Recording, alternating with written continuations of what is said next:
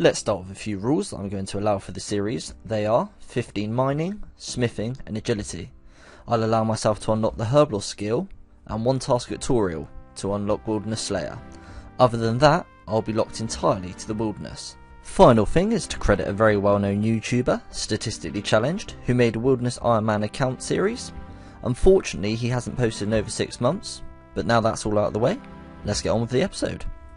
15 mining, 15 smithing, 15 agility. We got our 1 task from tutorial to unlock Wilderness Slayer, and that happened to be 38 spiders, and as we are able to do that in the wilderness, in the spirit of the account, I've decided I'm going to. In order to get ourselves the bear meat to unlock the Herblore skill, we're going to need to kill a bear, which means we're going to need something better than this bronze sword or normal short sword. So we're going to make a dash for it for the steel dagger, which we did manage to get. So that's going to be our first upgrade. Oh, I went into loot and bag. Okay, so I've quickly learned that absolutely everything in the wilderness is out to get you. I do not see this hardcore status lasting a long time, but that's fine. We only wanted to be an Iron Man anyway. I just thought might as well go in with the hardcore. We've actually found a ridiculously good upgrade, which is a steel sword. So going to make a dash for that, and yeah, that's going to be absolutely huge in comparison to the bronze sword, and hopefully good enough to be able to kill the bear. Whilst walking around looking for these bears, I've just found myself an iron bar, so that's also going to be something nice that we can use within the wilderness. We've just got our first random of the account, which is going to be a genie. I'm not 100% what I'm going to put this on yet, so I am just going to keep it for the time being. I'm going to have to get my stats up slightly to get the bear meat, because unfortunately its health was replenishing more quickly than I could take it down. And there we have, finally, the bear meat. I love how interesting these accounts can be. Never normally would I spend about 15 minutes flinching a grizzly bear, but there we go. And the final thing that is complete before we permanently lock ourselves to the wilderness, these are our final stats before we are permanently locked there, is during ritual to unlock the Herblore skill. Other than the wilderness, the only places I will be allowing myself is the Edgeville Bank and also 2 Crystallia to be able to pick up Wilderness Slayer tasks. So, let's see what our first task is. It's going to be... oh, hang on. And there we have it. Our first ever task is 73 skeletons. So the hardcore status lasted a whole of a total level of 108. As I said, I wasn't really planning on keeping it, I just thought it'd be a bit of fun, but I was killing some spiders and the crazy archaeologist come over and threw a couple of books at my head. So yeah, died pretty quickly to that, so we'll just get the normal armour now. Whilst we are here in Lumbridge, obviously we're going to make our way back, and I might as well talk you through my current plans to complete the skeletons task. It's going to be 20 defense, 20 attack and 30 strength that we're going to get the level 2 spiders. The reason for that is I get a max hit at 30 strength, so I'm going to be going for that, and hopefully 20 attack and defense is going to be enough. In terms of gear upgrades, we're going to be going to the steel plate body spawn. We're also going to be going to the steel plate leg spawn, and whilst I'm at the steel plate legs or body, I'll probably pick a few extra up just to get a bit of starting cash, and that's our plan. Once we've done all that, we'll be able to start our skeletons task. And finally, as I really don't know what I'm going to use this lamp for, and I'm just a bit worried about using it, I'm going to quickly use it now and just stick it on Herblore. And with that, we have ourselves 4. As you can see from the chat box, we got ourselves 20 strength, so we're now going to go on to training some attack and some defense. The one exception I was considering making for this account was a lobster cage for a viable source of food. However, going by sort of what Statistically Challenged did, I could in fact make pizzas. I did think about going for the different route and allowing myself the lobster cage. However, I think to make it truly authentic, I have actually started with 0 items in the wilderness, apart from what I come off Tutorial Island with. So I shan't be doing that, and I should be going down the pizza route. So we're still out here leveling up the stats. A slight change of plan on the spiders. We're going to go for the rats so we can get the raw rat meat to sustain ourselves, and it's slightly faster, I think. I just was curious whether I could afford any of these yet. So yeah, I can. 50 coins, great. So this is actually going to give us some stats, I believe. Go with the nice pink colour there. But yeah, if we look at the defensive stats, yeah, it does actually give us some stats. So probably until we get the major arena capes, this is one of the better capes that we can get. So we just got ourselves a Niles random event that gave us a ruby. The great thing about this is who knows how useful or not useful that could be in the future, but it's definitely something I'm going to keep. Stat update: 16 attack, 20 strength and 10 defense. As you can see from the chat box, we just got ourselves 20 attack, so that's the next stat that we've got, and I'm actually going to decide to bank the rat meat because it might come in handy against the skeletons. It does only heal 3, but still, it's better than healing nothing at all. Got ourselves another genie lamp whilst training, so that's a little more Herblore XP. Coming in now with 20 defense, that means we're 20, 22, 20. What I've decided I'm going to do, which I assume will be longer than 30 strength, is I'm actually going to go to 35 cooking with these meats.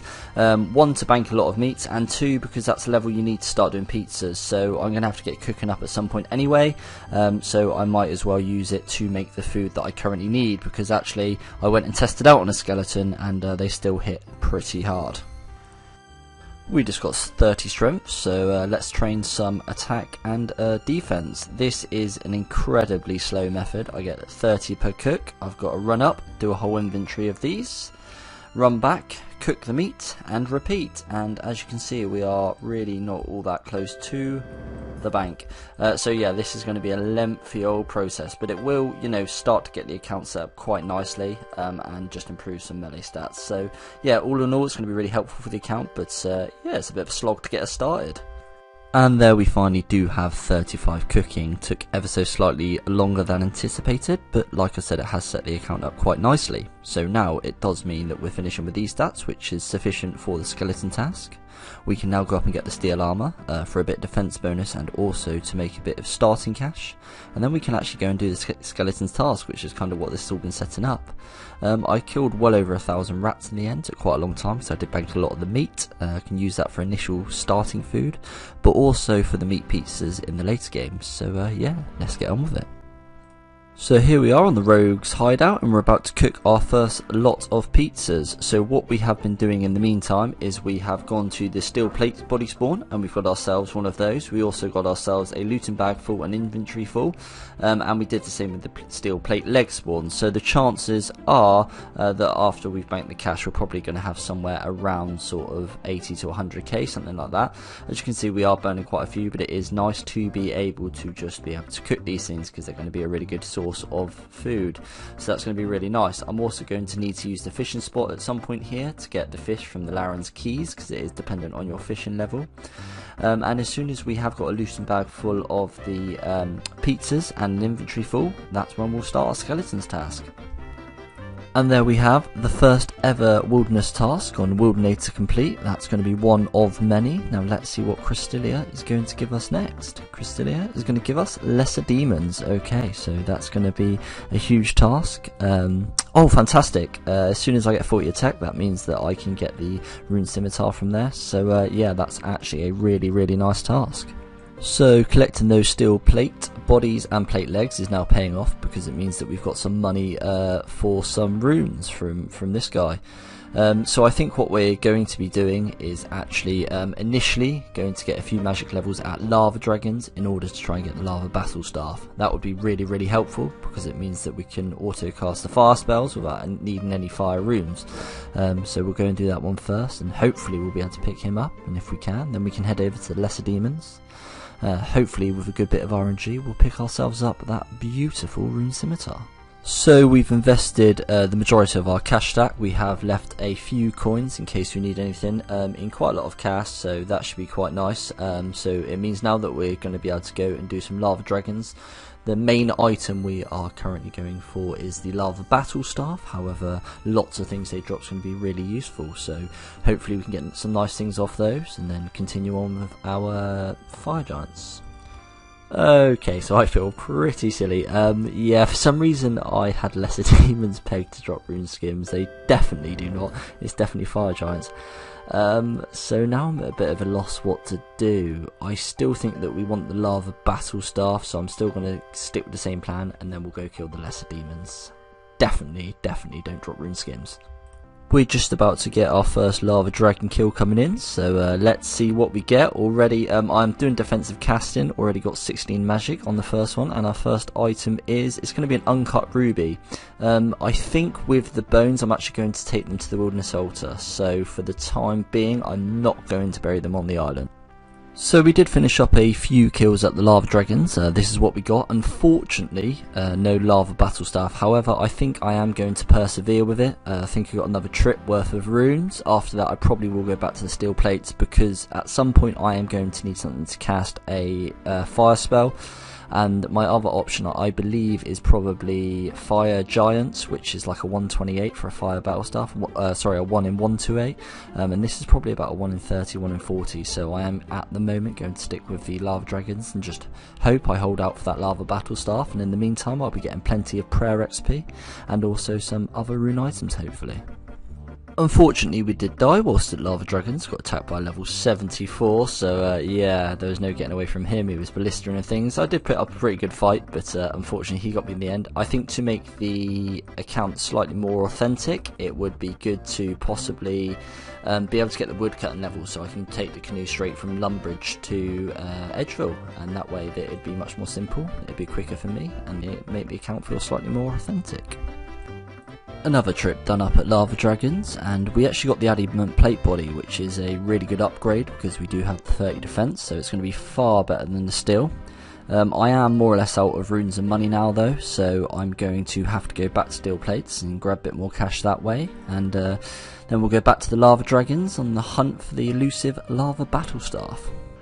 We've got ourselves just about 50k and also some plates there in the looting bag, so that is going to do for the time being.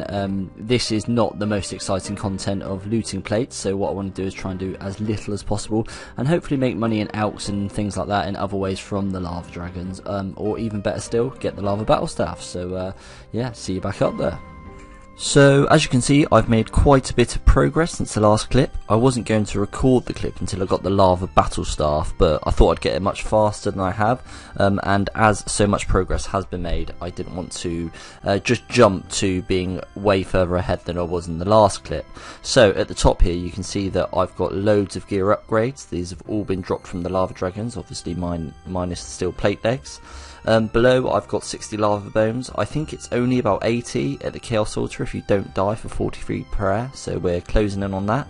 And the hides and the scales I really don't know what I'm going to do with, but it just seems silly not to pick them up. They might both be completely redundant, but we'll see as we get further on with the series.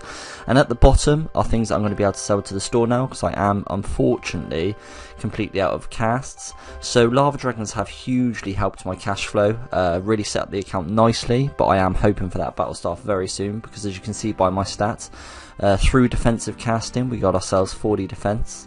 We've also got 51 mage, so we really are ready to start cracking on with Wilderness Slayer as soon as the staff comes in. We finally got ourselves the lava battle staff. It feels like I was hunting this one for ages and ages and ages. In fact I was. It took me a really long time to get, but finally got it, which means we can really start on with the Wilderness Slayer grind now. And so with that lava battle staff, it means we can start to wrap things up. Did take a little bit longer than I thought, but it's going to be so worth it with those unlimited fire runes. It's going to be really, really useful for the Wilderness Slayer. So, what can you expect from next episode? Well, of course, we're going to absolutely smash through some Wilderness Slayer now. As you can see, we've got loads of runes to do so, and we've got the unlimited fire runes. We are looking like an absolute champion in our newfound gear. So in this episode we've gone from nothing to loads and loads and loads of gear upgrades. We also have the rune long in the inventory when we do get 40 attack, and hopefully at some time we'll end up with the rune simi. We've got enough bones to get ourselves 43 prayer, so we'll be doing that. And I also do want to get the Wacky Canoe, which I do believe is around 57. It would make the account slightly more authentic, because it means that we can travel straight from the wilderness when we die, and also it means that we can get into level 30 quite easily using the Wacky Canoe. Hello there guys, and welcome to my Wilderness Only Iron Man episode 2. So we're going to kick things straight from where we left off last episode. These are our stats, and we need to get ourselves 43 prayer. For that we have ourselves lots and lots of lava dragon bones. I'm just feeling a little crazy, so I'm just going to take them all out, one big go, and yeah, really hope we don't get killed, because if we do, that's going to be absolutely awful. Here I am, minding my own business, doing myself some prayer. As you can see, we were nearly up with the lava bones, and I was just about to get myself 43 prayer. And actually, it was at this point that I realised quite how dangerous it was and quite how easily I could have died. So I'm really happy that it happened literally just after 43 prayer.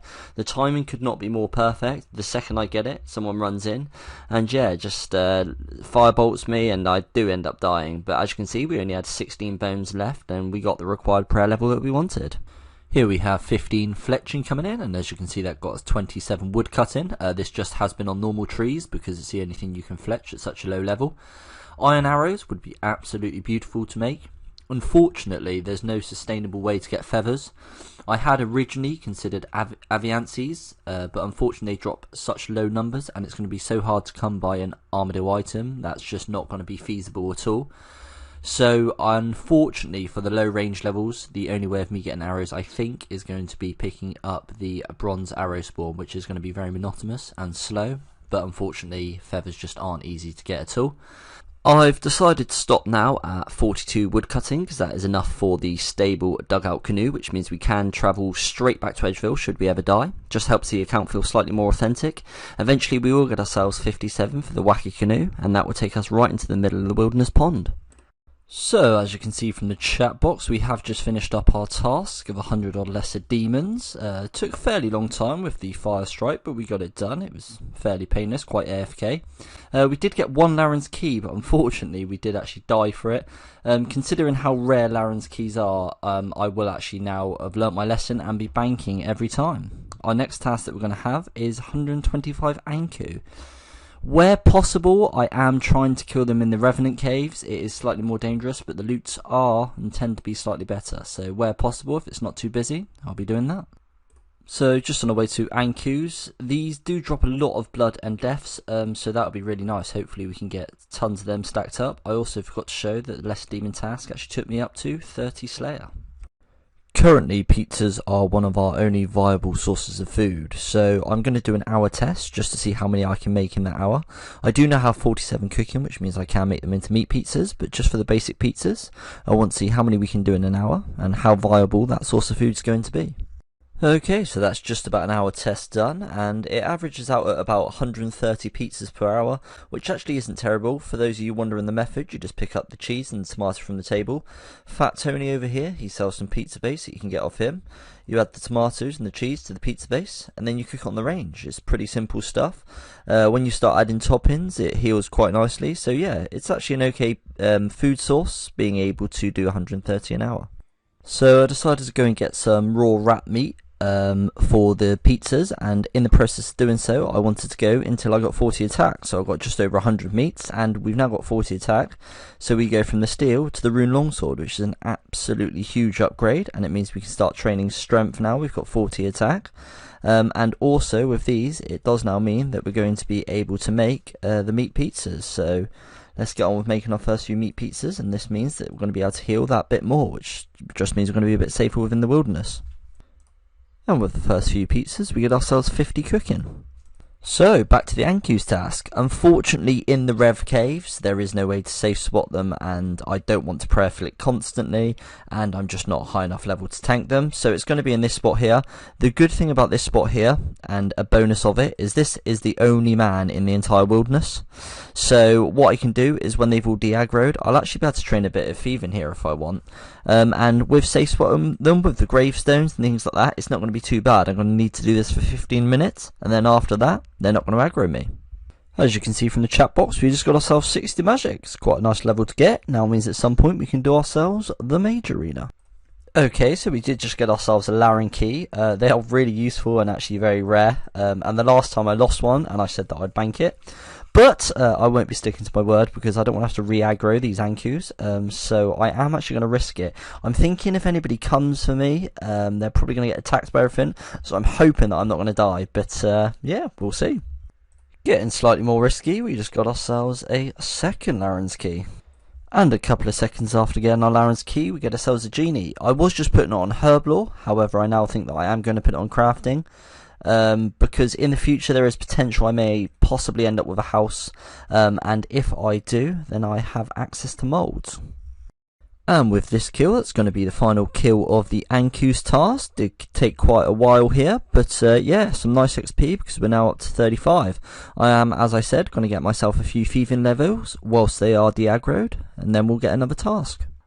This next thieving level we're going to get is going to be our final thieving level. He does catch you a hell of a lot more than I thought he would, so he has taken out all my food, which is why it's going to be the final level. He also moves about an incredible amount. This is really quite an annoying method. However, it's cool that it is a method because, yeah, I love these sort of niche little things. And that's 18 thieving. We are getting away with our 2 Laren keys, hopefully. Let's see what our next task is. Now, let's see what our 4th wilderness task is. It's going to be 123 black demons. That's going to be a long one. However, it's going to yield some fantastic drops. And also, it's going to be some brilliant XP. Just before we do the Black Demons task, we do need to make some more cash, so we are going to go up to the steel plates, grab a few in the looting bag, and actually just alch a few up there now we can. The plan for the Laren keys actually is going to be just to store them for the time being, because I want to get my fishing up, because your food is dependent on your fishing level, so I want to get at least 40, so I have the option of getting lobsters. I believe that's how it works, although I'm not 100%. So with the alchs we bought, we made ourselves 78k. We also have an inventory full of steel plates and a looting bag. I'll just dump those in the bank for when I next need cash, but for now this is going to buy us a nice amount of runes. So it seems like ages since I've actually picked up the recorder, and it is ages, and I'm sorry about that. I am going to start recording a lot more clips because I have actually done the entire Black Demons task. As you can see, we've done 4 in a row, which means 1 more. I believe that we can start gaining points. So let's see what our next task from Crystalia is. It's going to be 67 skeletons, so I can melee them, so that's going to be a nice task. And over at the bank, a few more surprises await. So we have had a little bit of a sort out. We have got a little bit of food, which is always nice. This is my upgraded gear tab. So we've been able to get ourselves rid of the Addy plate because we've got a rune chain body drop. We actually got 2, so we're going to be able to alch one of those, plus a couple of helms. This is going to be my alchable drop, so hopefully I won't be doing steel plates and things. I should be able to sustain myself from Slayer. And then this one's a bit of a loot tab. As you can now see, we have 4 Laren's keys. So I really do need to start soon doing some fishing so I can open those up. As I said, it has been it has definitely been a few days since I've picked up the recorder, because those Black Demons tasks take absolutely ages, but I do want to start showing you guys when I get the drops, the Laren keys, Slayer levels, all that sort of thing, because it's been way too long. I've actually got 42 Slayer now, 50 defense, 64 magic, so yeah. We decided to do ourselves some fishing up at the bandit camp, and we have just got ourselves level 15, which does now mean we can catch anchovies, which doesn't seem like a huge upgrade. However, it is, because the shrimp only give 10 XP per shrimp, so I'm like getting like 2.5k an hour or something, whereas the anchovies give 40, so when I catch those it'll be 4 times the amount of XP. 20 fishing, and it's taken our XP an hour from about 2.5k to about 7.5-8k, so yeah, quite the upgrade. I should note that's from the 15 fishing. It doesn't change anything at 20, it's just because I'm now catching the anchovies, the XP went up quite considerably. 30 fishing. 35. And after lots and lots of hours of net fishing, we have got ourselves 40 fishing, which means we can now catch lobsters, which I believe means we can get them from the Laren's chest. I think that's how it works. So, I feel like it's time to go cash in some Laren keys. So, where's the fun in just taking one at a time? We are going to take all 4 of our keys, which is pretty risky at level 62, because I can get it up by like level 100 and sort of 18s, but we're going to risk it, so I'll see you at the chest. So, here we go. First 4 Laren keys on the account. Our first key is going to be... That is absolutely awful, can't do anything with those. Hopefully seeds are the worst thing we can get. 2 rune plate bodies. Actually that's... Oh, I can't wear it because of Dragon Slayer, but that would have been a best in slot. Even still, they are nice alchables. Third key is going to be some gems, unsure how useful they'll be yet, and 4th key is another seed. Okay, so they weren't all that useful, could have really done with some food. However, we have got ourselves probably sort of 80k in alch, so that's really nice, but yeah, the seeds really are the worst drop I can get, and some of the rarer ones, so going forward from Wilderness Slayer, hopefully we'll get ourselves some of that food. I feel like with the opening of those Laren keys, it's going to be a great place to end up the episode. We weren't all that lucky, however we did get a few alcohols. Just wanted to show you the rune alcohols I've got in the inventory. I will be saving those up just up until I need the cash to compile a nice little loot tab. As you can see from our gear, we are looking like an absolute champ. We are currently on a skeleton slayer task, so in the next episode we shall be getting through that one, hopefully training a bit of range. Something else I wanted to mention is, before I said I'd be picking up bronze arrows, I suddenly realised that I can mine iron ore or acquire iron ore or iron bars somehow and make knives, so that's going to be a lot better than just picking up bronze arrows. It's certainly going to be a lot more entertaining to watch. Hello guys, and welcome to episode 3 of the Wilderness Only Iron Man account. As you can see, we're starting exactly where we left off from the last episode, and that is on a skeleton's task. We've got our absolute champion gear, so let's go slay some skeletons. So we've just finished up our skeletons task, and I've actually realised now we've hit 5 tasks, we start getting points. So we got ourselves 25 points, so we can start getting those. It means we'll be able to skip tasks and buy other perks when we want them. So our next assignment is going to be 96 revenants. Okay, this is going to be a really tricky one. I'm sure I'm going to die a lot, but let's see how it goes. So this is how I'm going to be killing my revs. I've decided to bring the rune sword instead of the rune longsword in case I die and don't get my protect item on, or if I get smited. I've got a few rune swords. If I continually keep dying, I'm not going to skull. I just thought I'd skull because why not? You never know, got the chance. I'm probably literally just going to be sitting here killing the imp, maybe now and then the pyre fiend, but the likelihood of me getting something is going to be pretty low because I'm just going to be killing the lower level ones just to get the task done. As soon as we have things like range and we can use rune crossbows and things eventually, I probably will come here and do rev slightly more properly. As you can see, there's a PK there already. But up until that point, it's just going to be these lower level imps. Death number 1. Okay, so with this Revenant task, I think it is now time to get the 57 woodcutting I need, and the reason behind that is I've sort of the quickest ways to kill these revenants is just going to be to die over and over and over again, killing the low level ones. I'm actually going to kill them with a rune axe, so I'm able to just chop the canoe straight back there. And with the 57 woodcutting, it means I can go straight to Black Chins. And that is literally right by the Revenant cave, and it just means it's going to take me a couple of seconds to get back there, and it's going to be the best way of doing them because I am inevitably going to keep on dying. Genie lamp coming in, so that's a little more crafting XP. Coming in with 45 woodcutting, 40 fletching. Got ourselves another genie lamp, and we're up to 48 woodcutting and 42 fletching. So once again, let's put this on crafting for now, and that puts us just about 33 XP remaining from the level.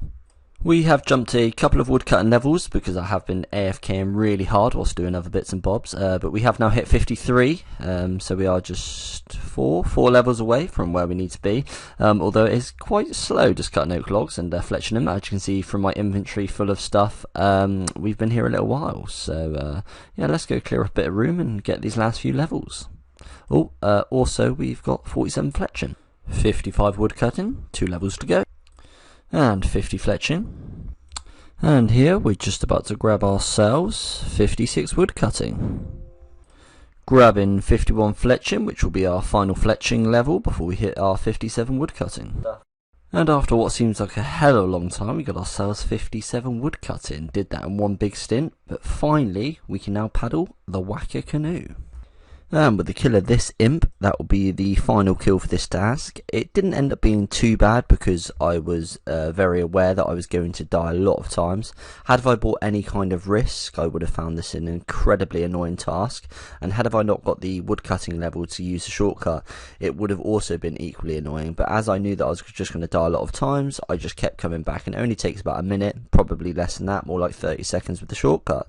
As you can see, revs can be a little bit annoying because they can keep rehealing, which means the task is a little bit longer, but we're very nearly at the end, and that's the final kill done, and that should give us 25 more points, which now does mean that we've got a total of 50, so we have got a skip should we need it. Let's have a look at what our next task off Crystallia is going to be. It's going to be 102 lesser demons. That's a pretty nice little task. Finishing our first trip up at Lesser Demons, and we managed to pick ourselves up a Laren's Key, which is always nice. Also got ourselves a nice little alcohol and a few other goodies. We've just got ourselves another Laren's Key, so let's go bank that before we lose it. Finished up another trip at the Lesser Demons, and it was quite fruitful. We got ourselves 2 Rune Med Helms and a Adamant Plate Body, so there are going to be a few nice alks. Got ourselves about 40 left on the task. 55 hit points.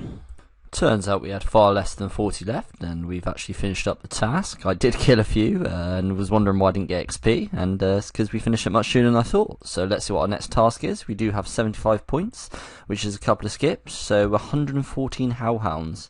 Okay, not too bad. The frustrating thing about Hellhounds is there's absolutely no loot at all. I am completely out of runes, so what I'm going to be doing is I'm going to actually go back to steel plates because I don't want to touch my loot tab just yet. But it'll be interesting to see how much money I can make with a few alks there. So here we are at steel plate bodies. We've put all of our cash stack and whatever nats we had into nats and got ourselves 250. Let's see what we can turn these steel plate bodies into. Just past the 100k mark, alking these plates. As you can see from the chat box, we just got ourselves 66 magic from alking the plates. That's our 250 nats used up at the lava maze, and it got us, funny enough, exactly 300,000 coins. We've also got a looting bag full and some more steel plates. So as soon as I've alked them, it'll probably be somewhere around sort of 330, 340k, which is pretty nice. So I've gone and bought myself another 500 nats, and we've still got 209k left over, which is a nice amount of money. I'm going to go do another 500 nats worth. Because I am locked to the wilderness, I like kind of working things out, so I am going to collect a bit of data. I'm going to see roughly how many plates I can collect and alk in an hour, roughly how much magic XP and money per hour it will work out at. So we have just finished up our hour test, and it was pretty successful. So we made ourselves just over 300k, 313, 320k by the time I've alked these, minus the cost of the nats that I actually spent. I did just put up the price. So yeah, so basically we're walking away with somewhere around sort of 250k per hour, which is quite nice. It's a little bit more than that, 255, 260k an hour. Obviously it's not the greatest, but for these type of accounts that's really not too bad, and actually this cash is going to really help set a few things up. So yeah, quite happy with that. And we decided to do ourselves another 500 steel plates, another 500 nats, and we've now got ourselves a nice 1.2 mil, or just over. So it's time to spend a load of that money. I've decided that I'm going to buy myself 100,000 fire bolts. I think that's the one, though, fire strikes. 100,000 fire strikes, which means I'm going to have to continue to hop another 1,000,003,000 worlds.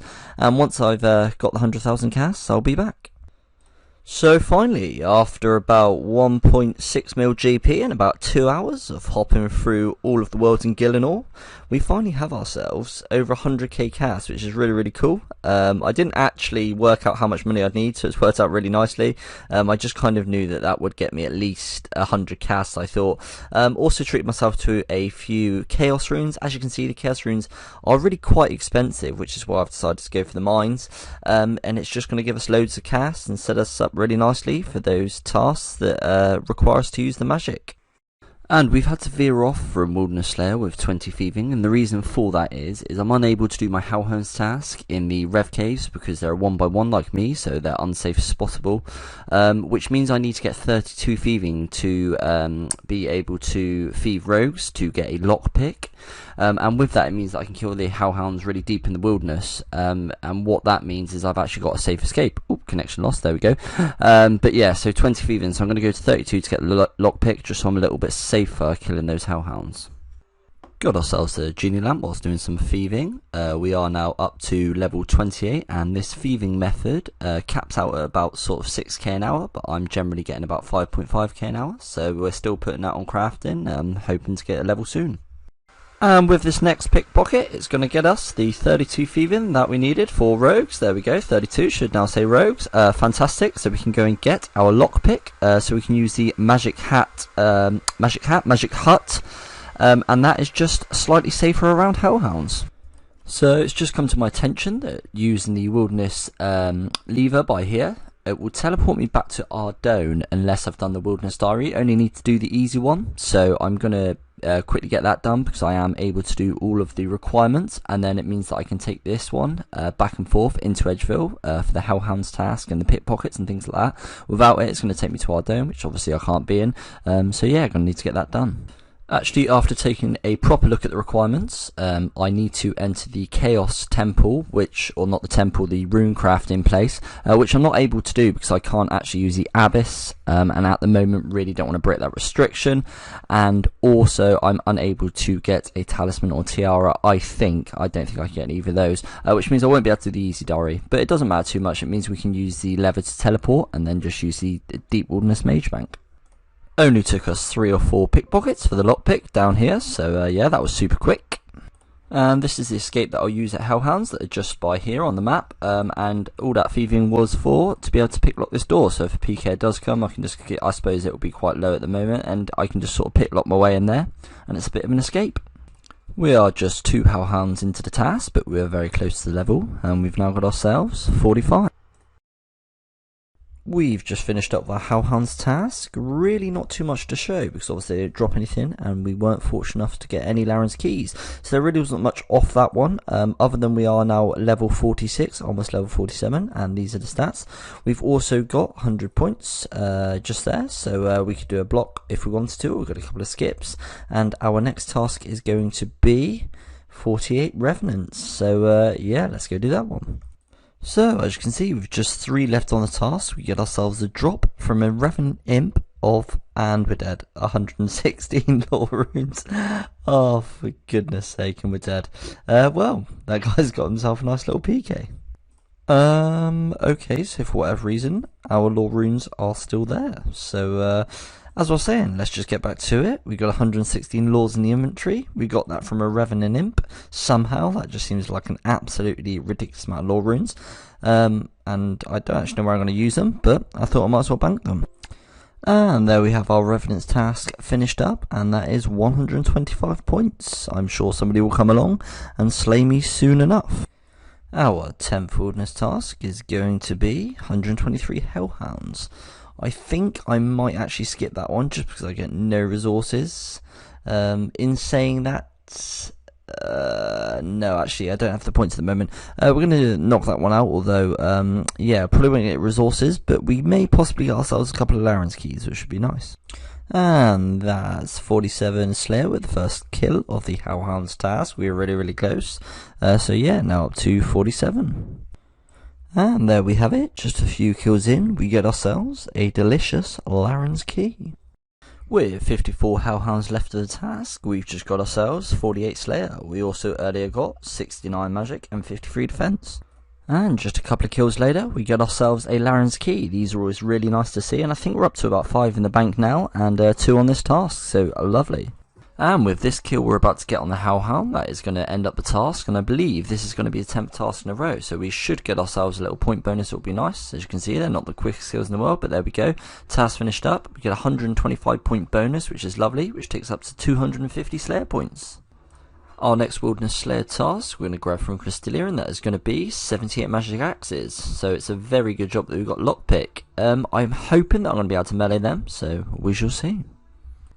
So we are starting to get to where I'd like to start thinking about ending the episode, but you obviously can't end the episode without using the Laren keys that we got in it, so I'll see you at the chest. So let's see what we can get. Hopefully not seeds, because they are completely useless to me, but first one's going to be 45 diamonds, second one's going to be 481 coal, so I can make steel bars with that, so that could potentially be really quite nice, I think. Third one is going to be 2 rune plate legs, which is, oh yes, that's an upgrade. We've only got steel, so that's absolutely fantastic. That's a huge upgrade. That's 1 alch and a huge upgrade, so that's brilliant. Next one's going to be 127k cash. That's huge. That's a great key. These are much better keys this time. And the 5th and final one is going to be 501 raw lobsters. That is an absolutely outrageous amount of loot. So we've got the food, we've got the upgrade on the legs, we've got the coal. Yeah, they were absolutely great keys. Really happy. So with those Laren keys opened, it being an absolute success. I honestly can't think of a better place to end the episode. We are looking absolute champion in our full rune setup now. So we finally completed the full rune, which is just excellent, really. Obviously, we want to get the rune scimitar at some point. At some point, we're going to need to get ourselves some dragon boots, dragon legs, all that sort of stuff. But for the time being, the rune full setup, I'm just absolutely chuffed to pieces with. These are the stats that we've currently got. So yeah, we've got some nice levels. Obviously, got some thieving and some combats and slayer and things this episode, which is really cool. In the bank, obviously, we've still got the loads of runes. Now I've got a bit of cash, coal, 500 wild lobsters. Absolutely can't wait to cook those because it just saves me so much time making pizzas, which is going to be great. This is our gear tab. That can now go in the out tab because we now got the rune legs, which is lovely. Out tab, so yeah, we've got a few bits and bobs in there, and then just sort of a generalized loot tab of stuff that I'm not really sure what to do with yet, and all that sort of stuff. So if you did make it this far in the video, thank you very much for watching. I really do appreciate it. Hello guys, and welcome to episode 4 of the Wilderness Only Iron Man account. So we're starting this episode exactly where we left off the last one, which is with some great loot from the Laren's Key, and we're going to actually cook ourselves some lobsters, and it would be really good if the Laren's Keys were a sustainable food source, but we shall see how many of these we cook, because we are only 50 cooking at the moment, and we'll probably get the level for anchovy peaches eventually. So yeah, let's go cook some lobsters. First cooking level coming in, 51. 52 cooking.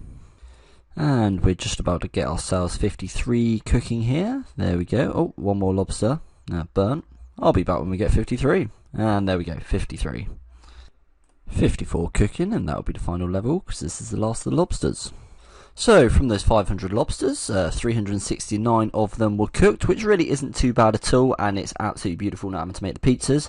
With all of those cooked, it's time to get on with some Wilderness Slayer. There we have ourselves 40 strength, so yeah, keep going with that and get that a bit higher. And as we finish up this magic axe, we are about to get ourselves 49 Slayer. As you can see, we're very close. I'm pretty happy with how my Slayer level is in comparison to my stats. I think with these stats, it's a really decent Slayer level, so it's definitely getting up there. We just finished up with our magic axe's task. That's 11 in a row and 275 points. We also got ourselves a lamp, which obviously we are going to put on crafting. And that means we are now getting very close to level 2. Let's see what task we're next going to get from Crystalia. Crystalia, what have you got for us? 90 skeletons, so that's going to be another melee task. Just finished up our Skeleton Slayer task, bringing us up to 300 points, which is always nice. And in the looting bag, we've got a few low-level Herblore supplies, which is quite alright. You know, normally these herbs would be awful, but I need to train from the low levels. So yeah, really not complaining about that. And a couple of bronze arrows. And our next assignment from Crystalia is going to be 57 Ents. Wow, okay, so haven't really thought about how I'm going to kill these, but let's go see what I can get. We are about to get ourselves 54 defense. These defense levels do come in pretty slowly, and they're pretty far in between with defensive casting, but there we have 54. So after about an hour's worth of events, this is the logs we've got. I have been chopping all the ones that I've been killing. It's about 22 kills an hour with chopping them all, so it's relatively low kills per hour. It would probably be at least double that, I think, or about double that if I wasn't chopping them. In terms of XP rates, I'm looking at about just over 4k wood chopping and 2.5k Slayer XP from these Ents. So yeah, that's just a bit of information on the Ents whilst chopping them. I'm not sure if I'll chop them all. I certainly will finish up this task chopping them, and it will be a bit nice of fletching XP, but we'll see if we chop them all in the future.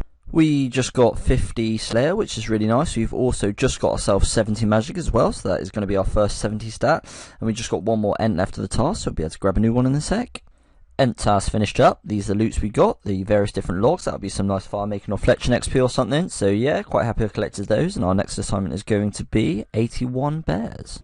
We've just finished up on a bears task. Whilst I was on that bear task, I decided to pick up some of the bronze arrows that were just in and around them for a bit of early level range training. So our next assignment is going to be 77 scorpions. Following on, we got ourselves an Anku task, and with this Anku kill, we are about to get ourselves 51 Slayers, so it's certainly getting up there, and that's a nice level to see. Anku task all finished. We got ourselves a looting bag full of goodies, some nice amount of runes there, and some herblore supplies and smithing supplies, arrows, so that's always quite nice. There's a few supplies in there, and our next assignment from Crystalia is going to be 92 scorpions. Okay, this might well now be the time to finally start some range training. I really do need to get it done. They're fairly low levels, so I think it might be a good time to start. 20 mining coming in. So I've taken myself to the Wilderness Resource Centre. It's really useful because you've got all these iron rocks here. I can just run over to this little furnace rock here and smelt there, and then there's an anvil right next to it, so I can do everything right here. This hasn't really been something I've considered, but it's going to be actually quite simple doing this grind. Once I get to 22 smithing, I'll be able to grind out the iron knives. Obviously this is in really deep wilderness, so pretty much all levels can attack me. However, hopefully I won't die. Coming in with 20 smithing, 2 smithing levels until we can smith iron knives. So here we are doing some fishing. I've had a few long days at work, so basically I can't play a great deal at work, but I can play a little bit, but only on mobile, so the only thing I can do is fishing. So you're about to see a hell of a lot of screenshots of the fishing levels that I got at work. Cue She Shanty.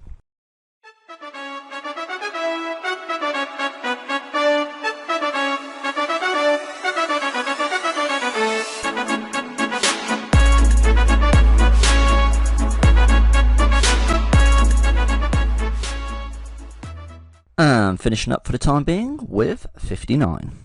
So back to the mining and smithing grind for the iron knives, which you are very close to. So this is basically what we do. We mine ourselves a little inventory of these straight over to the furnace bit here. It's really simple. Obviously you smelt the iron bars. The only slightly annoying thing is obviously I don't have a ring of forging, which means not every iron bar smelts into it. There's 22, which now means that we can do iron knives. And then once you've smelted that, you can come over here, which is right next to it, and then we can smelt what we want. So it's going to be really super useful. Might as well get a 2-for-1 in this clip and also grab ourselves level 2 crafting. There's level 2 crafting. The only slightly annoying thing about this, other than these ores refining, is the fact that it costs 7.5k to come in, which can be quite a lot.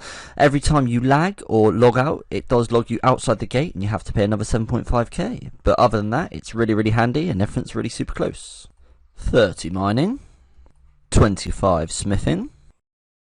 Gonna finish up here with 730 knives. That will do us for now. It's some early range training levels, and I don't want to get too greedy because I do just want to go and knock some of these earlier levels out. We also got ourselves some of the early mining and smithing levels, which is always helpful for the total. As you can see in this clip, I did just get attacked by a lad called Noob Hunter, which I found quite funny, and he's just wondering what's going on really. I was up at the spiders getting some early range levels before I went to the scorpions. Just wanted to get like 10 range, but you know, I let him know that I love him, and it is my wilderness, and actually he's the one that needs to leave. So yeah, he gets a bit panicky, he doesn't want to get slapped down by me, and he just leaves me alone. But no, in all seriousness, I don't know why he got off me. He was like a max, so he could have easily Gmauled or DDS'd me out, but decided not to, so I kept my knives and arrows, so I was pretty happy about that one. Didn't come across any more PKs, and as I said, we were just up at the spiders here, just grabbing ourselves 10 range, which we're about to get now. Reason being is I did go to the scorpions and I basically couldn't hit, so just wanted to get 10. The knives are very inaccurate, although they are very fast. Didn't quite get it there, so I'll just kill one more. We had a few bronze arrows, there we go, 10 range, from the bears task we did. We picked them up.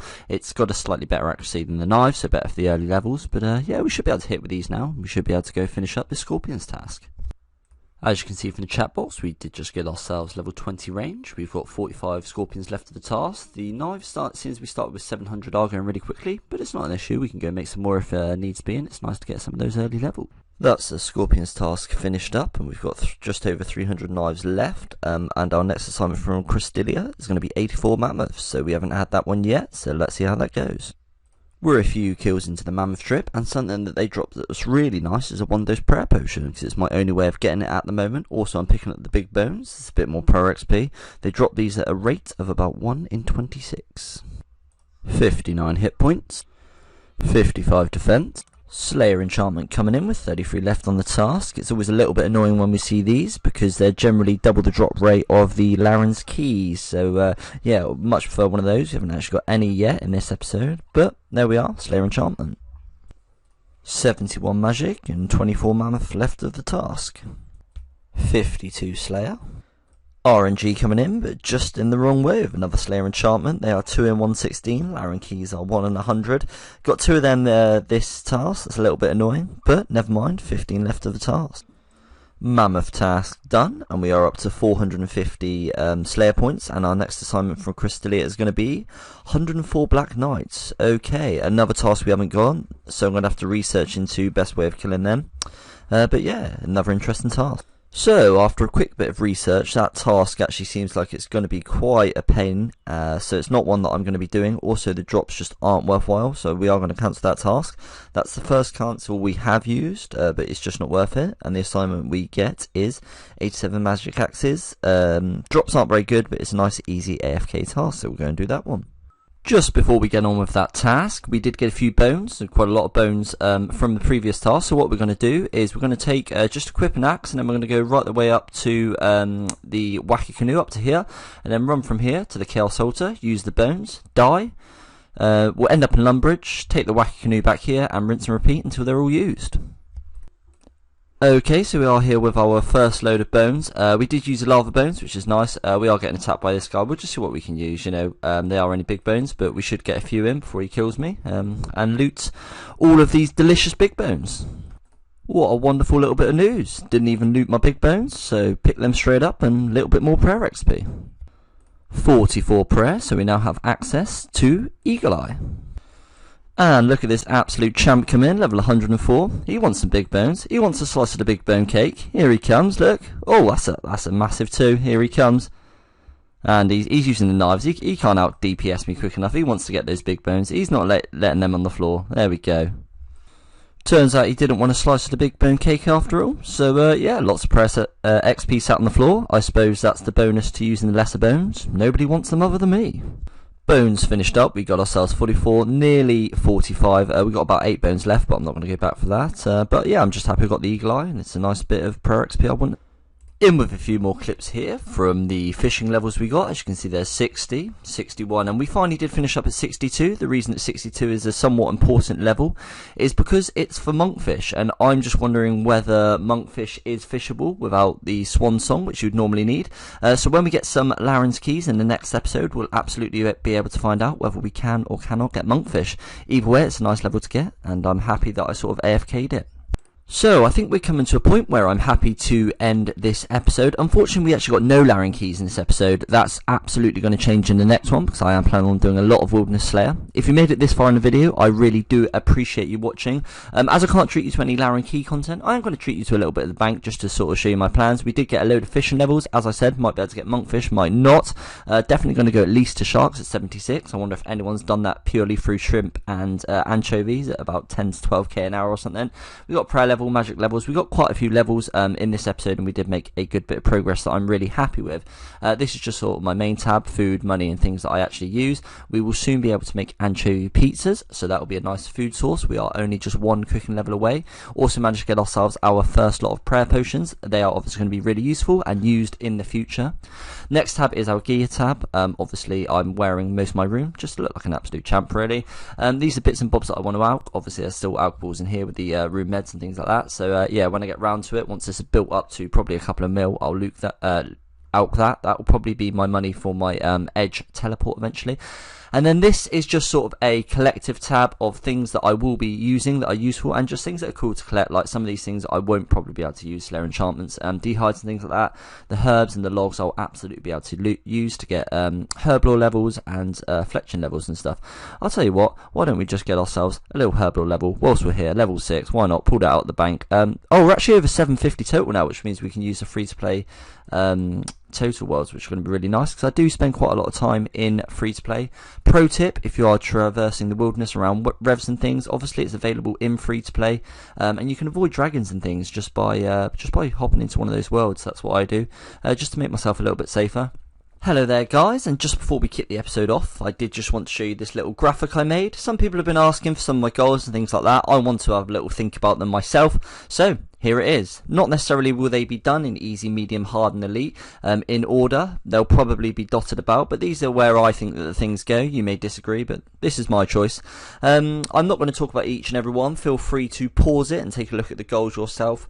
One thing that I did just want to take a brief look at was the unlocks in the bottom right hand corner. I do want to unlock the con and crafting skill. For that, I want to create the tool stores so I can get amulet and ring molds and things like that. I'm not going to be able to do that until I get oak planks from Vetion. So to unlock that, I'm going to have to kill Vetion and got the oak planks drop, so that's going to be quite difficult. So that's why I'm happy getting a house and things, because it's locked behind something really difficult. Also, I also want a mounted glory, 80 crafting, Once I get that, I'm going to allow myself the teak plank, because I can get the other bits to make the glory within the wilderness, and I will be allowing myself the mounted glory. The end goal I've set as 99 Slayer, however everything that you see before you will be an amalgamation to get into that. So without any further ado guys, let's get on with the episode. So we are kicking things off right from where we left the last one, so you don't miss out on any of that juicy content, and that is we were assigned to kill magic axes. We've got 87 of those, so let's go kick things off with this task. We are absolutely going to get some Laren keys in this episode, I'm determined, so Wilderness Slayer, here we come. Magic Axe task finished up, nothing too much to report in terms of drops. There is a 1 in 500 chance of a Laren's key and a rune battle axe, so every few tasks I probably will get one of them, but not this task. And our next one is going to be 98 Black Knights, absolutely not. Black Knight task cancelled, let's try that again and see what we can get. 113 Lesser Demons, absolutely. Always an absolutely beautiful sight. First Laren's key coming in, so might as well bank, now I've got that little bad boy. Grabbing ourselves 60 hit point. Always a nice drop to see lying on the ground, a little rune med helm. This trip's going to be finished up with the runes we got, but we did just get ourselves 53 Slayer. We've got 50 Lesser Demons left of the task. 56 defense. It's pretty crazy to think that 1 to 56 defense has all been from defensive casting, so definitely glad that I decided to do it on defensive, because the magic, you know, it's going up in its own time, you know, so I don't need any more XP. 56 defense without having to actually train it, lovely. Okay, so a really interesting drop of a Chaos Talisman. If you remember a few episodes ago, I said that I wouldn't be able to get one in order to do the Wilderness Diaries. There are a few things that I'd still have to allow exception-wise, but yeah, that's from the RDT, and it's pretty rare, so if I ever do allow myself some of the restrictions, I do have the Chaos Talisman, so yeah, that's definitely one that I'm glad to knock out. Lesser Demon task completely finished up. That was our 20th task, which means we got a bonus, so we got 125 points, and that's 540 in total, so they're building up nicely. So 20 tasks got us from 1 to 53 Slayer. I just pulled out in the inventory, took a note of everything that I got. We did get that one Laren's key, which I'm really happy about, and also some really nice alcohols, so that's really nice. So next assignment from Crystalia is going to be 98 Magic Axes, back to the Magic Axe hut. Little bit of Thieving XP every time I go in and out of the hut to re-aggro, and also it's nice and AFK. As you can see from the chat box, we did just get ourselves 50 strength. Magic Axe task done, so let's see what our next time it's going to be. It's going to be 41 Ents, so back to the Ents. I'm really interested to see whether you can get Laren's keys from the Ents, because the wiki both states that they're 1 in 95 and also the Ents don't drop them. So yeah, after a few Ent tasks we will have a better grips of whether they do or do not drop them. It might not be worth doing them if they don't, but we shall find out. And on our first Ent kill we get ourselves 58 woodcutting. 57 to 58 was purely through Ents and making the wacky canoe. We're just about to get ourselves 72 magique. And with this kill we are about to get ourselves a Slayer level, but not only that, we are also finishing up the task. That's 54 Slayer, and let's go see what our next task is going to be. So these are the logs that I got from the Ents task. Interestingly, you also can get Bird's Nest, because I got one from the tree trunk. Still no Laren's keys, so I'm thinking that you can't get them from Ents, because they sort of die and turn into a tree trunk rather than have a proper death. I don't think you can get them. However, I am still going to continue with the Ents task, because I do at some point want 73 fletching anyway, to be able to make onyx bolts, because it would be a good form of income. So I will be continuing with them, and after a few more tasks we'll know for sure. But the next assignment is 117 Lesser Demons. Always quite enjoy this task. And on the very first kill of the trip we get a Laren's key. That is literally the first kill of the task. Could not be happier. That is lovely. Walking back from banking a Laren's key, we got attacked by like a Max Pure. Yeah, he had everything: Teleblock, Fire Surge, DDS. It wasn't going to be long until he killed us. Dead. We got ourselves another Laren's key, which is always nice, and we still got 87 left of the task, so we could be getting a few more. Another level, purely through defensive casting, 57. A few moments ago we also grabbed ourselves 61 HP. So we're just getting ourselves a Runeful Helm. It's always a nice alch, and it was back to back with the Adamant Plates, so two pretty good drops in 2. Lesser Demons finished up. We got some nice loots, and obviously the most important, the 2 Laren's keys. Our next assignment from Crystalia is 106 Dark Warriors. Okay, gonna do a little bit of research. Haven't done these yet. Might possibly do them. So I've decided for now I'm actually going to skip them. The higher level, the level 145 ones, do have a chance at Laren's Key, 1 in 95 I think, and the lower level ones would just be for Slayer points, which I don't really need at the moment, but no other notable drops. So for me at this point it's just not worth, whilst I have the points to be doing a task that doesn't really drop me anything. So our next assignment will be 141 Ice Warriors. I think that's the task I'll do. Okay, so again, after some research, these aren't really worth me doing at the time being whilst I have points. If I had less points, I would probably do them, because they're not that bad, but for the time being, it's just not a task I fancy. So our next task will be Ice Giants. Okay, really weird that I just got those, because I just searched them up after Ice Warriors to see if they'd be worth doing. If I can kill them in the Revenant Cave, so the slightly better drops, I will. If not, they will be getting skipped. The Ice Giants within the Revenant dungeon are safe spottable, so for the time being, I will be doing this task just to test it out and see how we like it. You love to see it. We got ourselves a Laren's Key. They're 1 in 150 from these guys within the dungeon. A really nice Slayer level coming in at 55. There isn't a lot of point in me being able to make broad bolts, although I might buy it at some point, but buying the broad bolt packs does mean when we get the rune crossbows, we've got a really viable range weapon. Run. Yeah, well, we just give them the old little run around. Didn't bother banking, just come back because I didn't eat any food, and we're grabbing ourselves 73 magic. Getting some real luck coming in with the Laren's Key. We've just got ourselves another one.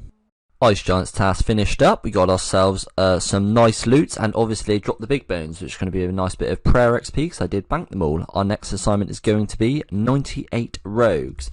Okay, so I've decided, other than my previous skips, that I'm not going to skip tasks that I haven't done yet, just to test them out, because sometimes the wiki can be a little bit off, and I think as I do live in the wilderness and only have certain access to certain tasks, it is good to at least test tasks, so we will be doing this one. Something I hadn't actually considered is the shields we can make, because obviously I only think that I can make armor with crafting, but actually this is fletching. The reason in which I want to make this is a little bit of range bonus when we go to train range, but also it's a little bit of magic defense bonus should I get attacked, so I can't always risk all of my rune pieces. I don't mind risking these shields, so definitely a worthwhile make.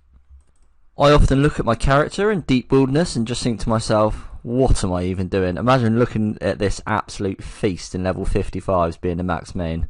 My god. There we have 51 strength.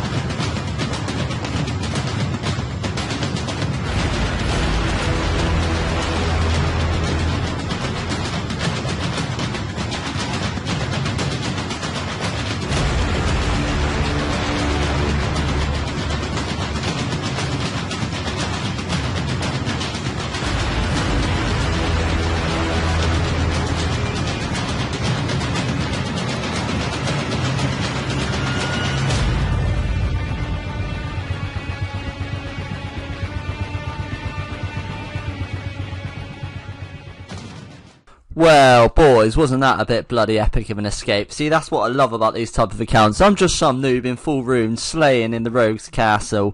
As 2 PKers come in, you think they're going to get me? You think I'm never going to get away? But what they need to remember is this is Wildanator's castle. Don't be coming into Wildanator's castle, into Wildanator's home and trying to PK Wildanator. In all seriousness, lads, really happy with the escape. Proper chuffed. See you later, boys. That's the road task finished up, just over 600 points now, which is really nice. They are continuing to build up despite skipping a few tasks. Opinion of the road tasks, really quite good for some low level herbs, but they are in really deep wilderness. Not necessarily something I'd be in a hurry to do unless I needed the points or the herbs. We're getting to that stage again where I'm happy to review the goals and start thinking about ending the episode. But before we do that, of course, we got 5. Yes, a huge 5 Laren keys in this episode. So, let's see if Laren's feeling kind to us today. First one's going to be some diamonds. That's okay, that's okay. Second one is going to be some more diamonds. Can we get anything other than diamonds? Third one is going to be, yes, 461 coal. That's always going to be nice for smithing XP, so more than happy with that. Fourth Laren's key will be Some iron, that's fantastic. That's going to be huge for making iron knives and steel bars with the coal. So really happy with that one. 613, that's a huge amount. And our final and 5th key is going to be 3 magic seeds. It's probably worth quite a lot of money, but completely useless to us. But all in all, not too bad. Not a bad little haul. 716k to you normal players for 5 Laren keys. So as promised, we will be reviewing the goals list, and in this episode the Slayer went from red to green because we got 55. Some of these are really long term, so we won't be getting one every episode, but we did this episode, we got ourselves 55. Right then, let's get things kicked off with Slayer assignment. If you remember from the last episode, we had rogues, but after that we didn't grab ourselves one, we just cashed in the Laren keys. So our assignment is going to be 88 skeletons.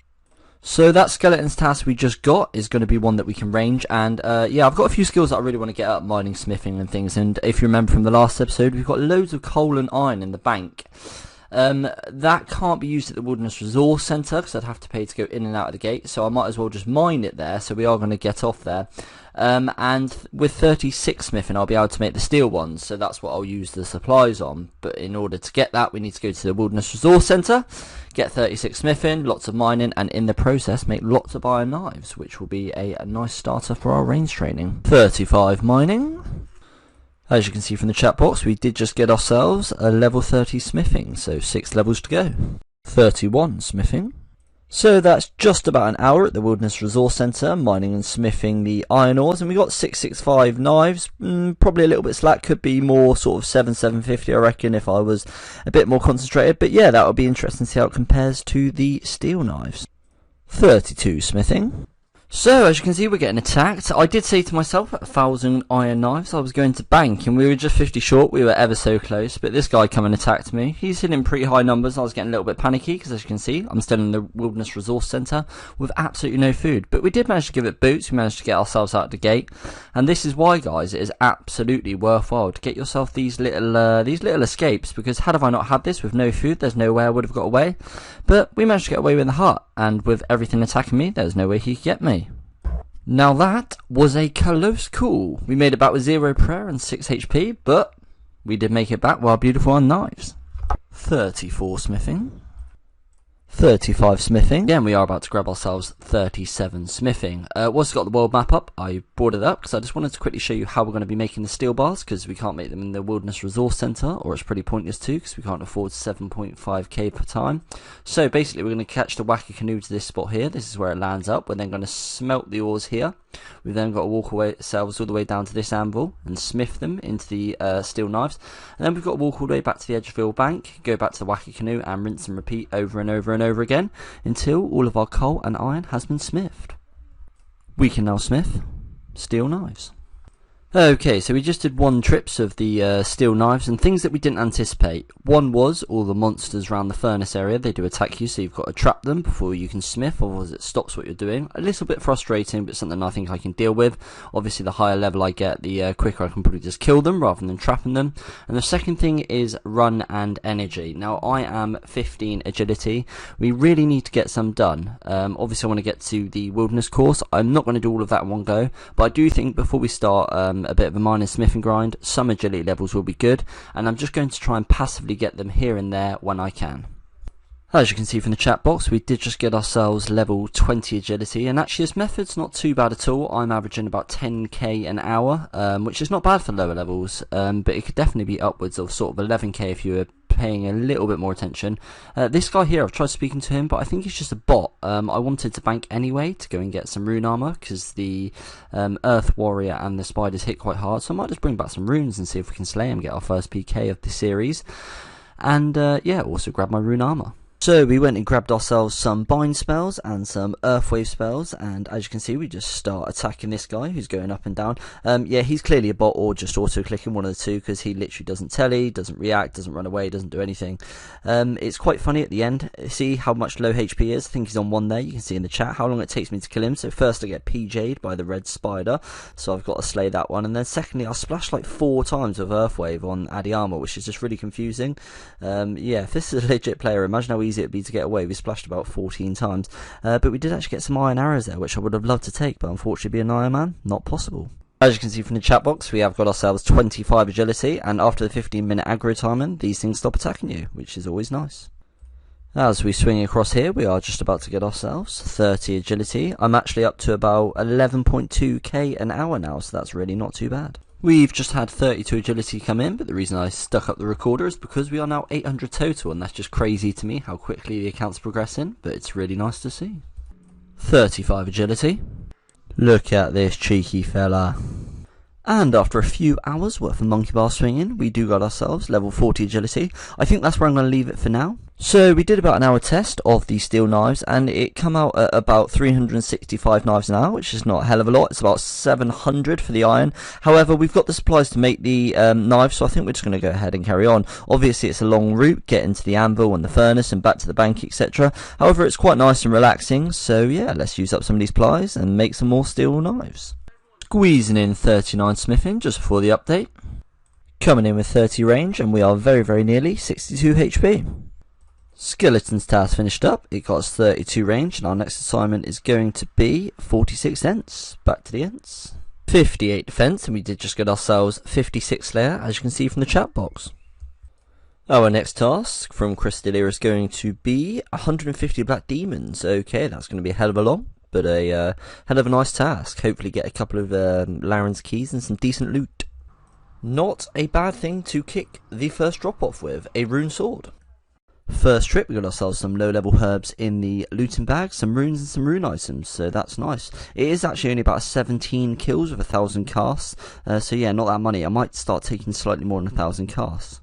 Fantastic, guys, we have just got ourselves a rune full helm, and that is an upgrade on the med helm, and that's something ticked off the list, so really happy to knock that one out.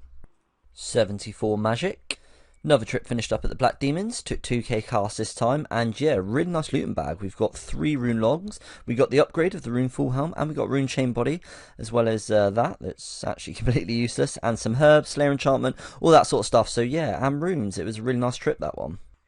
Another 2,000 casts finish up at the Black Demons, and that's the loot from it. Not so many rune pieces this time, and we're still without Laren's keys, so hoping to get a few of those soon. I did an hour's test, and it's actually only about 15 or 16 kills an hour, which does mean that a task of 150 with the basic fast strike does take about 10 hours.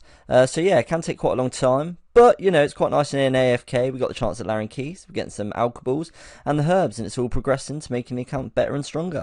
57 Slayer, we did just also get ourselves 63 HP. 59 defense, and we are finally getting ourselves the Laren's key. I never thought that was going to come. We've only got about 10 left of the task, not sure of the exact amount because Rune Knight's down, but we are getting at least one this task. 150 Black Demons finished up. That only took us a grand total of about 10 hours. That was a super long task, but these are some of the lootations we got, some of the more noteworthy ones I just took a note of, because I wanted to show you guys. Half a decent amount of cash and 7 rune swords, which is nice. And our next task is going to be 75 Dark Warrior. Dark Warriors task finished up. The high level ones are not safe spottable or not very easily at all, and the lower level ones from that entire task got 3 nature runes and a grimy Harrowlander of any use. So yeah, they are not going to be worth doing, so they will be skipped in the future. Our new task is going to be 104 Hellhounds. Obviously no notable drops, so we do have a shot at the Laren's key.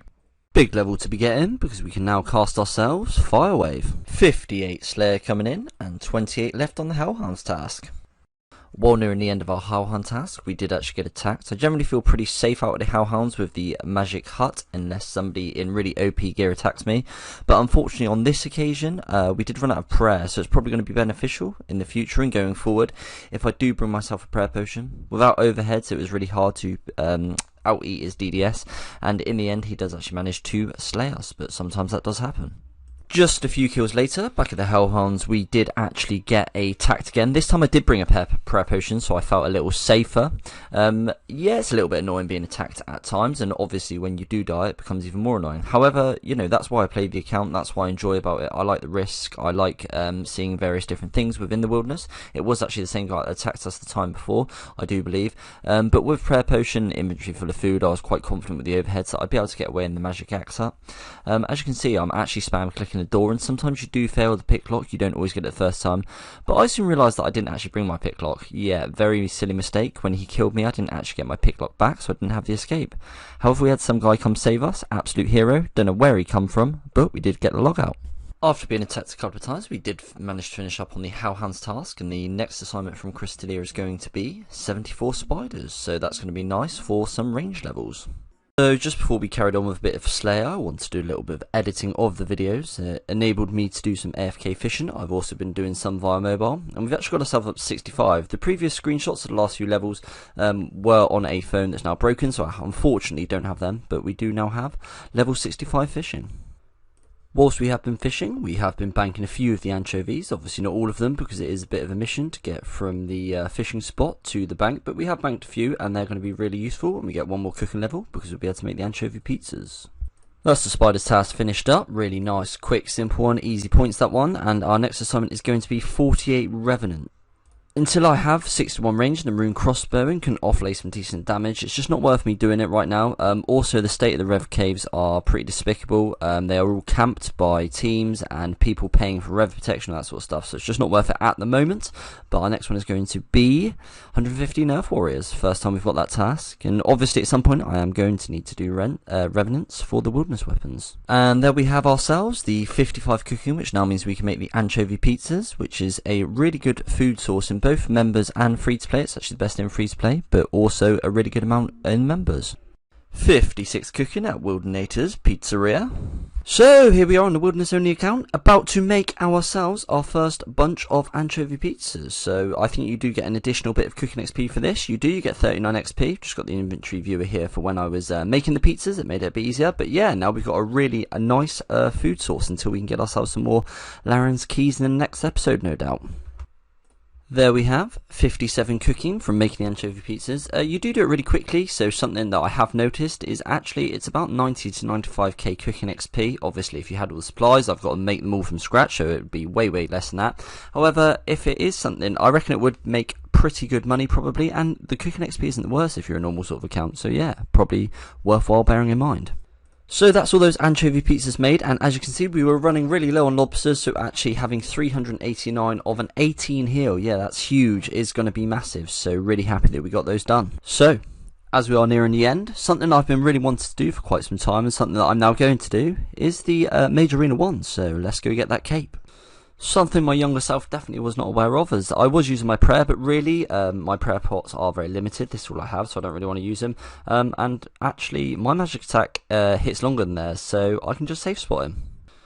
I mean, my god, really and truly, look at this absolute wilderness beast now. We've gone for the Flames of Zamorak, because if you go for anything other than Zamorak, you are wrong. But yeah, look at him, got the cape, we've got the staff. We're actually going to go cast the 200 spells, because we do have the blood runes. And yeah, I'm just really happy with how he's looking. It's really funny to see how this account is progressing, and going from a complete noob to a slightly lesser noob, but no doubt still a noob. So let's go cast the spell, and yeah, unlock it.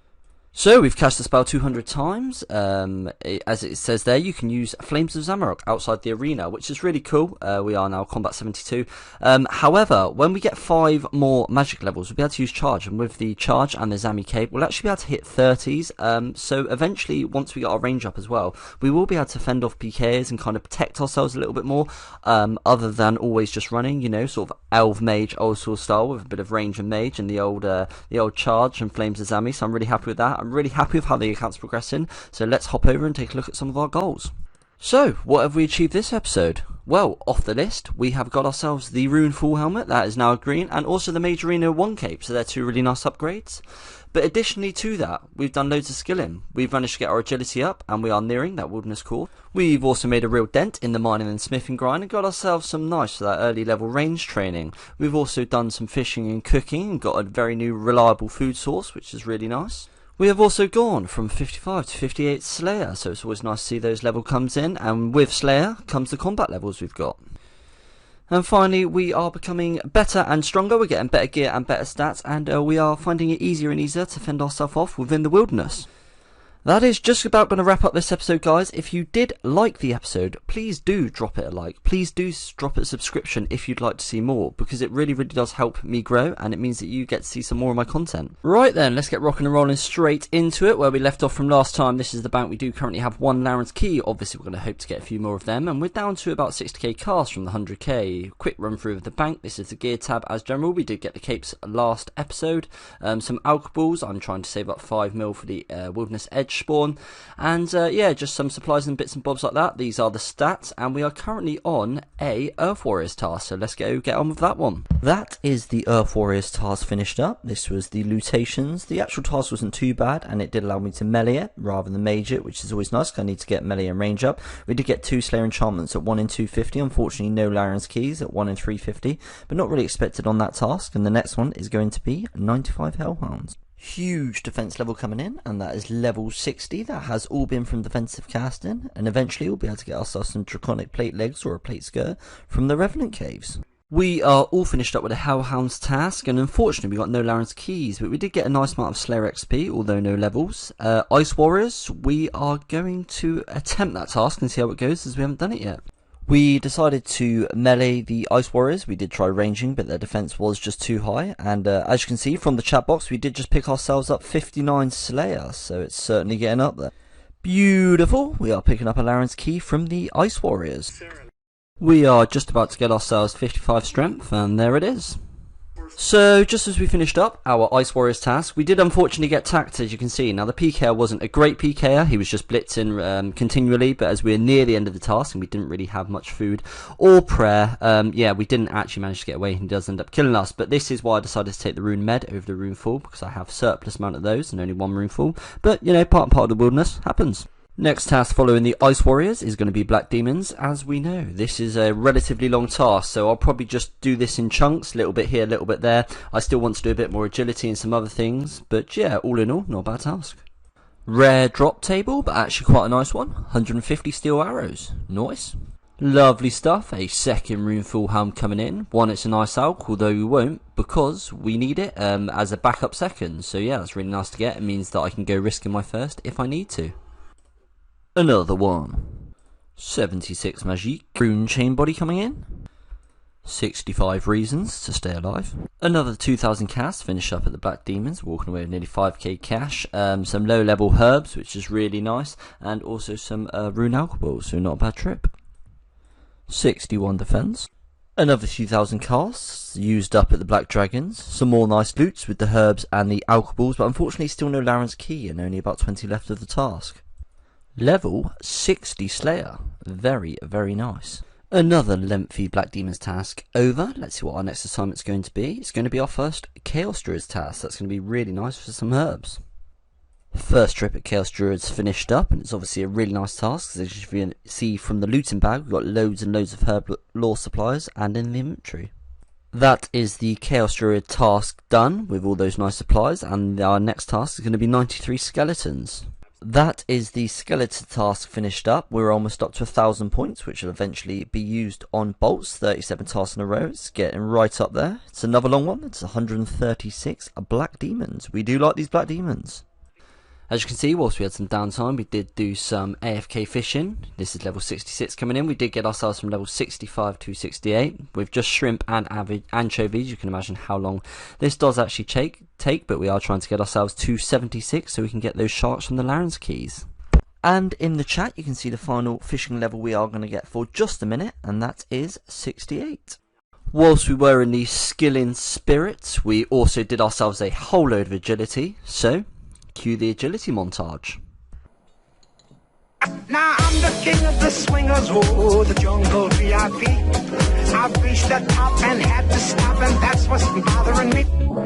I wanna be a man cub, and stroll right into town, and be just like the other men. I'm tired of walking around, oh.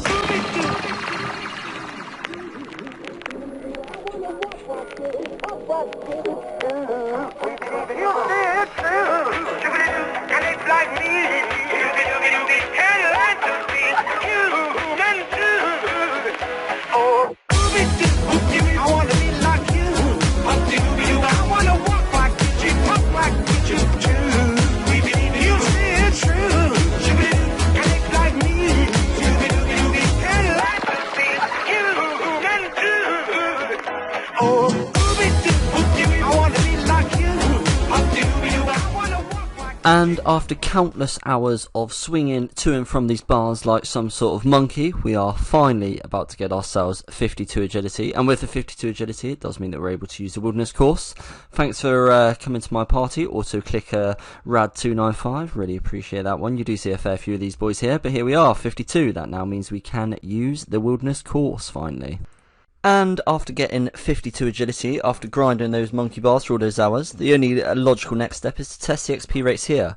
Naturally, I'm unable to use stamina potions or anything like that, so my energy will deplete quite quickly, but obviously it will last longer the higher agility I get. So let's have a little test and see what this agility course is. Little tip for those that don't know, and I've only just remembered myself, these traps hit really hard. Unless you are lower HP, it takes a percentage of your health rather than your overall health. So the idea of this course is to stay as low health as possible, obviously without getting yourself killed. However, in saying that, it is also quite a dangerous area with anybody, just about anybody, able to attack us. And with this lap, we're about to get our first level from the agility course, that is 53. We've gone from getting about 10k an hour XP, mindlessly kicking monkey bars, to something a bit more exciting. That's actually about 30k XP, so about 3 times, which is really nice.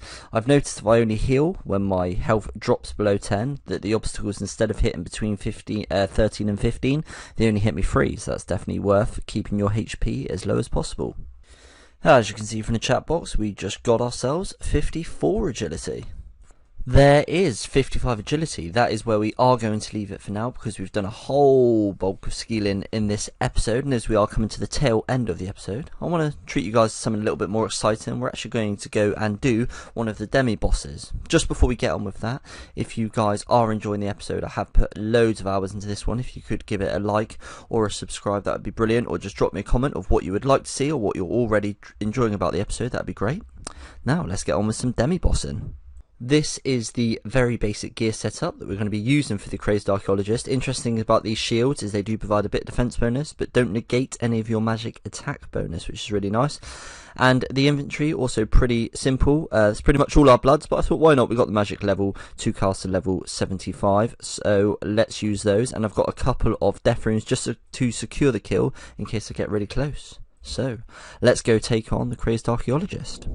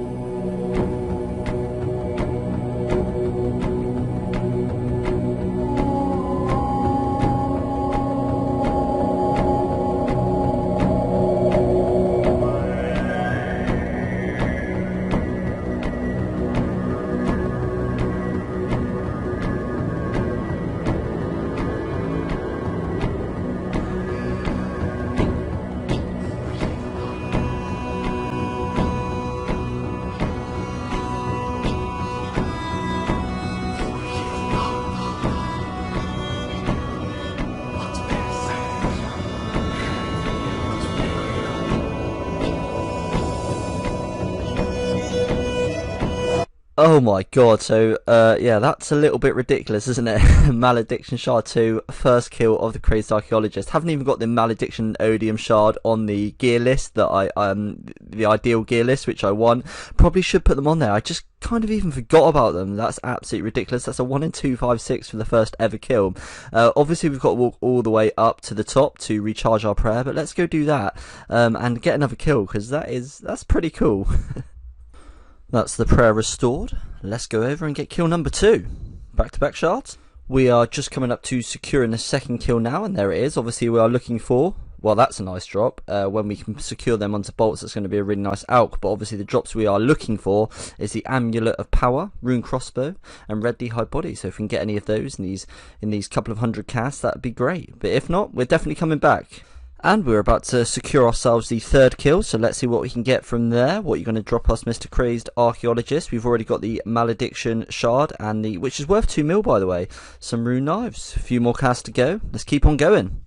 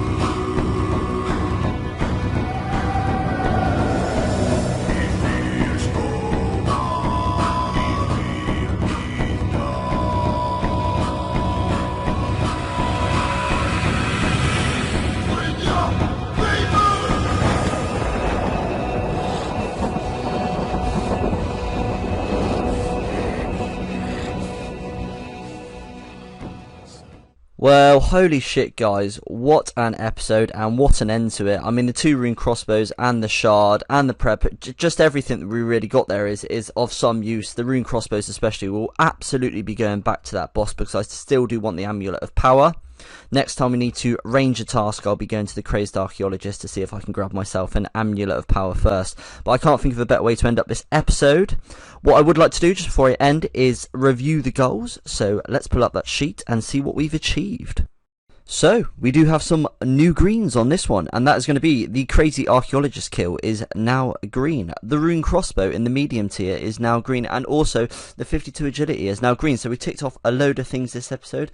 I really hope you enjoyed watching it, because I absolutely enjoyed making this one. It was an absolute blast. Loads of skilling grinds, but also some nice bossing at the end, which was great. Right then, we've got a nice big bulky Black Demons task, so let's get things started with that, I think, and hopefully we'll get some tasks in this episode where we can get our range up towards those rune crossbows, and I'm absolutely going to be opening some Laren keys in this episode. I wanted to in the past too, but we just didn't get them. However, in this episode, I am determined that we are going to be getting those Laren keys and having some Laren key content for you guys.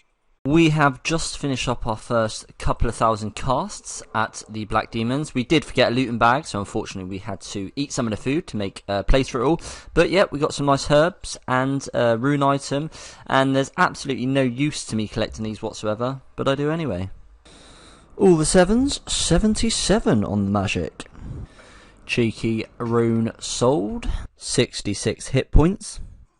Another few hours up at the Black Demons, and a few thousand casts later, we got a couple more rune swords, which takes us up to nearly 20, so that's starting to look like quite a nice stack. That is 62 defense, and let me remind you, that is all from defensive mage casting. So, unfortunately, we did just die up here for 4k casts. I got a little bit cocky, took 4k mines and 8k airs. Unfortunately, got killed by this guy. I didn't actually manage to get a clip because it was first thing in the morning, and unfortunately, I hadn't even pulled up my recorder yet. Barely used any of my casts, but good fight, mate. He did subscribe to my channel afterwards and drop me a comment. However, I think it got deleted because you used the word Black Demons, which is quite funny. However, good fight, mate. Good fight, 4k cast, and we are starting to run a little bit low. I think I'm down to about 30k from the 100k, so have to get making some more money soon. And just after I finished recording that, we did just get ourselves level 61 Slayer. Lovely. Grabbing ourselves, I believe, what is our 20th Runashian sword. This is finally going to be the final kill of the task on the Black Demons. My god, that was a long task, up to 1,000 points, which was really nice. And somehow didn't get a Laren's key. I think we might be 3 Black Demons tasks drive a Laren's key now, so that's probably sort of going 4 or 5 times drop weight. But never mind, let's see what our next task is going to be. Coming in, Crystalia, what's our next task going to be? Give us a nice one. It's going to be 87 bears. That is not a nice one. Just because they are so spread out and they don't drop anything of any note, and we do have 1,000 points, we are going to cancel them. It's pointless doing them. They really aren't useful for our account. 78 Ankus, that is really quite an annoying task. After a little bit of deliberation, I think we are going to do them. They drop some nice runes, and it's going to be some range levels because we're actually going to range them. Nice little level, 40 range. We still have about 50 kills of the Ankus left, but unfortunately we're not going to have enough knives, so what we are going to be doing is grabbing the steel knives and also a few casts just in case they don't suffice either, but we will get this task done with range. It is pretty slow because it doesn't hit that consistently. However, we are getting in range levels slowly but surely. We're now up to 42, so let's go finish this task off. After another 15 minutes of de-aggroing these guys, we are able to range them again, and we've got ourselves level 43. Oh yes, I was starting to forget what these bad boys looked like. Really happy to be getting that. I've got 2 Enslayer enchantments this task, which I think is 2, maybe 3 times as rare. Starting to get a bit frustrated, but here we are with the Laren's key coming in. Beautiful. That is the Anku's task over, and we got ourselves some range levels, which was nice. We're now up to 44. They do drop some nice runes, and we got some stuff in the looting bag, which is actually going to be really useful, like the arrows and the runes and the oars and bits and bobs like that. And obviously the Laren's key, which is absolutely great. So, Crystalia. What is our next assignment going to be? It's going to be going back to the Earth Warriors. Now, this could be rangeable or melee. I think because they hit quite hard, I'm going to melee these boys. Just before we melee these, I think it is finally time to say and admit that we do need to go and get the rune skin. We're just not going to get a fire giants task, so we need to go get it. So we are going to be going to get the rune skin before we do these guys. The trusty rune long has taken us such a long way, but honestly, I mean, look at me, it is time. We are just about to get our first ever fire giant kill on the account. If this could be a rune sim straight from the off, that'd be lovely. Even if I get it in this 2000 cast, I'll be really happy. But if not, something else would be really nice is the rune arrows, because in 2 slayer levels I'll be able to get myself a magic short bow as soon as I get 60 strength. And that will be possible through the spiritual rangers. As the Zamorak monks are a little bit few and far between, I'm just killing them as they walk up this tunnel, and we have managed to grab ourselves the robe top.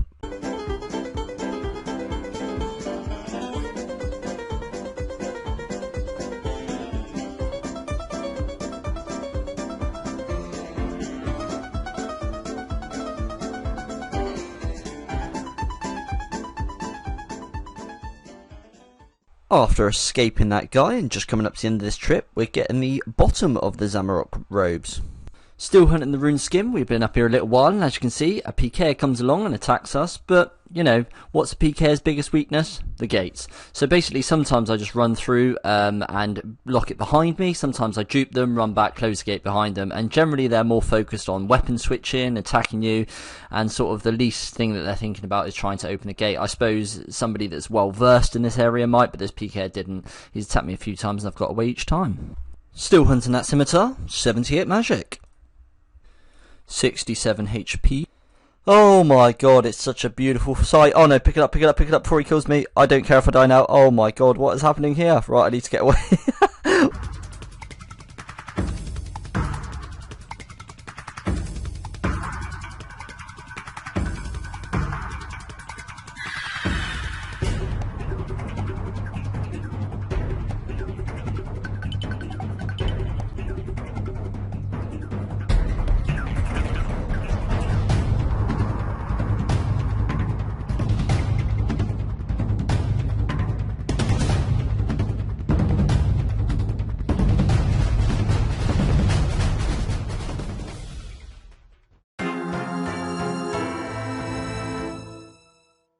So that was a little bit tense. However, we got away with the rune scimitar, which is absolutely the most important things. We lost a few bones, but who cares about that? The rune scimitar can now be an upgrade for this bad boy, so let's get that in the bank, and this one can now go in the loot tab, which, by the way, if I might say so myself, is starting to look a little bit spicy. I've sort of organised it a little bit, and I'm actually quite happy with sort of how it's looking, so yeah, I'm just saving this up at the moment. Really enjoying that one. Just before we do the Earth Warriors task, we are going to take some big bones to the Chaos Altar and see where we can end up on prayer. 45 prayer. 46 prayer, 47 prayer, 47 is going to be the last level that we do indeed get, because we are coming to the end of our bones. That's all of them now. For those of you curious how I do it, I get the prayer levels here, then I die to the Chaos Fanatic just up there. You could also use the Zami one. I just find the Fanatic a little quicker. Take a Rune X, which I protect, chop the Wacky Canoe down, rinse and repeat. Right then, that is the Earth Warriors task over and finished with. As you can see, that was our 40th Wilderness task, so that gave us 125 points, which means we've got over 1,100 now. Crystalia, what's our next assignment going to be? It's going to be 120 Hellhound. Just because I promised you guys some Laren keys, I'm going to do that. I don't particularly like this task. I don't get any other resources. However, we are after those Laren's keys, and I promised you guys some openings, so we better get some in this task. Just as I come to gear up, I notice 666 under death runes. Spooky. 63 of the finest defense levels you will ever see. This is going to be the final Hellhound's kill of the task. We've got no Laren's keys, another long task without any Laren's keys, so unless we get it on this one, we're not going to be getting one. So let's have a look. That's 41 in a row, and no Laren's key on that task. Right then, Crystalia, what is our next task going to be? It's going to be going back to the Earth Warriors, which is okay because we need the melee XP.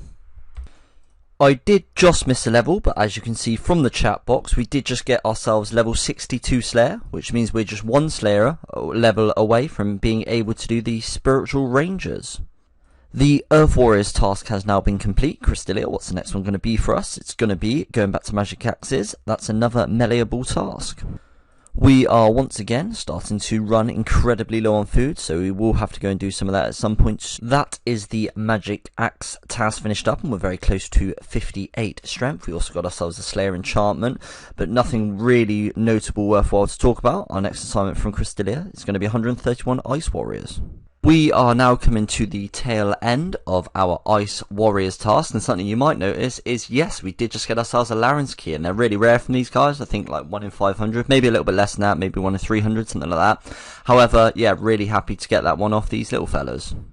So that is the Ice Warriors done and dusted with. We did get ourselves a beautiful Laren's key, which have been very few and far between recently. However, in the looting bag we also got some nice herbs, runes, arrows. They're just an okay task, Ice Warriors, much better than I thought they'd be. Crystalia, what are you going to give us next? It's going to be 94 rogues. It's going to be a skip task, nothing worthwhile from them really. Bandits, unfortunately that's going to be another skip task, because also don't get anything good from them. Hellhounds, just because we have skipped a few tasks in a row, we are going to leave us with some Hellhounds, and we'll be maging them at some point. We have made a ton of progress in this episode, but there are a couple of things that I want to do, some quite exciting things that I want to do before we finish up. I want to use my 4 Laren's keys, and I also want to go back to the Crazed Archaeologist, and I will be staying there until I get the Amulet of Power, because it's going to be really useful for both range and melee in terms of upgrades and damage output. Just because how long these take to get, I'm always a little bit nervous bringing them out, but let's see what loot we can get. So on our first key we are going to be grabbing ourselves absolutely useless Snapdragon Seeds. They're probably worth a little bit of money, but no good for us. Second key, 201 magic logs. That will be useful eventually for Fletcher levels, which I really need to get for the Onyx bolts, so they will come in handy. Rune plate legs, yep, they just look nice in the bank, and if I need to alch them I can. And the fourth key is going to be 433 steel bars. As we realised, the steel knives are not that easy to make. Oh, actually, that's when I've got to smith the bars, so I'm definitely going to test them out and see how many knives I can make an hour when I've just got to do the bars and not make the ores. So these could be some really good keys. We are about to get our first kill here, and it's going to be 3 potatoes with cheese. And on just our second kill of the Crazed Archaeologist, 8 in total, we got the drop we wanted, which was the Amulet of Power. It is pretty common. We will be back to this guy though, because we still want ourselves that red d'hide body. But for now, that's going to clear up what we want, because we've got the Amulet of Power, and it's going to be really, really useful for both melee and range. So, if you did make it this far through the video, guys, thank you very, very much for watching. Look at little Wildanator. He is looking like quite the beast at the moment with his newfound amulet. So, if you remember in the last episode, we did get some steel bars from the Laren's chest, so I'm about to go and see how many of these I could be doing in an hour. I'm thinking if I take the looting bag, also full of steel bars, I can just destroy it at the anvil, and I believe they're going to drop on the floor, although it does say the contents will be lost, so we shall see. And then what I can do is just below the anvil, or just by the anvil here, I can kill the low level spiders and get looting bag back, rinse and repeat, and see how that goes. Moment of truth, if I destroy this looting bag, will they drop on the floor, or will they all be lost? No, they are on the floor, so I can just pick them up and do that again, and then kill the spiders around here and get the looting bag back. 41 smithing, 42 smithing, 43 smithing. So that is just about the hour test over, and as you can see we smithed nearly 2,000 steel knives, so nearly 2,000 an hour, which is actually way more than I thought. Doing iron knives is about 900, and having to smith the ores and do steel is about 400 an hour. So I am also going to be doing some iron knives, probably just a couple of K of them, just so we are fully stocked up. But yeah, nearly 2k an hour. If we can get more steel bars from the Laren keys in the future, that's an absolutely great way of getting the knives. Just up in the Wilderness Resource Centre, making a few iron knives, and we get ourselves 43 mining, 44 smithing, 44 mining. So for those of you that don't know, when you're not wearing a ring of forging, you've got a 50% chance of smithing an iron bar. Well, I just had a full inventory of ores, obviously down this side. I got a single iron bar from it. One measly iron bar. 5 single nails from a whole inventory of iron ore. What a joke. That is 45 smithing, and I think with the iron knives we've got here and the steel ones, that will do for now. So let's get on with some of the other prep. So next thing on the agenda that we want to do is I want over 100k casts again. It was really nice just being able to go to the bank and pull them out. It makes the deaths a lot less severe. So I pretty much liquidated all of my cash stack, which was a couple of 100k, and put it into these nature runes. I'm going to be taking these out and alching steel plate bodies as we've done previously. This is pretty much my entire bank cash-wise. Is it wise to be taking out all 1,000 in one go, in the deepest part of the wilderness where anybody can attack me? No, of course it's not. Are we going to be doing it? Absolutely.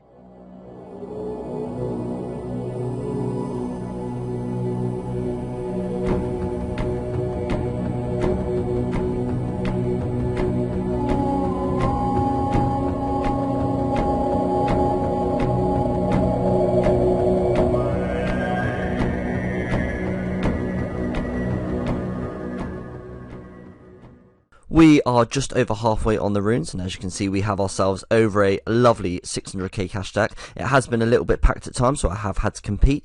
Nevertheless, we are making the cash. After many world hops and being kicked out from hitting the world hop limit, we do finally have our 1.2 mil, which we can go and spend. We've got some steel plates in the looting bag, and here, the reason I didn't fill up the inventory is because we just hit the world hop timer again, and I'm not willing to wait around, but hopefully I don't die on the way to the bank, because if I do, that's a lot of hours that I've just wasted. We did indeed make it back to the bank safely, which I am very, very chuffed about. We have bought ourselves 1,000 nature runes, and we're just going to bank those, so we've got a form to make money when this is all run out. Obviously, we're going to be spending all this money on runes. However, first, as I have just done 1,000,001 world hops, we are going to do the Hellhounds task and see if we can pick ourselves up any of those lovely Laren keys. We did unfortunately die, and I did miss it because I didn't get to pull the recorder up quickly enough. However, the kind gentleman left my runes, so yeah, nothing really lost there. I did eat all my food. This is now the last bit of food I have, so if I do die again, I will have to go and make some more food before we can finish the task. 68 hit points, and we are incredibly close to 79 mage. Oh, she's a beautiful sight. Nice little Laren's key. 79 magic. That now means that we can cast Entangle, and I might actually start bringing this along to tasks like this, because it might be a nice little getaway route. Just got ourselves a genie, and I don't mind if I diddly do, because I think that this is actually going to be another crafting level. Let's have a little look-see, and yes it is, level 4. We have finished up with our Hellhounds task, and we did get the 1 Laren's key, which is really all I asked for. Crystalia, what's next? 86 rogues? No, it's not. Now, I know you tried the first time, Crystalia, but you can do yourself a little bit better than that. What we're going to be getting, Crystalia, it's going to be 105 hill giants. That's a really, really, really good task, and the reason that's a really, really good task is because I need limpwork roots, and that's going to be a great source of getting them. However, before we do ourselves that hill giants task, we really, really, really need some food, and as we are on a big restock episode, we've done the knives, we've done the cash. We will soon buy the runes with the cash, but we need some food, and I'm thinking that I want to make 1,000 anchovy pizzas, which sounds absolutely nuts because it's a really tedious, slow process. But that's what I'm going to set. We'll see if we get there. Next clip will be me showing you how tedious the process is and how we make the anchovy pizzas. So just after ending that last clip, we actually got attacked up here after making this couple of pizzas. I didn't really think that anybody would be up here. We do it in free to play, so it's just a couple of boys having a bit of fun, to be honest. You know, I quite like to see that. I like to see activity in the wilderness. Doesn't really bother me. We lost a couple of pizzas, a net and a looting bag, but we'll just get them back. 59 cooking. Coming in with 70 fishing, and that is all from anchovy and shrimp fishing. That's a hell of a high level to get from these guys. 61 pizza making. Level 62 pizza making. We do currently now just have over 500 pizzas, and that has taken us about 7 hours, so it's an extremely long process to make the anchovy pizzas. I'd love to stop there, however, I do have that goal in my head of 1,000, so I'm just going to keep on plodding and just probably carry on cooking pizzas for the next sort of 6 or 7 hours until we have 1,000. 63 pizza making. This will be our final level of the grind, 64 pizza making. We've got a few levels. I do eventually one day want to get 80 anyway, so I'm able to cook the sharks that I hopefully am going to get from the Laren's keys. But yeah, 71 fishing and 64 cooking. Yeah, a few nice levels doing this grind. I'm going to be really thankful when it's open because let me tell you, 14-15 hours of making pizzas is not the most fun. And after many hours, we finally have our 1,000 anchovy pizza goal. You don't know how much I wanted to give up on that. And oh, Wildanator, where are you? We're just in the new Enclave. I do have a video on that, which is very, very brief. Doesn't go into great a great amount of detail, but it does explore it with you guys. It's absolutely rife and roaring at the moment because the update has just come out. But yeah, we got the pizzas, which is going to be absolutely huge because we do need some food. I'm really glad the Enclave didn't come with a really good food source because it would have been a massive waste of time, although going forward would have been really handy. But we have our 1,000 pizzas. Okay, so I thought I was being a bit clever by buying the runes here, because instead of selling them in packs of 4, they sell them in packs of 35, but it turns out they're actually way more expensive down here, so I've just wasted a load of cash. I did only bring out 300k with me, so I've not wasted too much. I should still have enough for all the cast, the 100k cast that I want. But yeah, they are definitely more expensive there, so I will be going back to Mage Bank and just hopping worlds a billion times, because they are 400 and something instead of, like, yeah, when you've bought a few of these, it goes nearly up to like 1,000 per pack, which is really, really high. That could be a new way of Abyss rune crafting, because the Pharaoh's Enclave and the mage guy are very, very, very close indeed. And there we finally have it, guys. I have just about spent all of my cash, 1.3k left, who knows what that might buy me, on just about 200k casts. We have now passed the 10 mil threshold on the bank value. As we are coming towards the end of this episode, guys, can I just ask you that you comment down below on what you think of me no longer getting a house, because I feel like the Ferox Enclave will be house enough. So basically what I'm planning on doing is allowing myself to go and get the mold so I can make some form of jewellery, because I think that is a necessity. Binning off the idea of a house. And then hopefully Cristelia will be moved towards the inside of the wilderness, and then I literally will not have to leave the wildy. That's the plan. But at the moment, everything going as I hope it does. I'll only have to leave the wilderness to visit Cristelia for Slayer tasks. I personally think that I should no longer be allowed to use Edge Bank. Please let me know your thoughts on that. But I think Ferox Enclave and the Mage Bank is enough, really. So that's why I do need the jewelry to be able to get to one of those as a slightly easier access. And I do need some form of teleport away later in the series. What have we achieved this episode? So we have made over 1,000 anchovy pizzas just in a mere 15 hours. We've made some knives, some range training, and we've made just about 100k casts. Once I've heard your guys' thoughts on where we should go with this and whether we should bin off the house idea and allow some molds, I will, in the next episode, talk a little bit more in detail about it. But if you have made it this far, thank you very much for watching, guys. We have explored the Ferox Enclave in a previous video, so if you haven't seen that, please view that. I hope you've enjoyed this one. I do understand we haven't had that much Slayer or bossing or monsters or anything like that, but sometimes you do just need a good restock, which we have had in this episode. Just before we get into the content, obviously the Ferox Enclave has come out, and that has changed a few things for us. We are no longer going to be allowing the house anymore. The wilderness will be our home. We are going to be allowing the molds, which is the first thing we're going to be doing this episode, Filthy Casual. We are no longer going to be allowing Edgeville Bank, because we do have the Ferox Enclave, and we won't be getting the 5 million respawn for Edge, because we will be getting it for the Enclave, because it's within the wilderness. The only thing after this that we will ever have to leave the wilderness for is to be able to access the Edgeville dungeon for a small period of time. We've got to run through the safe, and secondly to get tasks off Cristelia, but hopefully that won't be for long. I'll put a little summon up on Reddit, and it took a JMod's interest, so hopefully in the future they're going to poll having a second Slayer Master within the Enclave. Cristelia, where you at? So let's make one of our final exceptions and take a little run through the normie and go and get those molds. Such humiliation will bring annihilation at last. Oh no, you did! It will be delicious when I get vicious tomorrow. Oh no, you didn't! There's no second chances, you will do the dance of sorrow. Oh no, you did! Oh no, you didn't! Oh no, you didn't! Oh no, you didn't! Oh no, you didn't!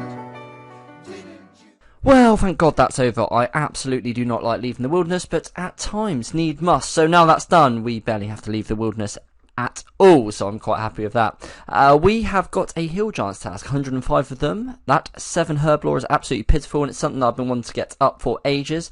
They are a good source of lint work routes, so we're going to go and do that task and hope to get some of those. I also want to get myself 60 strength, so I'm able to enter the God Wars dungeon, because steel plates have been the only source of cash we've had, but I'd like to test out some Eki keys. Something that I absolutely love about these type of accounts is how much it just takes me back. Like, I'm just using a rune skim and full rune, killing a hill giant. I remember doing this for hours and hours and hours, sort of 2004, 2005. So yeah, really nostalgic. I'm quite surprised to see that Jagex haven't increased how many hill giants are around here, because you've got to keep running back and forth, because there's only 2, which is quite surprising, as they've added them to Crystalia's Slayer table. That is the hill giants task finished up, and we've got a very nice looting bag worth of stuff. I also picked up 3 giant keys. We can't use them, but they're nice to collect. Crystalia, what's our next assignment going to be? It's going to be back to the magic axes, 106. We are very, very close to a strength level, which means we can enter the God Wars dungeon, and not too far from a Slayer level, so hopefully we'll get both of those this task. With this magic axe kill we're about to get, that will get us 63 Slayer, which means we can actually kill the spiritual rangers, which drop magic shortbows, which could be huge, although arrows are incredibly hard to come by in the wilderness.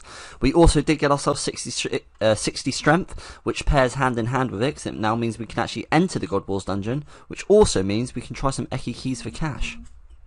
On this account, one of the biggest struggles has been recharging run, recharging prayer, recharging hit points, so this is just like, I'm never going to get tired of this. Just like, look, boom, done. That's great.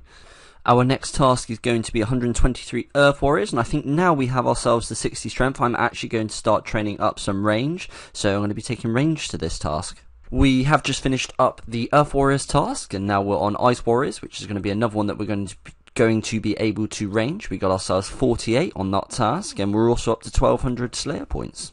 What a beautiful little sight. We are getting ourselves a Laren's key, and we have also just recently got ourselves 50 range. We have finished up that Ice Warriors task, and we obviously got ourselves a Laren's key and a few goodies in the looting bag. Also, we have completed 49 tasks in a row, which means we're 1 away from the 50. With the spiders task, that's going to be super quick, which means we can quickly get that done and get a point boost. 51 range off these spiders. We also got a Slayer enchantment, which isn't super rare, but it is over 300 to 1. That is the spiders task done, and that took literally all of a couple of minutes. Quite funny how some tasks can be about 10 hours long and some just a couple of minutes. But spiders done, and that takes us up to 50 tasks. Yes, 50 tasks on the Wilderness Iron Man in a row. 375 point bonus, which means we're now up to 1600 points. I'm going to be spending pretty much all of these on bolts when we do finally get 61 range. Crystalia, what are you going to have for us next? It's going to be going back to the Earth Warriors. We have knocked out our last few Earth Warriors, so what's our next assignment going to be? It's going to be 123 Greater Demons. Before we go and do that Greater Demons task, I'm really curious to try out the God Wars dungeon for Eki Key, so I might go do a little hours test now, just to see how much we make. I'll do probably more testing in the future, but see what we can make in an hour. So we finally have access to the wilderness portion of the God Wars dungeon, which is really nice. For those of you who don't know what economical keys are, they are to get yourself into the boss rooms, but I'm using them to alch. Every time I alch a key, I get 60k. They are a 1 in 60 drop rate from any of the God Wars dungeons. I'm just going to be killing the imps because they're really low level, easy to kill, hopping worlds, rinse and repeating, hopefully making some cash. Ah, a little blue wizard hat from an imp. I don't mind if I diddly do take that one, thank you very much. A little bit of mage bonus. Just about 15 minutes into this hour test, we get our first one. Okay, so obviously I got just stupidly unlucky in this hour, and I made 61.5k. I got a single key, just the one. However, I just find it quite stressful. There's lots of people about. I keep running into the wrong spots. Yeah, I find steel plates way. Oh, oh, the hour's actually ended. But okay, we'll get that one as well, obviously. But yeah, it's far more stressful than steel plates to me. So I'm probably going to be sticking with the steel plates for the bulk of my 5 million for the respawn. I'm just very quickly, before I leave the cave, going to use up my last bit of prayer on one Aviancy, because they have got a chance at dropping anti-poisons, which would be really, really useful. So, can we get an anti-poison from this single Aviancy? If not, I'm going to have to come back at some point and kill a few for some, no, but 4 feathers. I'll take them. So, we are back at the trusty old steel plate bodies, and I think the reason I prefer these is because I can methodically work out exactly how long it's going to take, rather than it be an RNG based goal. Now, what I need to do is I need to get the money for 4,200 nature runes. The reason I need 4,200 natures is because I need to pick up 4,200 plate bodies and out them all.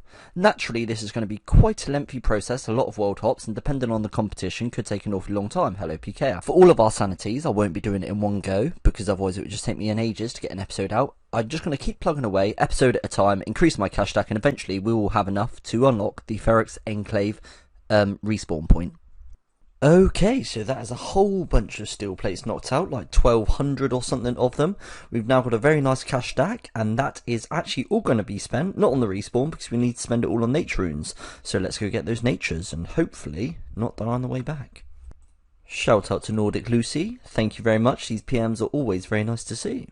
And there is actually someone in my clan chat, and if you don't know, I am going to be chilling out on this a little bit more, so if you'd like to, join it up, and yeah, you might see me and speak to me from time to time. So, with all of that money that we earned, we've pretty much spent it all on runes. As I was hopping loads of worlds, I decided to buy a lot of elemental runes and cosmics, just because it's difficult to hop so many worlds and keep on getting them, and as I had to for the nats anyway, I decided to do that. We now have all the nats that we do need, in fact, to get our 5 million.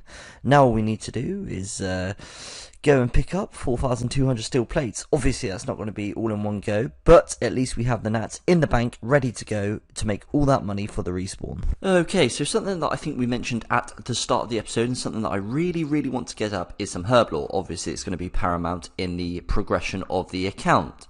So I'm about to put a graphic up on screen and we will go through it together. So this is a graphic of potions and secondaries that are going to be beneficial to me and my account, and how I'm going to get them. So at the moment all I can make is attack potions, which would be a 1 in 64 Eye of Newt drop from zombies. This is obviously quite uncommon and difficult to get, so I should imagine what I'm going to be doing is just cleaning herbs rather than grinding out a load of zombies to get the level to make strength potions, which is 12. Strength potions are much easier to come by. It's a 1 in 6 from the secondary for hobgoblins, or a 1 in 12 hill giants. For prayer potions it's going to be really difficult because the snake grass is really rare, but we'll cross that bridge when we get to it. Obviously red spider's eggs is going to be a really easy way for me to train Herblore, so restore potions are probably going to be one of my best ways because I can just pick up the red spider's eggs, and Harrowlanders aren't all that uncommon. The rest of the potions are going to come at a much later date, but if you wish to pause and take a look at how I'm going to be doing them, it's all on the graphic. So, basically what we need to do is we need to go to Chaos Druids to clean the herbs up to 12 Herblore for now. The best way for me to kill Chaos Druids is going to be range, because I need to try and get that to 61 ASAP, because the rune crossbows will unlock a whole load of new content. We are really low on knives. The best way for me to get them is to get steel bars from Laren's chest. So we're going to go and open the keys and see if we get lucky. If we don't, we're going to be going back to the Wilderness Resource Centre, mining and smithing some iron knives, and going and doing some Chaos Druids. Here we are at Laren's big old chest with our 3 keys, and as always, we are looking like the tastiest of a snack for any PK that might come. So let's quickly loot this chest and see what we can get. Oh my god! Yes, Laren's robe top, that is absolutely insane. Holy shit, yes. Okay, 2 more to go. What are we going to get? Really happy about that, naturally. And steel bars, this is the best opening ever. What else are we going to get?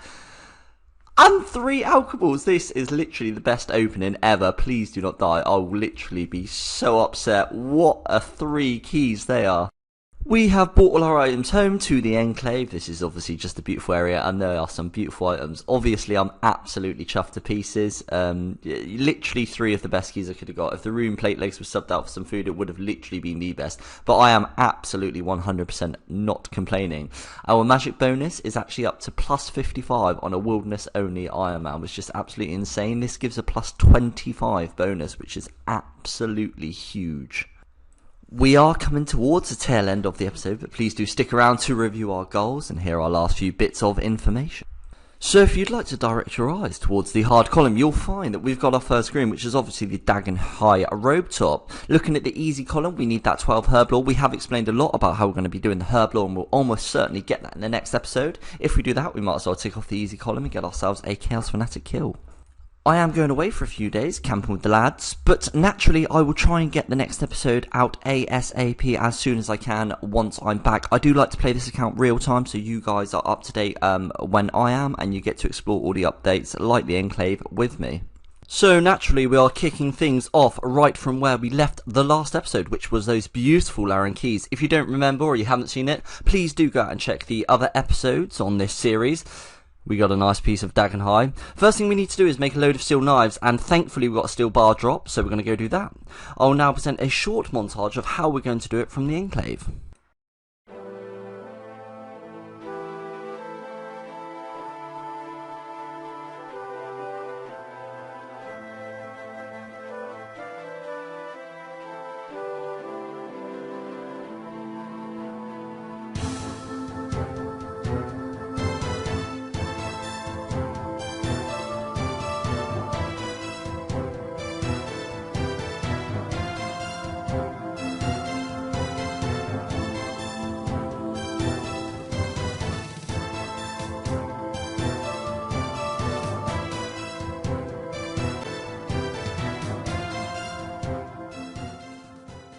So where we have improved that method is obviously taking the looting bag, destroying it, and just quickly killing the spiders to get it back. That's much quicker than going back to the bank and getting another inventory. Another way we've improved now is being able to bank at the Enclave, because it does mean that it's a slightly closer bank. Now we're not using Edgehill.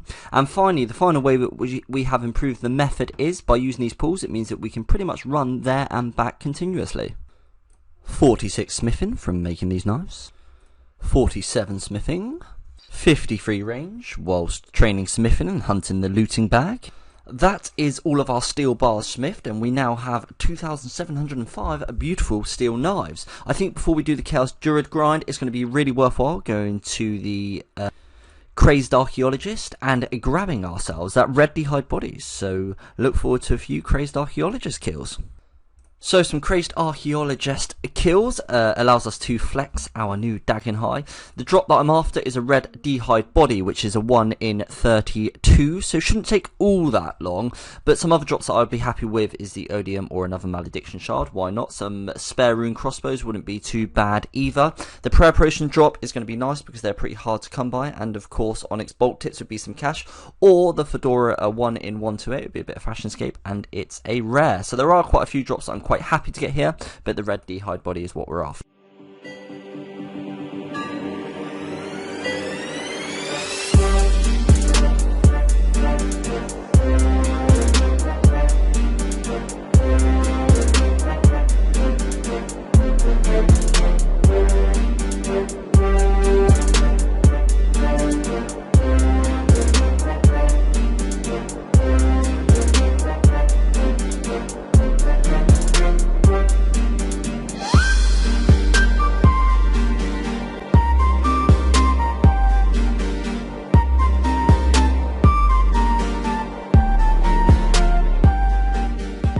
Okay, so we are now up to 20 kills on the Crazed Archaeologist, and whilst we didn't get anything that we actually do need from the Crazed Archaeologist, we did get a lamp, and this lamp is incredibly important because I'm going to be putting this lamp on crafting, and it now means that we have 5 crafting, which means we now have a viable way to train crafting. The way I'm going to be doing that is gold rings. So I'm going to go do that now before I kill any Crazed Archaeologists, because a enchanted emerald ring means that I'm going to be able to teleport back to this place. It's going to make killing the Crazed Archaeologists much quicker. So let's go get some gold ore and superheat it. So the way in which I'm going to be getting the gold bars to get the crafting up is the 2 gold ore spawns here. I'm just going to grab them both and then hop and just keep doing that. Fill up the looting bag, superheat all the ores, and just keep doing that. Shout out to Vanica, who is also a Wilderness Iron Man, but he's an ultimate. I saw this method on his videos. I'd seen the gold ore here before and I knew it was going to be useful, but yeah, the reason that I'm doing this is because I've seen it on his videos previously. If you don't already follow his progress and you'd like to, it's literally just Vanica in YouTube, as in the Slayer Master. I accidentally pickpocketed the rogue when I was trying to grab the gold ore, because I took my attack options off because I kept attacking them, and we got ourselves 34. I'm actually thinking I might pickpocket some towards the end, because we're regenning our HP at the Enclave. It's just free Thieving XP, and it means that we don't have to use food later down the road. We did miss it, but as you can see from the chat box, we just got level 48 smithing from superheating these ores. I mean, as far as wilderness methods go, this is not too bad in terms of magic, smithing and thieving XP. I'm averaging 4.5k thieving, 6k smithing and 15k magic. Not too shabby. 35 thieving, 36 thieving. So we have now looted and superheated 285 bars, so let's see where this gets us on our crafting grind. 7 crafting, which now means we can make gold bracelets, which is an extra 10 XP per bar. Coming in with 10 crafting, I've actually noticed that over here there is actually a gold ore spawn, so it could just be worth possibly picking up there, but that's something to test for the future. 20 crafting. So I've slowly collected a few sapphires and emeralds, and this is level 22 crafting, which now means that we are able to make the sapphire necklaces, or the games necklace, so we will be getting a bit more XP per gold bar. So hopefully that will get us as close to 27 for the emerald rings as we can get. 25 crafting. So I didn't have enough sapphires to make games necklaces to 27. However, there is a sapphire spawn up here, and in case you didn't know, the Enclave has a canoe system, so I'm going to be able to canoe from the Enclave to the Wilderness Chin area. So just a piece of information, the Enclave does actually include the canoe system. And what a beautiful sight, there is 27 crafting, which means we can now cut emeralds and make emerald rings, which with the introduction of the Ferox Enclave is a huge upgrade. So that is all of our gems used up and all of our jewellery made, and obviously these are absolutely colossal upgrades. This one that can take me straight to the Ferox Enclave is just absolutely insane. So happy with that. Now we've got a nice easy teleport back. Let's go kill some more crazed archaeologists and hope to get that red d'hide body.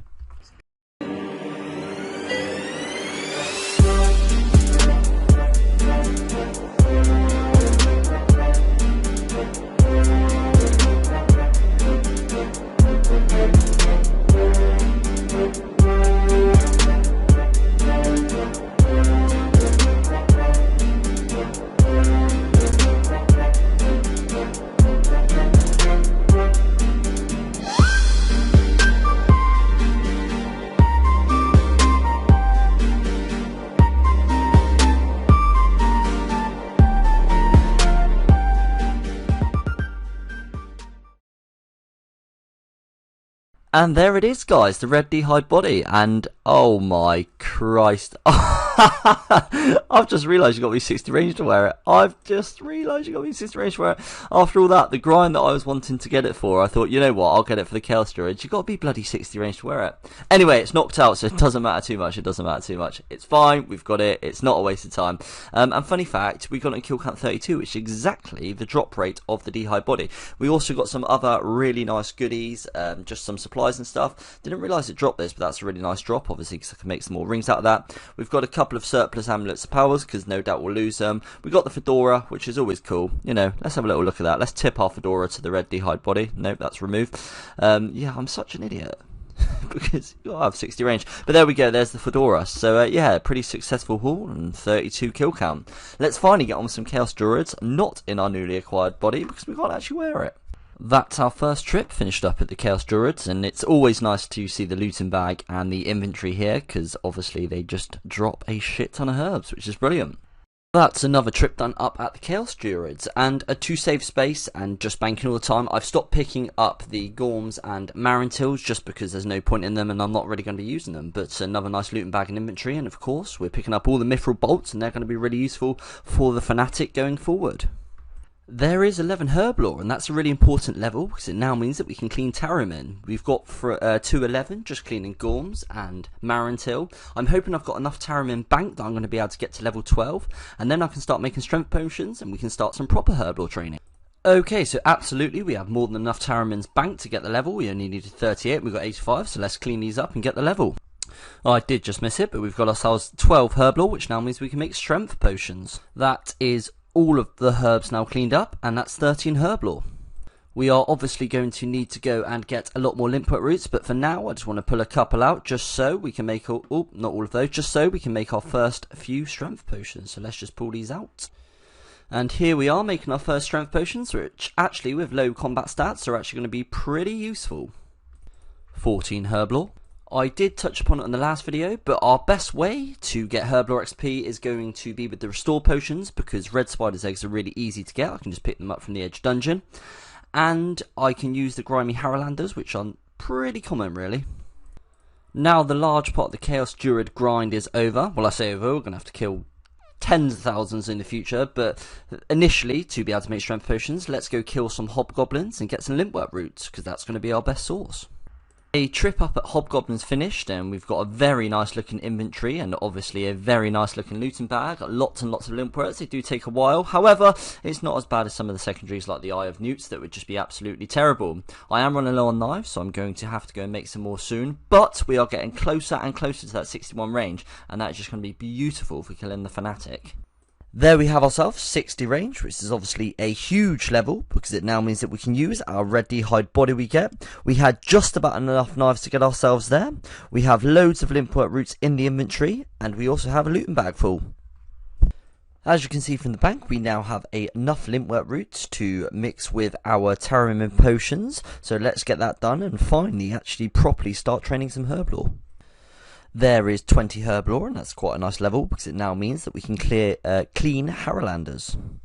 So within the wilderness, there isn't anywhere marked on the map which provides a water source. However, within the ruins just up from the enclave, there is actually somewhere you can fill up your vials to be able to do Herblore. Unfortunately, and for whatever reason, it's not on the map. So that's a little bit strange, but it does actually, in fact, allow you to fill up your vials. Another interesting thing with it is, as soon as you say fill bucket, it does just say bucket. It says you don't have a bucket, but if you actually use the vial on it, it does allow it for whatever reason. I'm not sure whether this is intended or not intended, but obviously it's something I'm going to utilise. It's my only way to get water-filled vials, other than going to the Chaos Druids. We have now used up most of our Terramins. However, we have now got ourselves a level 22, which is really important because it's a level that we can make super restores, which is going to be our best way of training Herblore. Unfortunately, I will just be emptying some of these potions and pretty much all of the restore potions because I'm going to need the vials to make other potions. This is the area in which we'll be using to collect the red spider's eggs. And once again, just a quick reminder, we're getting a few people in the CC, so if you fancy popping in, saying hello and dropping by, please do. And just there we are grabbing ourselves 25 Herblore, and we can now clean Ranarr weeds. That is pretty much all of our herbs used up, and that got us 28 Herblore, which is a really nice improvement. I do really want to get myself 61 range this episode and kill some Chaos Fanatics, so to do that I'm going to be going back to the Chaos Druids because they're going to drop some herbs which will aid us within our Herblore grind again. But to be able to do that I need to make more knives because I've completely run out, so let's go to the Wilderness Resource Centre and go and make some. Coming in with 50 smithing, and I've just realised that I'm going to be superheating these bars because it's way easier. It goes from making about 700 an hour to about 1400 an hour, which is a huge difference. It does mean that we're risking a bit more in the nature runes, and every 1,000 knives I make, it costs me about 55k in nature runes, but it's totally worth it for how much quicker it's going to be. That's a nice way to get ourselves level 80 magic through superheating these bars, and that now means we can cast Charge Spell, which means we actually have a viable way to hit 30, albeit costing a lot of runes. That is all of the nature runes used up, and we've got ourselves 2,000 iron knives, so let's go use those on the Chaos Druids, get ourselves some Herblore supplies, and also get ourselves that 61 range, which you really want. We are just about to get ourselves an absolutely huge level, which is 61 range, which obviously means we can now use the rune crossbow. I am just going to finish up this inventory at the Chaos Druids and fill up my looting bag, but as soon as we get back, let's put that rune crossbow to some good use. So, finally have the 61 range, so let's see what our little ranging setup looks like. We can finally wield the rune crossbow, and there we go, and we're actually starting to look somewhat like a normal account and not just some wilderness peasant. So, the final thing to tick off the easy list is going to be a Chaos Fanatic kill. So this is the setup I'm going to be taking. Let's go slay him.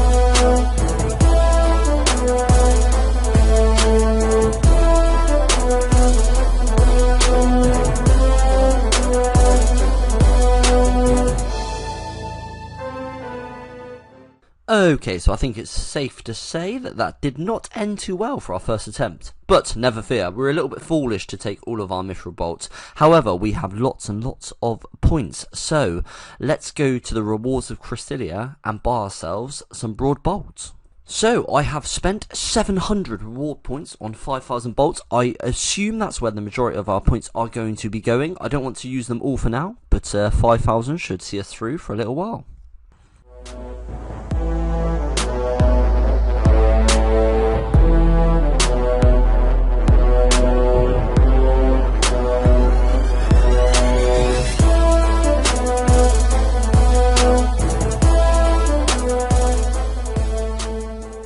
Well, I think it's fair to say that I am fantastic at getting rare drops on the first kill. Those 67 nature runes are a 1 in 1,365 chance, which is rarer than the pet. Right then, I feel like that's a really nice place to leave the episode, because that does mean that we have ticked off everything within the easy tier, and we are starting to make a bit of a chunk in the progress of the medium. We have made a ton of progress in this episode, and a huge milestone is getting that rune crossbow, and it now means we can spend our points on bolts, and that just unlocks an unreal amount of content going forward. So let's get things kicked off up here at the lava maze, and that obviously means just one thing. We need some cash. We want to keep on working towards that Ferox Enclave respawn point. So we're going to do a little 1,200 nats. I say a little, that's a few hours worth, and yeah, make a bit of cash, and each episode just keep plugging away at that respawn point. So, whilst being up here, Owl King, I've done something incredibly foolish. You might have noticed that previously I was wearing a lovely red d'hide body that I just acquired and got the range level for. And unfortunately, instead of clicking Alk, I double clicked to wear the steel plate body, still clicked Alk, and unfortunately it alked my red d'hide body, so we're going to have to go back and acquire that at some point. Yeah, really silly thing to do, but, you know, it gives us some crazed archaeologist content, I suppose.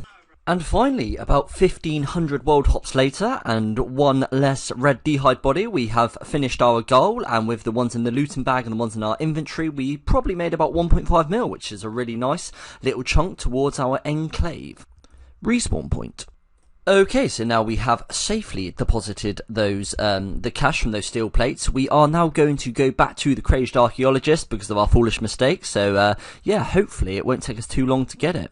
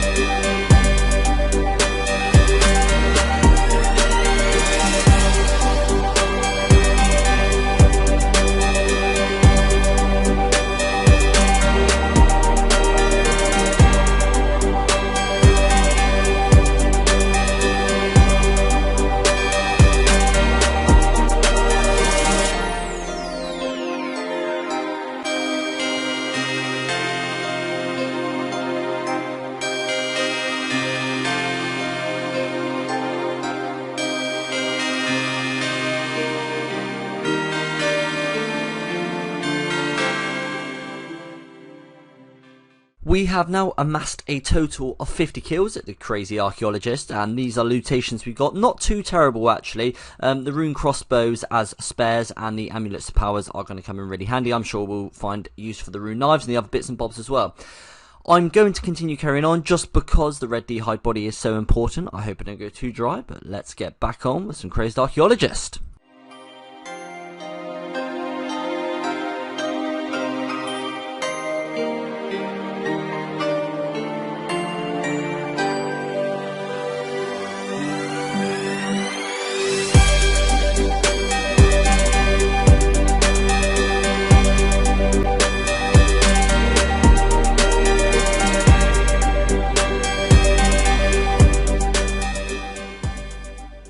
We are now at kill count 62, which is double the drop rate of the red d'hide body. We got our first one on 32, so I thought we might get our second one by 62, but we have not. However, we are getting some supplies. We are building up these amulet of powers. We're now actually up to 10 rune crossbows.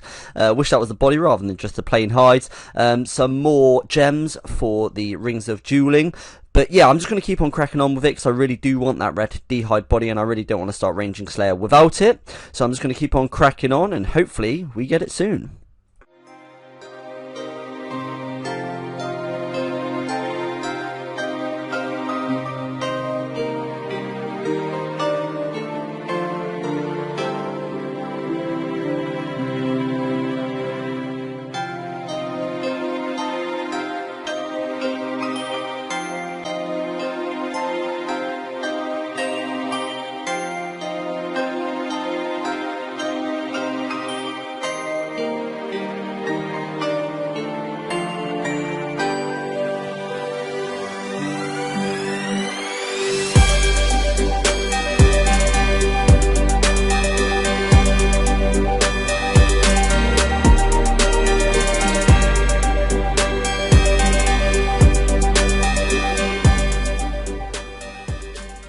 That now takes us up to 80 KC, and we've got quite a lot of goodies in our bag. Thankfully, we are getting a good amount of emeralds because we're using a lot of Ring of Jewelings doing this. I'm hoping that we're going to get it soon because, yeah, let's not hit the 100 KC.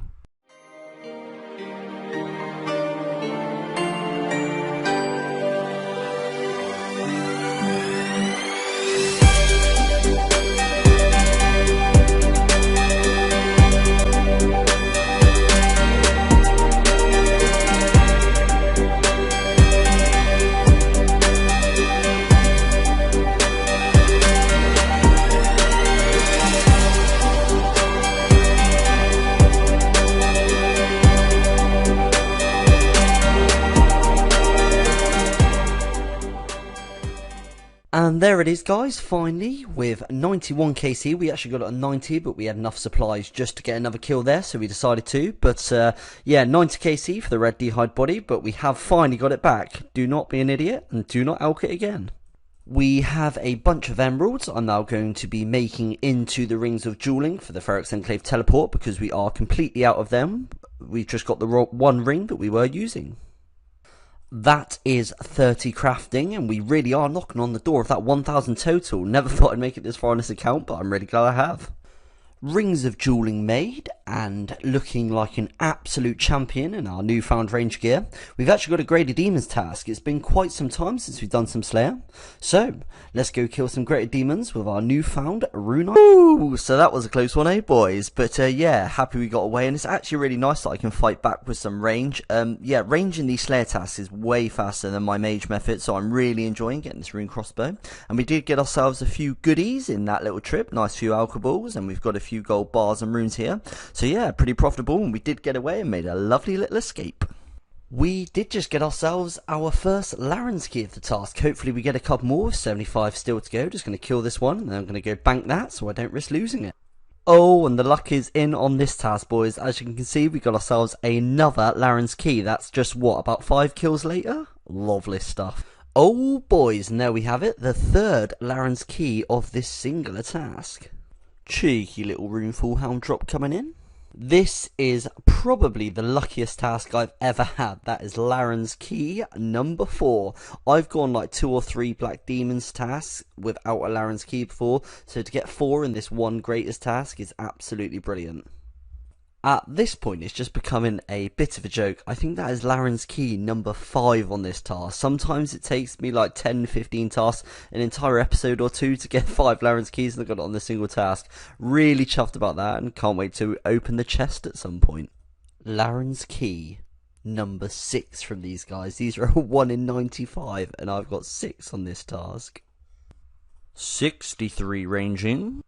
Okay, so I had no idea that this was a thing, but you can permanently lock your Iron Man status when you reach 1000 total. Oh, don't know why that's on. And that does mean that we've actually reached 1000 total on the Wilderness only Iron Man now, which is absolutely unreal. Greater Demons task finished up. Let's see what we're going to get for the next one. Crystalia, it's going to be straight back to a different kind of demon. It's going to be the Lesser Demons. And that Greater Demons was just phenomenal. I don't think I will ever be that lucky on a task, but let's see what we've got in store with the Lesser Demons. Coming in with a level 64 Slayer. 64 ranging. With 20 Lesser Demons left on the task, we do get ourselves a Laren's key. With 20 just to go, I am going to stay and put our Laren's key at risk, so hopefully we do not die.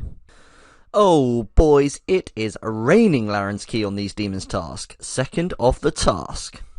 Lesser Demons task finished up, and obviously we got our 2 keys. Nice little cash stack actually from the Lesser Demons, and some goodies in the looting bag, including 2 Slayer enchantments. Let's see, Crystalia, what have you got for us next? It is going to be 95 zombies. That is going to be a task we can melee, and one of the few ways that we can actually get Eyes of Newt. They are a 1 in 128, so we might not even see one this entire task, but it is a way of getting them. That is our Goblins task finished up, and something that I haven't explored for whatever reason is Crystalia's Slayer shop. So somebody mentioned that I might as well get Slayer gloves because they do give a small defense bonus, so I'm just going to buy a few pairs of those. But something else I noticed is I can actually buy broad arrows which are 60 GP each, and I actually have a way of getting a magic short bow which is from Spiritual Rangers. Unfortunately, the broad bolts are unfinished, so I can't buy them. Well, I can, but feathers are incredibly hard to come by. But yeah, that's absolutely something to bear in mind in case I don't have enough Slayer points to be buying the bolts. So, let's see what our next assignment from Cristelia is going to be. It's going to be 90 skeletons, same sort of gear and same sort of setup. Slightly unconventional way of completing the skeleton task, but as I do want to be getting up my agility slowly but surely, I'm going to be killing these 2 skeletons with every lap, which means for the 90 task I will do 45 agility laps. Grabbing ourselves 61 strength from this skeletons task, and if anybody wants to do this sweet double method, you can bank yourself a nice 26k agility, 7k strength, and a whopping 1.6k Slayer XP an hour. With this agility lap, we're going to be getting ourselves 56 agility. We have finished our skeleton slayer task, however I have decided whilst I'm up here I am going to stay until I'm 60 agility, because I have quite a few agilities I'd like to get. Most of them are for rev cave goals, so I'm reluctant to get it too high in case rev changes are made, but we are going to get 60 here because having high agility is useful in multiple places. Told myself about the past 4 laps, so I'm not going to miss that level. I've missed that level. 57 agility. 58 agility. Finishing up this agility lap will give us level 59. And there we have it, 60 agility. So, now we finish our agility, which took us slightly off course on our Slayer. Let's see what our next task is going to be. I thought I was recording my next task, but I didn't. But we did get 143 Ice Warriors from Cristelia. After killing a few Ice Warriors, and with a bit of reflection, they have a really high slash defense, and obviously I'm using a rune scimitar, so I'm actually going to cancel them because I'm also whittling through quite a bit of food. Sort of every 2 kills I'm using a piece of food, and food in the wilderness is not that easy to come by. So what assignment is it going to be next, Cristelia? It's going to be 91 Hellhounds. So yeah, you could say the Larynx key luck has returned, or has continued, because on a first kill we get one. And with still 73 left on the task, it is yet another Larynx key. With depositing this key, that takes us up to 10 Larynx keys, and as we're up this side of the wilderness anyway, after this task, we are going to be opening the chest, all 10 keys, so any extra we get is a little bonus as well. There it is, Larynx key number 3 of the task was still 66. The Larynx key luck this episode is absolutely unreal. I genuinely have no idea what is going on with these tasks. This is again like a 1 in like 90 or 95, and this is the 4th of the task with still 60 left. This is literally unreal. 65 range. That is the Hellhounds task finished up, so let's go see what we can get from these Larynx keys. I'm feeling a little bit risky, so I'm going to take all 12 in one go and just hope to God we do not die.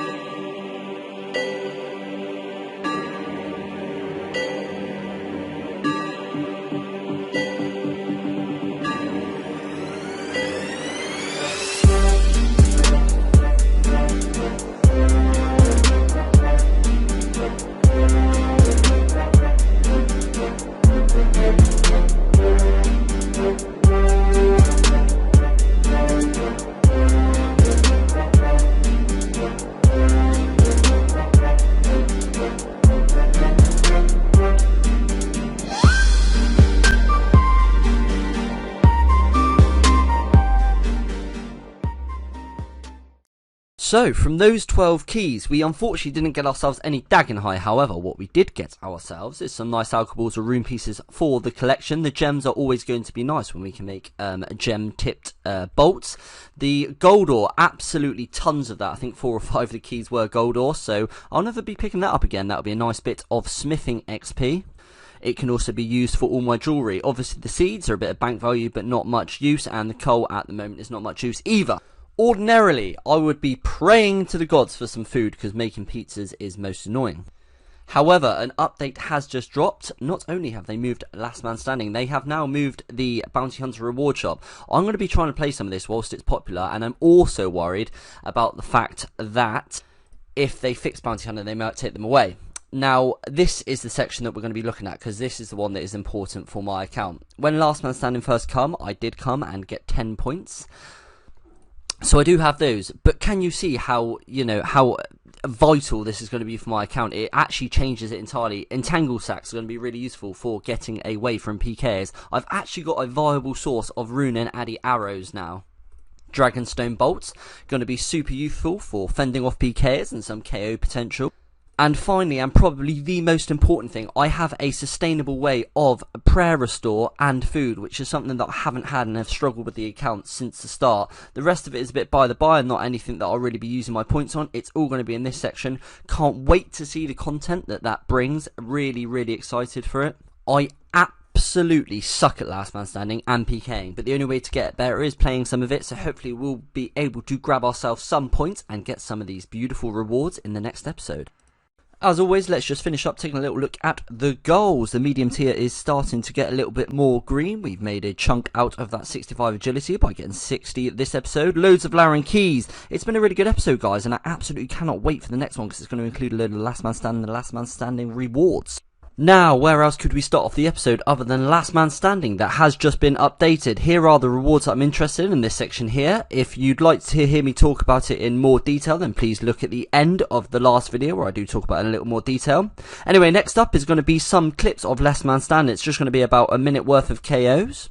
The way I play Last Man Standing is, yeah, for noobs really, because I don't actually take any mage switcher tool because I just cannot tribrid, so I just basically try and tank and DDS spec them out. You'll see that in my gear setup. It's a really noob way of doing it, but it does get the points for the rewards that are needed.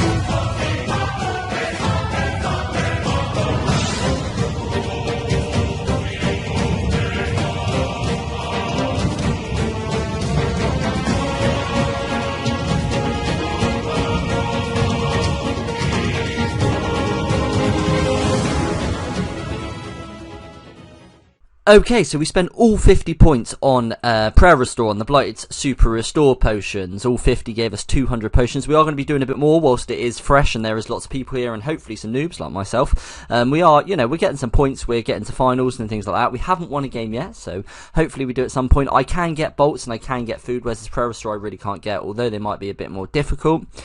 We'll get probably a few more prayer restores, just, you know, in case it gets nerfed. I've got my worries. And then we'll start working on food and ammunition and things like that. So, after countless hours of LMS, we did finally get our first win, which is pretty cool. It had to happen eventually, right? You know, yeah, you play enough games, you're going to win one of them.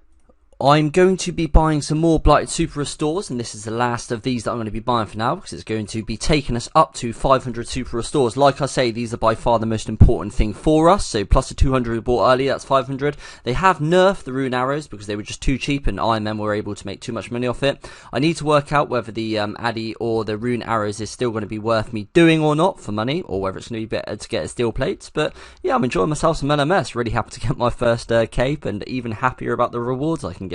So we have been drilling a bit more Last Man Standing, and to give some idea of how long these take, I get roughly 15 points an hour. I don't know whether that's good, bad, or absolutely terrible, but it's roughly what I'm getting an hour. So at the moment I'm going to spend 34 of the points on this to get just over 500 food, which is really, really nice. It saves me so much time on pizzas, and the rest of my 6 points I think I'm just going to be spending on these to get a few of these, which are going to be obviously really good for anti-PK and getting away. I have absolutely Last Man Standing myself out for the time being. I've been, yeah, really playing quite a lot since it come out, so let's go do something else. Let's go get ourselves another Slayer task. Right then, Crystalia, what have you got for us? Our assignment is going to be 37 Ents. Haven't done Ents in a little while. Just get some nice logs from them. Let's go knock that one out. That is the Ents task finished up, and as you can see from the inventory, we've got ourselves some nice logs, which will be Fletching XP. Our next assignment is going to be 140 Ice Warriors. Right then, that is the Ice Warriors finished up. Crystalia, what's our next task going to be? That's rewards. Assignment is going to be 56 Chaos Druids. I'm going to attempt the Elder ones on this one. I'm going to go for the Elder Chaos Druids, and something else I want to unlock is the Boss Slayer. It says that it's just for Konor, Doradel, and Neve. However, I do know that Crystalia can assign boss tasks, so I'm just going to confirm it and hope to God that that's the one I need. Whilst we're up at Elder Chaos Druids, we did actually get attacked, and yeah, the best thing to do whilst you're here is definitely not switch to what they're attacking you with. It's still to protect magic, because otherwise you'll get absolutely slammed. So the reason that I bring the Entangle packs is so I can entangle and log underneath them, which I would have executed perfectly on this guy, as you'll see in a second. However, he was very clever, and he used the Burning Amulet to teleport away back to the Elder Chaos Druid, so he was able to attack me again. So that was really clever of him. He's owning me, and he gets me really, really low, and I'm pretty sure that I'm dead. Look, I'm on 14 HP, I'm poisoned, I've got no food whatsoever. I'm tele-blocked, so I can't get to the Enclave, but I somehow managed to get away and log. And with the kill of this Elder Chaos Druid, we're going to be getting ourselves 65 Slayer. We also just got ourselves 67 range. And first of all, I took a load of super restores here. Even though they're easy to come by, it's still much easier just to use the Chaos Altar and save our prayer restore. When you get that last kill, after giving that lad the little run around, Crystalia, what have you got for us next? It's going to be 77 Earth Warriors, and we've got some nice lootations in the looting bag. That is the Earth Warriors task finished up. Our next assignment is going to be 108 Rogues. That's going to be a skip. What else can we get that is not Rogues? Crystalia, 108 Lesser Demons. That is one we will be doing, but not just yet, because the first thing I want to do is I have some Last Man Standing points. I've been doing a bit more of that. I want to spend up those and then go for the Magic Shortbow. So let's go to Last Man Standing. As we're going to be going for the Magic Shortbow, a vital part of the Magic Shortbow is going to be the Magic Shortbow Scroll, so that's 5 of our 51 points. We are going to be spending 29 points on Adamant Arrows to get ourselves 10,000, so let's spend the 29 on the Adamant Arrows, and that gives us 10,000 of those, and the rest we're just going to be spending on the Rune Arrows, so the last 17, not sure how many that's going to get us, but 17 points gets us 1.5k Rune Arrows. And we have got ourselves the Magic Shortbow. I think that was roughly 100 kills, and the drop rate's 1 in 128, so not too bad at all. Really happy to get that one, because I'm really not a fan of this place. I decided whilst I was up here to go for the anti-poisons drop from the Aviances, and I've just got myself that. That's one way that I'm able to get it. It's like 1 in 30 drop, so it's not all that rare. So yeah, that's one viable way that I can get myself some anti-poisons. Now we have attained ourselves the Magic Shortbow, let's use the Magic Shortbow Scroll that we got on it from LMS, and what this does is it gives it a slightly higher range bonus, and it also means we can use a special attack twice because it only uses 50% of the energy. Now, although we have already killed the Chaos Fanatic, we have only done 1 kill, so I'm going to take my newfound Magic Shortbow Eye, and let's do some Chaos Fanatic.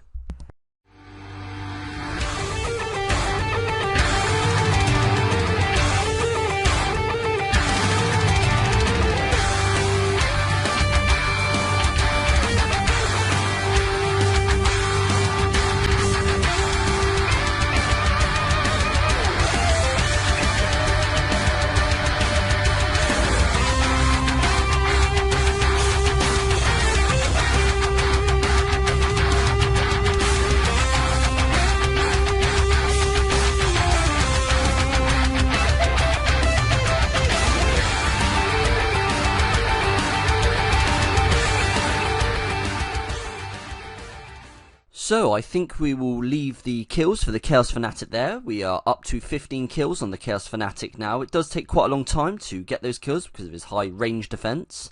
But we have got ourselves a new best in slot, which is going to be Mage Legs, and that is in the Split Bark. And that does now mean that our magic is now plus 60. We do have a Lesser Demons task, so we're going to go do that one now, but we're going to be using range for that one. That is our Lesser Demon task finished up, and our next assignment from Crystalia is going to be 91 Rogues. That's a skip task.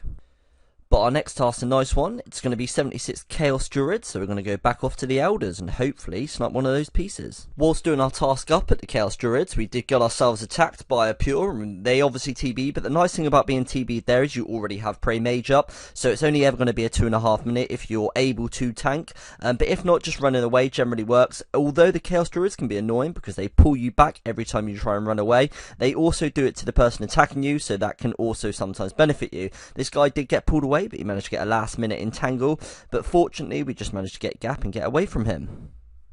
Not long after getting away from that guy, we get attacked by a higher level up at the Chaos Druids, and this does seem to be quite a PK hotspot, so I will have to bear that in mind at how many resources I take. This guy does unfortunately manage to kill us, and it is absolutely my own fault for just not prayer switching and being a bit lazy, but you know, it's the wilderness, part and parcel. At times, you're gonna die. You cheeky monkey.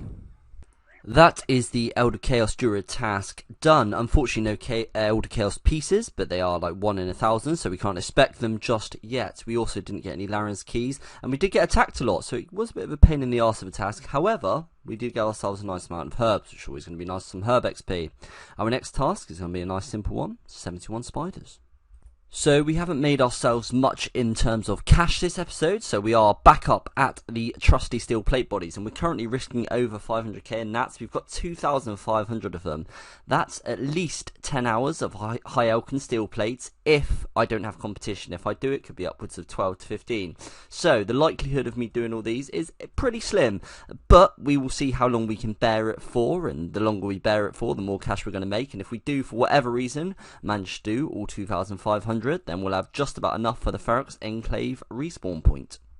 Okay, so it's been probably like a couple of seconds for you guys, but an incredibly long time for me, and yeah, I actually did it. I actually did all 2,500. I would have 3 mil square cash, but I'm an idiot and I out a few food. But we are pretty much done. I'm just going to fill up the inventory with a few last steel plates, and then we're done here. It's been, yeah, literally like 10 hours or more, so it's been a long old time. But I am excited to go back to the bank and see how close we are to that 5 mil. I think we are going to be incredibly close by the time I've out these last few steel plates. There wasn't that much in the terms of competition. I think that a lot of people may possibly be at last man standard, early IMM rather than steel plates, so that was quite nice.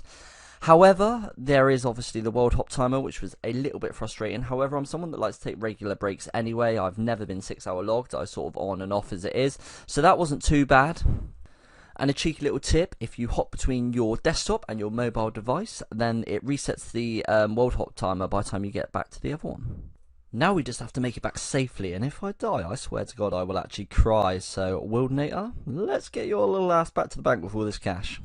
Okay, so after alching all those steel plates, we are just about 100k short, so I'm going to quickly alch up these gold bracelets and these 2 rune swords, and then we're going to unlock that Enclave Respawn point.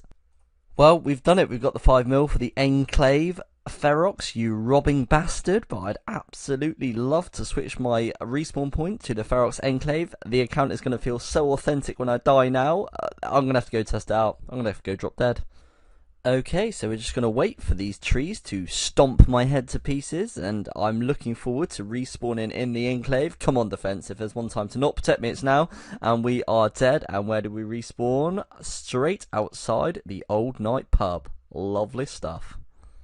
We are now coming to the end, but if you guys could just hang around for a minute so we can review this, and also I've got a question for you guys. We will now just be reviewing this at the end because it's pretty pointless at the start, but as you can see, what has changed is we now have the 5 million Enclave spawn unlocked.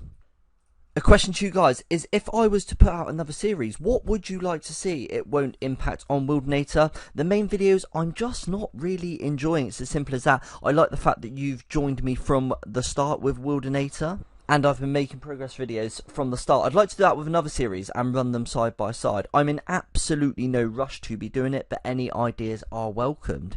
Hello guys, and welcome to episode 14 of the Wilderness Only Iron Man series. On screen are my stats. Let's get things rocking and rolling, and kicked off with an assignment from Crystalia. Crystalia, what have you got for us this morning? It's going to be 129 Greater Demons. Ordinarily, this is where one would obtain Black D'hide, but as that's not possible for me, it's just level 70 range, but it's still nice to see. We've had some pretty rare drops in the 2 Rune Falls and the Slayer enchantment, and we're now grabbing ourselves a cheeky little Laren's kit. That is the Lesser Demon task finished up, and as you can see from the looting bag, we got some really nice goodies that time. We also got ourselves a Laren's key and made ourselves 25k cash. So Cristelia, what's our next assignment going to be? It's a really quick one. Let's go knock out 90 spiders.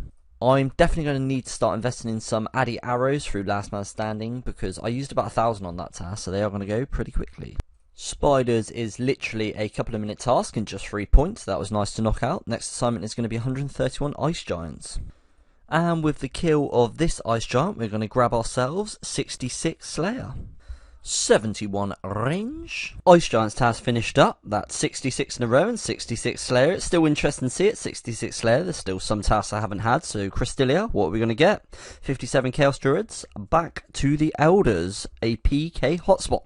And with this kill, that is going to be the final kill of the task. Last Chaos Druid. Let's see if we can get anything. We can't. So let's go get another task. And for our next assignment, we'll be heading back to the Greater Demons. Whilst up at the Greater Demons, we've got 77 left, and we're getting our first Laren's Key. 72 range. Our second Laren's Key of the task, and probably our final one, because we've only got 8 left.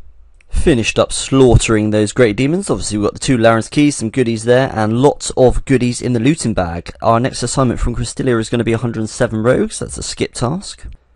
We're heading straight back. 73 HP, and the kill before that, we got ourselves a Laren's Key. We're just about finishing up the task with just 2 left, but we did get ourselves 73 range. And with this final kill, that is going to be task complete, and that's going to be 69 in a row. Right then, Cristelia, what's up next for us? It's going to be 108 Lesser Demons. Demons, demons, demons, demons, demons.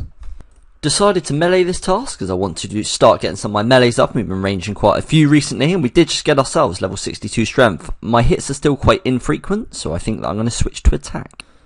I am really good, or really bad depending on how you look at it, but really good at missing levels, but there is 67 Slayer. That's the Lesser Demons task finished up. Let's give these demons a rest. It was the 70th task in a row, which means we received 125 points, and we're up to 1,250 points. Cristelia, what have we got next? 86 Revenants. Okay, normally, ordinarily, possibly this would be a skip. However, with the rework, I'm gonna go and see if I can kill any. I'm probably gonna start at Scold. If I'm just constantly getting slaughtered, I'll try Unscold. If I'm still constantly getting slaughtered, then we're gonna have to skip. But we're gonna give it our best shot.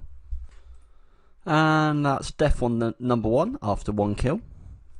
Holy shit! I forgot to protect my magic shortbow. Bollocks. Okay, so that did not go awfully well. We got 1 Revenant kill. We then got killed and lost our magic shortbow, which we spent ages getting. However, never fear, I'm going to go get the magic shortbow back, go back to Revs and just try a few different worlds. And yeah, hopefully remember protection prayers, because I really don't want to go back. It's a 1 in 128, and it's kind of a pain in the ass to get. And there it is, boys. That was literally only probably about 30 kills. I was killing all the imps as well. Unfortunately, got no economical keys. I'm just going to use the rest of these supplies actually and see if I can pick myself up a second magic shortbow. We have ourselves an ecumenical key coming in, which is a nice 62k AUK. Unfortunately, we didn't manage to get a second one. However, we did get the one that we wanted back, so that's not too bad. They can actually drop 2 at a time, so that's a little bit unfortunate. But we got the one. I'm actually going to be taking a rune crossbow to Revs now, just in case I make the same mistake. I've got plenty of surplus rune crossbows, so that won't be such an annoyance if I do forget to protect. Although we don't use broad bolts that much now we have access to element arrows, we do still use them a little bit, and I'm going to need some more of them, so I'm going to buy myself another 5,000 bolts, as we don't really have too much else to spend our Slayer points on. We just got our first drop, which is 73 death runes. I don't think it's worth banking for, but it's nice nevertheless. If we get another one, we probably will bank.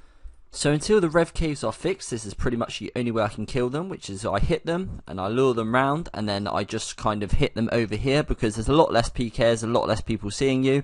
I can do that with the Imp, the Goblin, and the Pyre Fiend. The Pyre Fiend's often being killed, but if not, I'm able to do it with that one too, so I'll just hit them by here and run round to a safer spot. We did get a tap, but managed to get away, which does mean we're able to bank our runes, which is quite nice. It's 100% a PK hotspot. They're 100% still protected. So yeah, basically I've just got to hide and try my best. My second drop is again from a Pyre Fiend, and that's going to be 5 Onyx Bolt Tips. Another drop again from the Pyre Fiend, and it's going to be 12 adamant bars. So this is what I do not like seeing in the Rev Caves. This is an Iron Man that unfortunately is obviously paying for protection. I've seen another one, I've seen multiple of these sorts of guys. The second that you start challenging any of their Revenants, a big clan logs in. It's just, you know, why create an Iron Man and then go and do that? Beyond me. With this next kill, that is going to be the task finish, but I think I am going to stay up here for just a little minute and test my luck and see if I can get anything else.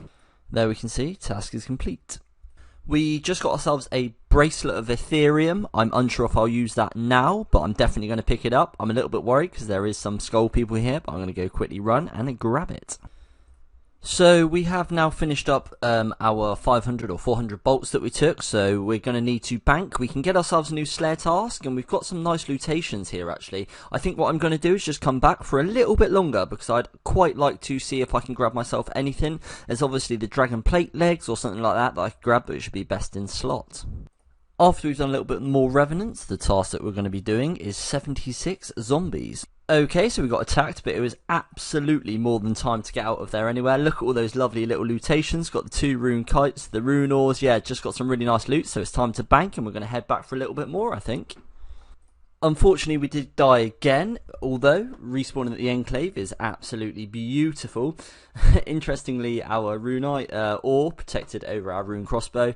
It was my own fault. I was doing really well. I was getting some good loot, and I stopped to talk to some guy who started talking to me. He was asking advice and things like that. Just generally trying to be nice. I was trying to help him out. The Revs Caves is not the place to be nice. It's not the place to stop and give people advice, because inevitably they're going to do what he did and call a team. But never fear, we've got plenty of rune crossbows. We'll go grab some more bolts and get back out there. So as you can see, we've got 195 last man standing points just before we get out to the Rev Caves, and that's because I've just slowly been doing it as and when I can. It's a really good way to learn how to PK and learn how to switch overheads, and I've definitely become slightly better. It's really good fun, but it's not something I can do for hours and hours on end, so it's just where I do an hour here and an hour there, and slowly the points build up. I was going to save myself like 280 points and just buy 100k adamant arrows outright, because I thought that would be really cool, but unfortunately we're really close to running low on food, so I think I'm going to buy myself 1,000 manta rays, 200 super restores, and I'm going to be spending the rest on arrows. Okay, so that's a pretty nice restocking on the food, the pots and the arrows, and 1,000 food, 200 pots, and nearly 28k adamant arrows. We just got ourselves a rune warhammer, which is a bit of an interesting one, because it could potentially be our best in slot to kill Vetion, obviously other than the Vigorous Chainmace. If anyone can think of anything that betters the rune hammer other than the Vigorous Chainmace, then let me know. I don't know what combat stats we'd need to kill it with the rune warhammer, but a lot higher than I currently have. Another nice amount of loot in the inventory there. I think what I'll do is, if I'm ever lucky enough to get myself a wilderness weapon, then I will just break these down into effort to be able to use that. Some nice loots, as you can see. The blood runes are going to come in really handy. This little tactic where I just sneak around the corner and shoot them and run back, it's slow. I can only attack the low level ones, but as you can see from the inventory, it is working. It's only a matter of time before we land something like those dragon plate legs. And what was I just saying, boys? A few kills back, we get our best in slot legs. That's a dragon plate legs. That's so good. I'm 100% banking. I am Ophistophilus. Yes, that is so good. Really happy with that. So with our dragon plate legs, we are looking like an absolute wilderness boss. There is the tank range setup, flip into those for the melee setup and the dragon plate legs, and then of course we've got the beautiful mage setup. And yeah, dragon plate legs, I remember trying to acquire them, well, when I was younger, many years ago, and I remember I finally paid 2.4 mil for them, so it's just a very nostalgic feeling to have them back in 2.4 mil. That back then was a hell of a lot of money, but look at him, Wildanator, you little beast. So unfortunately we did die again, and it was that quick that we didn't get to protect item. Whilst up there we did get attacked again, but fortunately we managed to get away. We didn't get much stuff, but we did get a nice amount of blood runes, which is going to be pretty nice, because I don't think I can buy them from any shop, so the only way I can get them is from monster drops. I just got a dragon longsword. Obviously I can't use that because I can't do Lost City, but that was off an imp, so I need to check the rarity of that, because I reckon that's probably quite rare. And indeed, that is a rare drop. It's 1 in 3,300 or thereabouts. It's a little later now, and the Rev Caves are absolutely a little bit more busy. We are going to do a couple more trips and just see what we can get, but I have decided to bank what I've currently got in the looting bag. Holy shit, we need we need to get out of it. We just got an ancient medallion from a goblin or an imp. It was one of the two. That thing's worth 4 mil, so I just literally need to give it boots and get the hell out of here. So if I got it from the imp, then it's a 1 in 7.7k, and if I got it from the goblin, then it's a 1 in 5.2k. It was definitely from one of them because the pyre fiend was dead. I can't remember which one I killed for it, but that's the 4 mil medallion. At the moment, it's just going to sit in my loot tab, looking very pretty because I'd value it over the cash. However, if there's another update that comes where I need 5 mil cash or something like that again, I'll absolutely be selling it and claiming it for the GP. We did unfortunately die again at the Revenants, but they are getting really busy. It's getting to that time of night, so I think we're going to give them a miss for now, but I am incredibly happy with the Draconic plate legs and also the 4 mil medallion. I think we're getting to a stage where I'm happy to end up this episode. We've had some nice luck. I just wanted to quickly go through the loot tab because I don't think we've done that in quite a little while. So obviously in new edition we got the ancient medallion, we got the draconic plate legs, which is a really nice upgrade for both tank range and melee. I'm just going to quickly scroll through the loot tab so you guys can take a look. It's looking quite nice. We've got some Laren keys, supplies, gems, ores, lots of arrows and things now, Herblore supplies, and then just some random bits and bobs. Here's some more Revenant stuff here. Here is some logs. I am passively working on the fletching level to make diamond and ruby bolts and also onyx bolts for cash. So that's how we're looking at the moment. The account is shaping up rather nicely. Let's take a quick look at our goals list. So this is how we are looking on the gear list, and as you might see, the draconic plate legs are now filled in, which means we've unlocked them. It's really nice. We seem to be getting an unlock each episode. I'm sure that will slow down, but that is absolutely nice to see. Obviously we don't have the emblems on there because they're not directly useful to the account. However, nonetheless, it is still very nice to see any wilderness unique, especially one as rare as that. Hello there guys, and welcome to episode 15 of the Wilderness Only Iron Man. Here you can see I'm looking pretty swaggy, just showing off some bits and bobs that I've got recently and all of that sort of stuff. You might notice here that I've unlocked a new music track. That's because I unfortunately had to leave the wilderness very briefly. I made a teleport and then straight back to the Ferox Enclave, which is where I am now. And it's to get the collection log, and the reason that I wanted to get the collection log is mainly for the Revenants tab, because obviously the boss kills, I can see how many kills I've got, but not of the Revenants. This is probably going to be high for the amount of items I've got, because I primarily can only really kill the goblin and the imp and occasionally the pyre fiend. This item will, however, be nice to be able to look at my boss logs and things like that. I think pretty much the only other thing that I've got some in is the crazed archaeologist. I'm not exactly sure where he is, but there he is. You can see some bits and bobs in there. We're going to start this video by heading straight back to the Revenants, because I was enjoying me some Revenants and seeing what we can grab from there and seeing if we can get lucky again. So whilst up at Revs, we did get ourselves a couple more lootations, nothing too juicy, but a few runes. Addy bars are going to be useful when I need to make bolts in the later game. It's getting to the time of day where it's getting busier again. I can absolutely tell you that Revenant protection is 100% a thing. The 20% nerf didn't do anything whatsoever. It's still like 3 mil plus an hour, so why would it? So yeah, they really need to think about a proper fix for the Rev Caves, if any legit player is going to be doing it. But I'll just pop there from time to time and kill the goblin and the imp, and just safe swap them and run away as soon as I get attacked. If you remember from last episode, we had a zombies task, 76 of them, so we're going to go quickly do that one. It's going to be a nice quick task and hopefully get ourselves some Eye of Newts. We have finished up with that zombies task. That was a pretty quick one. So Crystalia, what's going to be next? It's going to be 81 Hellhounds, 74 ranging at the Hellhounds.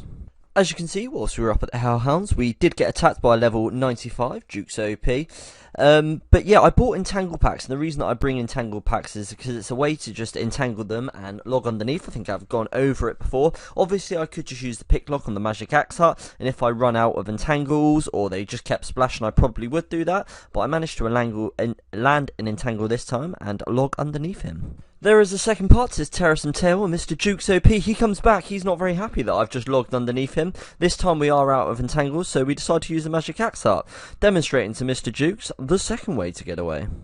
Hellhound's task finished up, and unfortunately no Laron's keys, and they don't really have any other drops apart from a very rare chance at a smouldering stone. But our next one is going to be 81 lesser demons. Just before we do our Lesser Demons grind, a small goal we've been AFK working on is fletching and woodcutting. There's perfectly good reason for that. But before we get into that, let me show you a montage of the levels that I've been getting. Just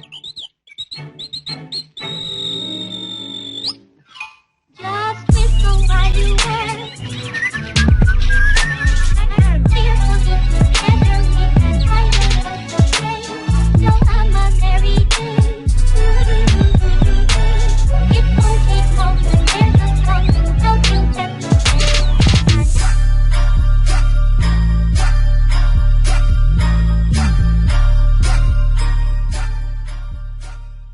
And that brings us to level 65 Fletching. And why is that important? Because it means we can make both Ruby and Adamant Bolts, which is going to be very useful for wilderness bossing.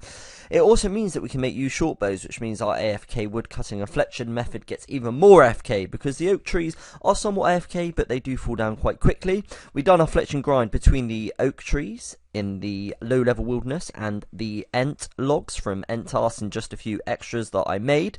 To make the adamant bolts, our best way of doing that is going to be going to the Adamant Sea to get the adamant bars, and I'm going to need to get myself 73 smithing at some point, but it is really nice to be able to knock out the Fletching requirement.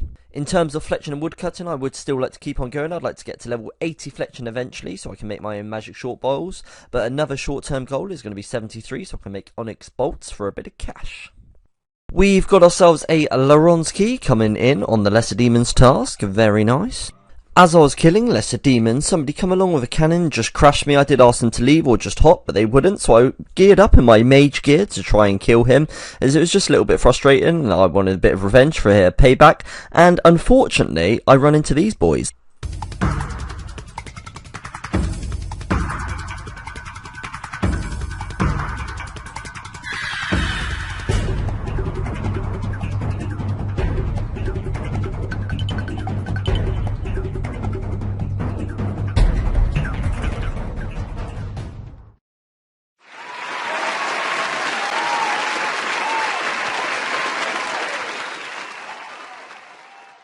We finished up the Lesser Demons task, and we did just get the Laron's key. We did melee that task, and we're now up to 51 attacks. That's getting up there, and we are hitting more frequently.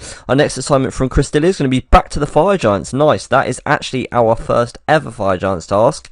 So we got this Rune Sim off task. We're going to be doing that one, and seeing if we can get a backup Rune Scimitar. We've just got an interesting one off the Fire Giants. It's a Rune Spear. I'm pretty sure it's not better than the Rune Warhammer for Vetion. I'll double check, but I think only the Dragon Spear would be better, but it is a 1 in 10k drop. Few kills later, we're getting ourselves a Laron's key. There it is, we have a backup Rune Scimitar coming in. We also did just get ourselves 74 HP. With this Fire Giant task, that's going to be our last kill of the task, and we also got ourselves a Laron's key, which is really nice. Next assignment is going to be 113 Hellhounds. However, I do need some more power amulets just through dying, so we're going to go back and do a few crazed archaeologists first. It's interesting to see how throughout the transitional periods of the account, how much more efficient I've been able to get with Crazy Archaeologist. Obviously now I have better food and I actually have some super restore potions. When I first started killing him, I'd have to sort of do half a kill, run up to the Chaos Altar, recharge my prayer, and do the other half a kill. Then I got slightly better and was able to use the Ferox Enclave teleport, and now I'm actually just going to be able to stay there with some blighted super restore potions. Another rare from the Crazy Archaeologist, and that is our second Fedora. We have just reached 100 kills on the Crazy Archaeologist. Whilst we're up at the Crazy Archaeologist, we got attacked by this Voider, and to be honest, he was a pretty decent PK. He entangled me, teleblocked me. Yeah, I was really struggling to be able to get away. He kept running underneath me. I just had to protect melee because I couldn't actually see what he was using. There you can see he's using Blister and Void, but unfortunately, whilst he was running under me, I couldn't see that. I should have switched my prayers here. That was a silly mistake, but as you can see, I got gap on him. Brilliant, eh? No, I click in the wrong spot, turn back, and he entangles me again. And that is pretty much left, right, good night, game over for Wildanator, unfortunately, but it's my own fault, and he was a pretty decent PKer. Okay, so that actually didn't turn out nearly as painful as I thought it would, because he actually PM'd me and just said he left my crossbows, but he actually left a whole lot more. I'm assuming he just saw I was an Iron Man into a main account. This is like literally like next to no cash. It's less than like 50k, but to me this stuff's really, really useful, so that was really nice of him to leave. Obviously it's the wilderness, I don't expect anybody to leave anything. I'd be more than happy if he picked it up, but you know, I am absolutely not going to complain about him leaving the odd item here and there, or most of the items, so yeah, that's really nice that he's done that. We are unfortunate at Chaos Runes because he did pick up all those. He probably took a few too many, but hey, you know, what's a little risk? So I think it's time that I'm going to go sell that emblem. It's not the best time of day to be selling it actually, because it is kind of peak time, but I do really want the cash, and I'm not going to go and pick steel plate bodies up when I've got 4 million cash sat in an emblem in the bank. So let's go sell that and hope that we do not die.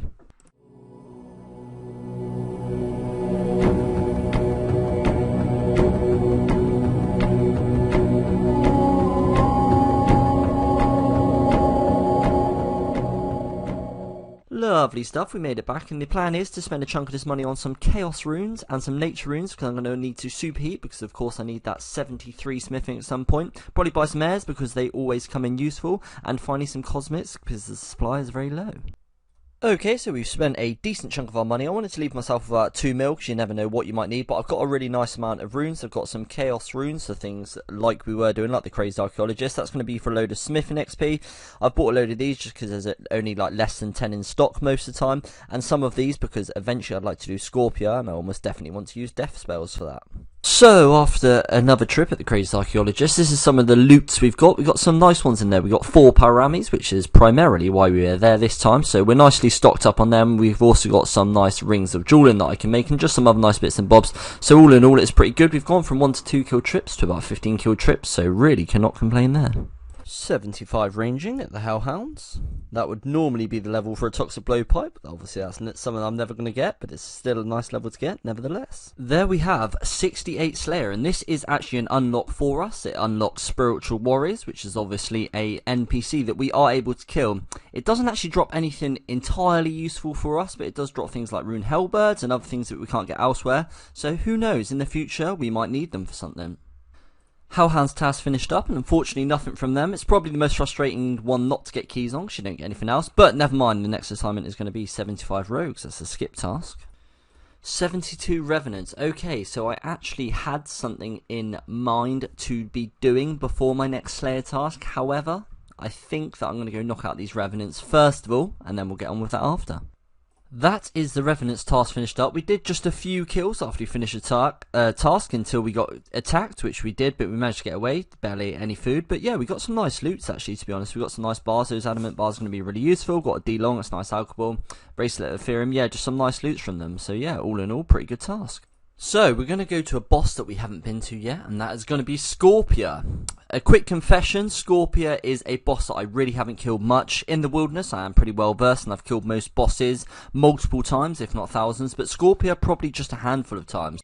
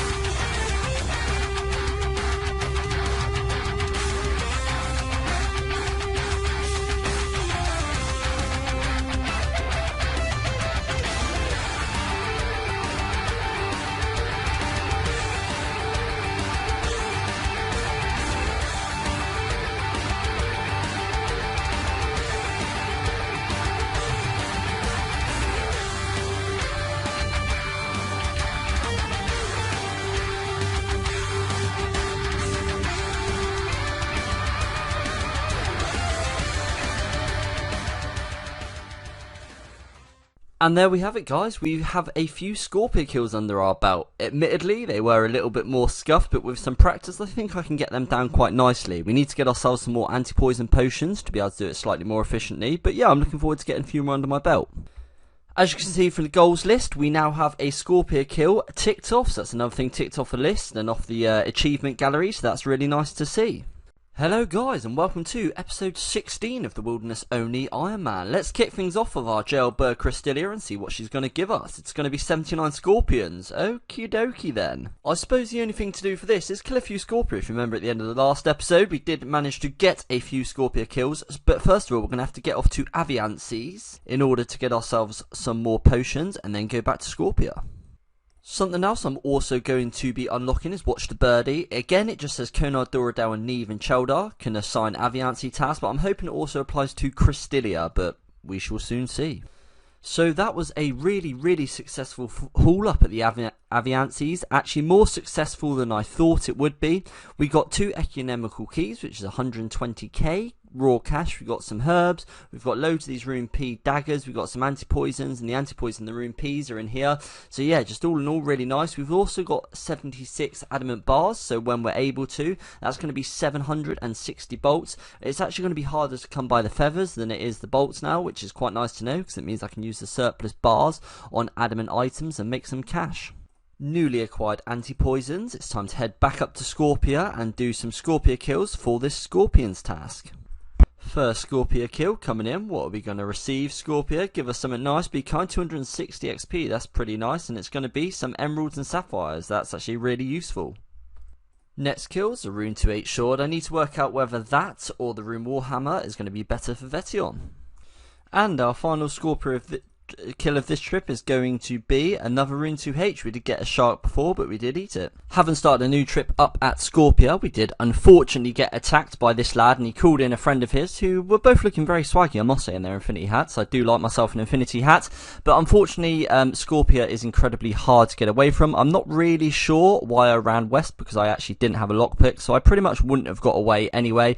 Even with a lockpick I wouldn't have got away. The damage output was just too much, considering I don't have things like brews. You know, they had god swords, ballistas and stuff like that. 2-on-1 without any brews, with that sort of gear. It was never going to end well for good old Wildanator. I dropped the GF because, yeah, I just know that I'm going down. There's no way of surviving that one, unfortunately. It happened, you know, it is the wilderness, and yeah, GF boys, and grats on the kill.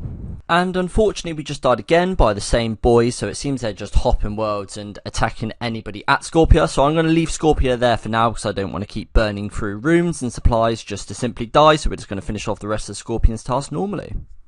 That is the Scorpion's task finished up now. One of the nice things about unlocking the Ferox Enclave respawn point is to be able to get to Cristilia more efficiently. I can just die on certain tasks if I don't need many supplies and things like that, which is what I tend to do when I'm up in Deep Wilderness.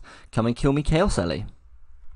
Our next assignment is Chaos Druids, and that gives us another chance at the Elder Chaos Robes. Whilst I was up at the Chaos Elder Druids, we did actually get attacked by this chap, and as you can see, he calls in his mate. So yeah, I thought 2-on-1 I had a bit of a chance, but then a third one comes in, and from this point, these boys just keep multiplying. There's like a 4th, a 5th, maybe even a 6th, but yeah, they called in the absolute cavalry, so I thought at this point there was probably no escape, as I was TB'd, and unfortunately there wasn't. But I thought fair play to the lads until they dropped the die bitch, and I can see why they did that after that absolutely phenomenal PK.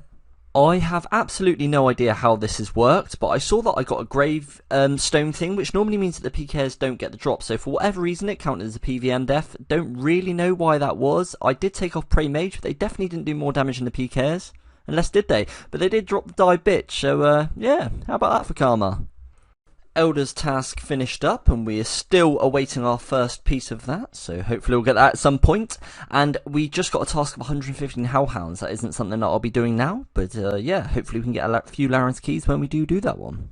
I've decided it's not peak time, that I was going to do a couple of revs, so I just did a very small trip up there, because I got attacked quite quickly, but this is some of the loot that I got, so let's head back up and see if we get a few more pieces. Another relatively small trip, just because there is actually so many PKs out at the moment. It's so hard there, it's so difficult, but it's kind of interesting because it's so challenging to just stay alive and stay hidden there. So yeah, a couple more loots coming in. 76 range whilst on the Hellhounds task. That is our Hellhounds task finished up, and unfortunately no Larran's keys. So that's 2 tasks dry of Larran's key on the Hellhounds now. We didn't get any of the drops. Next from Cristilia is going to be 105 lesser demons. Decided to come and do a little bit of agility, because I do really want to work on the 89 for the Revenant shortcut eventually. That's a very long term goal, but a little bit of a closer goal is the 75 agility, and that helps me get away near the Impling and the Goblin that I can currently kill. 62 agility. I did just miss it, but as you can see, 63. Coming in now with 64.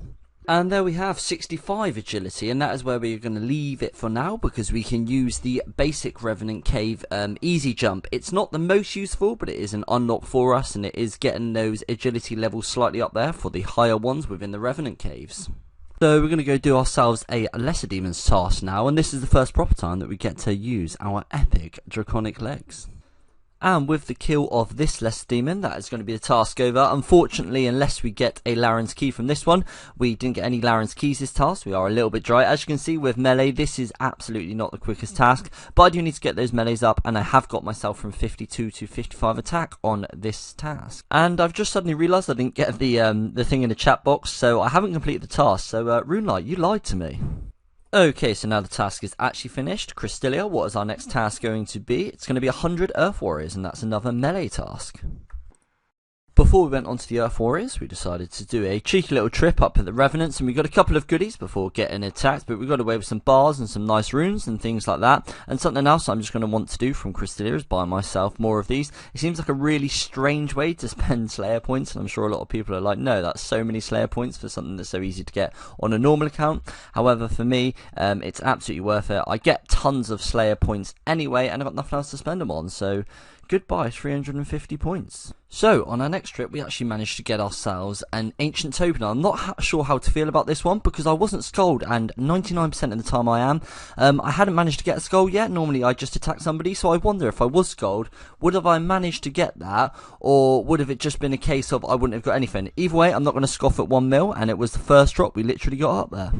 Fortunately, whilst up at the res, we did just die, and the frustrating thing about it is I actually had quite a good lot of good loot on me. Unfortunately, I should have probably banked, but you know, you get a little greedy sometimes, so we did die. So I think I'm just going to leave revs for the minute because I really don't feel like heading back there after spending a couple of hours just to die. So we're going to get on with our Slayer task. It doesn't matter too much, it's the wilderness, it happens. Let's crack on with some Slayer.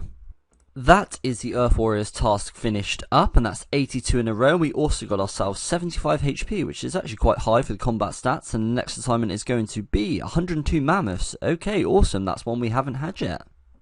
Okay, so whilst killing mammoths, we just got ourselves a rune battle axe, which I'm almost certain isn't on the drop table, so that must be a rare drop table drop, I think, and that could potentially be our best crush weapon. I need to double check that. That is the Mammoth's task finished up, and it turns out that the rune Warhammer does actually have a better crush, although the Battle Axe has a better strength, so we'll see, we'll test that out when we get to Vetion. Oh, Crazed Archaeologist, so we can get boss tasks, even though it says that you can't be assign them from Crystalia. So Crazed Archaeologist, I need power rammies all the time, because I die all the time. It's a good fun task, we're just going to absolutely smash out 35 of them. So before we go up to the Crazed Archaeologist, I purchased myself a little summit from the Last Man Standing. This cost me 13 Last Man Standing points, and it's a lava staff upgrade. Someone in the comments said that I should get it. I don't actually know what it makes my lava staff look like, because I've never actually put one on there, but let's see. And great, I've just turned my staff into a paintbrush. Absolutely brilliant. What does it look like when I've equipped it? Okay, that's pretty cool. I think I actually do prefer that. Yeah, okay, cool. So there we have an upgraded lava staff.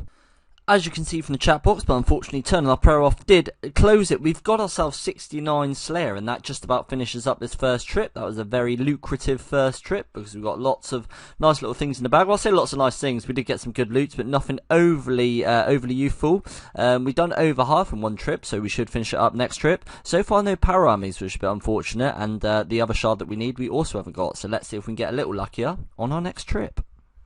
And this is going to be the final kill of the task, so let's see what we get off this one. We got 5,275 XP. Oh, because of the point boost, it must have been. I'm not sure if you finish a boss Slayer task, but yeah, that's a really nice amount of Slayer XP and 150 cannonballs.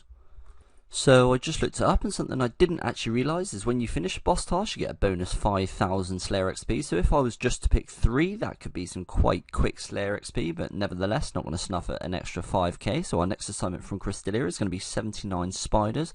That's going to be a super quick one. In fact, actually, I'm going to really risk this, and I'm going to try Venenatus. I'm going to go for it. I'm going to try Venenatus. And the loot in the looting bag is 167k, and we did get some power armies, so not too bad. So this is the setup we're going to be going for Venenatus. The hat and the cape is just for some magic defense. This is very risky because I'm trying it on a Saturday morning, but we shall see. This is obviously for the range bonus, and this is for the prayer bonus. We're going to be using the rune arrows because of the attack speed of the magic short bow. That'd be the easier lure if I can kill it with this setup. If not, what we can do is try and get some dragonstone bolts maybe and try a different setup, although that would take longer and will be slightly harder. But let's see how it goes.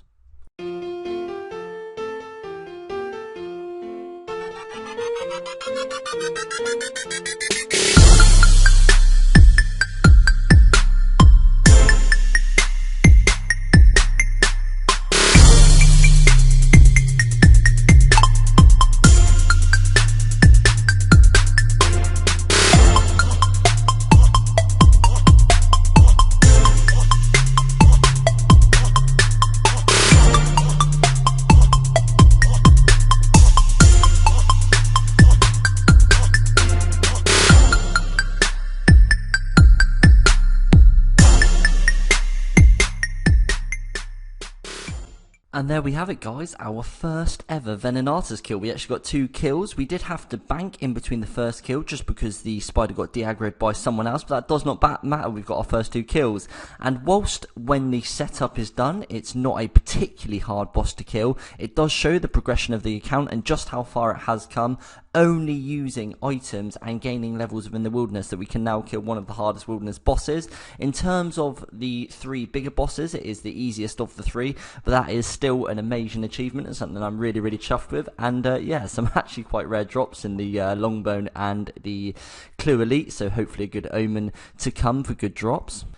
Something I'm sure I'm going to get asked is the lure. There are hundreds of videos on YouTube, so you can have a look at that. There is some other lures that you can use, but that is the easiest to keep Wildanator in the spot and set up. However, I do have to keep my Protect Magic on all the time, so I will be rattling through Blighted Super Restores. You do also have to have a quick weapon, like a short bow, crossbow, knife, something like that, so I wouldn't be able to use a rune crossbow. And finally, I wouldn't be able to use my my special attack on the magic short bow because it would act as a non-hit, and the second that you're not completely in aggro with the spider, it will de-aggro you and it will use its melee. That's why I need to keep my Protect Mage up, so it keeps using Mage rather than using melee. I think now we have got a kill with the rune arrows. We're actually going to try the adamant arrows because we do rattle through about 300 arrows per kill. So unless I'm using 900 or more adamant arrows, it's going to be more efficient to be doing it with adamant arrows in terms of LMS points.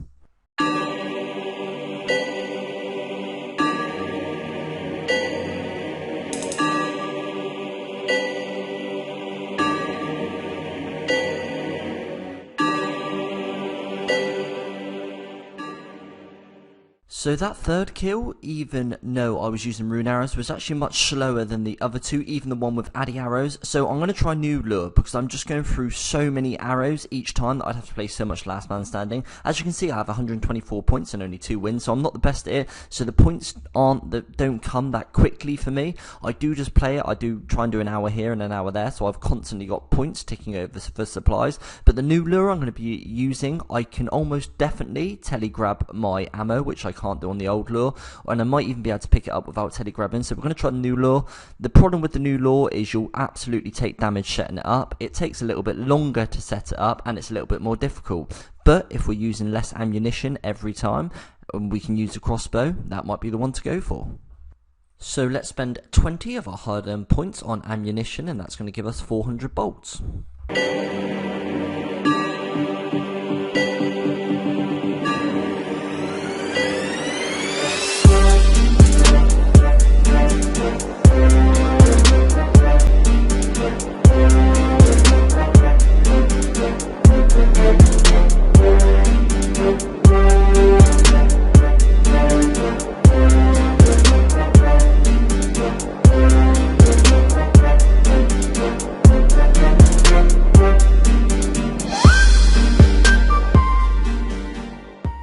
Okay, so with those Wildanator kills, I feel like that's a really nice place to be wrapping up this episode, and you can absolutely expect some more boss kills in the next episode. As you can see from our goals list, the Wildanator kill is now in green, and we got 4 of them. No fantastic loot, but the important thing is knowing that we can kill her.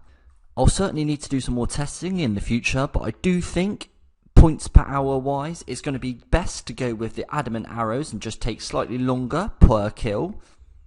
The Dragon Bolt method took a really long time, and you'll notice in that last clip, so long that she actually despawned. I think per each kill, in terms of points to get the supplies and the actual kills, it's going to be taking about half an hour or more, because it takes a little while to get the points, and then each kill is about 15 minutes. We're kicking things off exactly where we left off, and we still have that spiders task. Last time we got 4 kills, so I'd like to try and get 2 3-kill trips and get 6 more kills to take that up to the 10 before finishing the normal spiders task. So let's see if we can get anything juicy from Wildanator and kick this episode off with a bang.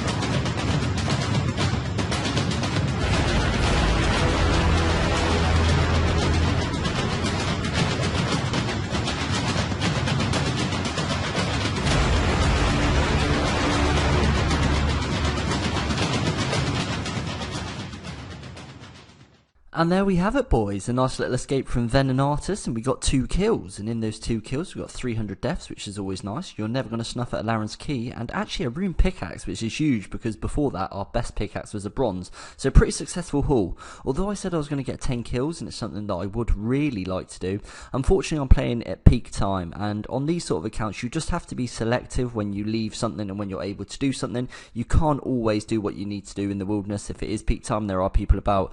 Clearly they are peak is about. I saw someone on my way to Venenatus who couldn't attack me, and obviously that chap who could. So we're going to leave that for now and just finish off the spider's task normally, but we will in the future do more Venenatus, do not worry. In terms of that escape, just as a little tip, the best way, if you don't think you're going to be able to get away from Venenatus, is just dance underneath the spider and let them attack the PK, because he can do some absolutely huge damage, much bigger outputs than I'm able to do. He had the lot, you know, he had max, he was probably a max pure, he had AGS, he had absolutely everything, so just simply trying to run away was never going to work, but I danced Venenatus, and as soon as I knew I could get gap, off I went. So we did finish up that task on regular spiders, which naturally is very, very fast because they're just like level 2 to 5. And the next task we got is Hellhounds. Now, other than the Laren's Key off of Venenatus, we've been pretty unlucky in terms of Laren's Keys recently, so hopefully you can get a couple this task. Complain and you shall receive. There we have our first Laren's Key with still 90 left on the task. Ah, thank you very much, Laren, me old china plates. I knew this task was coming where they'd come thick and fast, and here it is, Laren's Key number 3, just a few kills later. We have been really dry recently, so it's really nice to see, and it had to happen at some point. Lovely. Once we deposit this, we've now got 11 Laren's Keys. 77 range. That is the Hellhounds task finished up. Few Laren's Keys, which is always nice. We've got a couple of Slayer enchantments at the end there. Crystalia, what's our next task going to be? It's going to be 55 Ents. That is the Ents task finished up, and as you can see, we got ourselves some nice logs in the inventory. I'm a bit indifferent with Ent tasks because you can't get Laren's Keys. It does take a while, but you get some nice logs. The lower level logs I'll use for fire making eventually, and the higher ones to continue on for my goal for 73 fletching. Crystalia, what have you got for us next? 87 magic axes. As you can see, task finished up. That's 88 in a row. Back to Crystalia for a new one, and we got ourselves a 59 attack. Right then, Crystalia, what is up for us next? It's going to be 91 Revenants. Oh dear, let's try our luck. That is the Revenant's task finished up, and we didn't die at all, and that is a loot and bag. We actually got some quite nice things. Next assignment is going to be 106 zombies, but if you're curious how I didn't die and how I do kill revs, I wall hug. And coming up is a quick bit of footage of how I do it, and yeah, just how ridiculous it is that I have to scave the walls and can't actually properly enter the cave. That's the zombies task finished up, and that was a fairly quick one. And in the loot and bag, we've got 2 Eye of Newts. That's the interesting thing about playing these type of accounts. Normally you wouldn't get excited by an Eye of Newt. There are a couple of GP, but my best way of getting them is a 1 in 128 from zombies, and I need them for super attacks, so that's why I like them. It was also my 90th task in a row, so I get a point boost, and we're closing in on that 100. Crystalia, what's going to be next? 116 Earth Warriors. We have finished up with the Earth Warriors tasks, and no Laren's Keys, but we did get ourselves 60 attacks, so that is nice level to be getting. And it's going to be back to the magic axes for our next task. Very nice, picking up a Laren's Key from the magic axe task, and these are really rare. I think these are at a 1 in 500 from these guys, so that's very nice to see. It's nice to see that they've changed Crystalia's mechanics to only ever assign Earth Warriors or Magic Axes. But no, seriously, another Earth Warriors task. It's not too bad, but I'm not going to do it for the time being because I have just been there and we've done quite a bit of Slayer. Something I really want to work on is Herblore. That's one of the skills. Another skill is crafting I really need to work on. Another smithing, another agility. So for now, I think the first one we're going to start working on is some Herblore and see what herbs we've acquired through Slayer. So as you can see, we have acquired a few herbs. I'm going to clean a few herbs up, check out what secondaries we need, make some potions, and see if we can get a few Herblore levels. We're starting at 31. Okay, so we've got our Herblore surprise. We've got enough limpwork roots to make all of our strength potions. We've also got the red spider's eggs to be making the Haralander restore potions. They will just be emptied because actually vials aren't that easy to come by. My only viable source of vials is through Chaos Druids, so generally I keep the empty vials and fill them up. I can fill them up at a sink just above here. There is actually a water source here, although it doesn't state it. The Ranar weeds ordinarily would normally always just go to just go to prayer potions, but I'm always going to be getting more Ranas than I am Snape Grass, as they're really hard to come by. So some of those I'll be making into defense potions. So let's make up all those potions and see what Herblore levels we can get. First level coming in, 32, 33, that's 34 Herblore, 35 Herblore, 36 Herblore, and that might well be our last level here. Herblore supplies finished up. I think we'll do a little bit of crafting. I want to make some of these sapphires into amulets of magic, which means we're going to need to go to the God Wars dungeon to get balls of wool from the imps for the amulets, and these ones are going to be making into rings of dueling to teleport to the Enclave. We managed to get 36 Herblore. I'd like to get 38 for prayer potions eventually, just because that's a nice level to get, although we can use super restores from the LMS shop. I'm reluctant to camp Chaos Druids, really, just because I know we'll passively get a lot of herbs from Slayer, so I'll probably be getting it through that, and secondaries through Boss Slayer. 32 crafting, 33 crafting, 34 crafting. That now means we can cut our rubies in the bank. The majority of our rubies will be made into bolts, however, a few of them will be made into strength amulets when we hit level 50. I also just noticed that we've hit 1100 total, which is really nice considering how hard things are to train on this account. And when we get close to that 1250, I'll probably train some of the easy skills like fire making, just so we can use those total level worlds. Level 35 crafting, 36. Whilst up at God Wars dungeon, getting some balls of wool from the imps, as you can see we got 4. We grab ourselves an economical key. That's a lovely 61k. And we have now made ourselves some Amulet of Magic, and now puts our magic bonus up to a plus 64, which I personally think is pretty huge when I'm only able to obtain and get things within the wilderness. So I'm really happy about that magic setup's looking now. We have just finished up our Earth Warriors task, which we decided to go and do. Our next task is going to be Chaos Druids, which means we can go back to the Elder Chaos Druids and try and grab ourselves a piece. It might not be an Elder Chaos Druid piece, but it is a Laren's key, and we're not one to turn one down. Whilst we were up at the Chaos Druids, we got ourselves tele-blocked, and this Major and Ranger, they were quite vastly different levels, but both, unfortunately, were able to attack me, so they had a decent bit of damage output. The difficult thing can be at the Chaos Elder Druids, as whilst you're tanking them there, you have to keep on Protect Mage because of the damage output from the Druids. So they were getting me here, but I still had a little bit of food, and as you can see by the Ferox Enclave, there is this little ladder that actually has 4 floors, so I just juggled them up and down before I was able to log out. So I hopped worlds and went back to finish my task, and the same boys come again and attacked me again, and it went very kind of similar. They got me really low, and I did manage to get away. For those of you that don't know, you can't actually enter the Ferox Enclave whilst you're tele-blocked, so I used this one again. They were super close this time. I didn't pray melee on the Godsword. They could have killed me there. I got chanced so many times. I get away on 13 HP and absolutely no food.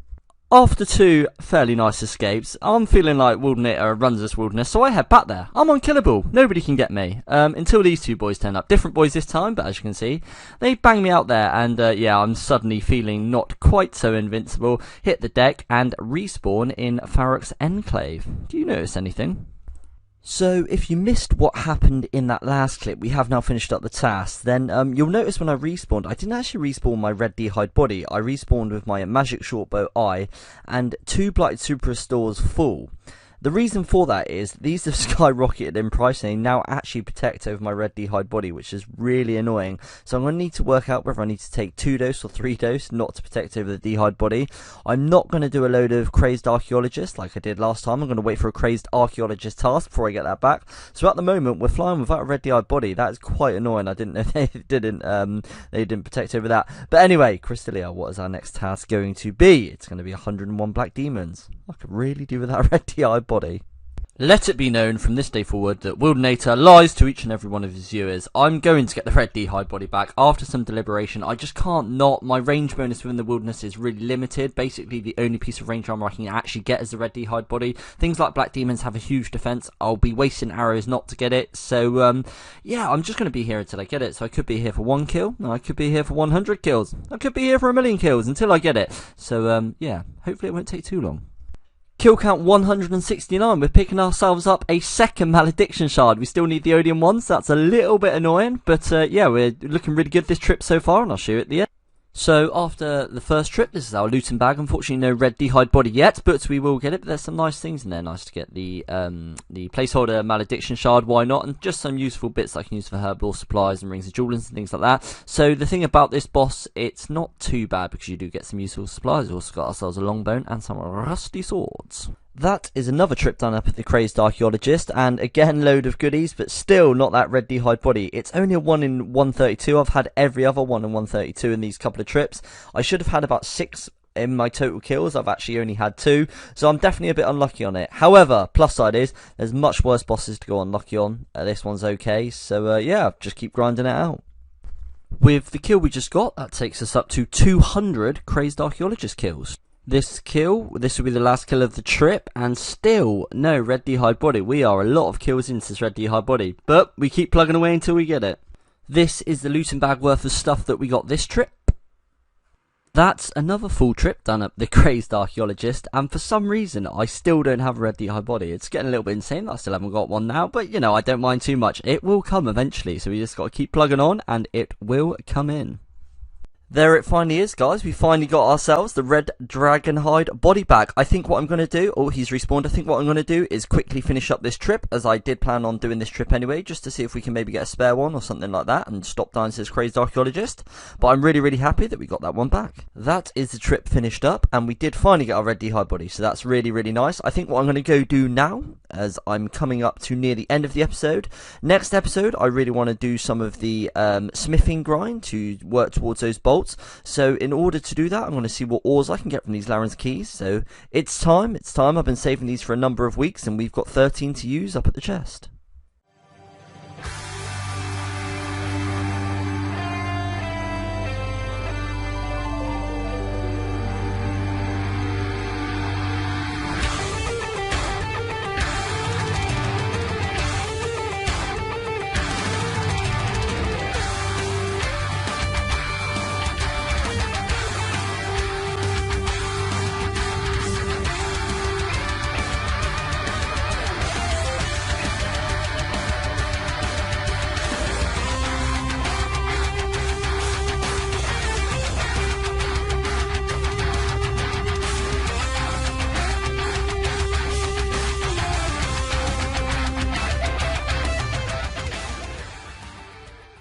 And there's the loot we have from the keys, guys. The diamonds are going to be really useful for crafting. We've got some nice ores for smithing. The magic logs eventually I'm going to be able to fletch. So we got some nice supplies. The bulk of the cash coming in the arrowheads, which obviously for us are useless, but we did get some nice bits and bobs in there, so really can't complain.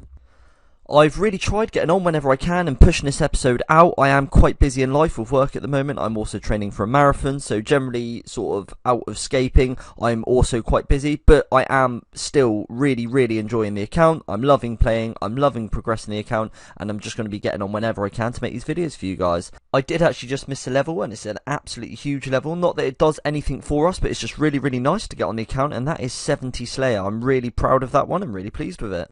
78 range at the Black Demons. With this kill we're about to get, that's going to be the Black Demons task finished up. We got ourselves a nice amount of rune items. We got some a few rune swords and a couple of rune chains. It's a pretty long one, this Black Demons task, so it's nice to have that one knocked out. Our next task from Crystalia is going to be 82 skeletons. That's a super quick one we can quickly knock out for some easy points. Skeletons task finished up, and like I said, it's a nice quick one. What's the next assignment at Crystalia? It's going to be 77 Hellhounds. We are coming really close to the end of our Hellhounds task, and I didn't think I'd get a Laren's key, but with 9 left, we do pick up one. Hellhounds completely finished up, and we got the 1 Laren's key on that task. The next one's going to be 82 skeletons. That's again a really quick task, and we're really close to the 100 tasks in a row, which will give us a nice point boost, and it's just a really nice goal to hit. Very, very nice. We're landing ourselves a Laren's key from the skeletons, and this is like a 1 in 1,200 from these guys. Skeletons task finished up. That was a nice quick one, and our next one is going to be 50 Ents. We are now just 2 away from the 100. That is the Ent task finished up, and now because I've got myself 75 woodcut and I've been passively doing it AFK when I can now get myself magic logs. And at the moment I can't fletch magic logs, but one day when I get 80 fletching, I will be able to, and that will be like 300k from those magic logs. So each task I'll be getting like 300k raw cash, and that's going to be really, really useful. Crystalia, what's going to be our 100th task? It's going to be Callisto. Oh shit, how do we do that? Okay, I'm going to buy some Dragon Bolts. This is going to be like so difficult. In fact, I'm not even sure that I'm going to be able to do it. His defense is so huge. But we're going to try. We're going to see if we can. And yeah, I'm obviously just going to go for 3 because I'm not even sure if I can kill 1.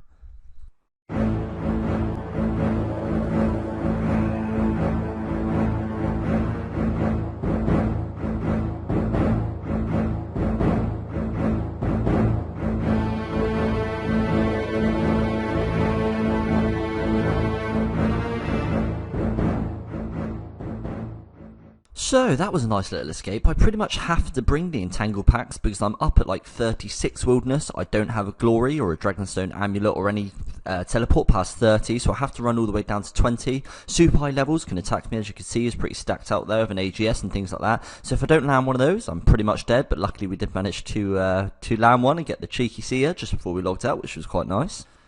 It's going to be incredibly hard at Callisto. It is possible to kill him, but each kill is going to take me roughly half an hour. So I've got to not encounter a PKer, a pretty PK hotspot, in half an hour of trying to kill Callisto.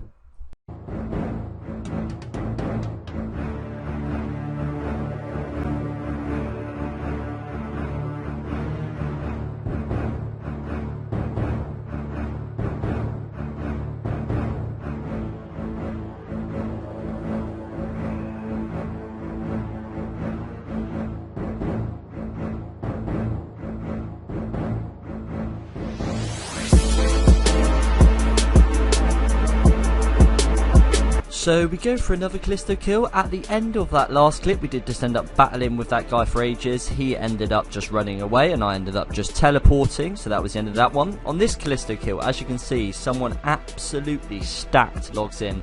And I possibly would have been dead, although he couldn't attack me for long, but he just basically stops and he's like, look at your gear, basically. Just stops attacking me.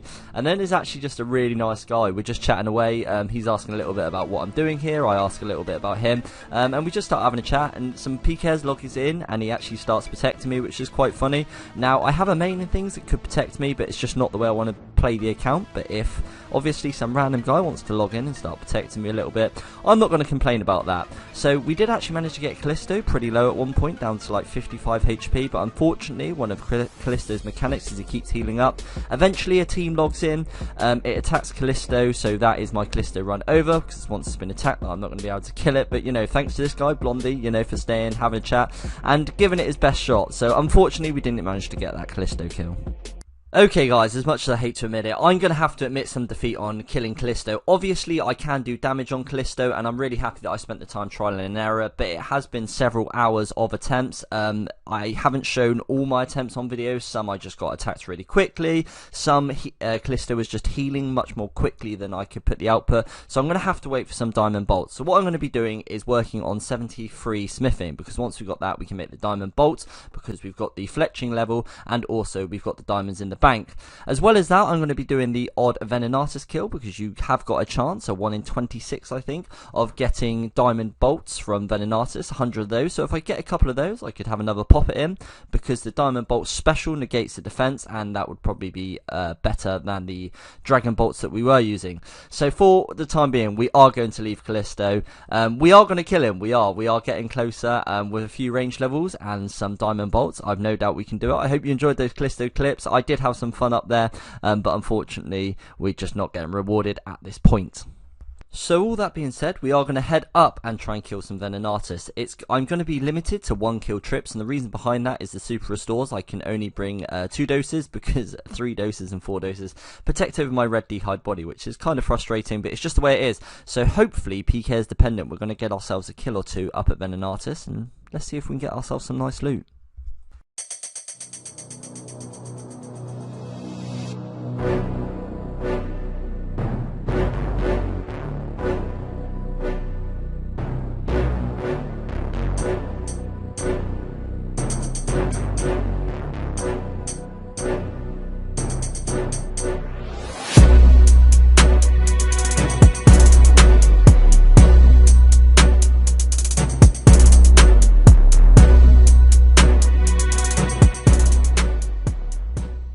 Okay, so yeah, we got attacked, didn't manage to get that kill. That was a smooth escape though, boys. I'm pretty happy with that one. I'm not sure whether I'm skilled within the wilderness or whether I'm just getting some sheer dumb luck. I like to think it's a little bit of both. But yeah, that was a nice little escape once again. Somehow we haven't died at Venenatus or Callisto yet. I really do not know how, but yeah, I'm not complaining. Let's go again and try and get this kill.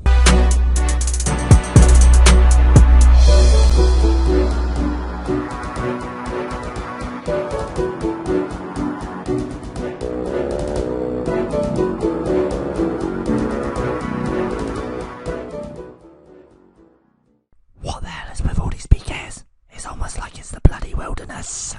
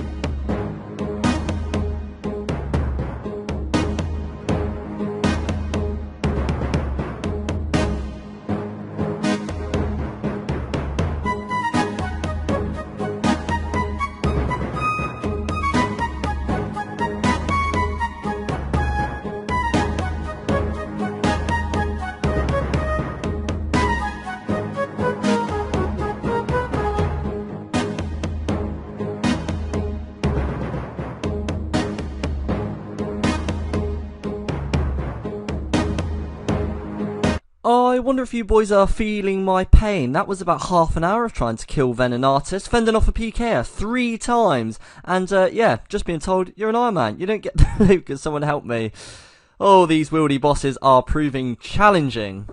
So I really tried for you guys to get a kill, and I just haven't been able to. I've been crashed another twice since the last clip, and also I've just been attempted to be PK but got away really easily.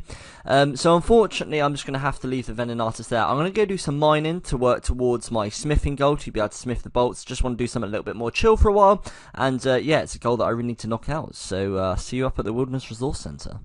So I thought up in the Wilderness Resource Centre I would have a bit of an elite way of getting some good mining, smithing and crafting experience, and that was to mine 3 gold rocks, just keep mining them till I had a full inventory, smith them on the furnace over here, and then there's also an anvil I can use in here which I could make the gold amulets with. So it's going to be like a trio training method. What I didn't anticipate is how long it takes to mine gold ore, but mainly even longer is how long it takes to respawn. So unfortunately this isn't going to work, and we're going to have to think of another plan. So after realising that the mining the gold ore up at the Wilderness Resource Centre wasn't going to be an option, I set about trying to find other ways, and the first way I thought of was picking up gold ore by here because there's a furnace right by it. Now the things that I quite liked about this method were it's not overly click intensive. Okay, I'm hopping worlds very often and I have to sort of get past NPCs and things, but there's a lot of time where I'm smithing where actually it's not very click intensive. It trains crafting, admittedly only at 9k per hour, but that would add up towards a glory. It's a low risk of death. It's unlikely I'm going to die here, and if I do end up dying here, then I don't really have to risk many nats at all. The bad points are smithing XP caps at 6.5k an hour, so that's really very low. To get to 73, the entire thing would take me 133 hours, which just seems a little bit unfeasible. So after thinking of other ways to train smithing that weren't going to take 133 hours, I come up with iron ore. Now the problem with smelting iron ore on the furnace is it's a 50% rate, so I decided to two-piece it because that makes it 100% success rate. Now the good things about this method is it caps out at 25k per hour, which actually is a hell of a lot better than the previous 6k. It trains mining at 23k an hour and magic 35k an hour. It would only take 32 hours to 73. I know that seems quite high in comparison to normal accounts, but on this account that's not too bad, and much less time than the previous option. It's in a really dangerous area. We're in like level 53 wilderness. I'm risking quite a lot of nature runes. It's very click intensive because I'm two-piecing all the time and running back and forth, and it doesn't train any crafting towards my glory. However, just because of it being about 100 less hours to 73 smithing, that's my main goal at the moment, this is the method we're going to be going with going forward. 49 mining, and something that I actually hadn't factored in is the fact that this method is going to take about 25,000 nats, which is going to be about 5 mil GP. Yeah, so I may end up doing some addy bars from Aviances when I can, just to save some GP. But of course, if anybody has a smithing method they think that will work on this account, please do let me know. 52 smithing. As you can see from the chat box, we did just get ourselves level 50 mining. 53 smithing. 51 mining. 54 smithing. I did just miss a level again, but as you can see in the chat box, we just got ourselves level 52, and I must admit, the more that I'm doing this method, the more that I'm enjoying it. I basically mine the 3 iron rocks, and normally I just one-hit them, and then I'd superheat 2. By the time I've superheated the 2, the first one's grown back, but I took a bit longer that time, and I just rinse and repeat that method, and it's actually quite, to begin with, it's a little bit difficult to get down, but now I'm starting to really enjoy it. Coming in with 55 smithing.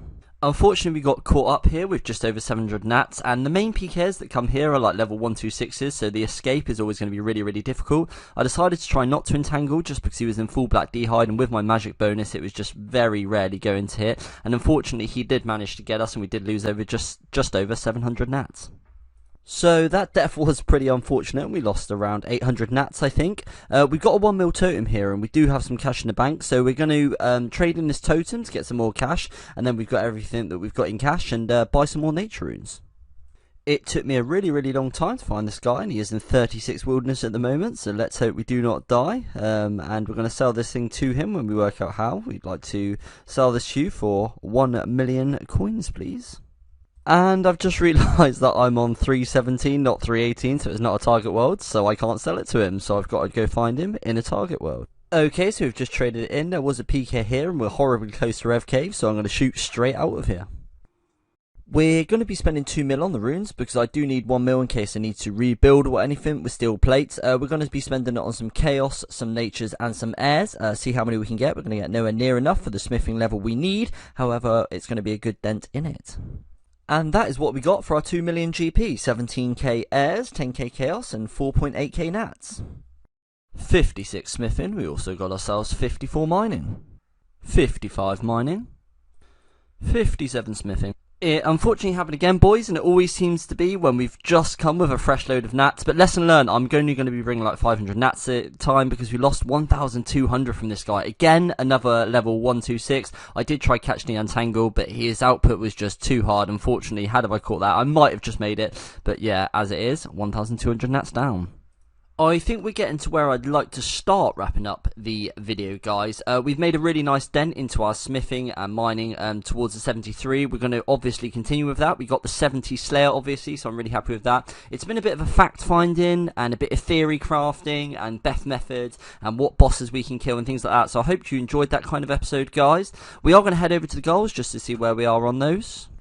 Here are the current goals, and whilst we haven't managed to tick anything new off, that Callisto kill is only a matter of time. As you've seen from this episode, we are getting closer and closer, and that will come, and we will get it. Hello there, you wilderness-loving legends, and welcome to episode 19 of the Wilderness-Only Iron Man. We're kicking things off at Cristelia, and we currently have a Callisto task, and as you know from the last episode, we can't quite do Callisto yet, although we are getting very close. So we're going to have to cancel that one for now and grab another task from Cristelia, and let's see what it's going to be. It's going to be 98 spiders. We're going to try ourselves a little Venenatus. Let's go.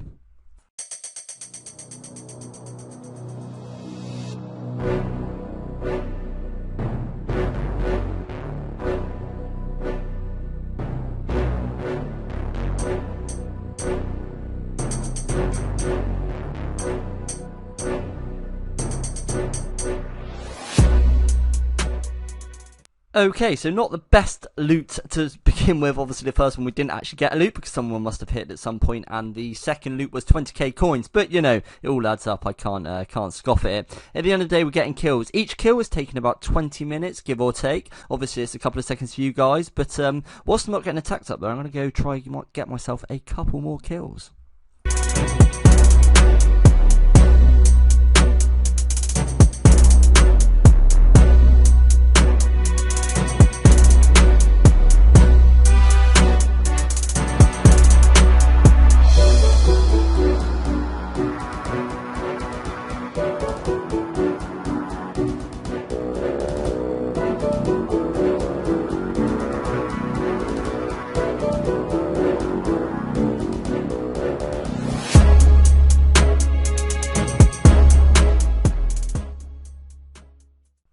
Oh yes, boys, look at that, a dragon two-handed sword. Not only is that a rare drop, a very rare from Wildanator, that is a item that I hadn't considered for Vetion, and that is by far going to be our best, with a crush bonus of a plus 80.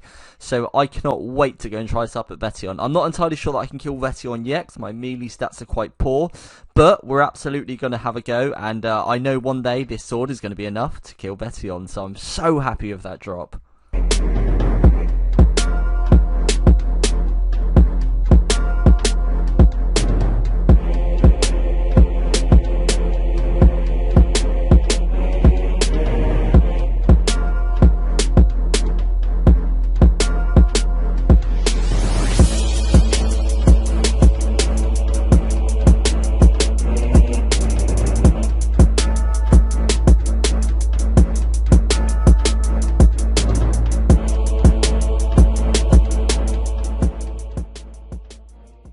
Okay, yes, I have to admit, slightly annoying that we didn't get that kill. That entire Vetion, because obviously it's got two bases, where we got to took us probably about 35 minutes, I think I was recording for. So the entire kill of Vetion is going to take me like an hour with my melee stats at the moment. And obviously when I get potions and things, that's only going to make it slightly easier.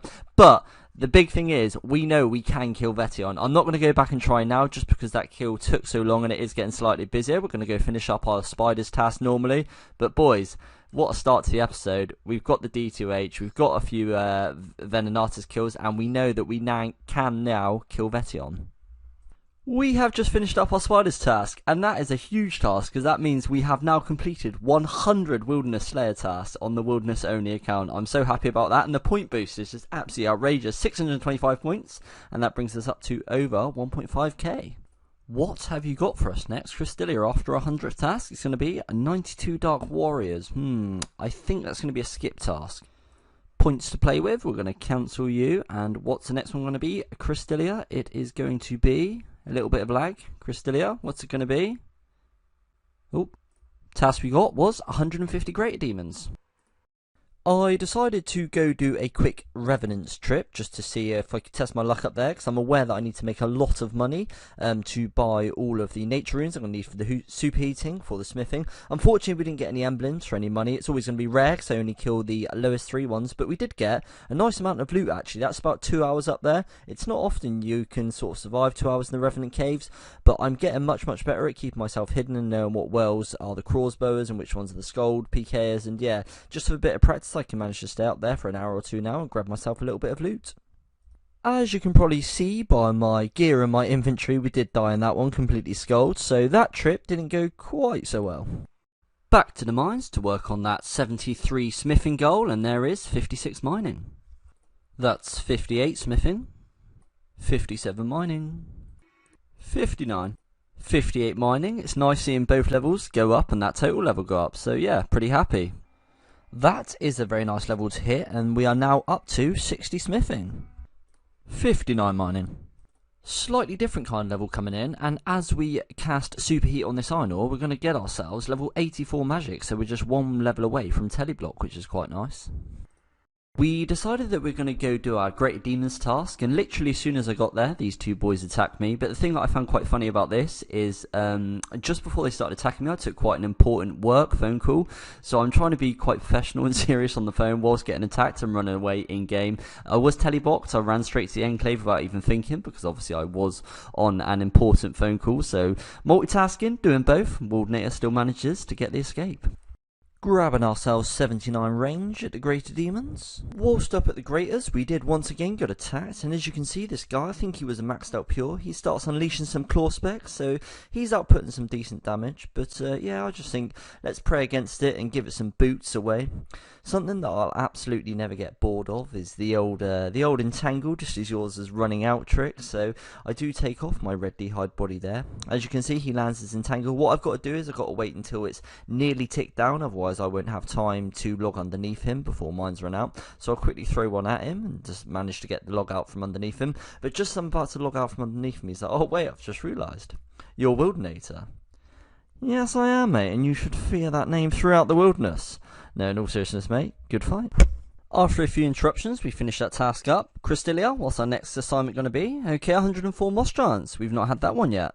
Just before we go and continue with our Slayer task, I have been working on 73 fletching, and that is for the Onyx bolts for money making. So I've been doing that as an AFK grind on mobile, so cue the montage.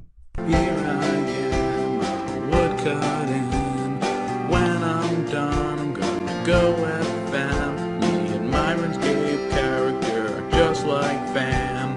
Ooh. Oh, when you're woodcutting on RuneScape, everything just seems to be so great. Oh, when you're woodcutting. As you can see from that montage and that level there in the chat box, we've now got ourselves 73 fletching, which is a really nice level to get. These bad boys out for over 8k each. These come by a few different locations in the wilderness, but they both get dropped by the lava dragons, so this is going to be a really nice new moneymaker. Moss Giants were a task that was added to Cristalia. What are you doing, you cheeky little shit? I'm trying to record a clip, for goodness sake. I'm just going to quickly run away from this geezer whilst recording this clip. Not sure what that cheeky little bastard's up to. As I was going to say, Moss Giants were something that was added to Cristalia, and they're now up by the Rev Caves. I also got myself 77 hit points, and we can get these mossy keys. They're not any use to us, but I like to collect them anyway. I'll also be taking all of the big bones, so I can train some prayer levels. Look at this fella here. He absolutely wants a piece of my blood. I'm just going to keep running around kicking these Moss Giants. There's no way I'm going to let this lad get me. Finished up with that Moss Giants task, unscathed by PKs, which is quite nice considering how close it is to the Revenant Caves. Not a bad task, drops aren't great, but the next one's going to be a skip. So our next actual task is going to be Chaos Druids. And naturally, as always, we're going to be heading up to the Elder Chaos Druids. As is usually tradition, up at the Chaos Elder Druids, we got attacked by a couple of lads. I have a feeling that people like PKing here so much. One, because it's fairly low level wildy, so once they teleblock you, they're not risking really. But also you have to keep protect from magic up, because otherwise you get wrecked from the Elder Chaos Druids. So they can sort of DDS or range you at their will. So I think that's why people like PKing up there. But we just use our usual ladder trick, and with just two of them and floors, we tend to manage to get away, and this time was no exception. We managed to get the lock. Naturally a hot world, but these boys were persistent. They come back. And unfortunately this time the output was just too huge. I had to keep my protect from magic up, and they just absolutely stacked me out. So congrats boys, you got me.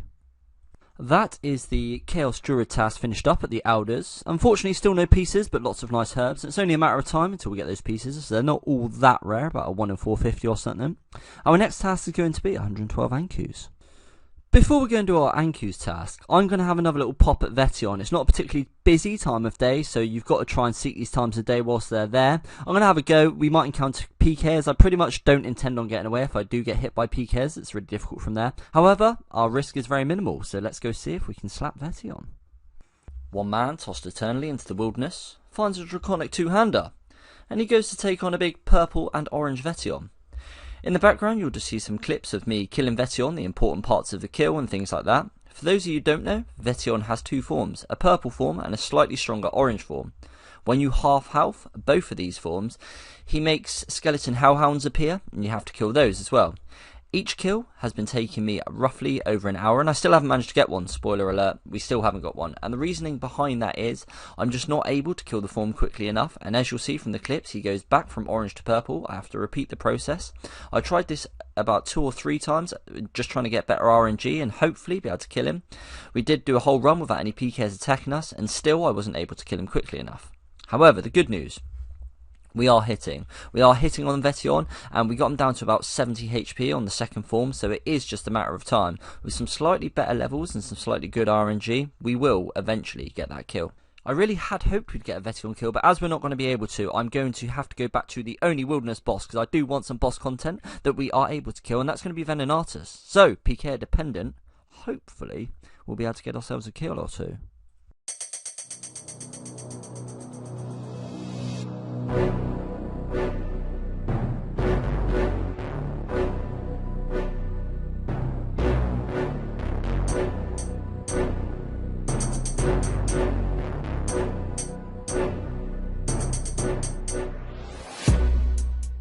No!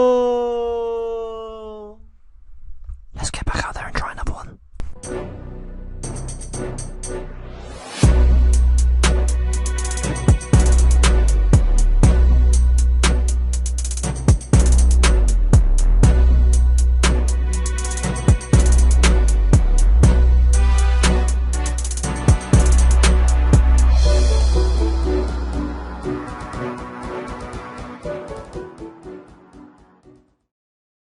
$17,000 golden pieces. You take away all the blighted super restores, all the food, all the arrows, we're a little in the red.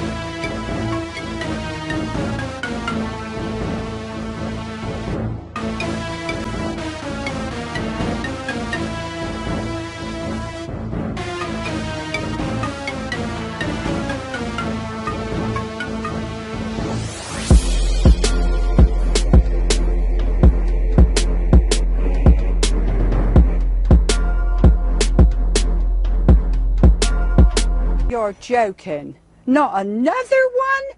Oh, for God's sake, I can't, honestly, I can't stand this.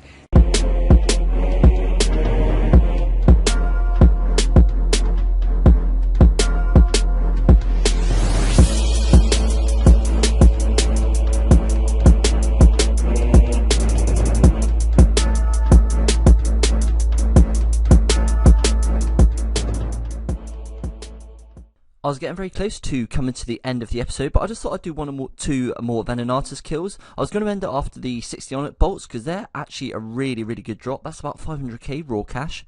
But then we did a couple more, and we got ourselves the Diamond Bolts E, which means we actually have a chance at trying to kill Callisto. So without any further ado, let's go see if we can get at least one Callisto kill.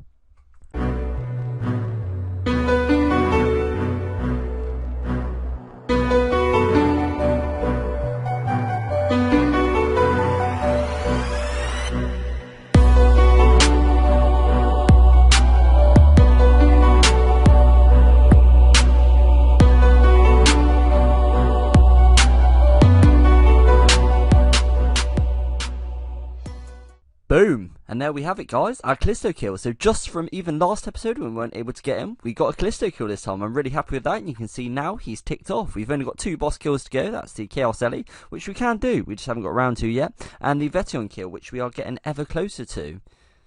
This episode's covered a lot. We've done a whole lot of bossing. We've done the woodcut and inflection grind. We've done something towards the smithing grind. It's been a really action-packed episode. I've really enjoyed it. Can you say that about your own episode? Yeah, bollocks, why not? I've enjoyed the episode. I've enjoyed editing it. I enjoyed recording it. I'm having fun playing the account, so that's really nice. There is a lot of things behind the scenes, like LMS, just to keep our supplies up that I can't really get any footage for, and the woodcutting and inflection grind. These things take so much time that you guys don't really even see. So if you are kind enough and you did enjoy the episode, to leave it a like or a nice comment or something like that, it really does help me get my videos out there, and makes me feel good about myself. So without any further ado, I'm going to end up this episode, but thank you very much for watching. I really do appreciate it, and until next time, goodbye. Hello there, guys, and welcome to episode 20 of the Wilderness Only Iron Man series. Now, this is actually the first clip I'm recording in a week, so it won't have been a weekly upload like normal by the time you guys are seeing this. And the reason behind that is, 1, I've been really busy, but 2, I've been trying to sort of learn to edit. Now, I've spent a little bit of money getting the latest version of Camtasia. I had a really old version. I did try to film more, I didn't get along with it, so I've just been sort of teaching myself, learning how to edit and things like that. So this video is sponsored by Camtasia. No, I'm only joking, but in all seriousness, I have bought the latest version, and it's what I'm going to be using now. So hopefully I'll be able to do a few more things. I mean, primarily the videos are going to be staying the same. However, it just gives me a little bit more flexibility in what I can deliver to you guys. That's enough rambling. That being said, let's get on with this video, and the first thing we're going to do is we've got an Anku's task, so we're going to go and do that one. Whilst I have been not recording, I have done a few lava dragon kills, and I'm sure we'll see a little bit of them later in the video. I don't know whether it's because we haven't been playing much recently or haven't had the time to play much, but man, I've missed the sight of Laren's Key. Thank you very much. That is the Anku's task, done and diddly dusted with some nice stuff in the looting bag. What have we got next, Crystalia? It's going to be 115 Black Demons. That's a pretty long one. It's one that I do quite enjoy, and it's got some good drops, but it's not one we're going to do now. I think that we're going to go and do some Lava Dragons. First little trip finished up at the Lava Dragons. We're going to waste some bones, some rune items, and some runes. We did get attacked up there, which is why it was cut slightly short. Only managed to escape with 1 food, even though he was a really low level noob, because I was just toying around with him for so long, kept entangling him around Vetion. Should have pulled up the recorder, but I didn't. But yeah, it's good fun up at the Lava Dragons, because you do get a little bit of activity. We're going to go up and do another trip. We got attacked whilst up at the Lava Dragons by this chap, and I don't want to tarnish all these PKs with the same brush, but generally Lava Dragon PKs aren't that great. So I used the Entangle trick. I thought I wasn't going to be able to use it because he had a mate, but fortunately he was 1 level too high, so we got the log out. A full trip finished up at the Lava Dragons this time, and it's a pretty nice one. We got the stuff in the inventory, we got the 12 on its bolt tips, which are going to be some nice cash, and we also got a looting bag worth of bones and some other goodies, so really nice trip up here. This is where we killed him in this spot, because I can trap Vetion this side when he comes over, so it's really convenient. And also, it's just a much easier escape from PKs.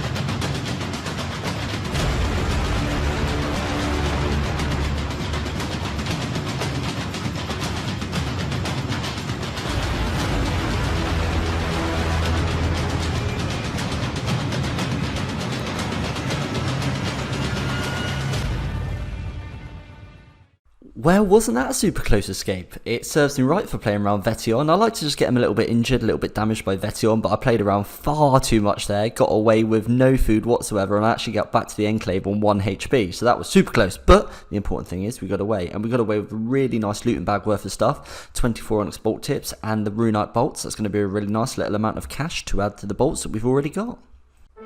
after doing some lava dragons, we decided to give the Revenants a punt. So in the background will just be various clips of me throughout the couple of hours that I was up at the caves. One thing that's sure about Revs is you're going to see some action up there, and of course you've got a chance to land those big ticket items, which always keeps it interesting, which on an account like mine would be absolutely game changing. If you don't know, Jagex are currently collating information on the Revenant caves due to the massive amount of gold farmers, and one thing I have noticed recently at the Revs is a massive decline in gold farmers. Obviously this is incredible to see, however, I do fear that they're intentionally doing it, intentionally not logging on, as they don't want Jagex to take some mass action against them and sort of cut off their golden farming supply. If that is the reason, and I think it is, then that's a very clever move on their part. However, I hope the wool is not pulled over Jagex's eyes. That being said, it was amazing to see the Rev caves, a lot more how they should be, and you'll see from the clips I don't venture still far too into the caves because of clans and things, but it is nice seeing sort of legitimate PKs and legitimate clans. When I am dying, I generally do feel like they're PKs and not a massive amount of gold farmers after me. I have absolutely no issue getting PK'd whatsoever. In fact, I love the risk and the general hustle and bustle of the wilderness. It's why I made the account in the first place. It was promising to see this state of the Revenant caves, and I really hope it continues on. If it continues on in this manner, you know, it could be moving towards the right direction. And eventually, if that is the case, we will get one of those big ticket items on the account, I'm sure of it. Just playing the waiting game and waiting up at Revs.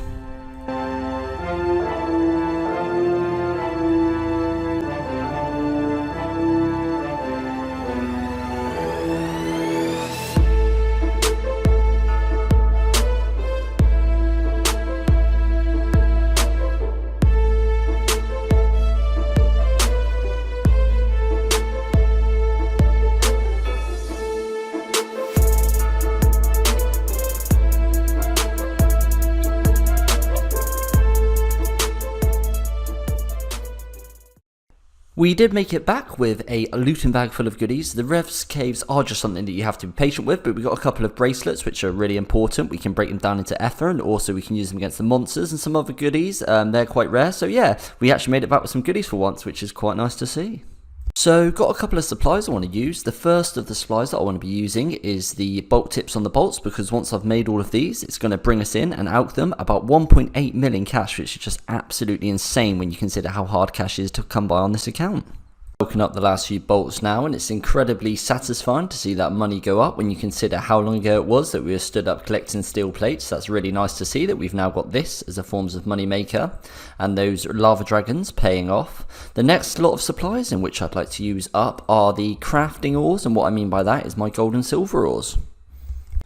So I've got just over 900 gold ores and just over 800 silver ores, and the way in which I'm going to be doing it is I'm going to be making the gold ores into gold amulets and the silver ores into tiaras, and then it's kind of retrospective in both smithing and crafting XP. Neither great, but you know, every little helps, and the best way for me to do it is whilst I'm bringing it up to the furnace from the Enclave is to do some superheating, finish it off in the furnace, and then make the gold amulets and the tiaras. I'm doing it in a non-members world, which means I need fire runes because I can't use any of my staffs, and the reason I'm doing it in a non-members world is because it's much better in terms of NPCs around the furnace. If you go into members, there's a lot more NPCs and you get attacked off. It's still quite annoying because they still do attack you and stop your animation, but in a free-to-play world, it happens a lot less. That is all the silver bars smithed and finished up. That took a little longer than I thought, because running up to the furnace and back does take a little while. But we've smithed all the silver bars, and now we're going to do all of the gold ore. But I'm first of all going to use my Larens keys, because there's a chance from the Larens keys that I might get some additional gold ore, as well as some other ores or bars. Okay, so let's see if we can get anything from these 3 Laronial keys. First key is going to be 261 lobsters. Okay, we do have a viable source of food, so they're not as good as they used to be, but I'll take 260 lobsters, no worries. Second one's going to be 3 rune full helmets, worthwhile. Anything but seeds is good really, and 173 gold ore, so all in all 3 fairly decent keys. I decided before I go back and do some more of the smithing grind, I wanted to kill some Venenatus, and the reason behind that was it's midweek, early morning, and quiet time of day, and if there's one thing I hope I've taught you guys, it's pick your wilderness activities wisely. So I decided to do myself some Venenatus and hope to get some good loots. And here we are getting our first kill, but unfortunately, as you can see, as an Iron Man you do not get the loot. This often happens on my first kill, because obviously I can't see if somebody's attacked it. These kills take about 20 minutes, so hopefully eventually Jagex is going to implement something for Iron Men, just to say at the start of the kill, this has already been attacked and you won't get the drop.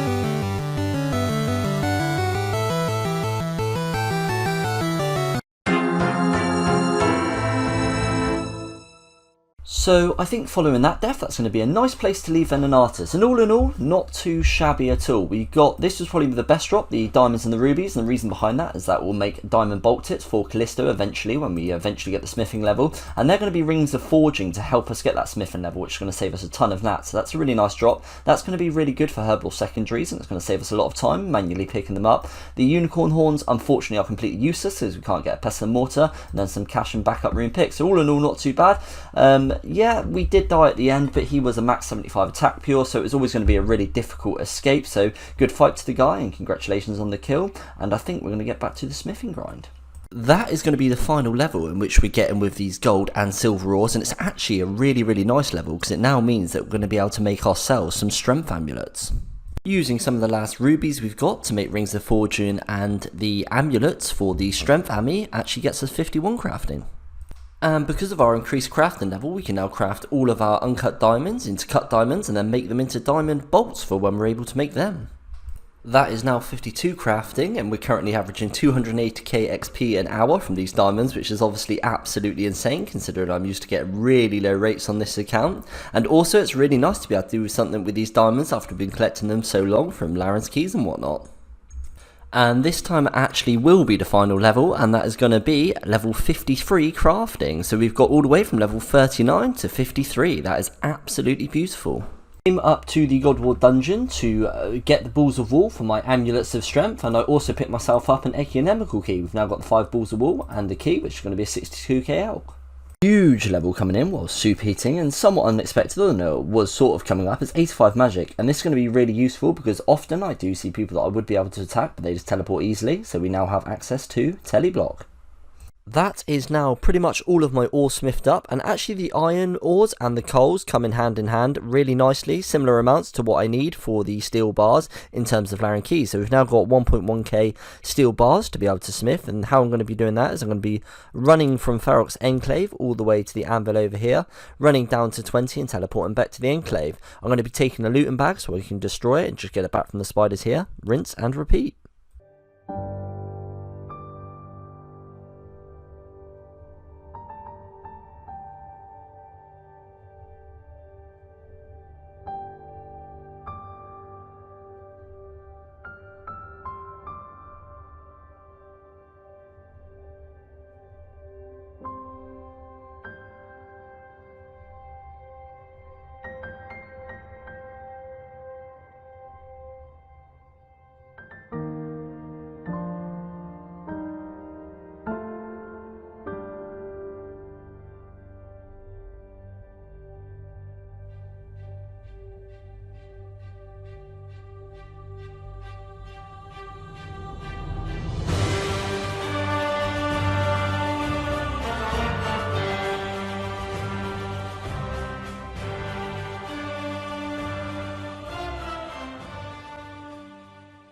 Now finished up with all of our steel bars, and we are now 7k away from 64 smithing, so we are continually chiseling away at that 73, and it's going to be absolutely huge when we do get it, especially now with all those diamond bolt tips. Something I want to do, as we are nearing the end of the video, is I've been saving up last man standing points, and something I've really wanted to do for ages is buy myself 100,000 adamant arrows, because we really do just chunk through them without an Ava's device.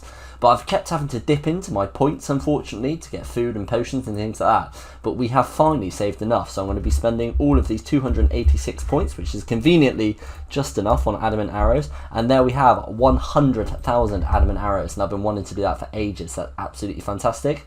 I don't record any of my last man standing just because I don't think it's that interesting. Obviously, you get loads of kills per game, just because that's the nature of the game. You're there to kill people. But these are my stats for anyone's interested. I've played 567 games.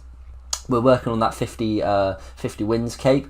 Admittedly, a lot of my wins have come from games that include bots, so yeah, I'm winning 1 in 18 games, and most of those probably aren't even legitimate wins, so take that as you will. But yeah, I'm really happy that we've got the arrows.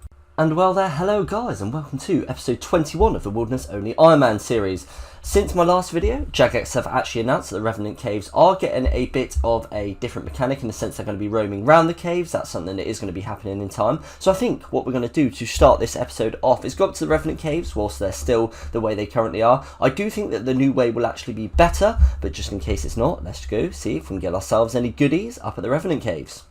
So that was actually a really decent trip up at Revenant's. We did almost die at the end, or we got attacked by a PK at the end, but we did manage to get away. And this is the biggest looting bag I've ever had of goodies from Revenant's, and that is just absolutely beautiful. Without any sort of big drops, that is by far our best ever trip at Revenant's. As you can probably tell by my naked body and absolutely nothing in my inventory, second trip up at Revenant's didn't go quite as lucrative, quite as well as the first. We did end up dying. That was our last power ammy, so I think what we're going to be doing now is some crazed archaeologist to get back some power ammies and see if we can land another shard.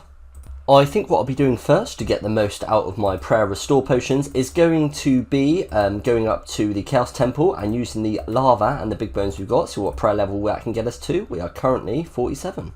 First level coming in with 48, 49 prayer, nice level to get, 50 prayer. This is very, very, very upsetting. 51.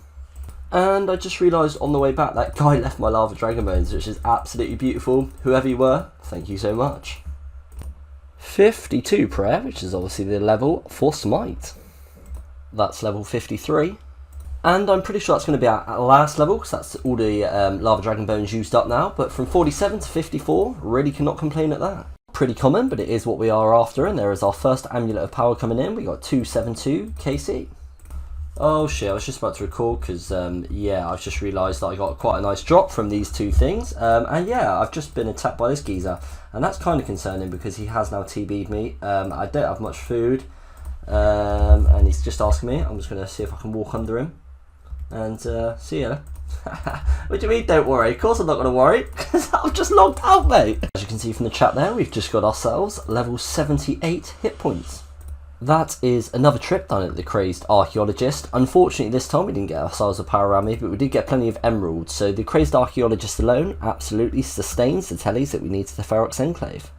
And with the kill of this Crazy Archaeologist, this is going to be kill number 300 for a prayer potion. This will be our third Fedora on the account, and that's a 1 in 128 off these guys. And the very reason why we're here, another Amulet of Power. Always nice to see some crafting XP and Rings of Dueling on the ground. And this is a really nice drop to get, which is one we've tried for loads of times in the past on lots of videos, and that is the Red D'hide Body, and it's really nice to have a backup one, because I do kind of have a little tendency of losing these things.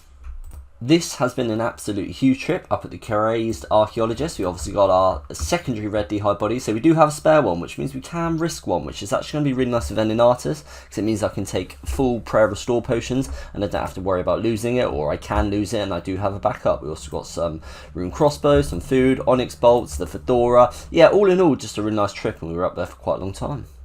And the Red D'hide bodies are coming in thick and fast now. We are pretty much out of food. Sometimes it's just unavoidable. Those little balls of fire from the Crazy Archaeologist hit you. But we're going away with a little bit more loot in the looting bag. And yet another spare Red D'hide body.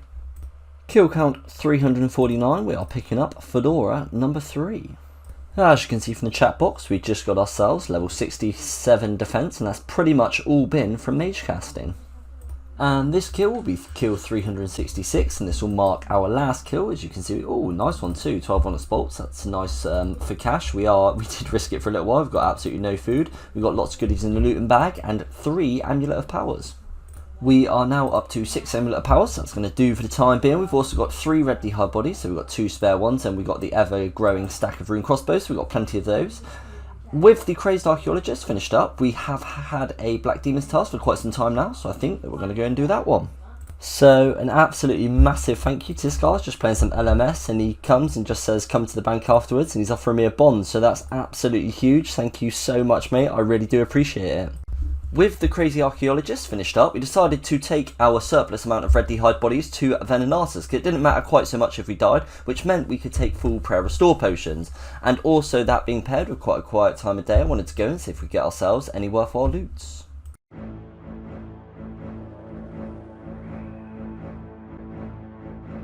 It'd be better if they were like that instead, then I wouldn't worry. Don't worry, because when he dies, he just respawns 10 seconds later. No. So he's never ever dead? Never ever dead. Is he even getting me at all?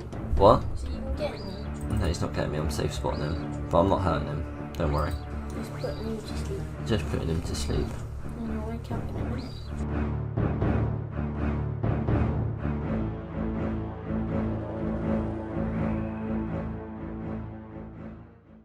So this was just a really unfortunate couple of minutes. So basically this guy comes over, I've nearly got the Venenatus kill, he hits him with recoil, which then means that I can no longer get the kill, which is really frustrating as I almost had it. So I decided to go back to the Enclave and just let him have the kill. As I'm running back down to the Enclave, I run into a PKer. How unfortunate. Let's see how this pans out for old Wildanator.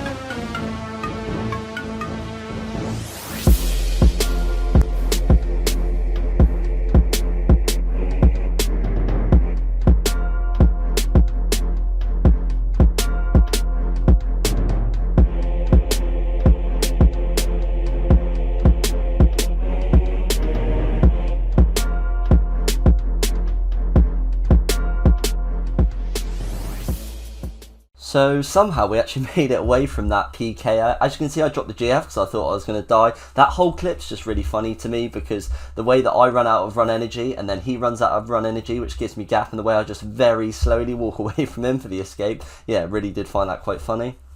But the important thing is we managed to get away, and that is absolutely what I always say about this account. I absolutely love. You just never know what's upcoming, and just you get funny escapes like that.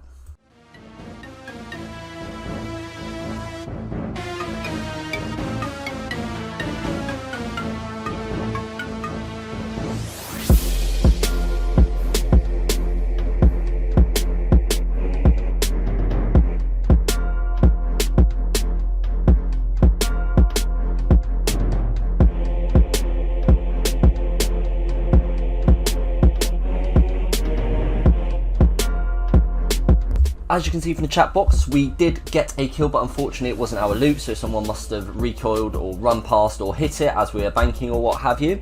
This guy gets on us, and I do like toying around with these guys at Venenatus because Venenatus can output some decent damage, but as soon as I knew I could get a gap, I gave it boots and run away, and I think for now that will do us for Venenatus. So after escaping back from that PKer, I tellied back to the Ferox Enclave, and I got a new music track, which is obviously incredibly strange because I come here all the time and I just teleported from the wilderness by the Green Dragons where I always am. So I looked at the hint on my music thing and it said unlocked at Taverley Dungeon. Obviously I haven't been there. Part of like the thing that I like about music is it proves that I haven't been to places, so I'm quite precious about them. So if anyone knows how I unlock that, teleporting from the Green Dragons to the Ferox Enclave, please let me know.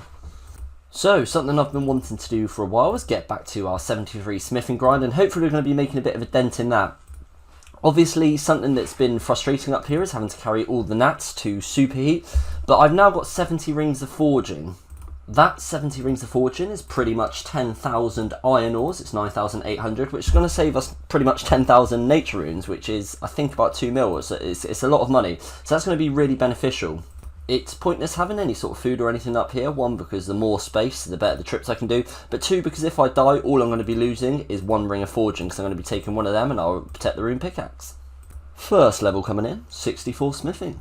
And there we have ourselves 60 mining.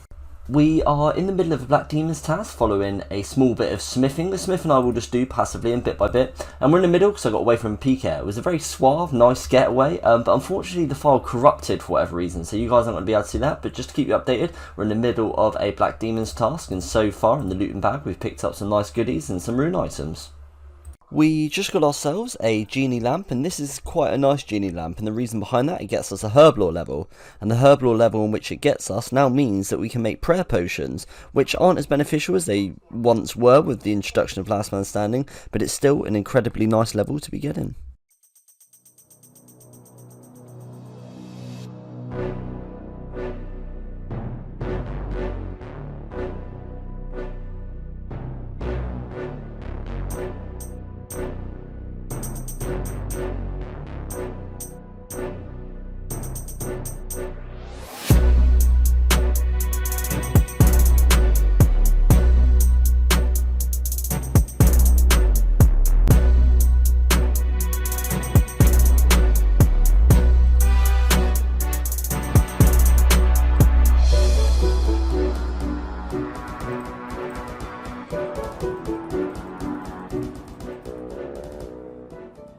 After a few interruptions from PKers, we've now got our Black Demons task done. Cristelia, what's our next assignment going to be? It's going to be 77 Chaos Druids. So when we do get round to that one, that's obviously going to be the Elder Chaos Druids again. Hopefully land another piece. We've got a friend here called Air. He's a general in the chat and he kind of runs a Discord and things like that. He's about to get 87 wood cutting. It's a diary requirement. He's going for the diary requirement. So he just saw me online, so he thought he'd get it with me. So grats on 87 Air, and good luck on the rest of those diary requirements. First trip finished up at the Chaos Druids, and we collected a lot of vials of water, because really this is one of our only viable ways to get vials of water. Obviously we can collect the vials that we use from potions and things like that, but we have to run them all the way up here to fill them up, so if I can collect them already full of water, it saves us quite a lot of time. We also picked ourselves up a Laron's Key, which is always nice to see. And as I bop this Elder Chaos Druid on the head, we have got ourselves level 81 range. We are close to finishing up this task with just 13 left, but we are getting ourselves a second Laron's Key. Elder Chaos Druid task finished up. Still no pieces yet, but 2 Laron's Keys on that task. Really can't complain. It's always a nice one for herbs and things like that. So it's always a good task, good Slayer XP. Enjoy that one. The next one is going to be 65 Revenants. Let's see how this one goes. Just a few kills in. Oh, and now I'm being attacked. Quick, grab the Laron's Key. Oh, and I am most certainly dead. Here come the boys. Oh dear, this has not gone well. I just pulled up the recorder to basically say that I'd got myself a Laron's Key, but here come the cavalry. The Revenant Caves is always a dangerous place, but unless they've got some sort of freeze or something, there's a good chance that I could be getting away here if I can just stick on the old prey range. Let's see what we can do here. And yes, it turns out actually that was quite a straightforward escape. So remember boys, always bring your mage. Always bring your mage, or you're just not going to get them. I mean, that was like the world's shortest trip ever up at Revenant. I think I killed about 10 of them. But, you know, all in all, that's a pretty nice little loot. We got ourselves a Laron's Key, Bracelet of Ethereum, some adamant bars. That Laron's Key was from a Revenant Imp, which is actually a 1 in 1,700 drop. So, very nice. It might just be the time of day, but it seems every single world that I'm hopping to, there is a small group of PKs, and I'm just unable to kill like 1 or 2 more Revenants, and as you can see there, we just got absolutely slapped by those boys.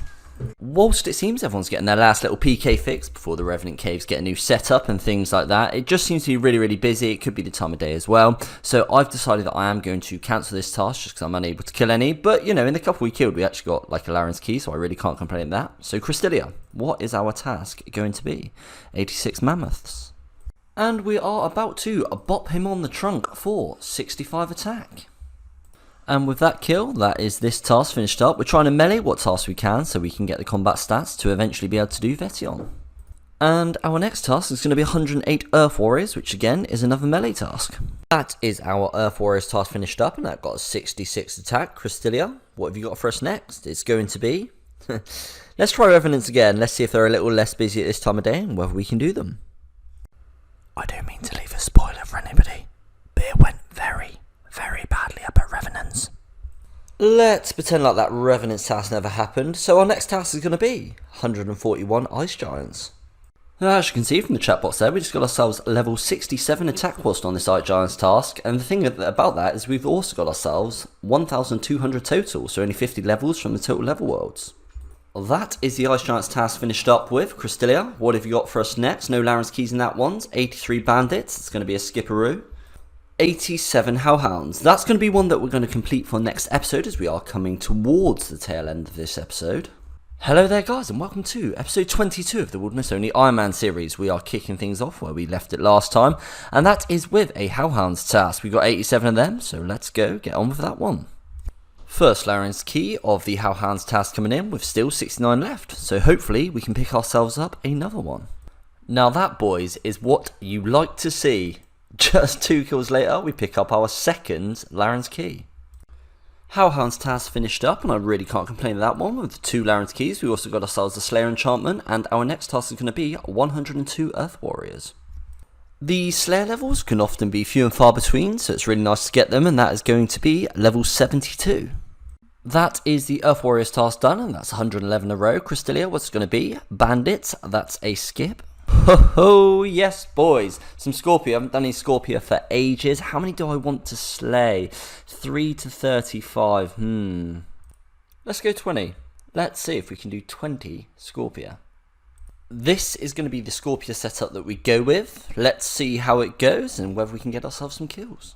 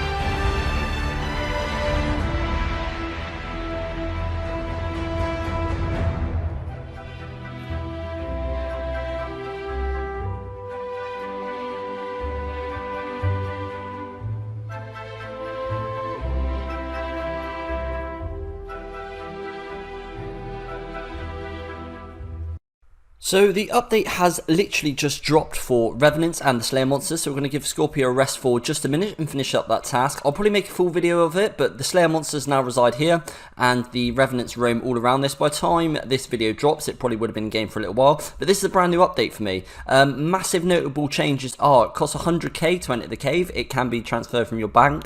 Obviously on an account that's as hard to come by as Cassius Mine, that's really frustrating, but we're probably going to give it a go. I'm probably going to get absolutely slapped really quickly because it has just dropped.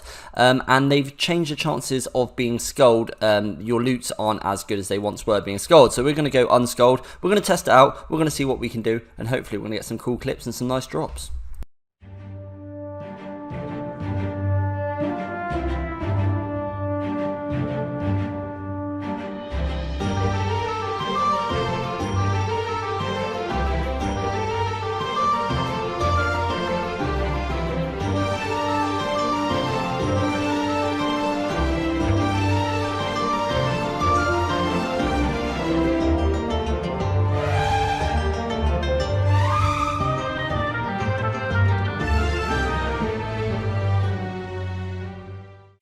So, after having a little wander around and encountering a few PKs, having a bit of fun with them, we did get some Hobgoblin kills, and as you can see in the inventory, they are the loots from the kills in which we got. Let's get back up there and try for a few more.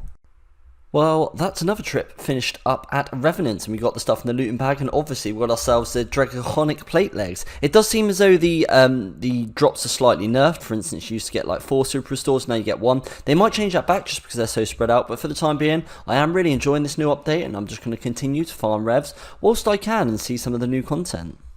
That's another trip finished up at the Revenants. Nice amount of bracelets of Ethereum there. Still haven't died. In fact, we're barely getting attacked at all. We are scaving around the sides, but we are managing to get the Hobgoblin. You only got to pay a 100k re-entry fee every time you die. So at the moment, to farm these Revenants, it's only costing us 100k. Oh boy, so we got ourselves a pretty rare drop. That's like a 1 in 4k. I don't know why I'm just stood there looking at it, admiring it, because we did get attacked by this PK. So let's see how this one goes.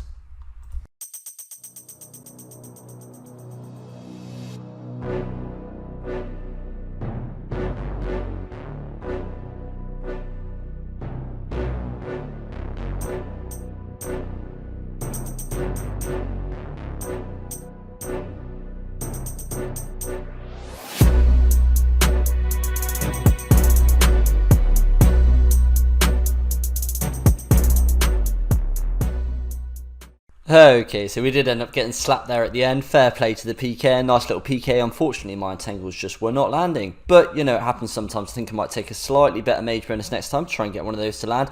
But, all in all, we managed to keep the Ancient Crystal, which is a very nice rare drop. I mean, it's not really any benefit for us, but just the fact that I'm Wilderness Locked Iron Man, the fact that I can collect these rarer items that are obtainable via the Wilderness, I want to try and get all the ones I can. All in all, I'm really not that upset because we kept the majority of our stuff, so I'm thinking, let's get back up there.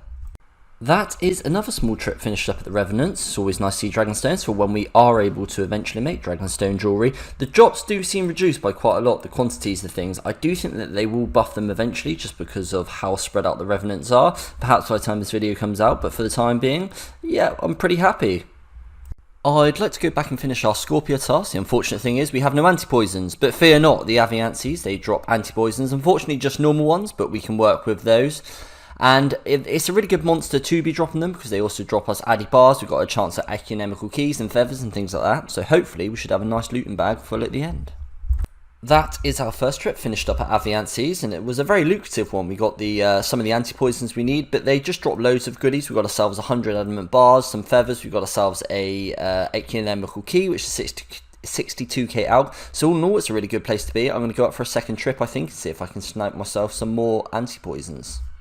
That is going to be another trip finished up at the Aviancies, and again, some really nice loot in there, and we got really lucky with the anti-poisons this time, so we'll definitely have enough to go finish our Scorpia task.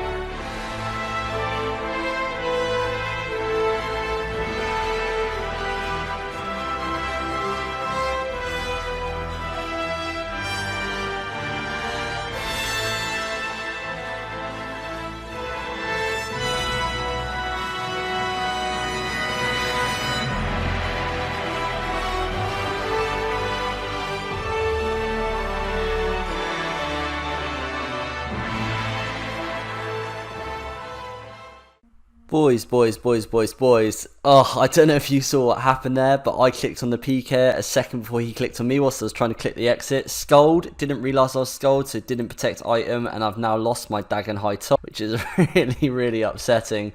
I'm absolutely gutted, but you know, we'll come back stronger. We'll get over this. The other bits, not so important. I can get those back. The lava staff's okay. It had the kit on, which was a few LMS points, but I've got a few surplus battle staff, so I'm not too worried about that. It's really the Dagon High top that's the massive loss. I do have 5 keys in my bank. I'm going to go and use these 5 keys in the sheer hope, praying to God that we can get a piece of Dagon High back. It's incredibly unlikely, but you know, we'll get him back at some point. It doesn't matter. It was bound to happen. We live a risky lifestyle, and we've paid now a top. And congrats to the guy that it's probably sort of 7 or 8 mil worth of top there.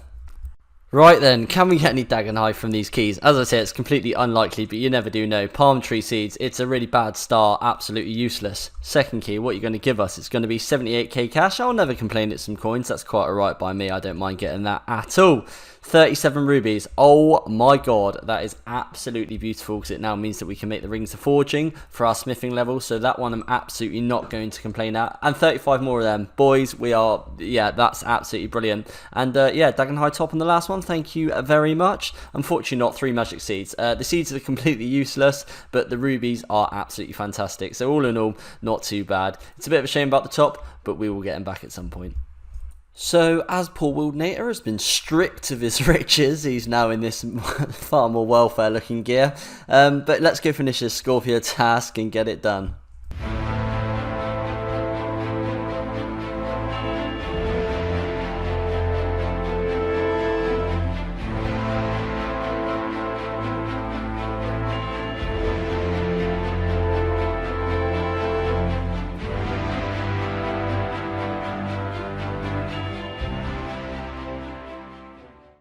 That is going to be that Scorpia task done and diddly dusted, and our next task is going to be 114 lesser demons, so that is going to give us the opportunity to explore the new Slayer cave.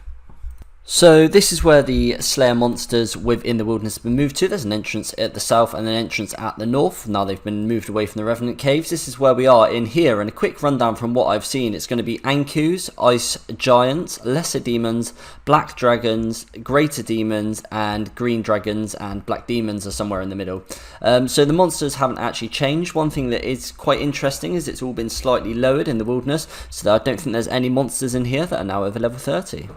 First Laren's Key of the task coming in. I did read that they buffed the drop rate of Laren's Keys within this cave, but they were already buffed within the Rev Cave, so I'm not sure whether it's just brought across the Rev Cave percentage or whether it's actually buffed again on top of that, but I guess we'll find out in due course. That's now our second Laren Key of the task coming in. I should probably bank soon. Probably won't, probably die, but we shall see. Perhaps they have increased the drop rate, because that's Laren's Key number 3, or I'm getting very lucky, but let's go bank those keys. Perhaps we did just get lucky at the start of that Lesser Demons task, as we didn't get any more Laren's Keys that task, but never fear, we're going to grab ourselves another task. That was a super long one with melee, so Crystalia, what have we got next? It's going to be 103 Moss Giants. Moss Giants task finished up, and we've now got ourselves a Spiders task. Could that mean a little Venenatus?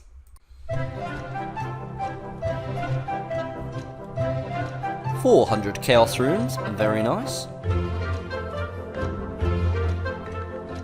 Here you'll see 25 Limp Roots, nice load of secondaries. And finally you'll see a nearly killed Venenatus, but a silly PK getting absolutely slapped by her.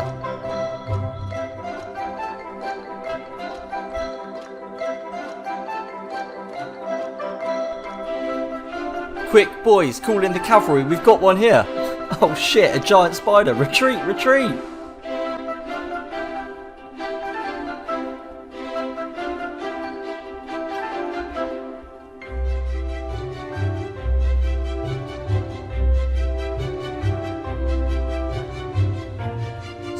Onyx out tokens, I don't mind if I diddly do. And that's going to be some smithing and crafting XP, very nice. I will never scoff at some Herblore secondaries, that's going to save us some nice time. And we're going to get ourselves some blood runes, they're hard to come by, so that's a very nice drop. And once again, we've got someone up at Venenatus that thinks it's going to give us the old left, right, good night. But little does he know, I've got my spider, and he runs away.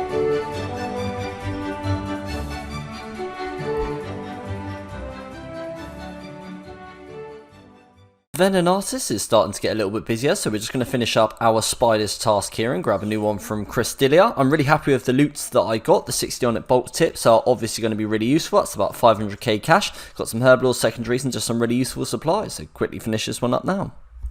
Next task is a really quick little one. It's going to be 94 skeletons, and we're really close. That should get us 82 range. Skeletons task finished up. That was a really quick one. We did get our level 82 range. We're going to now go and do 105 Earth Warriors, which is going to be some more melee experience, and we're encroaching on that 70 attack, and then we can start working on the strength, and slowly we will start being able to kill Vetion. We are about to bop this chap on the noggin for 4. There we go. 4. There we go. 4. 69 attack. Ha! Earth Warriors task finished up. We managed to grab ourselves a Laronial key, and the next one's going to be 81 Scorpions. I would like to do a bit of Scorpia for that, but just not at the moment, so I'm going to save that task for the time being. I think we're going to go try out a couple more Revenants in the new cave.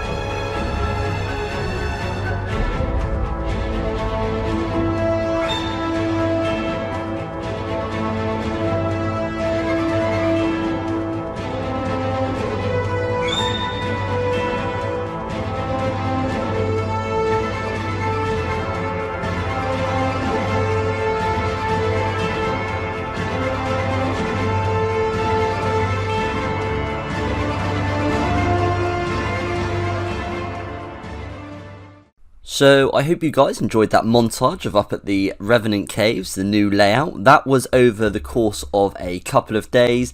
Obviously there was loads of action up there, some of which made it into the video, but not all of it. So yeah, we have actually spent a couple of days up there. It's been great fun, and we can actually now sort of properly kill Revenants. I've done a bit of testing, and actually it's still probably just going to be best for us to kill the Pyre Fiend. The others just take too long. I can't sustain the bracelets up there, so I think for the time being we will stick with the Pyre Fiend, but knowing that only one person can attack me, it just makes for good content, and it makes the Rev Caves a lot more fun, because I can fend off one PKR. As you'll see, sometimes I do die, but often I've got a good shot of survival rather than the 50-man team jumping me. We're just going to very briefly go through the bank, as I just want to, I've got a few things I want to note, and we've not looked at the bank in a little while. So we've got 4 Larens keys at the moment. We're now up to our Victor's Cape 50, so we've got 50 LMS wins. We don't have any points at the moment because they just constantly get put into supplies that we're using, but it is nice to know that we've had 50 wins overall now. We've still got ourselves a little bit of food. The arrow stack's still looking really nice, and this is just general supplies and gears and pots and things like that. This is a generally sort of a loot tab. Unfortunately, as you know, we lost a Dagon High Robe top, which is absolutely gutting. But, you know, hopefully we'll get it back in the future. As you saw at the end there, we've got the Ancient Totems. When I trade in, it's going to be a mil cash. We've got the Malediction Shards. We also got the Ancient Crystal this video. We're up to 4 fedoras. And the Alcohols are just looking really nice. If you want to pause any of it, you know, do feel free. We've also got the 75 Uncut Rubies, which we can make into Rings of Fortune, which obviously we're going to need for our Smithing Grind, ores. And yeah, it's just kind of laid out fairly nicely. You know, 24 mil. It was up past 30 with the robe top, just from obtaining items in the wilderness. It's pretty cool. So these are all different bits. They will be turned into Onyx Bolt tips, Onyx Bolts eventually, and that will give us a really nice bit of income. Herblore supplies when we get back to that. You know, we've got so much to do on the account, but we can only do bit by bit, but it's getting there really nicely. Hello guys, and welcome back, and welcome to episode 23 of the Wilderness Only Iron Man series.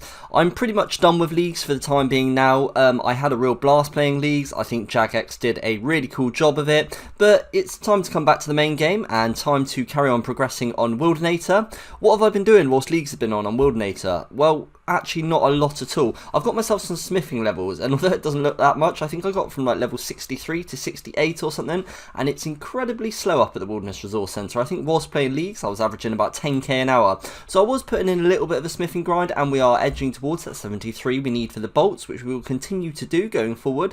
But for now we're going to be working on some Wilderness Slayer, and we've got ourselves an Ice Giant's task. I didn't realise we were quite so close, but we are kicking things off with level 73 Slayer. Ice Warriors task all finished up. We are now grabbing ourselves 124 Greater Demons. We're going to leave that one just for a minute, because as always we are out of power amulets. It's like a constant thing to going back to the Crazed Archaeologist, but whilst we still need one of the malediction, one of the shards, it's the Odium shard we need, it's not too bad going back there, and the red d'hide bodies are always nice. So we're going to go do a bit of that and grab ourselves a few amulets of power. Animal. Absolute wilderness animal.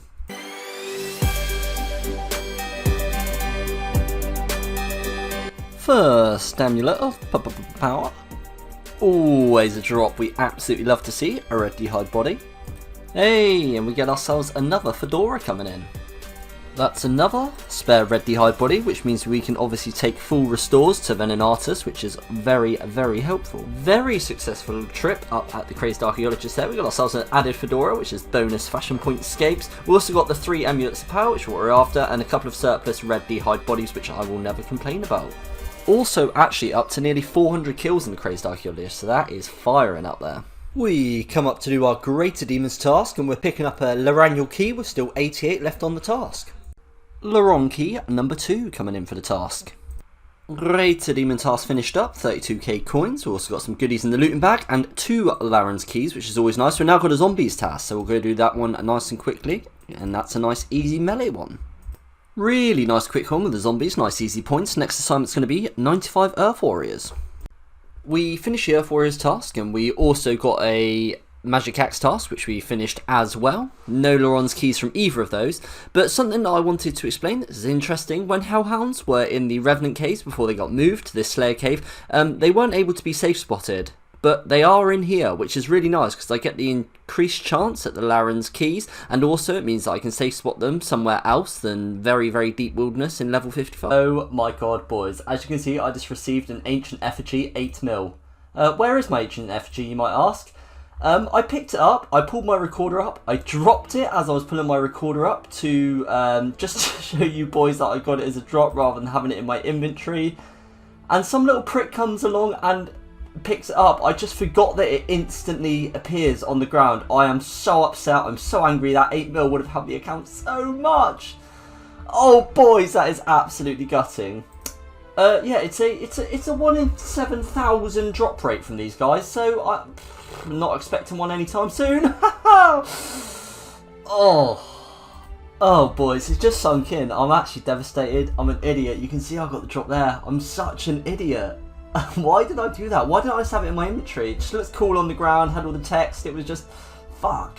Bollocks. Anyway, boys, moving on. What can we do about it? We had an absolutely insane trip up there. We got over 1 million in the looting bag. We got loads of bracelets of Ethereum for ever lucky enough to get a weapon, which I won't be dropping on the floor. I will never, ever, ever do that again. Yeah, lesson learned at the cost of 8 mil. That could buy so many runes on Wildanator, but we cannot dwell on it. Shit. A Dagon robe gone last episode, an 8 million effigy gone this episode. I've got 9 Laren's keys. I'm going to try my luck and just pray again that we maybe get a piece of Dagonite to cheer me up a little bit, because yeah, that's a bit of a ball ache, boys. So let's use these 9 keys and see if we can get some Dagonite. Come on, shine down on us. You should be a green stack. You should be a green stack right now.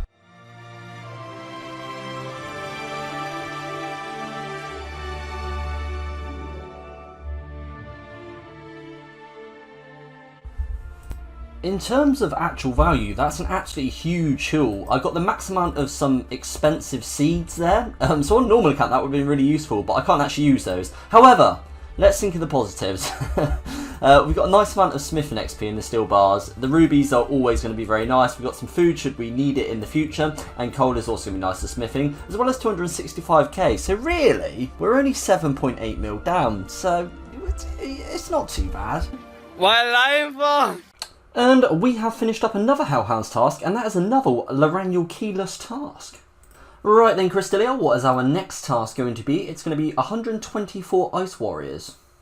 We were running fairly low on supplies, so I tend to do just sort of like an hour here and there of last man standing, and obviously the points all add up. So with the ones that we had in our bank, we've now got over 1,000 blighted manta rays and over 300 super restores, so that should last us a little while. Ice Warriors finished up with, we've now got a task of 81 Revenants, so let's see if we can get a little bit lucky up there again. 2 magic seeds, it's a pretty rare one, 1 in 1,800. It's absolutely no use to us, but it's always nice to see those rare ones. Okay, so as you can see, whilst we're up at Revenant Caves, we have someone absolutely stacked on us, and these are always very interesting tank tests, because you just never know if you're going to get away. You really shouldn't. I mean, look at the gear and level difference. Had I taken a bit more notice of the level difference, I'd have realised I only had to run south 4 levels, but I wasn't really thinking about that. I was thinking about survival. I had no choice but to camp that protects melee, really, because he looked like someone that I've had an AGS or claws, and either of those, well, I was one-hittable, let's face it, with the damage output that he's getting. He's also got a tibia. As I say, I should have just run south, but I didn't. I tried to exit the cave, but does Wildanator live or die? Let's see.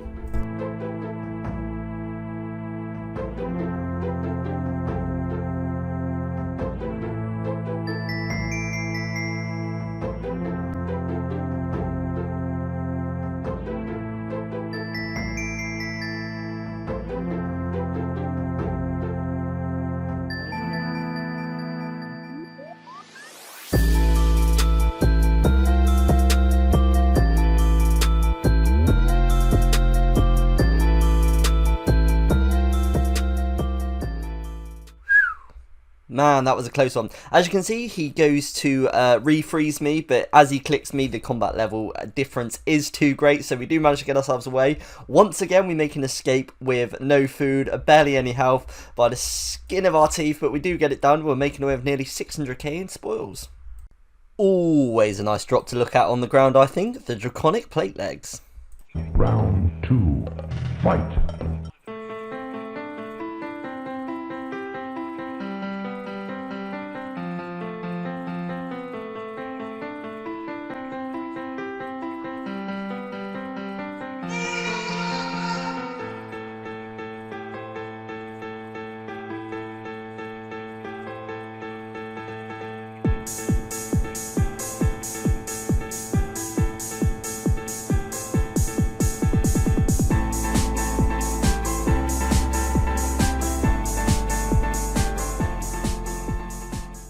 Hello guys and welcome to episode 24 of the Wilderness Only Iron Man series. We're here with Cristilia, so let's kick things off with a Slayer task and see what we're going to get. It's going to be a task of 108 Greater Demons.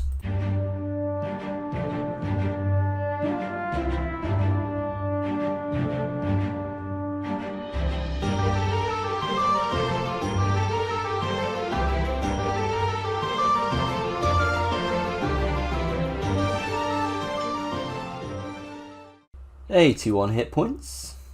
This is going to be our last kill. Are we going to get a Larran's key on the last one? We are not. So unfortunately we didn't get any Larran's keys this task in the increased rate with the Slayer caves. But never mind, let's see what our next task is going to be.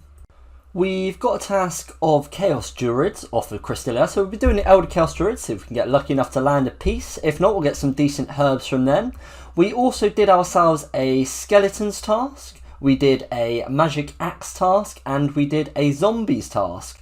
Not too much to report on those, but we did get a Larran's key from the zombies. We also got an Eye of Newt, which sounds pathetic, but my only way of getting them is off zombies that are 1 in 64. So when we're able to make super attacks, that's going to be our way of getting them. So any ones we can get of those is going to save us a little bit of time. We just got our first Larran's key coming in. We're still 70 left on the task, so hopefully we can get a couple more. 74 Slayer. That's the Elder Chaos Druid task finished up. No pieces, but we did get a nice amount of herbs. So eventually when we come to do some more Herblore training, we've got some of those nicely stocked up. Next task is going to be 120 mammoths. Oh yeah. Larran's key, number 2 of the task. So boys, we just got a very cool drop, and yes I would have liked to see it on the floor, but I didn't have my recorder up, and boy we are not making the same mistake as last episode. So what can we get off mammoths? Well, it's on my gear list that I really want. Let's not attack that so we can't actually show you, but if I check my looting bag, it is my best in slot helm. It's a Dragon Med helm. I'm absolutely stoked about that. It's going to look so cool with the old D legs and the D Med. Yeah, really chuffed with that one. And now we're grabbing ourselves another Larran's key before we finish up this task. I am very happy with how that Dragon Med is looking. It's such an iconic item for me. Very quick story time. Many years ago, probably about 15 years ago now, I got my first ever Dragon Med by swapping it for my Robin Hood hat. You know, we are talking, the Robin Hood hat hadn't been out long at that point in time, so whenever that come out, and yeah, obviously that was an incredibly bad swap as the game went on, because the Dragon Med just went down and down and down, and the Robin went up and up and up, but it does hold back a lot of memories. I do think it looks very iconic, and I am over the moon that I've got that drop. We are going to be heading back to the Chaos Elder Druids, which means we've got a chance at their robes once again.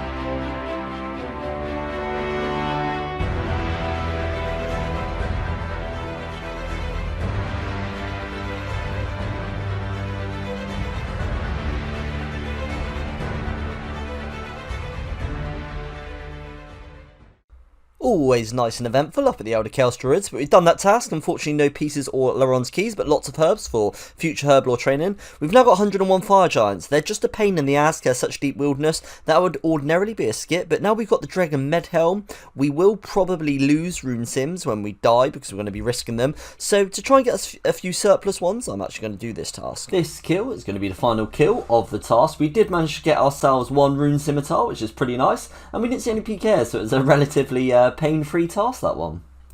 We did pick ourselves up a Hellhound's task, and I was slightly worried that wasn't a Larran's key, so we've only got 9 left of the task, but we do finally get one, and here's old Wildanator sporting his Draconic Med helm. Obviously it's absolutely no good in terms of bonuses, but it does look cool, and I wanted to give it a little blast. Next task is going to be 65 Scorpions. I've been waiting for a Scorpions task because that means we're going to go do ourselves some Scorpia. So we have an absolute ton of Slayer enchantments, and something I probably should have done a long time ago is enchant this Slayer staff, because yeah, it's actually a really good weapon. It's not a weapon I've ever used in my RuneScape career. Yeah, I'm not sure it's one that's fantastic on a normal account, but certainly on mine it attacks a tick faster than a normal magic spell, and I think it can hit up to like 27 weapons, so it's going to be great for Scorpia. It's certainly at my mage level. It scales with mage level, so yeah, really good. Let's test this one out.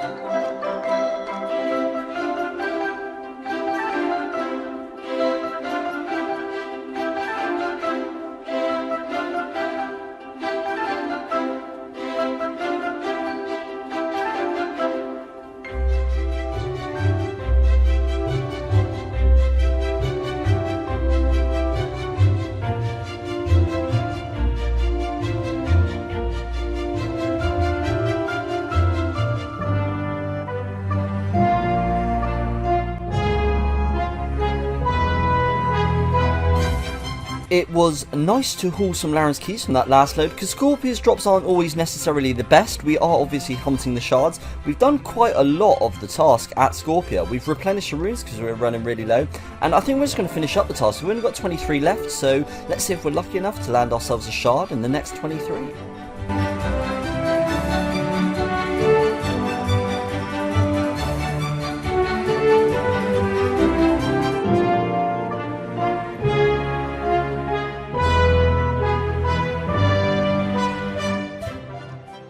Okay, so we did end up getting absolutely slapped at the end of that task, but we did only have one Scorpion left, so I'll quickly finish that one up. Crystalia, what's our next task going to be? Unfortunately, no shards, but it's only a matter of time. We got a mass amount of case here, and it's one of my least favourite bosses, so that's alright.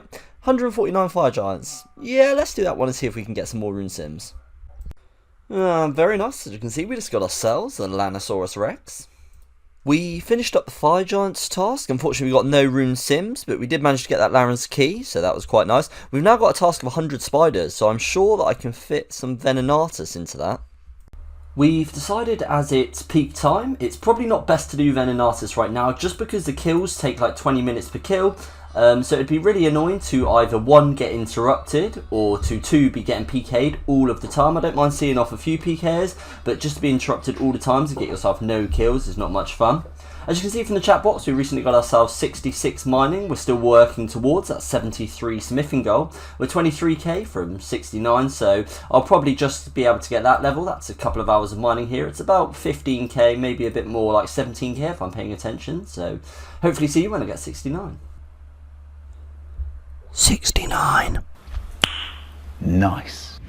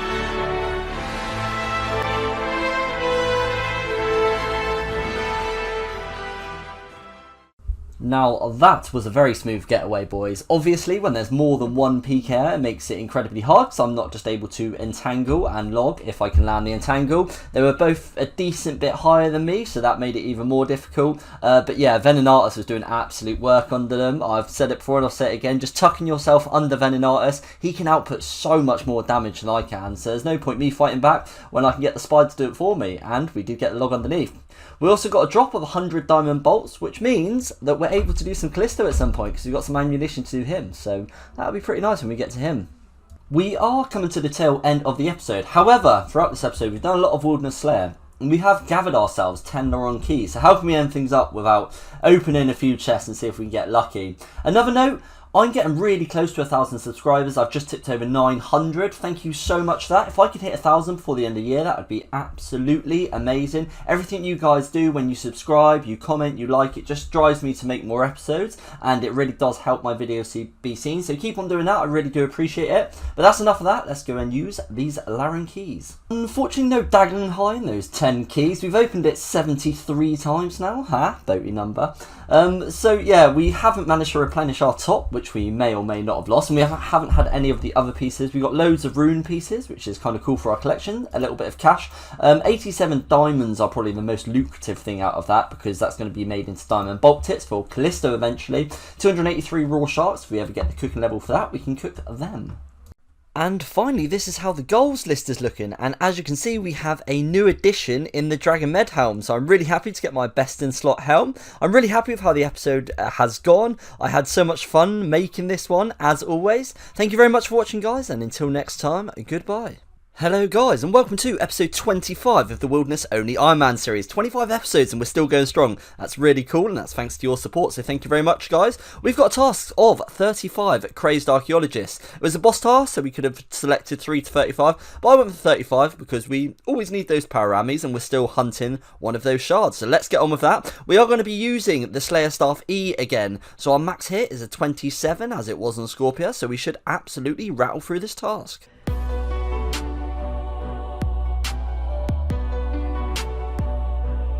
Picking up a Laren's kitten, up over 400 kill count now.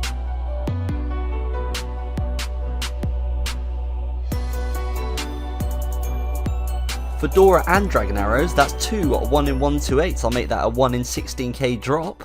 Well, that's the crazed archaeologist finished up. We got 132 fire giants next. I think it shows just how far the account has progressed, as I used to struggle for a 2-kill trip at the crazed archaeologist, and now we're managing to do all 35 in one task. In the looting bag, we got lots of goodies, lots of amulets of power to replenish. We also got ourselves a Laren's key, so yeah, all in all, a really nice task. We have now got ourselves level 75 Slayer. If we're able to, we can kill gargoyles, but unfortunately, none reside within the wilderness. Rune Scimitar.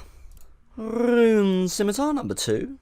Fire Giants task finished up. Our next task is going to be 124 Earth Warriors. That's going to be a 150 task actually. But before we go and do that one, I think we're going to go do a little trip up at the Revenants to see if we can get anything nice there. And then we'll probably go do the Earth Warriors following that. We just got ourselves a drop of 3 U-Seeds, and that's one of the rarer ones for sure. That's a 1 in 1,800 even skulled, and like a 1 in 4,000 unskulled. So yeah, pretty rare one there. And we're coming in with 86 range, 82 hit points. Nice to see a couple of levels come in up at Revs, and, you know, a very nice looting bag actually. We really did push our luck. We were up there for a few hours to get all those lootations, because they can be a little bit few and far between with the Pyre Fiend, but I'm not going to complain at that. I would love to see an emblem always, because it means we can buy runes, but no luck this time. However, we have got loads of bracelets, so when, not if, when we land that Wilderness Weapon eventually, we'll have plenty of effort to be able to charge it. That's the Earth Warriors task finished up, and that is 150 Wilderness tasks in a row. 375 points for that Bombay bad boy. Not too bad if I do say so myself. 1,350 points. Points are kind of redundant to me, I just use them for ammunition. However, you know, seeing 375 in one task is very nice. The next task we got was Ankus, and whilst we were doing them within the new Wilderness Slayer cave, which we hadn't done this location before, we got attacked by this guy, so let's see how this one goes.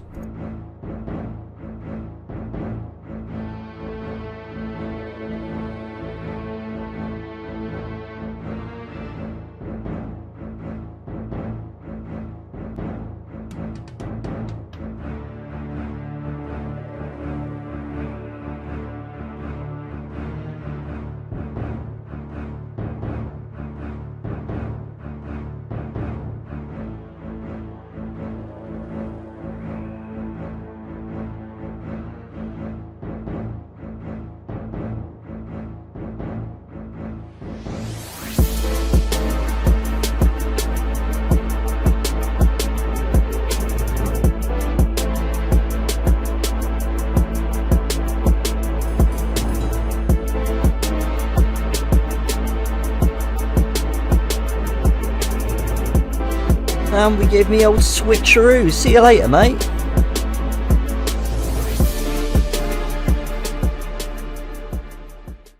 Well, that was definitely a eventful one up at the Ankus. I think the second time we had a good chance of killing the guy with the Ankus on him as well. Unfortunately, we just run out of supplies. I think he was almost definitely low. I think he kind of had to be.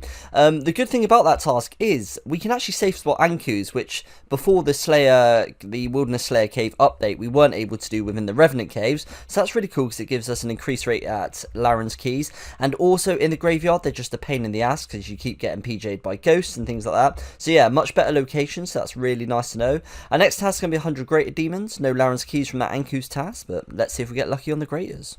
First Laren's Key of the task coming in. Second Laren's Key of the task coming in. I've been waiting for one of these tasks where they come in thick and fast. Just 2 kills later, we get our third Laren's Key. Following the Great Demons task, we picked up an Anku task and we were lucky enough to get a Laren's Key. Crystalia, what's going to be next? 124 Black Knights, that's going to be a skip, which means our actual next task will be 78 Earth Warriors. Following the Earth Warriors task, we get some more Greater Demons, where we get attacked by these 2 sneaky little chaps. Let's see how this one plays out.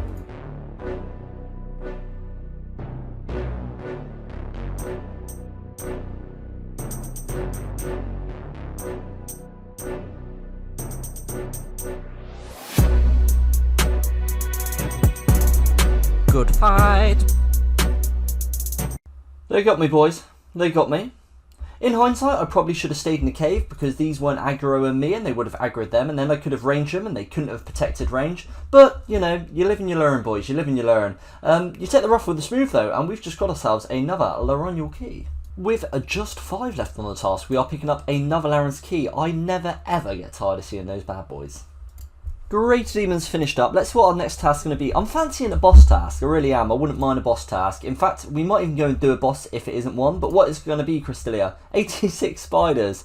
That's a boss task, guys. That's Wildanator. So thank you very much, Crystalia.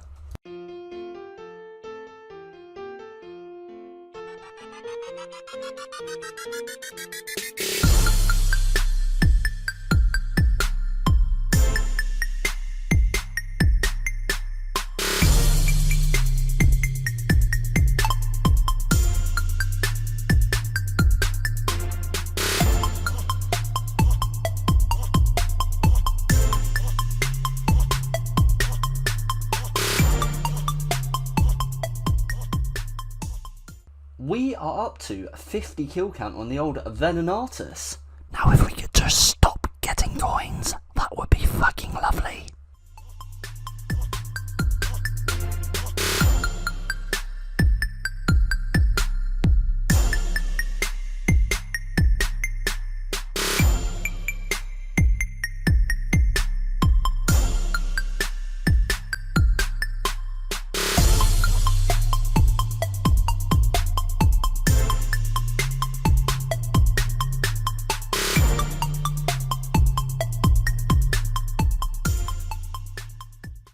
Well, how about that? That was not bad, was it, boys? 14 kills uninterrupted. I'm kind of shocked, surprised, and a little bit appalled that I didn't try and get PK'd at all. But these are lootations we got. Pretty nice. We've got 100 Snapdragons. So we do need to do a Herblore Grind, which is going to mean loads of Chaos Druids at some point. Because I do really want to get those pots, because they're going to be vital for the account and bossing eventually. It will help me kill Vetion and things like that. Just here with my main refugee, showing you my loot. Got a load of nice sort of things for crafting. Got some Herblore secondaries. Smithing, some runes to use. Yeah, all in all, not too shabby at all, boys. So that was well worth it. And we're up to 60 KC on Wildanator now. Next task we got was a Hellhound's task. And coming in with our first Laren's Key with still 96 left on the task. Number 2, 25 left. After depleting the Laren's Keys in the last episode, we're already back up to 9 keys. Back to the money, ghosts.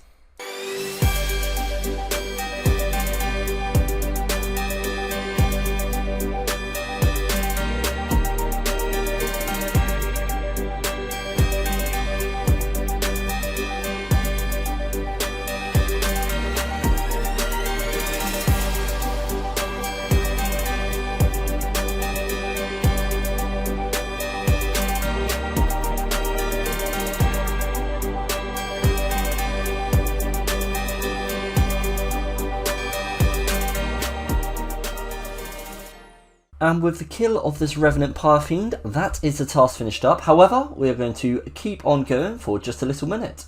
After finishing our Revenant's task, we pushed our luck, probably the most we've ever pushed it. We decided to get ourselves a completely full looting bag, which obviously took quite a few hours up there. Would have been absolutely gutted if I died, but we didn't, and we have lots and lots of loot to show for it. We are currently up at 1240 total level, which is pretty darn close to the 1250 total level worlds. And I'm only 15 fire making, so I've decided that I'm going to be getting myself 25 fire making so we can access our first ever total level worlds on this account. And there we have it, boys, able to access our first members total level world. We are now able to go in the 1250 total levels. I feel pretty proud of that, boys. I feel pretty proud considering we can't train 4 of our skills and they will most likely always remain 1. You know, there's only so many total levels that we're able to get. XP rates are rather slow in the wilderness, and you know, there's lots of obscure ways of training things. So I'm pretty proud of my 1250 total, and it's going to be nice actually being able to go on total level worlds. We've got 9 Laren's keys. We did 10 last episode, 9 this episode. Can we get ourselves any Dagon High or any smithing supplies, because we're still working towards that 74? Either one of those would be absolutely fantastic. Alrighty then, let's see what our old mate Laren has got for us today. First key is going to be yes, boys, Dagon High Road Bottom. Yes, fantastic. What a first key. I do not mind if I diddly do. Have a look at that. Lovely job. Let's just stick him on. Oh, let's stick him in the loot. Actually, no, we don't want to stick him in the looting bag, because then if we do die, we will lose it. So we're going to keep that one just there. But yeah, that is a very nice first key, and I'm very happy with that one. We've got 4 keys left. 240 gold ore. I'll never snuff at that, because that's a bit of smithing XP. I bet that's worth a load of money. It is. It's worth nearly a mil, but it's absolutely useless to us. But a bit of bank value, some more alcohols. Come on, steel bars. I can't expect any more Dagon High, but yep, seeds are useless. But some steel bars would be absolutely lovely. Last key's going to be coal. We take that. We take that, and obviously we take the Dagon High. Casually sitting here acting like we're totally not in the wilderness with some risk. But yeah, we got the Dagon High bottoms, really happy with that. We're going to head over to the goals to see where we're up to on that. But if you are enjoying this, guys, if you're enjoying the series and you're enjoying watching this, do not forget to subscribe, because we are heading close towards 1,000, and I really enjoy all of your support. If there's anything you guys want to see, you see episode after episode, I really wish he'd do that, then, you know, drop me a comment and I'll see if I can get in a few future episodes. We've got some skilling grinds coming up, some Herblore grinds and things like that. So yeah, stay tuned for some more, and let's head over to those goals. And here is the goals, and as you can see, the Dagon High road bottom is now coloured in. Let's not lose it like the top. It almost makes it that little bit more painful. We lost the top, now we actually have the bottom, because we could have the top and bottom, which are arguably the 2 best pieces. But never mind, we cannot dwell on that, because we do now have the Dagon High road bottom. Bit by bit, this sheet's filling up. It's starting to look quite nice. So I am very happy, and I'm really chuffed to get that bit. Thank you very much if you made it this far, guys. I really do appreciate it. I hope you guys are enjoying watching as much as I'm enjoying making. And until next time, thank you and goodbye.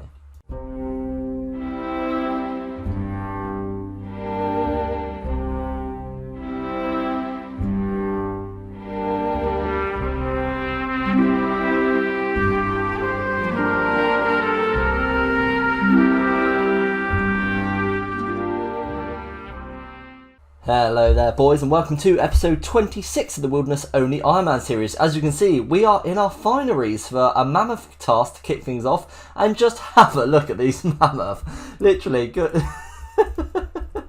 It's ridiculous. Look at the size of those hats and those centres. That is pretty cute, pretty cool, and yeah, I ran down here for the task, and it gave me a right chuckle. So thanks for that, Jagex, and let's get on with this mammoth task.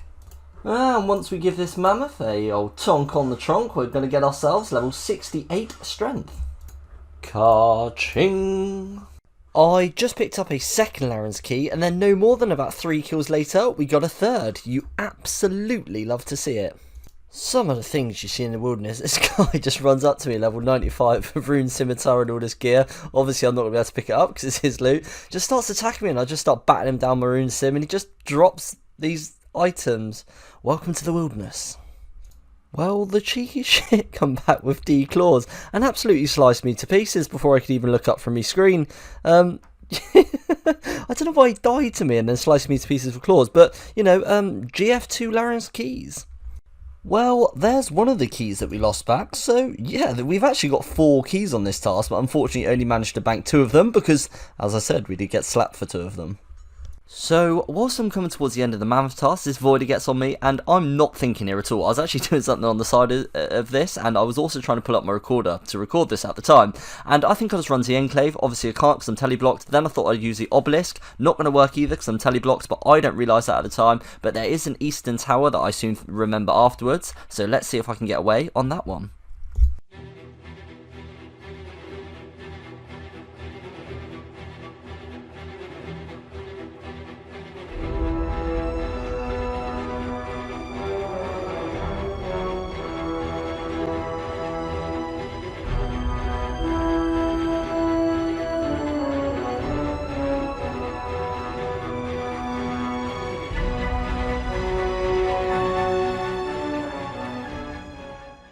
Well, that was a decent bit of fun. That was a good bit of activity up at the mammoths. It's very unusual that they're that busy. So to, you know, kill somebody, be killed myself, and have a getaway all in one task, as well as a few Laren's keys, that made things extra spicy and quite exciting, which is always quite nice. Our next task is going to be 75 scorpions, which, as you should know, is going to mean a little bit of Scorpia.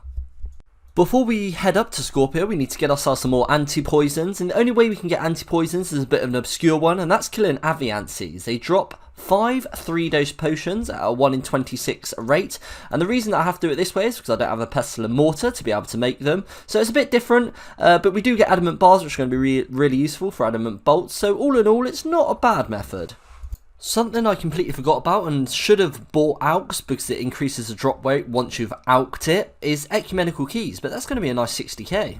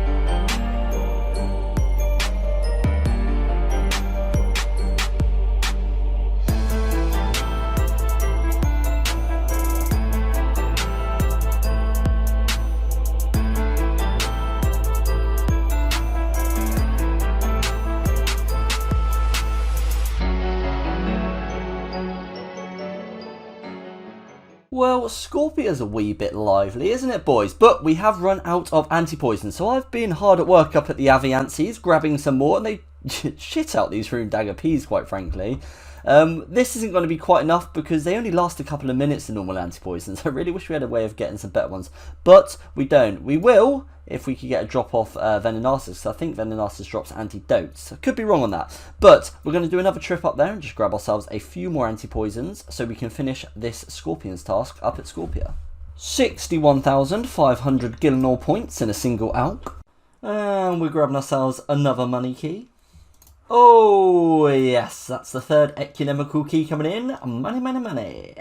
That's another trip done up the Aviancies, and that's going to be enough anti-poisons to see us through the task.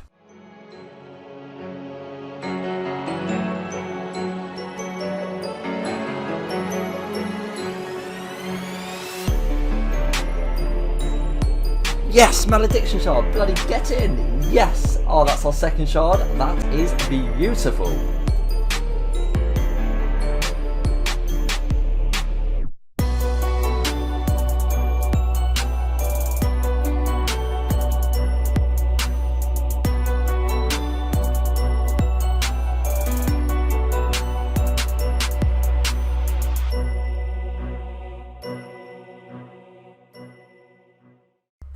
Holy shit, guys. Oh my god. I just got a Scorpia offspring. That's absolutely unreal. I'm so happy for that. As a boss, I really hate Scorpia. So now, as soon as we get the other Odium shard, we're actually done with Scorpia. We got the pair. I actually can't fucking believe that. That's insane. I'm so happy. There's not many things I leave the wilderness for. Pretty much nothing. But I've made a few exceptions on the account. It's my series, it's my account, and I will be insuring this bad boy. It's a bit of a money sink. I've got to pay for it. Yeah, I mean, I think it's justified. I hope you guys agree, but I'm so fucking happy. Yes, that is the Scorpions task finished up, and my god, what more can you want from a task? We had me dying, we had me escaping, we had me getting the pet, we had me getting the shard. So yeah, that was just an absolutely fantastic task. Scorpia is definitely not one of my favourite bosses, but boy did I enjoy that task. That was brilliant. So to make the Odium Ward, actually all we need is the one from the Chaos Fanatic now. We decided to hop on over to the Wilderness Resource Centre to carry on with some smithing grind, and we've actually got ourselves level 70. That's really nice to see. It's going to be just 3 more levels till we can do adamant bolts, which is really cool. From 70 to 71, that's still about 5 hours. It does take quite a long time just smithing iron items up here, but slowly we're getting there, and soon enough we'll be able to make those beautiful adamant bolts, and that's going to be a viable way to kill Callisto. Many hours later. 71 smithing. As we've just hit 71 smithing, I think it might be a good time to use up the ores and bars within my bank. So we're going to see how far between these ores and these bars, how far we can get towards 72, or whether even if we can surpass it. The way in which we use the gold ore within the wilderness is we run from the Ferox Enclave bank up to the ruins. We do this in a non-members world because there's less NPCs about, which means 2 of our inventory slots are taken up by runes, by fire runes and nature runes. We also do it with a combination of a crafting method, because whilst we're up at the furnace, you may as well get some crafting XP as well. So we make gold amulets, and through this method we get 12k smithing, 17k crafting and 18k mage, and we basically don't waste any time because we're superheating on the way up. If you wanted to be super efficient, you could also alch on the way down for pretty much no loss with the gold amulets, but we choose not to do that just because I don't want to have to buy loads and loads of nature runes. The way we use the silver ore is very much the same as the gold, in the sense of we run from the Ferox Enclave up to the ruins, but slightly different rates. Because you get less smithing XP but more crafting because we're making tiaras, it works out at you get 7k smithing XP an hour, 24k crafting XP an hour, and 18k mage. So although this isn't fantastic for smithing XP, it's pretty good for crafting. And finally, the way in which we do our steel bars, or any bars that aren't being used for jewellery, is we go from the Ferox Enclave up to the Anvil, up in level 23 Wilderness, and what we do is we use a looting bag method. So we leave the Ferox Enclave and fill up our looting bag with some steel bars, because obviously you can't do it inside the Enclave, because it's got to be within the Wilderness. We then run back to the bank, and we get some more steel bars. We then run up to the Anvil, and essentially we've got 2 in 1. So what we do is we smith the steel bars in our inventory, we destroy the looting bag, which means that it drops the steel bars, pick them up and use that. We then kill the spiders that are in that area. To get ourselves another looting bag, we run down to level 20 Wilderness. We use our Ferox Enclave teleport, and that's pretty much a method. We just rinse and repeat that method, and obviously we can restore our run energy at the pools or the Clan Wars portal. This method nets us roughly, when I was doing it, about 34k an hour. You probably could get a little bit more, upwards towards 40k if you didn't get the steel, if you didn't get the looting bag back from the spiders. What you could do is you could use some last man standing points and get it from there, which would slightly speed that process up. Well, that was a whole lot of information chucked at you guys, but I do think it's nice to sometimes know the difference in skilling within the wilderness and sort of how I do end up training things and things like that, because it can sometimes end up being, you know, quite different. We've used pretty much all our bars now, and we've ended up with 40k away from level 72, something that I sort of half forgot I had. As we don't quite have the level to make it yet, we did get a few bolts from Venenatus. It's enough for like just a couple of Callisto kills, but I thought whilst we got them, why not head up there and see if we can't get a few kills. Well, I think that was a jolly nice way to end things up, guys, using our remaining bolts on a few Callisto kills. And, you know, we even got a little bit of action at the end. These are the loots we got. Not hugely helpful, I must say, but it is nice that we're able to kill some Callisto. The Dragon Bones will almost certainly be used, and I'll never say no to a little cash. It's been a really, really cool episode. I've really enjoyed making it. Obviously, now, the last episode, we got the Dagon High Bottom. We got the Scorpia offspring in this episode. You know, boys, I am chuffed to pieces with. We've actually surpassed 1,000 subscribers now, which is it's just crazy, you know. This started as a real personal small project, but it's grown into something really, really nice, guys. You know, I'm getting loads of good feedback. I'm over 1,000 subscribers, which for me just seems mental, seems crazy. Not sure if anyone's in the CC at the moment, not all that many people, but quite often, you know, we've got we're getting like 10 people in the CC at sometimes. If you do join the CC, I'll direct you towards a Discord, or you can add me. We've got a load of good guys in there, and you know, it's just really nice building a community through these videos, and I'm having so much fun as always, guys. So we're going to jump over to the goals for now, but thank you very much for watching. I really do appreciate it. And this is how we're set up with the goals. So as you can see, we have now ticked off the third shard of the Malediction Ward, so just one more of those and we can actually use the Malediction Shield. Both of these shields for our account will just be absolutely fantastic. Obviously we got the Scorpia pet. We don't have anywhere to record pets at current, but you know, who knows what the future might hold. I've got a few ideas for maybe a season 2 where we could move some of these goals like the Revenant Weapons and maybe put some pets on the sheet and some of those more challenging ones onto a season 2. But you know, let's see if I'm still enjoying making this and you guys are still enjoying watching it, and then we can talk about that further in the future. And welcome to episode 27 of the Wilderness Only Iron Man series. I think we're going to kick things off. We're going to jump straight into it with some Revenants. The thing I love about Revenants is we could potentially get some game-changing weapons. Who knows what we might get up there one day, and if not, we can make a whole load of money from emblems or alcohols and things like that. We pulled the little Scorpia pet out the bank, of course we have. He's got to see the light of day from time to time, or should I say the darkness of the wilderness. But that's enough for the intro. Let's jump into some Revenants and see if we can land ourselves anything nice. Oh well, would you have a little look at that? That's going to be our second Dragon Med Helm on the account. Obviously it would mean a lot more if it's ours first, but interesting is Dragon Med Helm. The reason it's interesting is because I very, very, very rarely do revs unskulled. In fact, I was just waiting to get a skull from the bloke walking around, and you can actually only get a Dragon Med Helm if you're unskulled, and it's a 1 in 1,000, so pretty rare for us being never skulled in a 1 in 1,000 rate.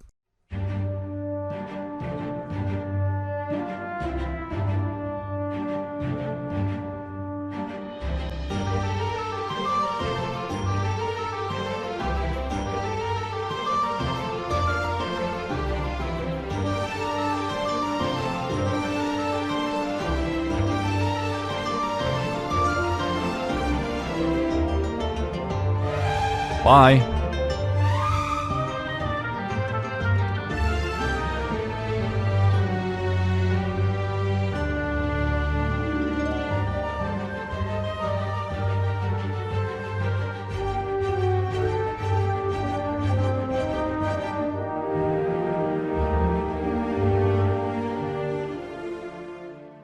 After a couple of little tussles up there at the Revenants, we did a really long chip, and I refused to leave till we got a full looting bag full. So we got loads of stuff there. We've got alcohols, we've got resource drops, we've got bracelets of Ethereum. Just really nice trip up there, and yeah, come away with nearly $1 million in the looting bag. We've got an Ancu's task at the moment from the last video, so I think I'm going to go smash through that one now and see what that one brings. There is a Laren's Key coming up at the Ancu's, and actually we decided to mage them. This method's a little bit more FK. I do try and keep my mage and range level pretty much kind of equal, because then we can utilise our combat levels. And actually this method's not too bad at all with the Slayer Darty. I'm using the defensive cast. I'm averaging just over 50k mage, about 13k an hour on the defence, and actually about 13k Slayer XP, which I think is slightly better than when I ranged them. And we're just about to grab ourselves level 87 magic. And there she blows, lads. Level 87 magic. Hey, where's my little pop-up? I guess it's because they're attacking me. I feel absolutely cheated out of that. Last episode we got the Malediction 3 shard off of Scorpia, which means we're just one off of being able to make the shield, and that is from the Chaos Fanatic. We haven't done much Chaos Fanatic, but I think I'm going to head up there and see if we can get any luck.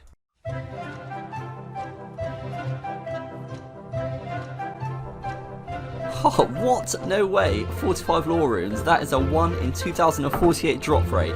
This account is literally never, ever lucky. And with this kill, that's going to be kill count number 15 and split bar top. Not too shabby for number 50. Alright, steady on that. Straight in with the AGS. So a 126 gets on me.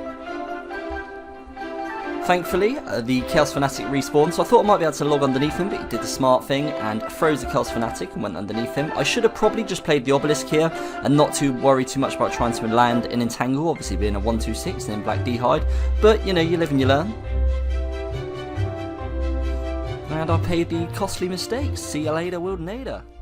We finished up at the Chaos Fanatics. There was just quite a few PKs. Obviously, we got PK'd, and also we just made a few fairly easy escapes, but there's a little bit too much going on at the moment, so we thought we'd try ourselves a trip up at the Revenants. The reason we did that is actually someone in the Discord on Christmas Day, they got themselves a crossbow from an imp, like provided screenshots and everything. That's a 1 in 220,000. Wasn't scold, first Revenant's tasks, runs up there, decides he wants it over with quickly, doesn't scold, kills a couple of imps, 10 kills later, gets himself a crossbow. Before he finished that task of 80 imps, he also got the 4mm emblem unscolded. Just absolutely unbelievable. So let's see if we can get any kind of luck up there.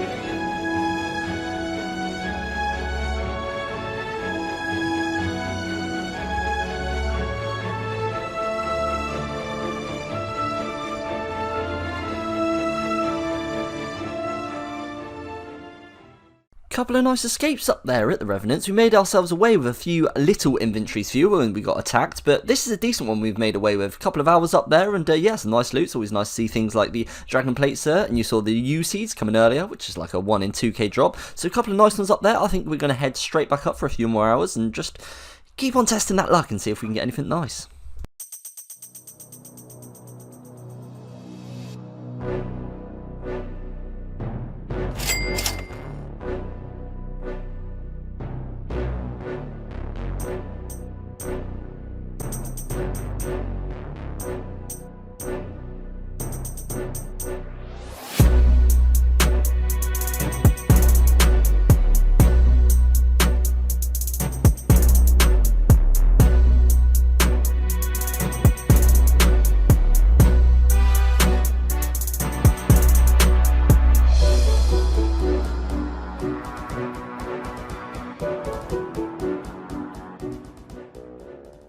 Revs were pretty busy, so we left the Revenants there after the 1mm emblem. Cannot complain, and we've been doing a bit of Wilderness Slayer, but there just hasn't been anything really for me to shoot because I haven't landed a single Laren's Key in a Magic Axe task, a Earth Warrior task, a Greater Demon, or a Lesser Demon task. I've done all 4 without a single Laren's Key. The Demon's task, you'd expect one in the caves, but just no luck. But one good thing from that has come, 70-70. I said I'm going to be trying Vetion again once I get 70-70. So if I land myself a Hellhounds or a Skeleton task, or the next one I do land, I will be going to there. That's a Chaos Druid's task, that's the Elder's task, so we're going to head up there first, but next one we get is the Skeletons of the Hellhounds. We will be going to Vetion, which is awesome.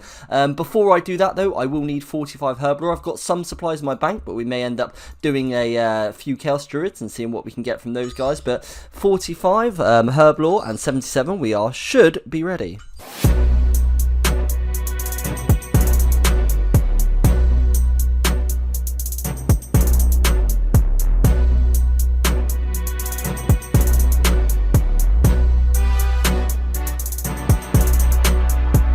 It's always going to be a hard tank up here because you've got to protect prey from mage, which means they've just got free reign on DDS specs and range, but fair play to the boys, cannot fault their PKN style, DDS at the right time, range at the right time, they are in sync, they drop a tonk at the end, respect boys, but yeah, unlucky us. Laren giveth, but Laren also taketh away. Unfortunately no keys on that one either, and still we are chasing our first piece of Elder Chaos. But what's our next assignment going to be? It's going to be 147 Black Demons. Gotta be a Laren's key on that. This pretty much the highest drop rate you can get, nearly the maximum. Yeah, feeling confident I'll get a Laren's key on that one. There we go, you love to see it boys. We've broken the Laren key dry streak and we've still got 132 left on the task.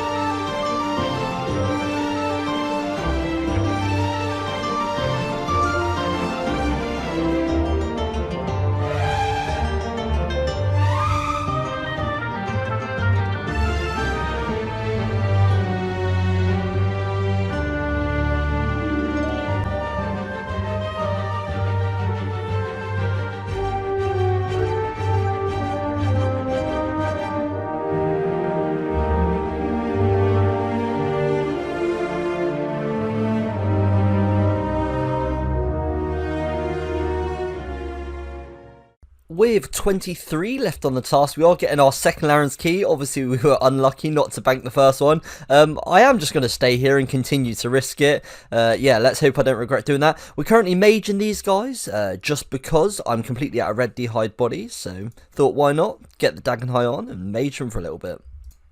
That's the Black Demon's task finished up, and we did make it away with our 1 key. What's our next assignment going to be, Crystalia? I think that I just want a Hellhounds or a Skeleton, so unless I come across a really good task, I probably will just skip until I get that. That's an awful task that I'd skip anyway.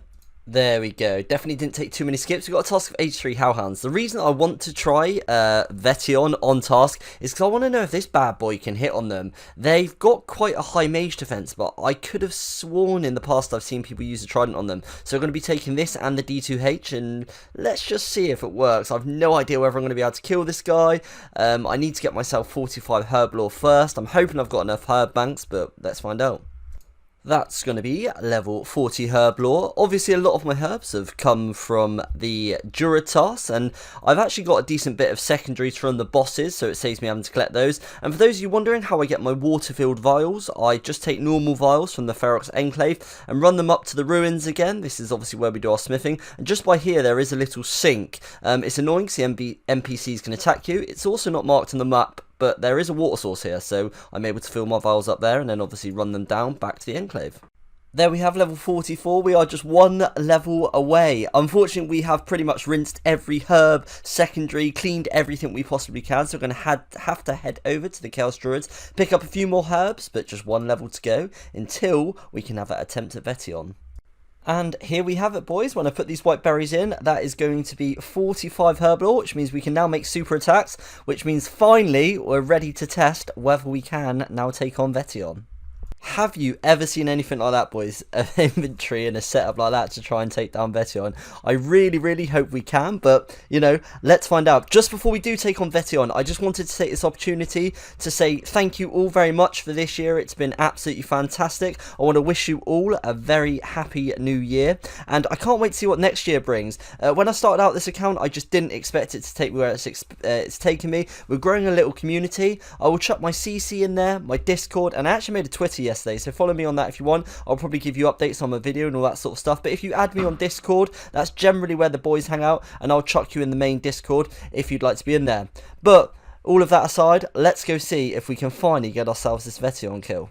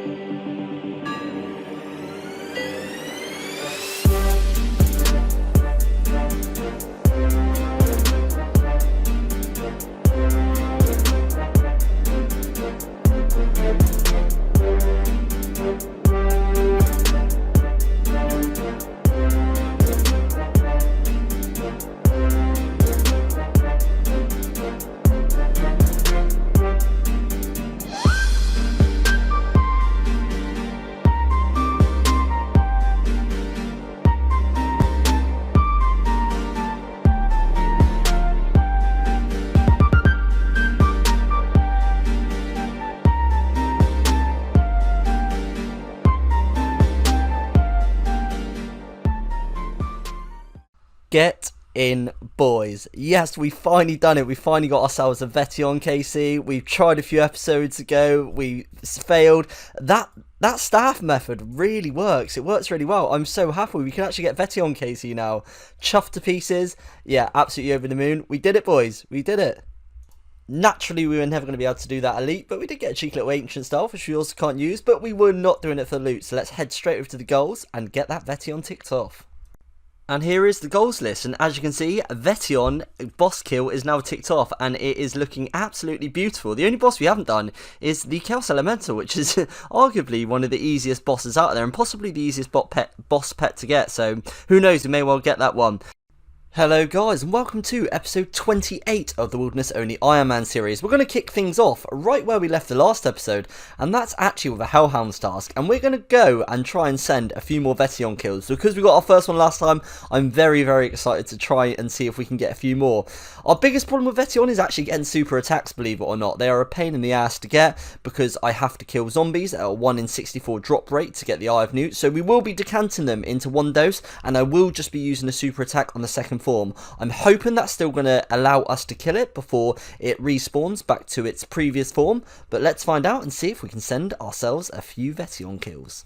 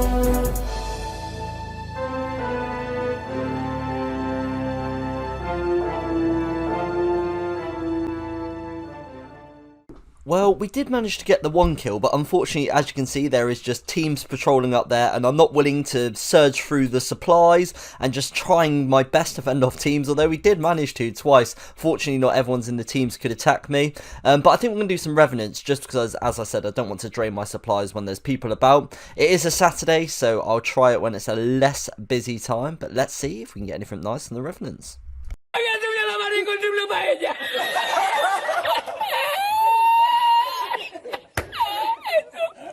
Yeah, no, Revenants went really well actually. I just fancy going back up to the Spiritual Rangers because we may or may not have lost our magic shortbow.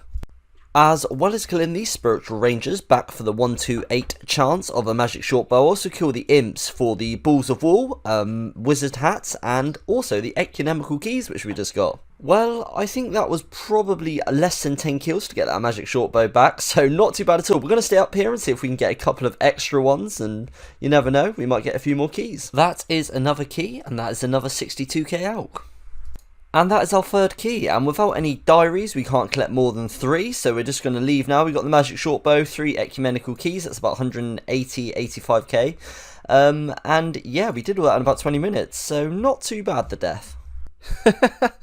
Nice, yeah, really wasn't expecting that. You know when you just get a drop and you're like, wow, I kind of just forgot I needed that. That was one of those. I was only up here for red d'hide bodies and power ammies, but we will not complain about that whatsoever. 466 Odium Shard, 467 red diddly d'hide body. And after going a little bit dry on red d'hide bodies, just 10 kills later, we get ourselves another one. And we certainly are enjoying the back-to-backs because we just got another back-to-back with a red d'hide body. As we were super close, I decided to get the 500 KC on the Crazed Archaeologist. This account continually surpasses where I think it's ever going to get to. And yeah, I never thought I'd get 500 KC, alright? It's a demi-boss, but that's pretty cool. And we've actually completed the Crazed Archaeologist. Are we done at 500 KC in completion? Absolutely not, because we constantly need powers of Ammi and red d'hide bodies. But considering we started with Neva when we went to the Crazed Archaeologist, we now have 6 power Ammis and 4 red d'hide bodies to burn through. As we still had Hellhounds as a Slayer task, I didn't want to waste that Slayer task, so I wanted to head back up to Vetion and see if we could get a few kills for ourselves. Unfortunately, I wasn't able to. We tried several times, in fact we tried 4 times, but unfortunately it just kept going back to the purple phase again and again and again before we were able to kill it. We are able to kill Vetion, it just takes some really nice RNG, so unfortunately the 4 times we tried we didn't get that RNG, so I'm just not going to be rattling through supplies. So until we're able to consistently get kills and our melees are slightly higher, Vetion is kind of going to be back off the cards after getting our first kill, because I don't want to just use supplies on this sheer hope that I might possibly get the RNG. We decided to finish our task up at the Hellhounds within the cave, and these two boys get on us just as we get a Laren's key, so let's see how this one goes.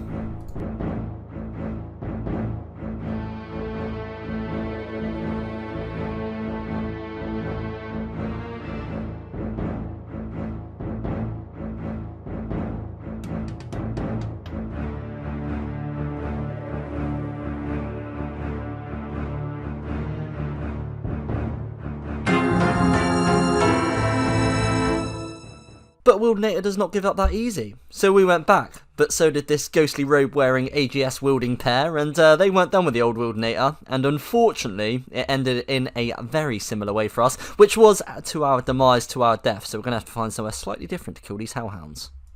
Change location from the pesky PKs, and we got ourselves a Laren's key. That is the Hellhounds task finished up with, and Liberty, what is our next task? 69 Chaos Druids. Chaos Druids.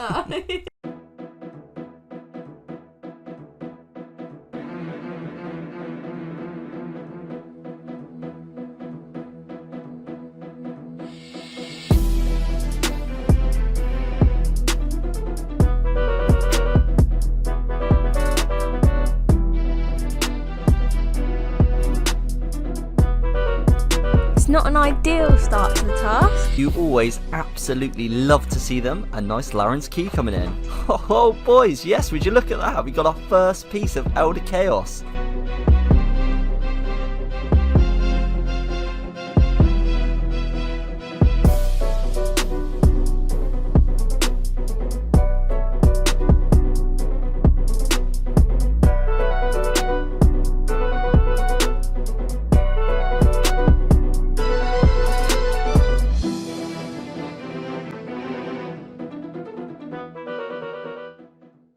Do not even lie, boys. You come across this guy in the wilderness, you are absolutely giving it boots. Currently on a Black Demon's task and picking ourselves up our first Laren's key of the task. Hopefully, it's not our last. These levels take a long old time between each other, so it's really nice to see at level 77 Slayer. We'll never be killing them unless they're added to the wilderness. We also got level 89 range, which unfortunately I did miss, but yeah, we're closing in on that 83 Slayer, which is obviously something I really want for those dragon boots. It's just going to be absolutely iconic on the account. Yeah boy, picking up a second one, really should bank, really not going to. Despite what I said in the last clip, our looting bag did get full, so we had to bank, which was kind of useful because we got attacked by these young gentlemen.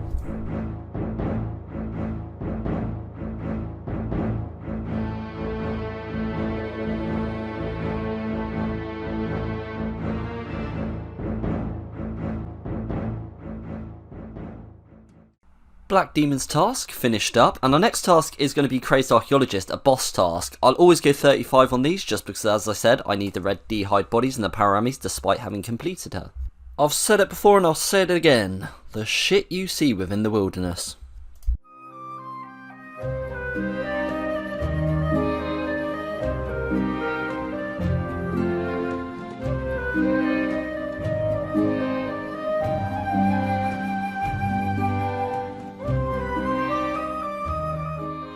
Here's the loot from all 35, the Crazed Archaeologist task. Got some spare powers of ammo. Unfortunately, no red D-hide bodies, but gems, you know, rune crossbows, just generally nice things. So not a bad task at all, and it goes by pretty quick with this staff. And the next task is going to be 131 Black Demons. Okay, we've just done a task.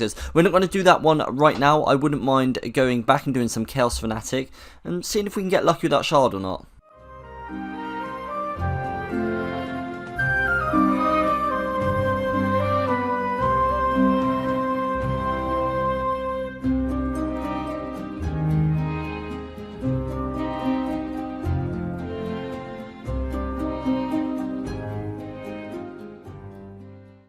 We're going to finish up on KC145 because these kills aren't overly fast, and also we did do about 80 or 90 kills, which is a really massive sample in comparison to what we've done previously. We've stocked up on plenty of split bar. Hello guys and welcome to episode 29, the Wilderness Only Iron Man series. We're going to kick things off with a bit of money making. We've got 2 mil in totems, I want to cash those in. We've got 310 steel plates, we'll either sell them to the shop or out them with a bit of agility or something. And we've got 246 onyx bolts, which I want to make into onyx bolt tips and out them. So we're going to have a trip up to the lava dragons. So without any further ado, let's see how much much money we can make and hopefully invest it in some runes that are going to be useful.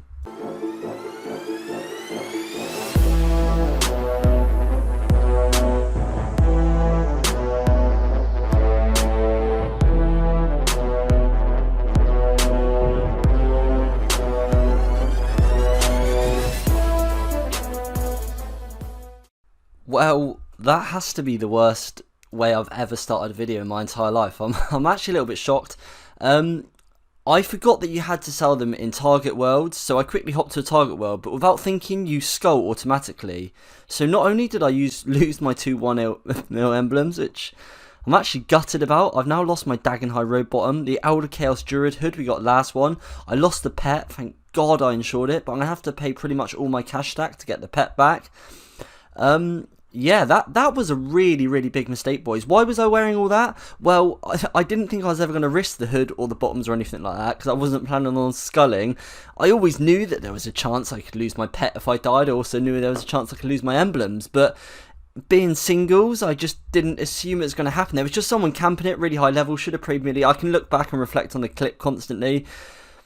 But yeah, that's a really poor way to start the video. I don't know whether to laugh or cry. I'm not really sure why you guys even watch me when I make mistakes like that. Oh my days. Not gonna lie, boys, I was feeling hugely demotivated in that last clip after losing all those items. I've done possibly the most British thing ever. I've made myself a cup of tea and I've calmed down somewhat. I've gone and reclaimed my pet, so we got one thing back. It cost us 1 mil cash. We were trying to make money this episode, and we've gone from trying to make money to losing 3 mil GP raw cash, and probably about 7 or 8 mil if you include the items. But it does not matter. We've got 9 Laren's keys. Let's go see if we can get ourselves anything nice. It could be an absolute emotional roller coaster if we manage to land ourselves something. But we've just got to rebuild. There is nothing else we can do, so there's no point dwelling on it. Yes, we lost some good items. Yes, we'll get them back in the future. Who cares? Let's get on with it. Let's provide some content and have a bloody good video.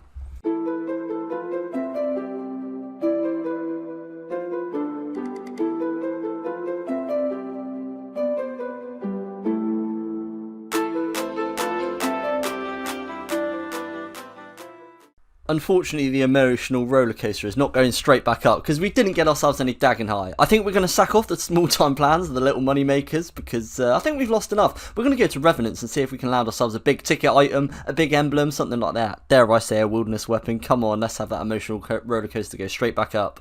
I said it in the last video, boys, the stuff you see in the wilderness, I don't know what it is about these boardwalks just outside the Ferox Enclave, but we've seen Third Age there, we've seen the Dragonfire Shield, and now we've seen the Din's Bulwark.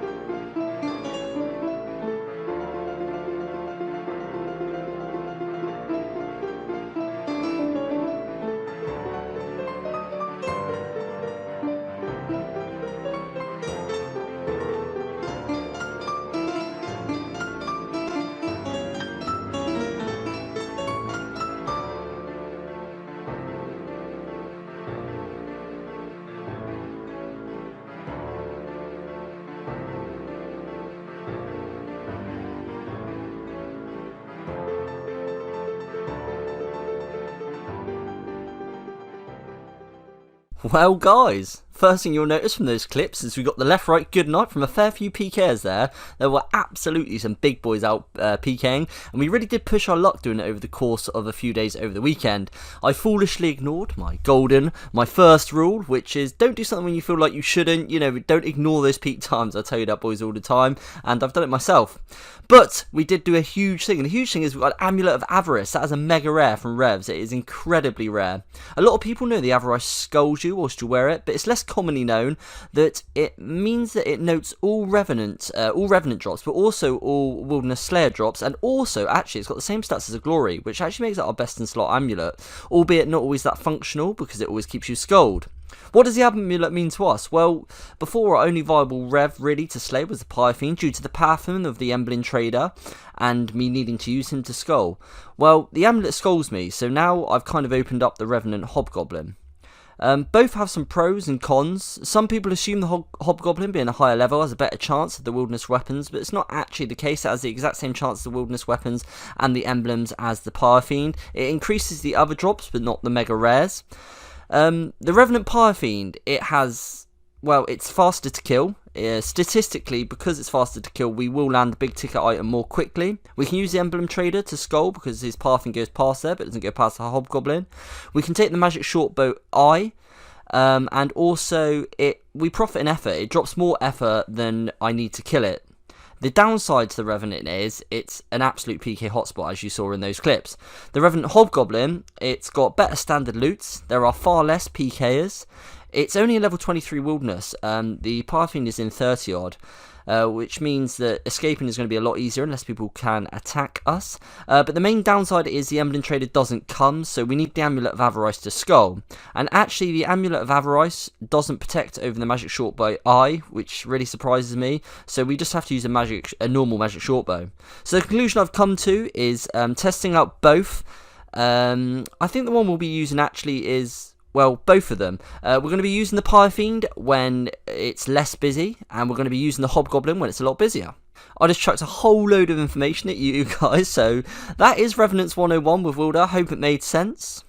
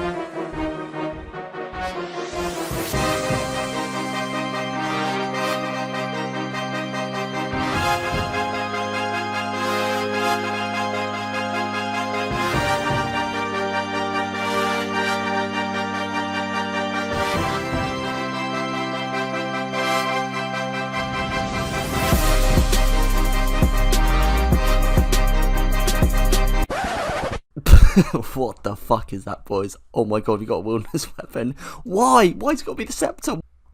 Well, boys, what about that? I can't quite believe that. That is so rare, man. We've got the Avarice and the Scepter. That is just pretty crazy. Obviously, I'm absolutely gutted. Like, my most preferred item would be the Vigorous Chain Mace, but a very, very close second would have been the Crossbow. Either of those would have been absolutely game-changing. But we got a Wilderness Weapon. I really can't complain at that. It's like a 1 in 35k. That is not bad. We're not done with the revs yet, because the whole point on there is actually to get an emblem to make some money. So we're going to go back up and hopefully get ourselves an emblem. We're not going to quit until we get an emblem, so hopefully we'll land ourselves one.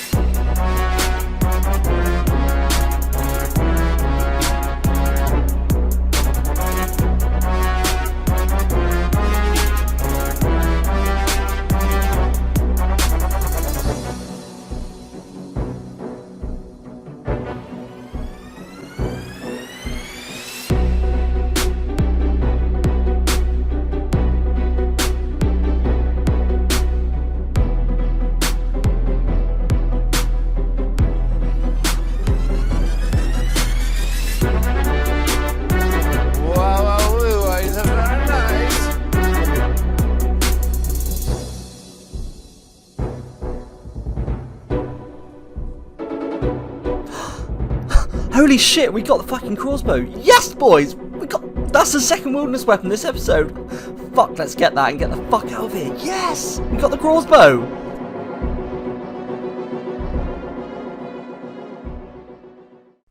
Boys, what even is this episode? It's absolutely mental. So in this episode, we pretty much got cleaned. We lost all of our good items. It started off really poorly. Then we got the Avarice, which was a little bit annoying, but still like very rare. And then we got the Theremin Scepter, incredibly rare. Okay, not the best wilderness weapon. And then we get the crossbow, which is pretty much as good as the Vigora's Chainmace. It's just one of the best weapons we could get. It's absolutely insane. I know I said I'd be staying at the Revenants until we got a emblem, but I think I can call it quits for now with 2 wilderness weapons. That is just absolutely mental. I cannot believe it. I can't believe how this episode's gone. It really has been an emotional rollercoaster, like I said at the start.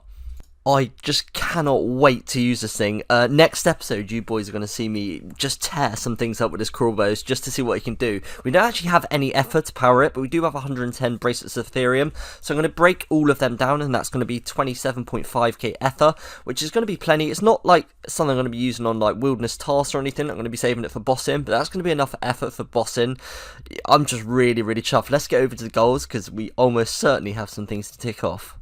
So there have absolutely been some big changes to this sheet in this episode. So unfortunately, we lost our piece of Dagenhai, so we've had to unmark that. We also lost our Elder Chaos Druid Hood, so we've had to unmark those. Stupid mistakes, but we more than compensated for it. On the miscellaneous, we've added 2 items. That's the Amulet of Avarice. I didn't have that on there, but obviously I should, because it's incredibly rare. I've also added the Combat Bracelet, because that's going to be an absolutely colossal upgrade from the Slayer Gloves when we get that one day. And the bits we've added are absolutely huge. Obviously the Avarice, we've also added the crossbow, and we've also added the Theremin Scepter. It's just unbelievable. To add 2 wilderness weapons and an Avarice in one episode is balmy. And welcome to episode 30 of the Wilderness Only Iron Man series. Obviously in the last episode it was absolutely wonderful. We got ourselves the crossbow, which I'm really anxious to go and use. We have actually tested it out as soon as we got it at Callisto, and actually it is slightly better than Diamond Bolts, but because we only have a limited amount of effort, it's actually not going to be worth using it at Callisto, because it wasn't quite as effective as I thought it might be. It's going to be absolutely great at Venenatus, but I think we're going to start things off as it is a weekend, and I don't really want to be using the weapons up at the bosses over a weekend. We're going to be trying to get towards that level 73 smithing goal, so we've got the bolts set for Callisto, and we'll also have the crossbow to be able to tear through Venenatus. That's 72 smithing coming in, just one more until our goal of Addy Bolts. 70 mining, that's going to be our final mining level before we hit the 73 smithing. There it finally is, guys, level 73 smithing, which now means we can make those beautiful Addy Bolts, which means that we're going to be able to make the diamond tip bolts, which is absolutely brilliant. This definitely wasn't one of my favourite grinds. It wasn't particularly quick, because we were averaging probably about 16k an hour, I worked out, so it took us sort of 60 to 65 hours. Every time you log out of this place, it logs you out outside, and you got to pay another 7.5k to come in. And obviously we can be attacked in here, and because I need space for ores, we didn't have any defence, so we just had to die and reappear the entry. But we have now done it, and I cannot wait to make these bolts. So in terms of actually making the bolts, we have plenty of supplies, tons of supplies. So we've got nearly 1,000 Addy bars. That's from killing Aviancies for the anti-poisons, and also from Revenants. We've got loads of rubies, which we can make into ruby tips. We've already made loads of diamond bolt tips, and we've got surplus amounts of diamonds. So ammo for Callisto really shouldn't be too much of a problem right now. Oh boys, this feels like such a momentous moment after working towards 73 smithing. Just for a long time over time, it feels really good to be able to make these bolts. I have actually realised that although I've got the Addy bars and I've got the bolt tips, the thing that's going to be holding me back most is feathers, because my only viable way of getting them is Aviancies, and they drop as many as chickens, which is pretty ridiculous. But from getting all the anti-poisons, we do have 2k feathers, or nearly 2k feathers, so we can go with a few bolts, which is quite nice to know. That's the bolts completely made up, and I'm really chuffed with that. We got 1,400 diamond bolts and 500 ruby bolts. They're going to tear through Callisto, and we're going to be taking them soon. But first, I really want to test out the crossbow, and the best place to do that is going to be Venenatus. So we're going to head up to Venenatus and see if we can get ourselves anything nice.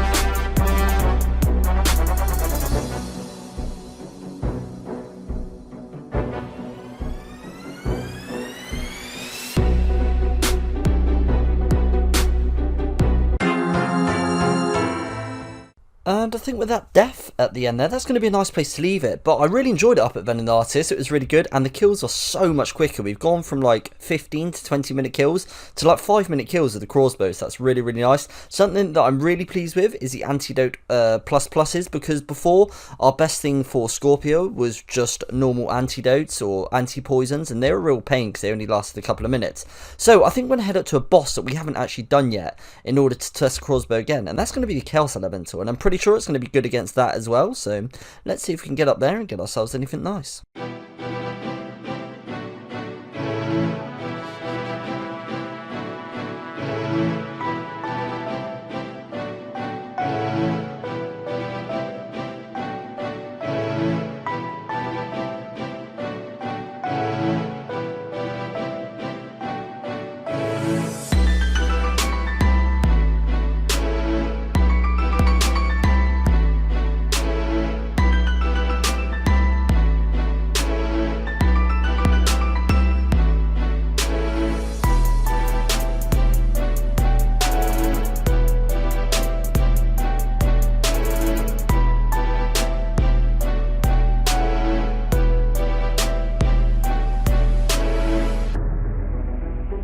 Absolute 1,000,000% bullshit.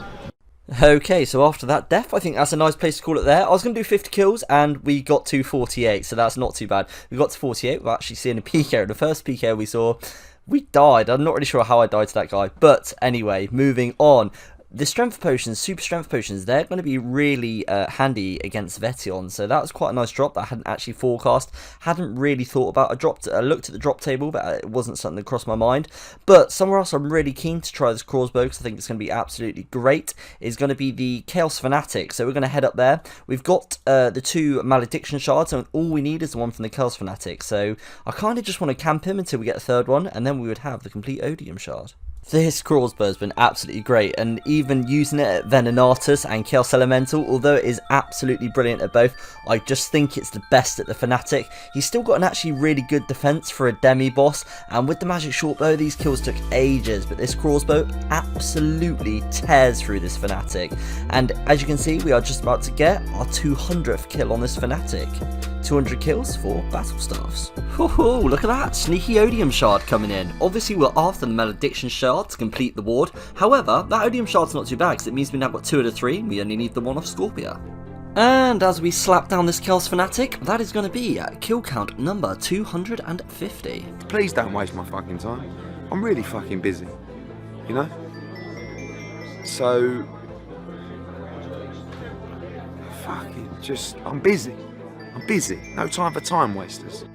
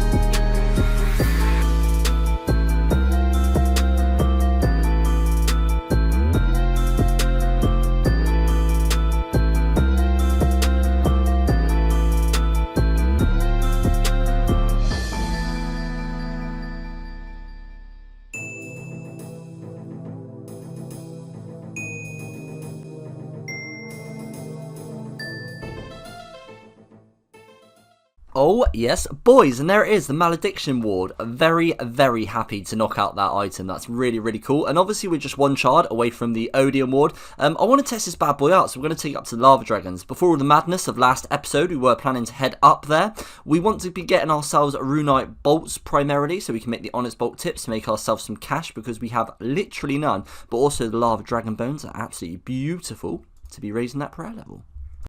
We did a couple of trips up at the Lava Dragons. We got 44 bones. We actually got 210 Runite bolts, so we're doing alright. So we can make quite a few of these now, which is going to be a nice amount of cash. I want to make all of these and alch them alongside the steel plates, and also use all the bones. I'm not going to go up for any more, just because the guys that killed me jumped in the CC and started. Yeah, they got very excited. They killed me, which is fair enough. You know, each their own. 3 max mains killing someone. I'm not sure why they got so excited, but that's okay. You know, it made their day. So rather than have them just hunt me down, we're just going to work with the ones we've got, make a bit of money, probably do some agility with it, and get that prayer level up.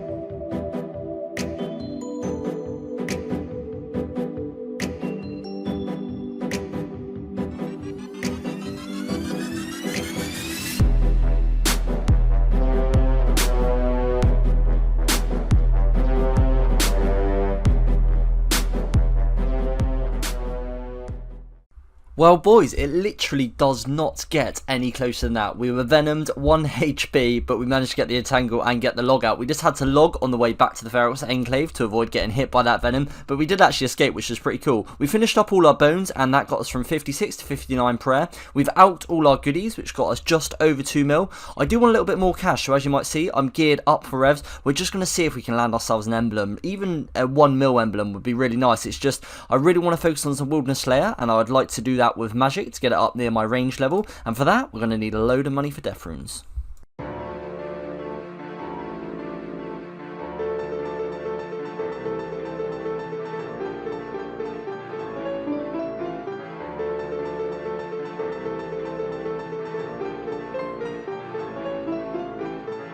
And as always at revs, I seem to make a stupid mistake, and I've got into a battle with about 1 million in the looting bag, and I haven't got any prayer restore with me. So let's see how this one pans out.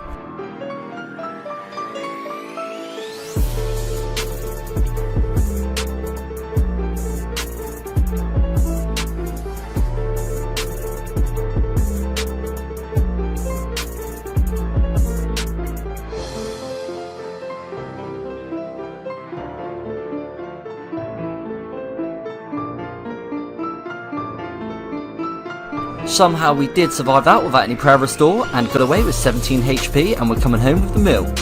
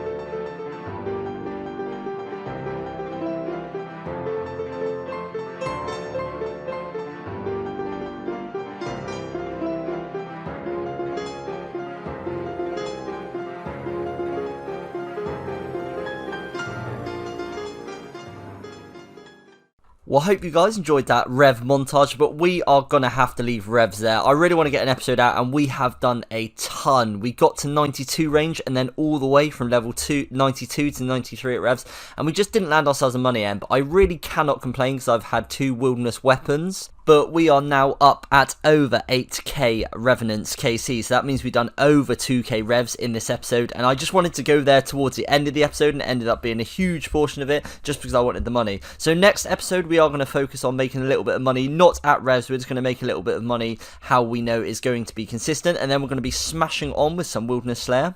But let's jump over and take a look at our goals list, as I know full well we've ticked a few things off. Here is the goals list, and as you can see, we have now completed the Malediction Ward, which is absolutely brilliant, and we're just one shard away from the Odium Ward. Something else you might notice, I've taken off the rune items. It was an old goal that we completed that we've had complete for such a long time that I decided to take it off, and the reason is because I wanted boss pets on there. We have one of the boss pets. Obviously these are super rare, and I just used the little chat heads rather than the boss models because we've got that for the boss kills. I just thought it'd be pretty cool to have on there, something to show our boss achievements. Hopefully soon we'll be able to get ourselves that Odium Ward and keep on ticking things off within this spreadsheet, but I'm really happy with how things... Hello guys, and welcome to episode 31 of the Wilderness Only Iron Man series. I really want to kick through some Wilderness Slayer in this episode, and I'd like to do it with magic because our range level has surpassed our magic by quite a bit. For that we're going to need some money. We do have 2 mil cash. Last episode we really tried at revs to get some, but we're unable to, so we're going to go with some safer money makers. We're going to head up to Lava Dragons to get some Runite bolts to make Onyx bolt tips to Alk, and we're also going to make some Addy plate bodies. We've got lots of surplus adamant bars. We do have loads of alkaballs, like probably about 10 million alkaballs that we could just alk for the cash, which would be a really easy way of doing it. But unfortunately I have a little bit of a hoarding problem. I really like to see loot tabs build up. It's made a lot harder by playing an Iron Man, but we're still going to keep them for the time being. One day if I absolutely have to sell them I will, but for now I just like looking at them. Okay, so you can scrap everything I said about those Addy plate bodies, because I just realised I'm only 73 Smith and no idea who I am thinking I can make adamant plate bodies. But let's get up to Lava Dragons and make some cash from those Runite bolts.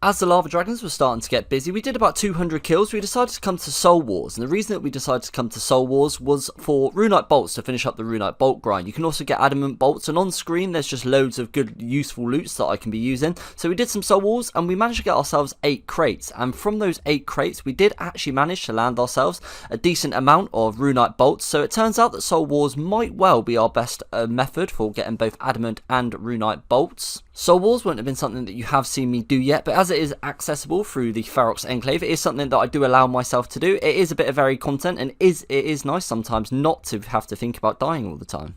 So after finishing up that fairly lengthy Lava Dragons and Soul Wars grind, we're left with these. I've pulled out a couple of alkaballs just to even up the stacks, plus the 300 bolts, and we've actually got 250 battle staffs. This is going to be like 5 to 6 million alks, which is going to sort us right out for runes. We also got nearly 200 Lava Dragon bones, which is going to get our prayer right up. We get extra prayer restore at level 60, and we'll definitely get that. So let's get all this alked up and get these bones used and see where we are. That's all the items alked up, and out of that we got over 7 mil, so we're really good for cash at the moment. I think I'm going to probably spend about 5 mil of this on runes. It's going to be death runes and mime runes for the Slayer staff cast, and probably keep a couple of mil in the bank in case we need it. That's all of our cash spent up. It took absolutely ages and hundreds of world hots, but we have now finally got 25k cast. We've got a Black Demons task, so let's go do that one with some magic.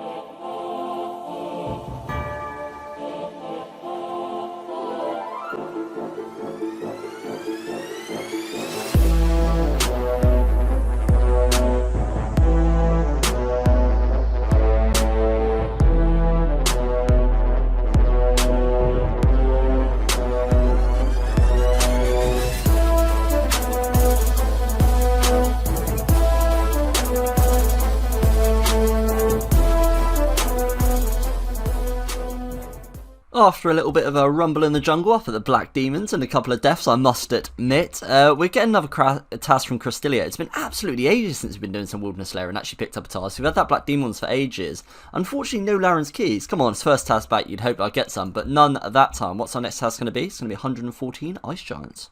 We finished up the Ice Giants task, and now we've got a task of 100 Greater Demons. Will we get any tasks? Will we get any keys from the Greater Demons? Something I noticed, I'm not sure whether this is a Runelight plugin, it probably is, but it tells you the amount of XP you gained on your task, which is pretty cool.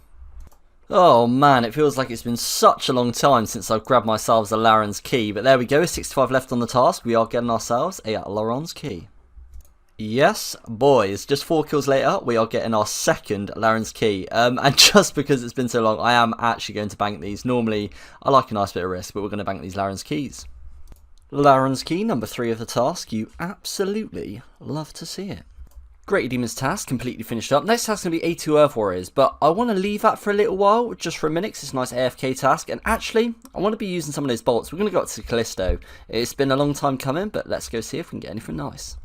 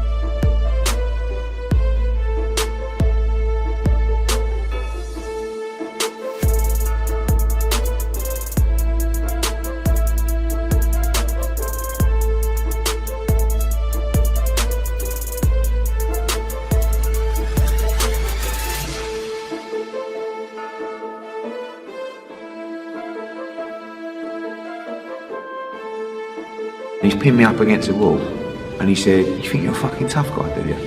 Like this, and I'm like, you know.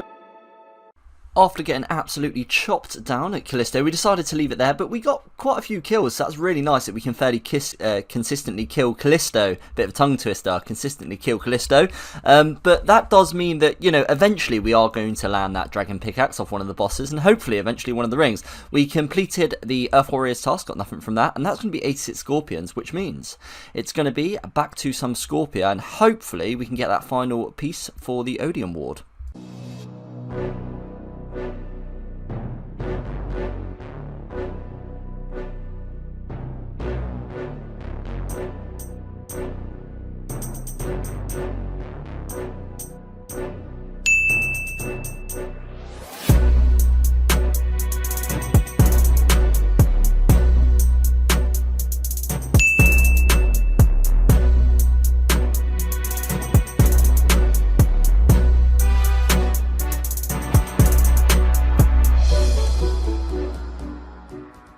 We did the whole Scorpions task up at Scorpia. Unfortunately, no Odium Shard as of yet, but we will get it, and once we've got the Odium Shard, obviously we've completed Scorpia because we've got the pet. Some really good things happened that task though. We did get 90 magic, which means that it gives us a max hit on the Slayer Staff E. We got up at over 250 KC, so it's just nice to see those Wilderness boss counts going up, and we're improving at Scorpia every time we go up, so all in all, a really nice task. Coming in with our first Callisto task on the account, and I think I'm going to be going for 20. Let's say 20 Callisto. I think that's a really good amount. It obviously wants me to get something from Callisto, so let's see if in these 20 we can get ourselves anything worthwhile. I thought I'd very quickly come grab some red d'hide bodies before heading up to Callisto, and we got ourselves a cheeky Odium Shard too. I will not complain at adding 1.6 mil to the bank. Red d'hide bodies are notoriously the pain to get, but we got one of 642, 644, and 645, so very lucky on the red d'hide bodies, and now we've got some to go and do Callisto. Cheeky Larannual Key.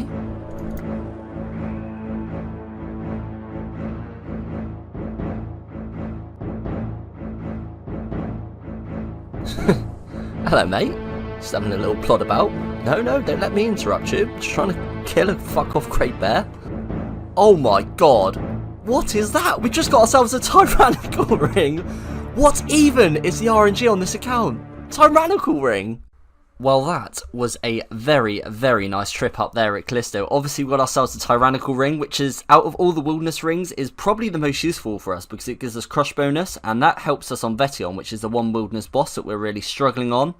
And with the introduction of Soul Wars, it actually means that we're able to imbue it, so it goes from a +4 Crush to a +8. So that's going to be super useful. Literally could not be happier about that drop. This account's luck is just unreal. Got it in less than 50 kills, and it's a 1 in 512.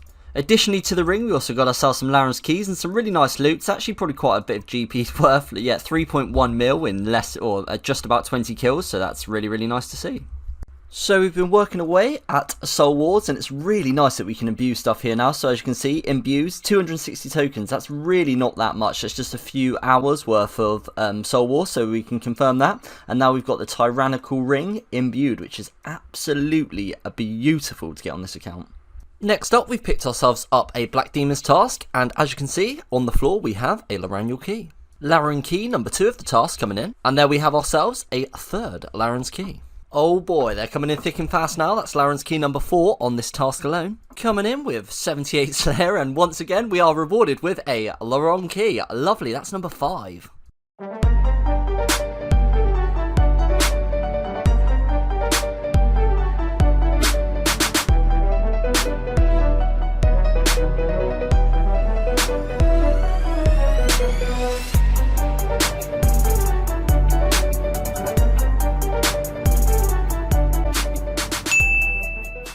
That was a pretty unfortunate end to the task there. Unfortunately, we did lose 2 of the Laren's keys, but we did get pretty lucky generally on the task, and it's just kind of testament why sometimes, especially in multi-areas, it's probably just not worth me fighting back. Fighting back did cause me to die, but, you know, there's no point dwelling on that. We do have 11 keys, so let's go up to the chest and see if we can possibly snag ourselves a little bit of Dagenhai.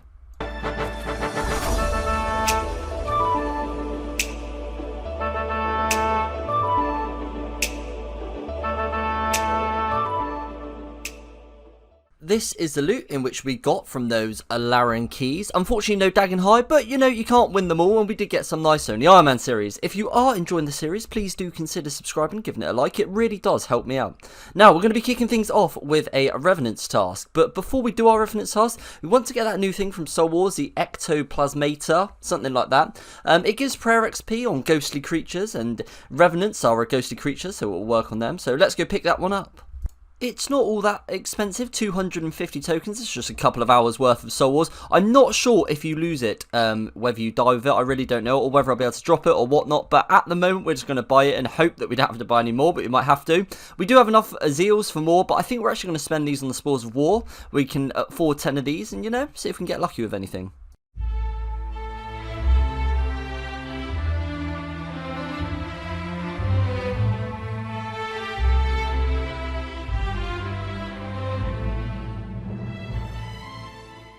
I wasn't entirely sure how useful these Spores of War were going to be, but actually the loots just look absolutely ideal. The Runite bolts and the Element bolts, these are absolutely going to be the best way of getting them. They're both really useful. Uncut gems, runes, yeah, just really, really nice all in all.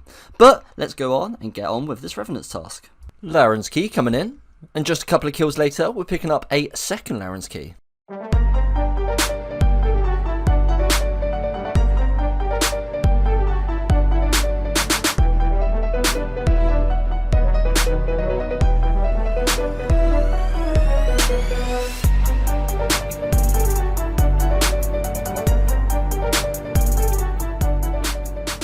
Bye. Next up, we got ourselves a Chaos Druid task, which means we're back off to the Elder Chaos Druids. Hopefully grab ourselves a piece that we don't lose. With 38 left on the task, we're getting ourselves our first, and hopefully not only, Laren's key.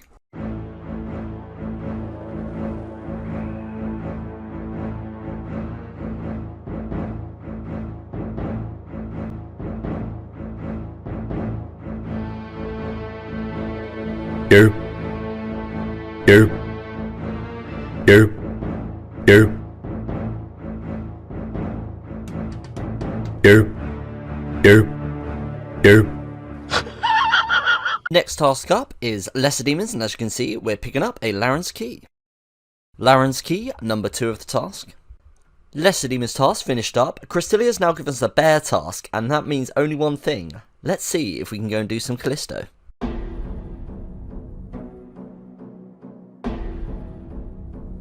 Oh my god, what is that? That's a 1 in 512 and we've got 2 in 63 KC. What even is the RNG on this account?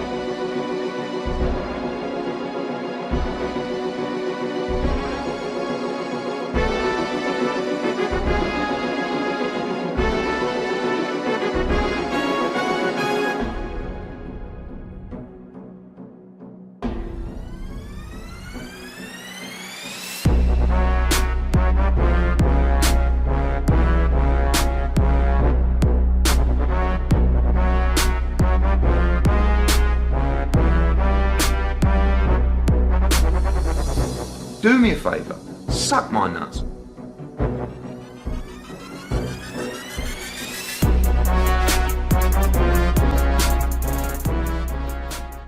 Well, and there we have it. We finally have ourselves 100 Callisto kills. We had loads of action up there, and I really quite enjoyed the grind, despite all the PKs. But let's carry on with some Wilderness Slayer and see if we can carry on collecting some of those lovely keys.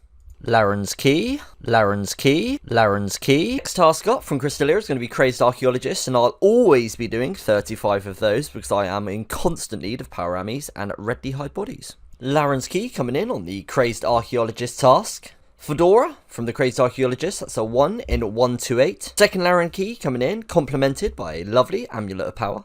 Odium Shard, that is our third Odium Shard from the Crazed Archaeologist, but I'll never get bored of seeing those on the ground. That is going to be the Crazed Archaeologist task finished up. We got 2 Laren's Keys in the inventory there, and over 2 mil in the looting bag. That's some really nice loots. Unfortunately, no ready high bodies, but cannot complain at that. Just as we're about to bank all our loot from the Crazed Archaeologist, all our Laren's Keys, our 2 mil in the looting bag, we come across this PK that very, very nearly gets us. I had to pull up my recorder because it wasn't up at the time, but we do thankfully manage to get the clutchest log out. Next task up from Crystalia is going to be 95 Revenants. We normally do it Scold with the Magic Shortbow, but I think we're going to mix things up and have a little go unscold with the Crossbow.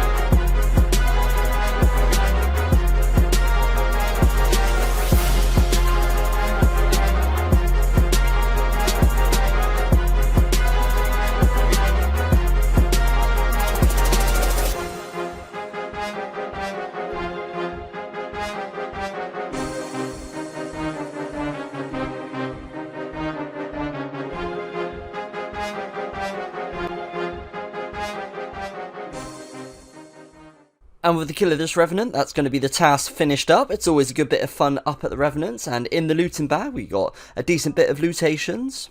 Next task up is going to be 76 Hellhounds, which means we're going to try and get ourselves a kill or two at Vetion. The skeletal Hellhounds, which Vetion spawns, counts towards a Hellhounds task, so it's quite a nice one to be doing for this. This is the setup in which we're going to be going for when we kill Vetion. Obviously, we've got the super pots now. We've got the super strength from the Chaos Elemental kill, so hopefully that should help. We've also got the Tyrannical Ring, which we've imbued, so that should help even more. So hopefully we will be able to land a kill or two.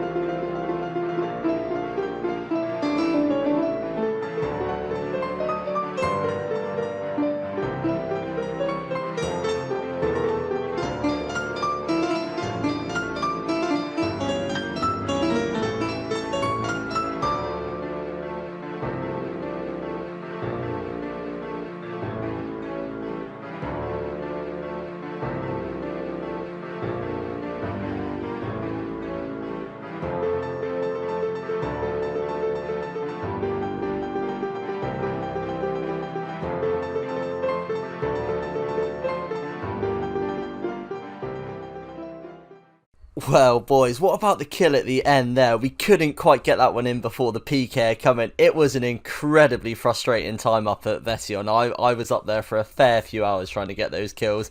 It just, if you don't know how Vetion works, after 5 minutes of the orange phase, it spawns back to the purple, and that just kept happening to us. We kept getting PK'd. It was frustrating. We did get ourselves a kill, but, you know, it is what makes the wilderness so fun. We have recently had an influx of people viewing the series, subscribing and all that sort of stuff, but there is still over 70% of you guys viewing that aren't subscribed. So, you know, if you did enjoy the video and you are enjoying the series as a whole, why not consider tapping that subscribe button, leave me a like. It really does help me hit that YouTube algorithm, and I really, really do appreciate it, guys. We did pick up the Tyrannical Ring, a second Tyrannical Ring in this episode. We also got ourselves 12 Laren keys.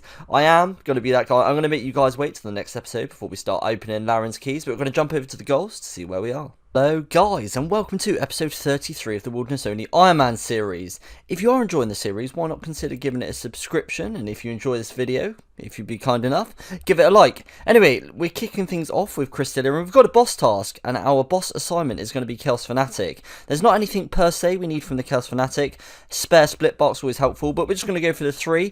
Chaos Fanatic task finished up. It literally took a couple of minutes, and with boss task you get a bonus 5,000 XP. So yeah, 5,800 XP in the couple of minutes. It's really, really nice. Next time it is going to be 68 bears. We're going to be keeping that one for now because that's a Callisto task, but we are going to need to get ourselves some more bolts in order to complete that task because we are completely out.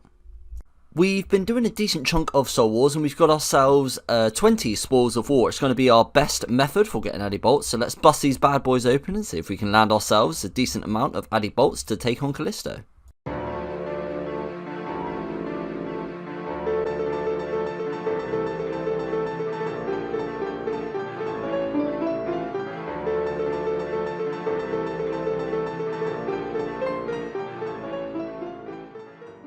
this is loot from the 20 Spoils of War, and we got a colossal amount of adamant bolts, which is absolutely fantastic. That's going to do really well to make our ruby bolts and diamond bolts. We also got a demed, which I think is pretty rare, and that's the 3rd demed on the account.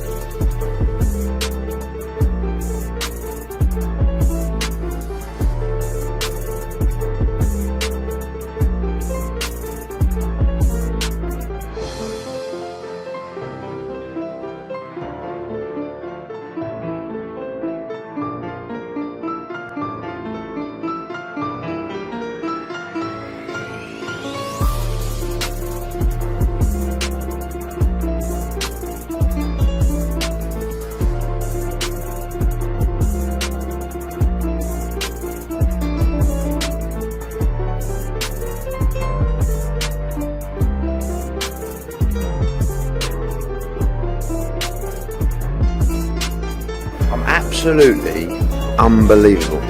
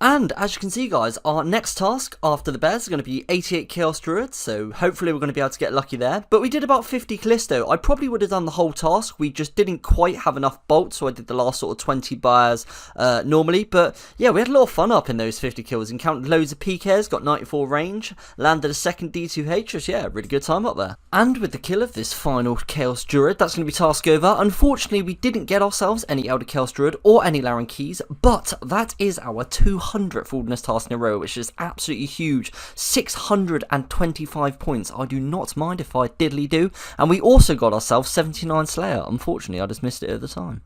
Up doing a Lesser Demons task, this group of sneaky lads gets on me, but fortunately only one of them can attack me for the majority of the time, so let's see how this one plays out.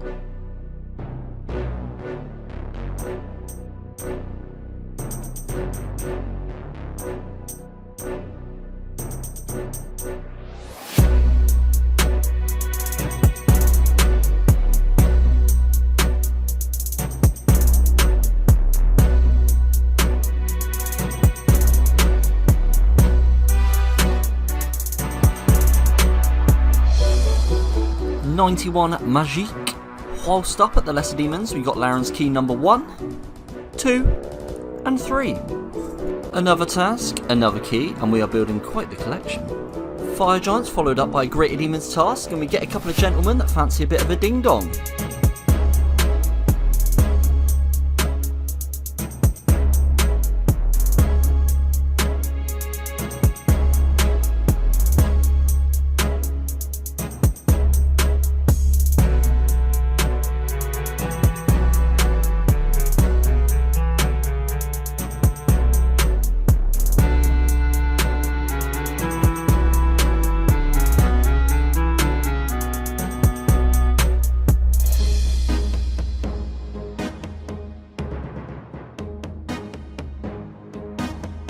up to the deep wilderness for a hill giants task, and we get scouted by these absolute cuties.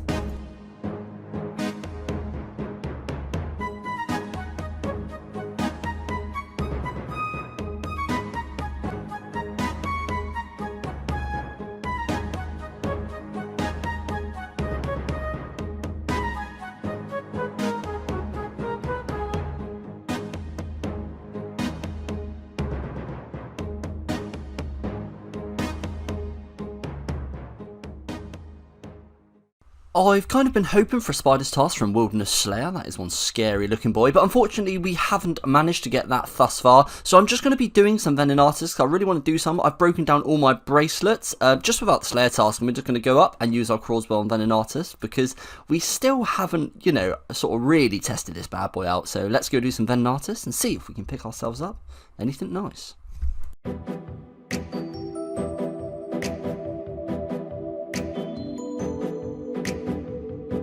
Using Venenatus when being attacked by PKs has helped me so many times, but Venenatus giveth and Venenatus taketh away, and this time he slaps me to the ground.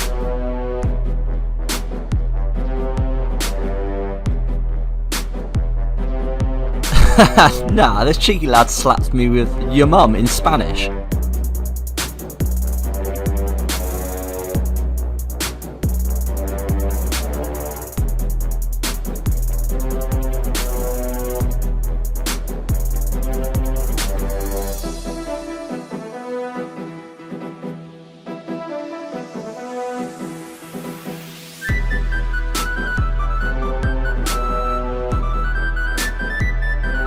Irrelevant, boring, old, yesterday's news. Out the way, excuse me, we're coming in.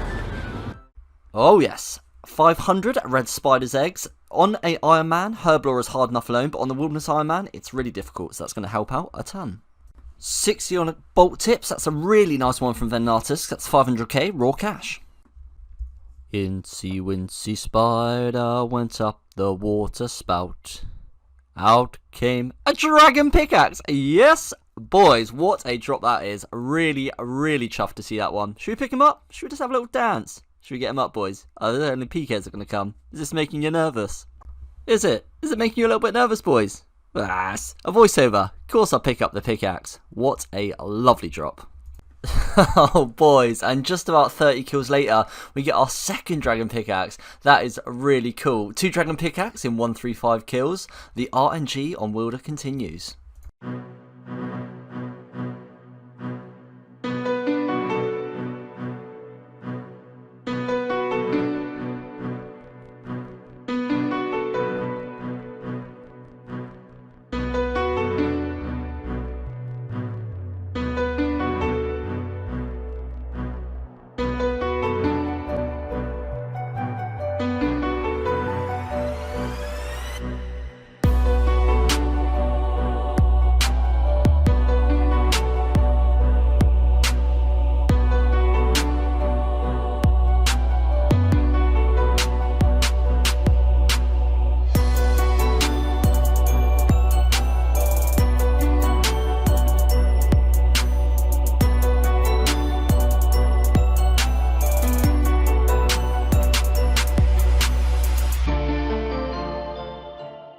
I think that will do for the Venenatus kills for now. We made a good chunk through our effort, and obviously it was absolutely great to get those 2 draconic pickaxes. That's just really, really good to tick off the list. We've got 17 Laren's keys, which is a hell of a load. I should probably be taking these in like 2 trips, but we're just going to risk it. Why not? We're going to take it all in 1 trip, hopefully not die, and hopefully land ourselves a piece of Dagenhai or some nice loots.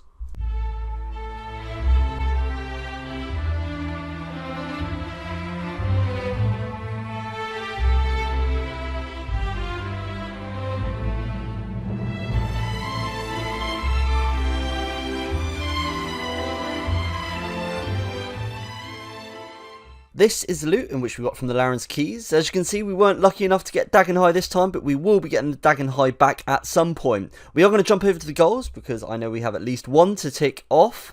If you are enjoying the series thus far, you'd be kind enough to give it a like. If we could hit 350 likes on this video, I'd really, really appreciate it. I appreciate the support from all of you. Let's jump over to the goals and see what we got. Here is the goals list, and as you can see we have now added the Dragon Pickaxe, which is a really nice addition. The only item left in the Dragon items is the Dragon Boots, which we'll be able to get ourselves in 4 Slayer level time. We should hopefully get ourselves the Major Arena 2 cape soon. I'm sure that won't be all too long. We probably can do that one, and we do have the Blood Runes. We're only 1 shard away from the Odium Ward, which should be really nice. I'd love to see some of that Elder Chaos and Dagon High come through sooner rather than later, and hopefully we won't lose it. First Red D'hide body coming in on 795 KC. Second Red D'hide body coming in at 812. As you can see, we've got 3 Red D'hide bodies and about 30 kills. That's really nice, so we can head up and do some revs. We're kicking off the start of the revs grind with 7k Ether, 3 bracelets and 1000 charges in the bow. So let's see where we end up after this. And this loot tab is looking very nice. I don't get bored of looking at this one.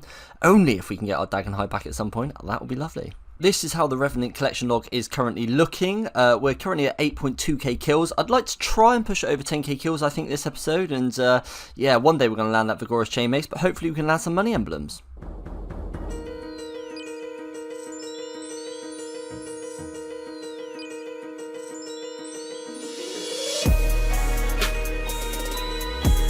Bit of context why I'm telling this guy just to give up. It's because he just kept following me, kept world hopping me. Most times I got the entangle really quickly. This one lasted a bit longer, but generally same sort of combat in Zerrican robes. You're probably not going to get me.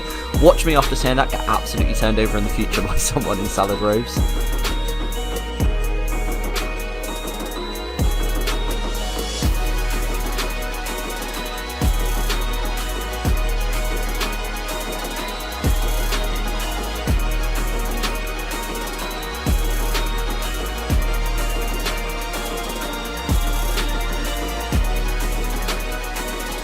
This DJ guy is someone that we encountered a lot up at the Revenants, and it was a pretty good battle with him most times. The Swamp Bark armor is pretty good actually up here because of the increased entangle time.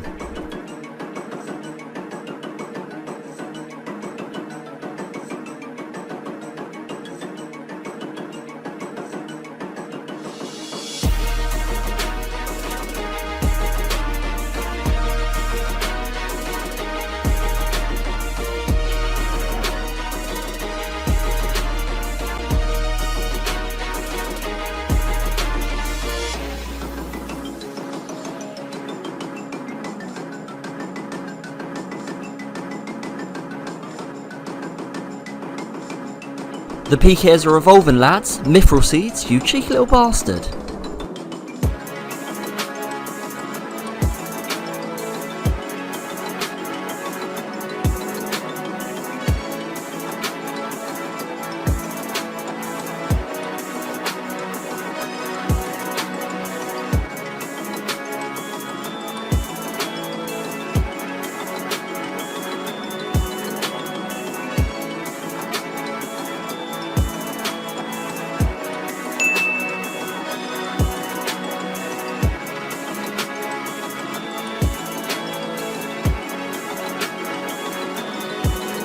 As you can see, this guy's absolutely stacked up that gets on us, and I always enjoy a tank from these meaty lads just to see if we can make it, because we are, you know, the odds are most definitely not in our favour.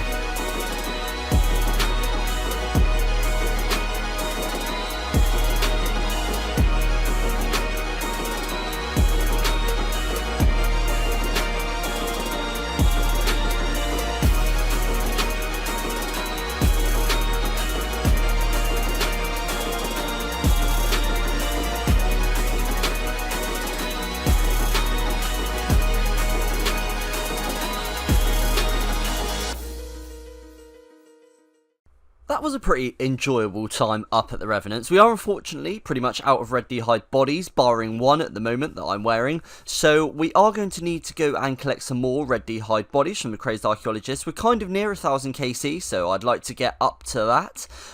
Killing the Revenant Hellhound is obviously a lot deeper in the wilderness, and it's just something I have to get used to. People have started to bring Mithril seeds, higher levels can attack me. I'm having fun up there, but I've just got to start using my surroundings a bit more, and hopefully we'll be able to get the log out and slightly left deaths.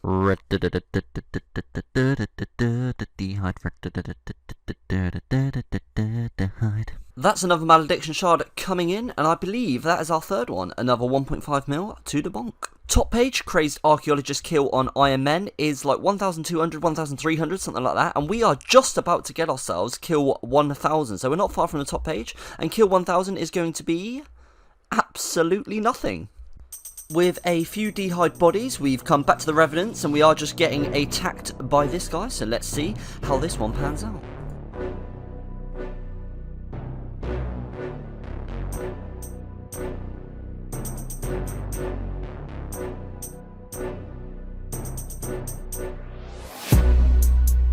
Not very well.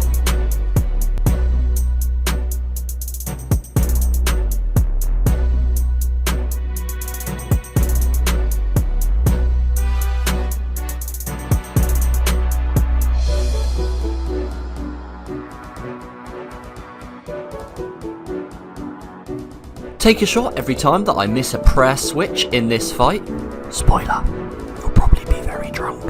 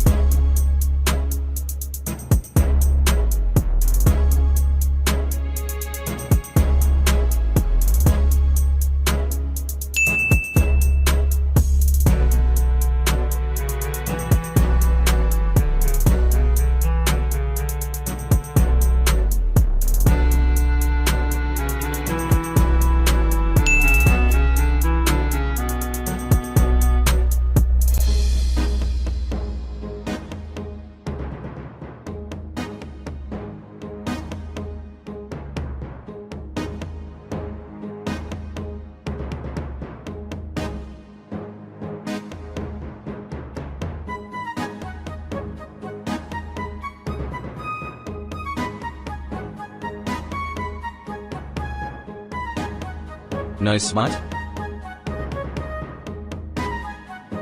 No tree bread?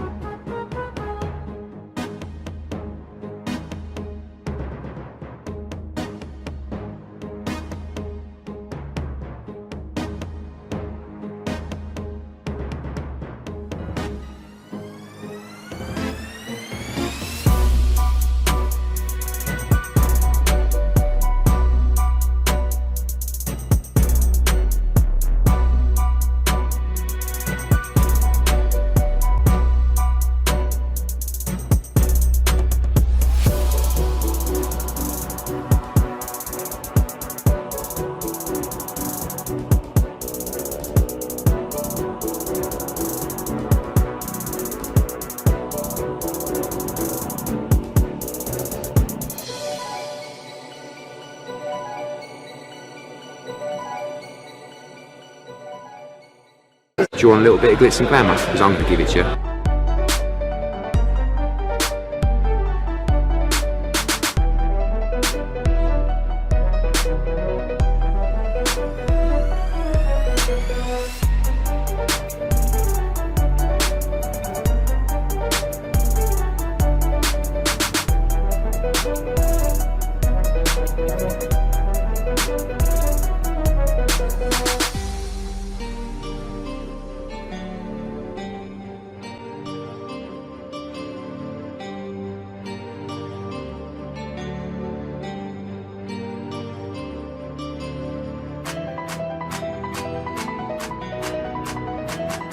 You were dealing with proper scallywag.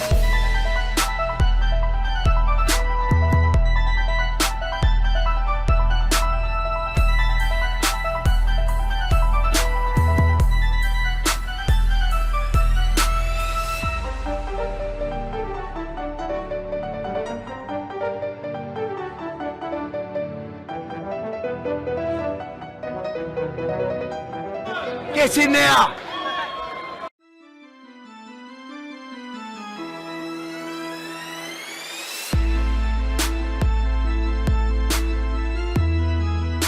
Oh, for goodness sake, you've forgotten prayer pots, you fucking helmet.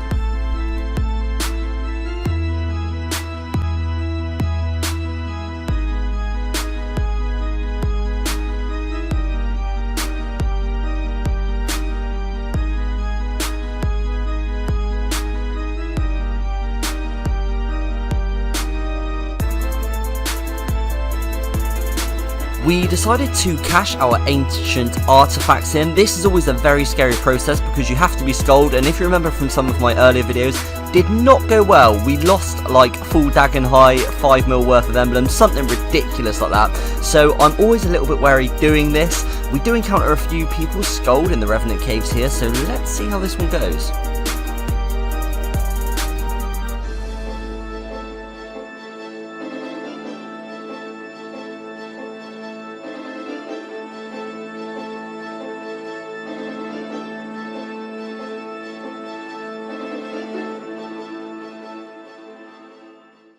Well boys, we did indeed make it back with our 2 million from our ancient artifacts, which is always very, very nice. This has been a challenging episode because we have pretty much just spent a week straight at the Revenants and we didn't get any huge ticket items or anything like that, although we have made a really nice amount of bank for it. We topped up the supplies and all that sort of thing. It can be hard when you just do one activity to, you know, try and make a fun, engaging and exciting video out of it. So, you know, I hope I've risen to the challenge and done that for you boys. I hope you've enjoyed this one. Let's take a little look at the Revenant log. This is how it's currently looking. I did want to get over 10k kills this episode, and yeah, we managed it, which is really, really cool.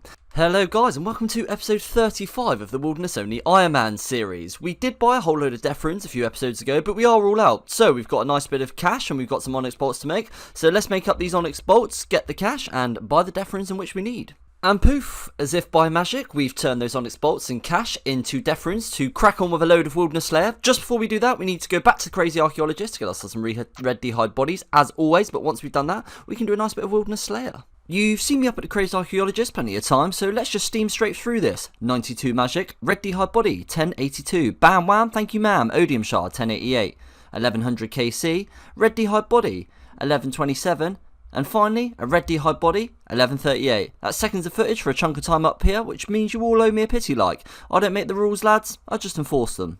Right then, time to boot off some Wilderness Slayer. We're going to Greater Demons task, and as you can see, that has our first Larogny key coming in. Laren's key number 2 of the Greater Demons task. Next up, Ice Giants task. Whilst on our Ice Giants task, we got ourselves a Laren's key. Next task, Anku. Lathnoth key.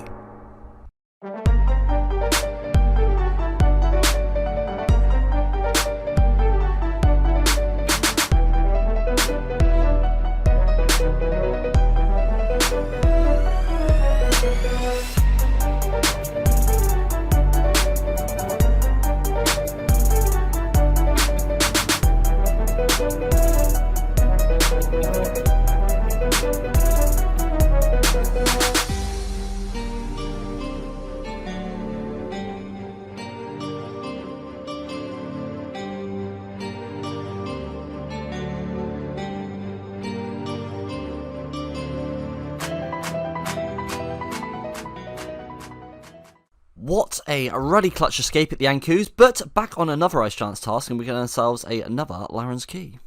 After the Ice Giants task, next task we get in is 86 spiders, and you damn well bet your ass that is going to mean some Venenatus. So let's head up to Venenatus and see if we can land ourselves anything worthwhile.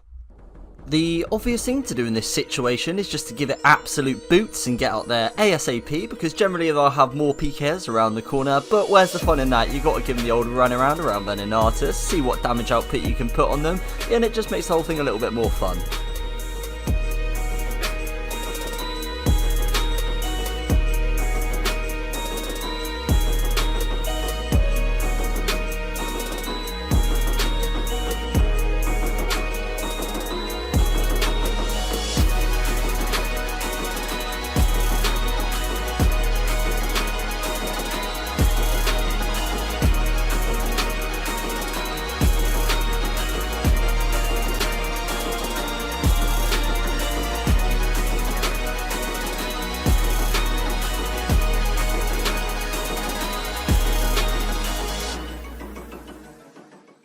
We did manage to do a couple of trips up at Venenatus before we got interrupted by those pesky PKs, but these are the loots we got from the couple of trips that we went up there to do. Nothing really notable, but it's still nice that we managed to get a few kills at Venenatus. We're going to leave Venenatus just for a minute. We will be going back, but I want to get myself some more ether because we're pretty sure the Revenant caves, and because we gave the boys a bit of chat back and whatnot, there's quite a likely chance that they'll come and hunt us down. So we're going to throw them off by doing some Revenants and then head back to Venenatus later.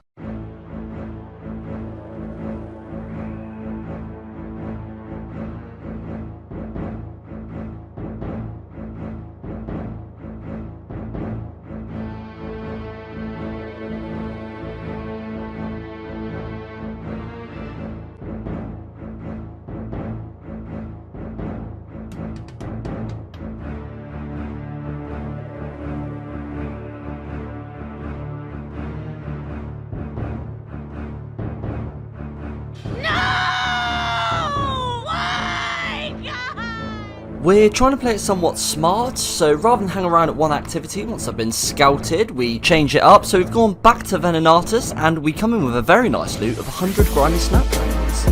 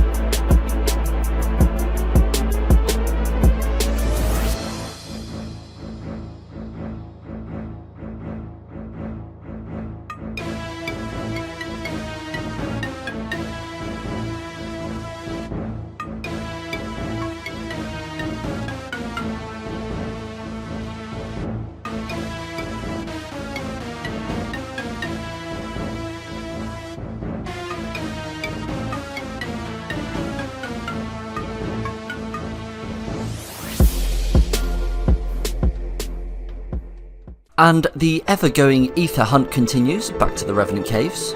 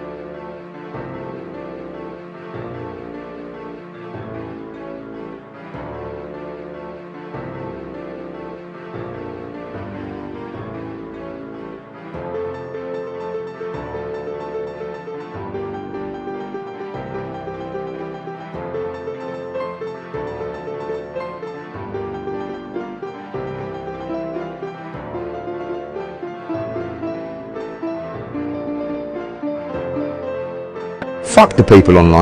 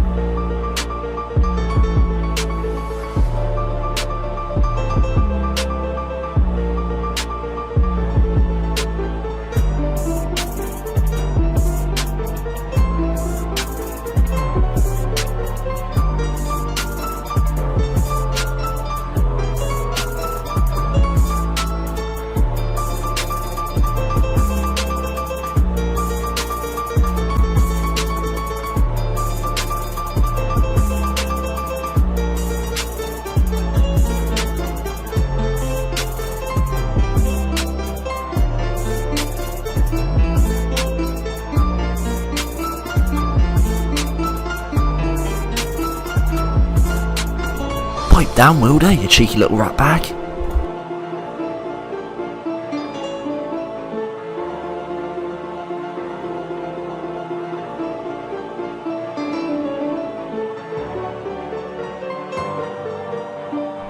These motherfuckers are moulder plan.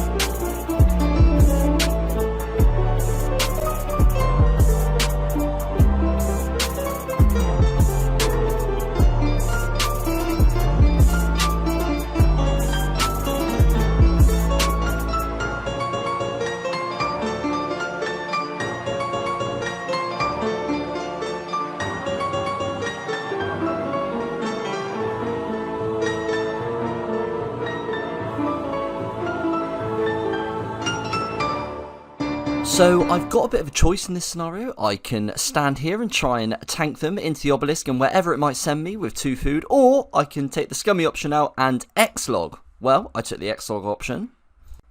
Did not end well. Moral of the story, tank them like a man, don't X-log. Rather upset at my feeble attempt at X-logging, we decided to take our Laren's keys that we got earlier in the episode to see if we can get anything nice from Laren's chest, and the answer to that burning question is no. No, we didn't. Goodbye. Bye. Bye. Bye. Bye. Goodbye. Bye. Bye. Bye. Goodbye.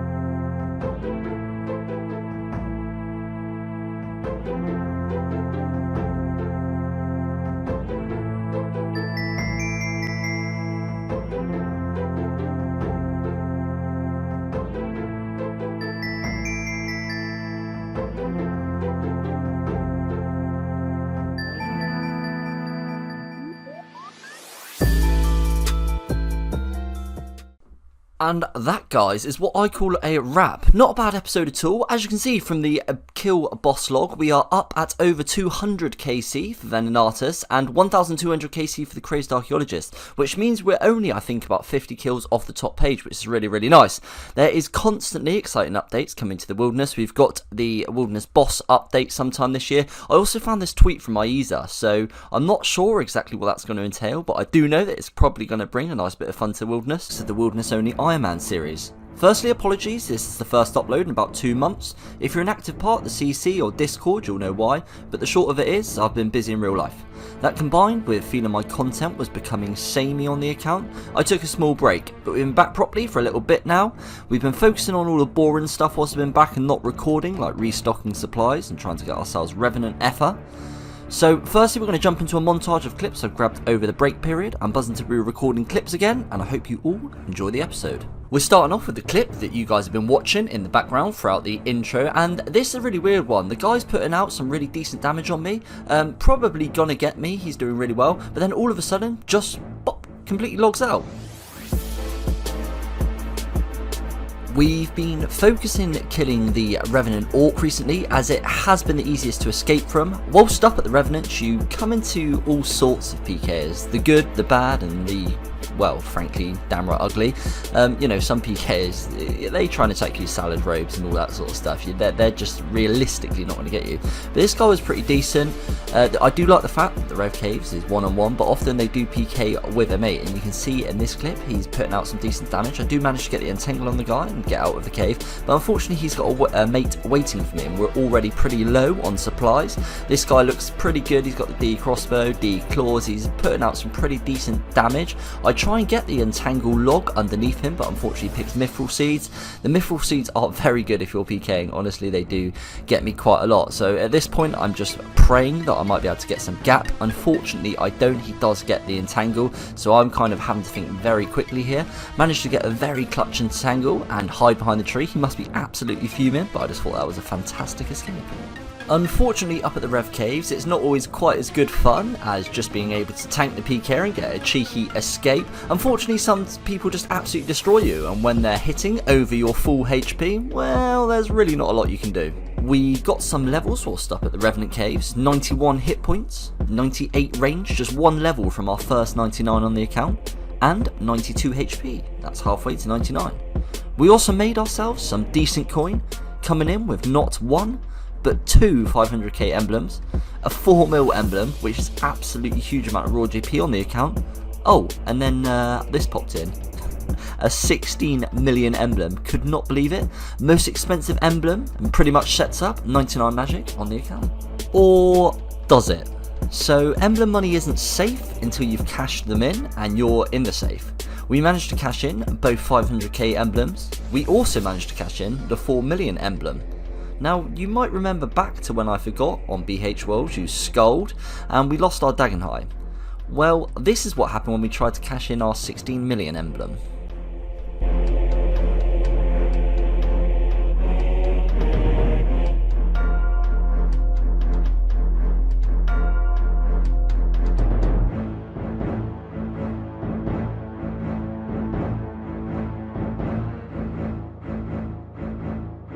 Absolutely nothing. We took our emblem, we cashed him in, and we got him over safe. Something people don't always realise when you're putting out this content is the sheer amount of time that it takes to set up supplies for these snippet highlight clips.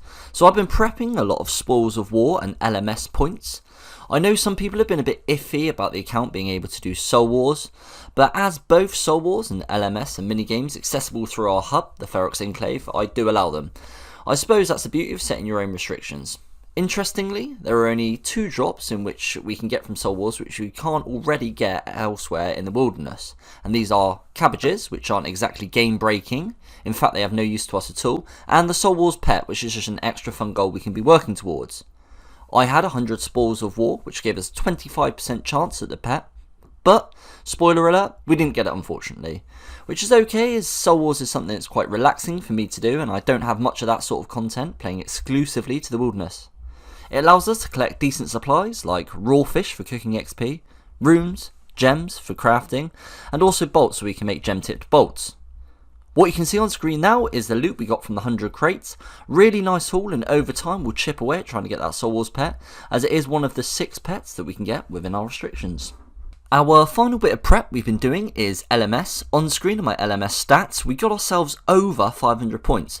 For anyone that plays LMS and isn't a top geezer Bacardi Breezer super PKer, much like myself, you'll know that these points have taken me quite some time.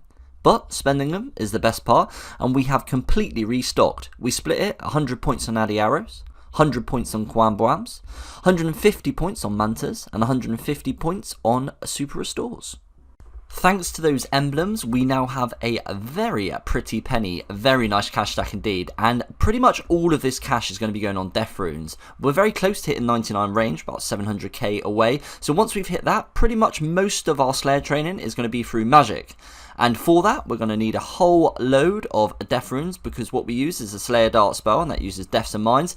Unfortunately, we can't buy many per world up here, so this is going to take a super long time to spend this cash. So the likelihood is I'll just sort of progressively do it over time. Well, I obviously hate myself, because rather than do it in installments, I just did it in one foul swoop. I had 20k already in the bank, which meant I had to buy 80k.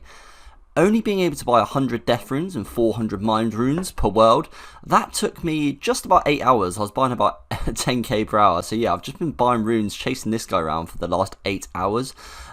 This barrel, most annoying, because he often gets stuck here or here, and obviously I've got to run right the way around, so if you just want to remove that barrel, that'd be lovely. But really nice, we now have 100k death runes. I remember in the early stages when I bought 100k fire blasts, and I thought that was a lot of money. Well, we've pretty much dwindled most of our cash stack. We still have 5 mil left, which is really nice, but yeah, never did I think I'd see 100k cash in the accounts. That's so nice.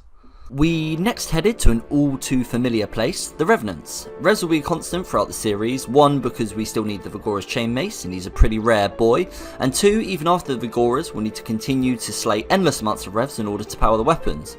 In order to profit effort, we need to more or less pretty much never die at Revenants. After lots of testing, I've decided and found out that the Orc is absolutely my best way of staying alive. The effort we use for the bow is self-sustaining from the effort which we get from the Revenant drops. But to profit in effort, we need the Bracelets of Ethereum, because each bracelet can be broken down into 250 effort. The reason we need to keep the deaths to an absolute minimum is the hefty cost of death to our effort. Each death costs us 1k to recharge the bow so it can be used. 500 effort is what I take for the ammo, so that's lost as well. Plus we lose the bracelet we are wearing and all of the effort in that. And finally we lose any bracelets that are in our looting bags. So as you can see, deaths are pretty costly. In all, it means that we're going to lose 2k plus ether, which works out about roughly 80 orc kills. I can kill roughly 80 orcs per hour, which means if I'm dying any more than hourly, Revs is pretty counterproductive and actually I'm going to be losing ether overall. That was a whole load of information, I hope it made sense, but pretty much the long of it is, we can't die.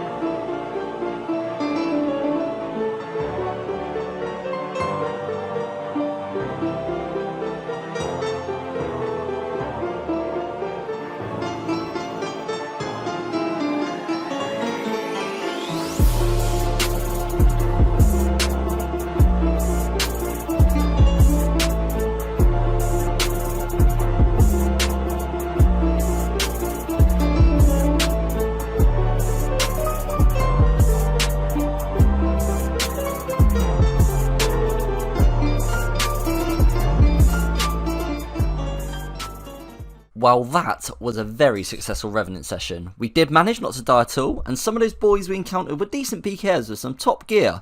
As much as I like to banter with the PKs, that really is all it is. Some of my switching was absolutely abysmal and it could have easily gone their way at several points, but you will not hear me complain.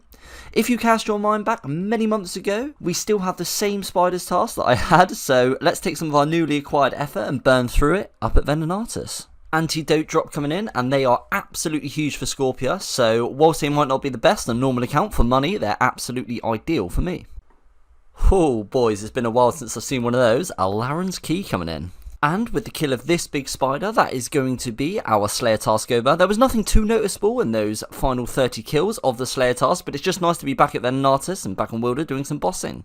After finishing up the task, we still had a few effort, so we decided to go back up, use our last few effort, and get up to 250 KC. And straight from one boss task to another, 74 Scorpions, that's going to be some Scorpia. For those of you who don't remember, we are still searching for an Odium Shard from Scorpia. It's the final one. Once we get the Odium Shard from Scorpia, we can make our Odium Ward.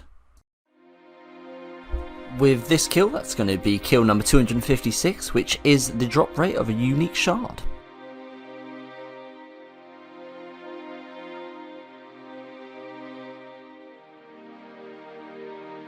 A Dragon Scimitar, that's an item we haven't yet seen on the account, 276 KC for that one. Unfortunately, it's not one we could use. I'd absolutely love to be able to.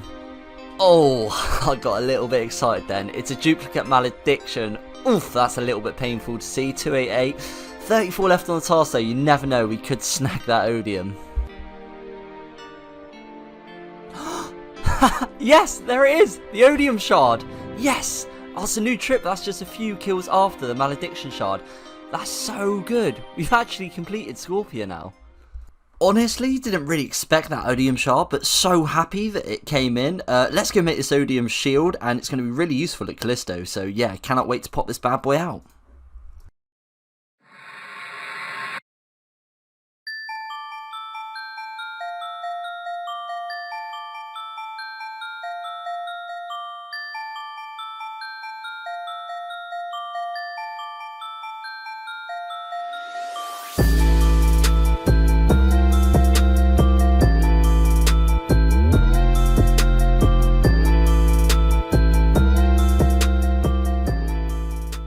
Within just restricted to the wilderness, range bonus can be really hard to come by. It's something we've struggled with throughout the whole series. We got a red D high body that has carried us through loads, and I'll come on to that, and obviously our amulet of power. But other than that, it's really difficult to get range armor that gives bonus, and with this Odium Ward, that now takes us from plus 56 to plus 108. So any activities where we're using the crossbow over the crossbow, things like Callisto, this is going to be so handy. So that's so nice to get. We've also completed now, as you can see, we've also completed Scorpia, which is really cool. Absolutely spoon that pet, but I'm not going to complain about that. And the Crazed Archaeologist is pretty crazy. Obviously, it's how we get our red D hide body, and we're actually ranked 13 on that now, just because we've been powering through him. Look at those amount of shards that we've got from the Crazy Arc, but that's absolutely crazy. I didn't expect to get anywhere near top page, never mind a rank 13. Jumping over to the goals, this is how we're looking. A nice increase on some of those boss KCs, but the biggie is that Odium Ward unlock. I really hope you guys enjoyed this episode. It feels great to be back. Thanks to those of you that checked in. Please do join our Discord and clan chat if that's up your street. Details are in the description. We've got a great bunch of guys in both. It does help me more than you guys will ever know. Helps my video be seen by other people. Let's get things kicked off with Slayer task. I have high hopes in this one to collect a whole load of Larannual keys and hopefully have a bash against some Dagenheim. So, first task we're going to be getting is Ankus. Oh, there we have a Laren's Key, and you boys know I love those Laren's Key. First one of the task.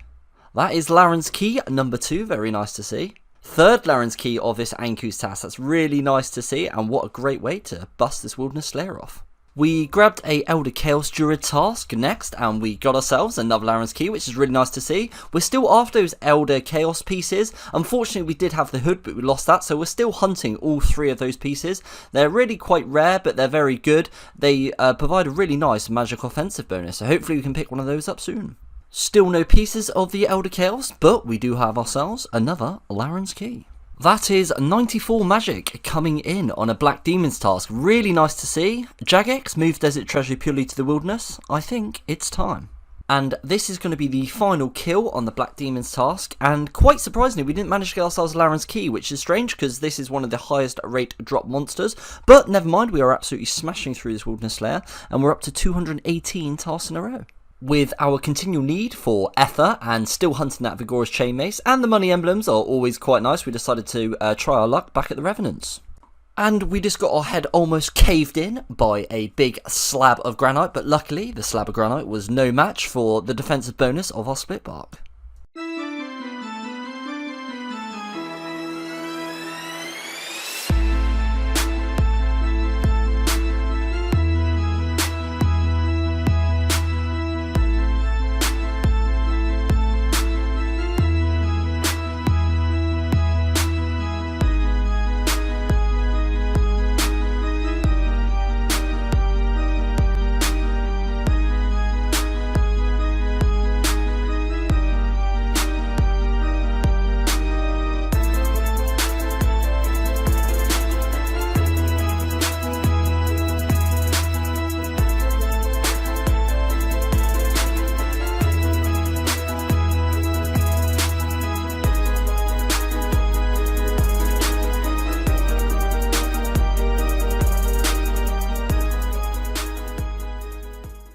So, we started this wild and wonderful journey over a year ago, and we're just about to get ourselves our first 99.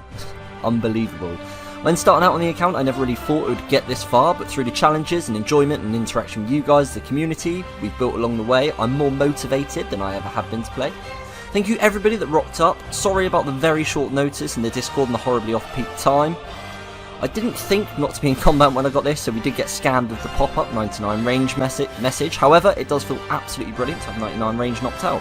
I've been asked a few times, but I won't be leaving the wilderness to get the range cape, even with the beautiful effect of the Avers, which I'd absolutely love. But to this stage, I'll try keeping things as pure as possible, and ideally, I'd like to continue with that mindset. With 99 range ticked off, most of my Slayer I'll now be doing with Mage until that hits 99, which means only one thing, Mage Arena 2. It's well overdue, but we will be getting that cape. First, we need to learn all 3 spells so we can battle our way through the Sara Warrior to dismember his hand, the Guffix Tree to remove his roots, and finally, the Zamorak Demon to rip out his heart. I decided when I was going in to fight the different creatures that I was just going to go in blind. I have done it before on my main, but it was many years ago when the Mage Arena 2 come out. So, let's see how it goes and whether we end up in death or with the cape.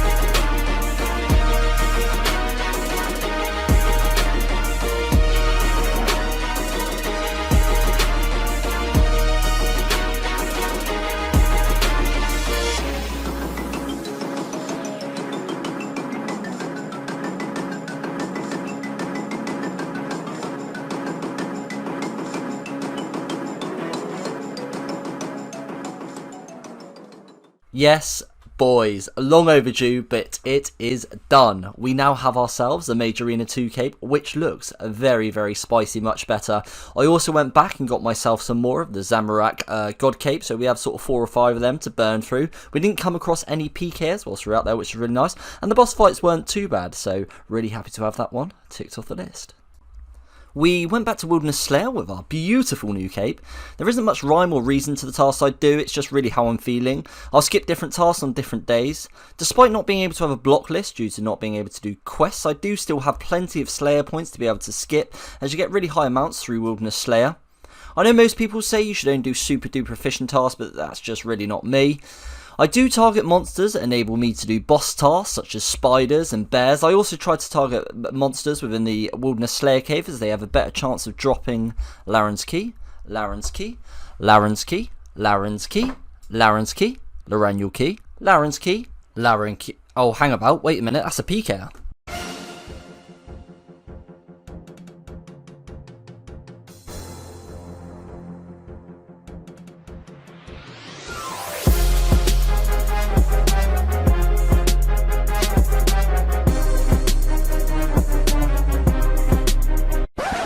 Whoa, whoa, steady on. Turns out there's nothing to worry about, boys. get on, we got a bloody bear task. You know what that means? Time for a bit of Callisto.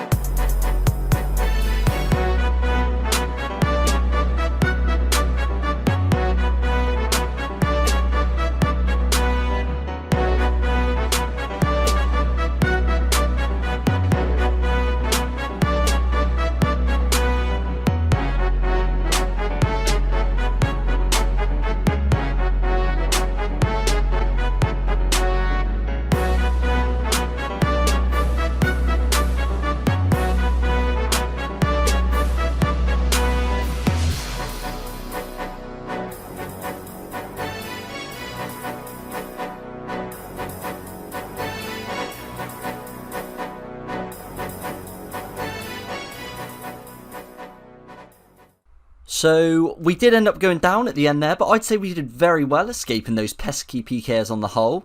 Getting dropped at the end and the lack of loot from Callisto, although we really shouldn't complain as we have had 2 rings well under drop rate. And the time consuming task, nature of the task, trust me, it isn't fast for me to be killing Callisto. I decided to take out the Laren keys we collected throughout the episode and try my luck up at Laren's big chest.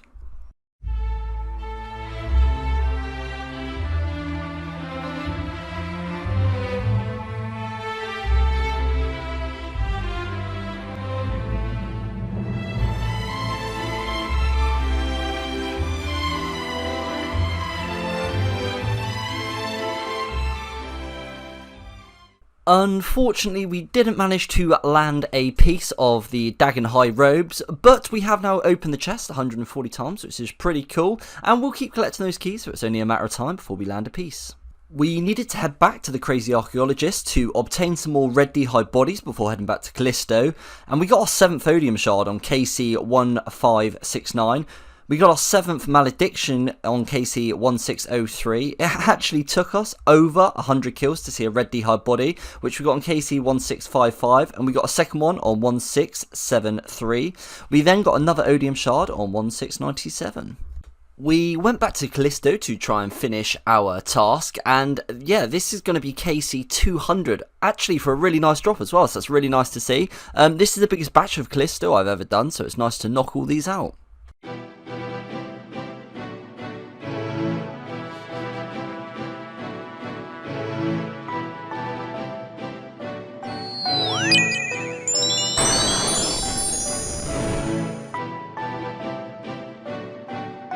Laughing my ass off.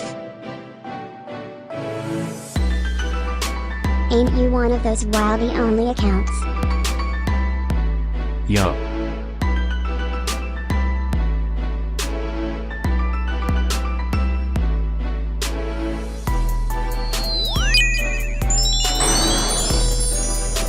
Vids question mark. Yup.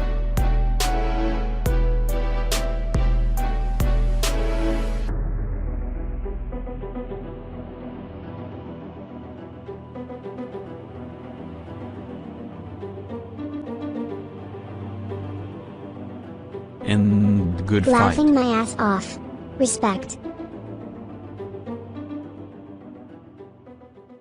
That last clip was just a bit of banter. The guy actually seemed really cool. He jumped into CC after and he showed me some of his PK videos. It's actually a really decent PK. So we decided we're going to finish the whole bear task off at Callisto, and let me tell you, it is not fast. We're averaging about 6 kills per hour, which doesn't seem like a lot, but it's understandable when you take into account the fact I've got no potions, lackluster gear, having to bank and lure Callisto, the PK is roaming about, and also the fact he is an incredibly tanky boy. So a lot of our damage was coming from the Ruby Bolt spec, which only has a 6% activation rate, and the Diamond Bolt spec, which has a 10% activation rate. From those 93 kills, which took about 15 to 16 hours, which is a way bigger sample than we've previously done before, this is the loot we got. Some really nice supplies in there. It's nice knowing that Callisto will drop more rubies and diamonds and I'll be using to make the gem tip bolts. It was a good time up there and lovely to see the progression of Wildanator from trying to get 1 kill at Callisto to being able to do a full bear's task there. It really allowed me to put the Odeon Ward to some good use, which we recently acquired. This is how the goals are looking on the account. We now have 3 sections completely ticked off. Nice to see that Major Arena 2 cape locked in. Also, the boss kill counts are continuing to increase. We increased Callisto by nearly 100 kills. Also, the Chaos Fanatic is nearly at 500 KC, which actually is 50% of the Chaos Ellie drop rate. So, who knows? Might be able to add a second pet to collection in due course. Hello guys and welcome to episode 38 of the Wilderness Only Iron Man series. I hope you guys enjoyed the new intro. Thank you so much for all the support in the last episode. And welcome to all the new viewers, courtesy of Mr. Guns Chili.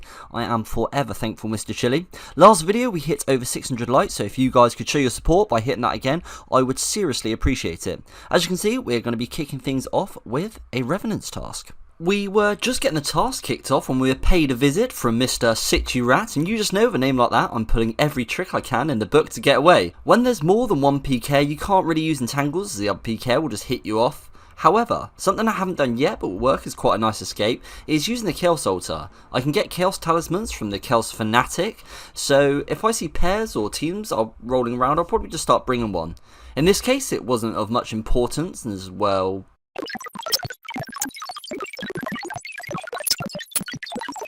Their reaction time out of the cave really wasn't all that. Woohoo, lovely, a 1 mil M. I diddly do not mind if I do.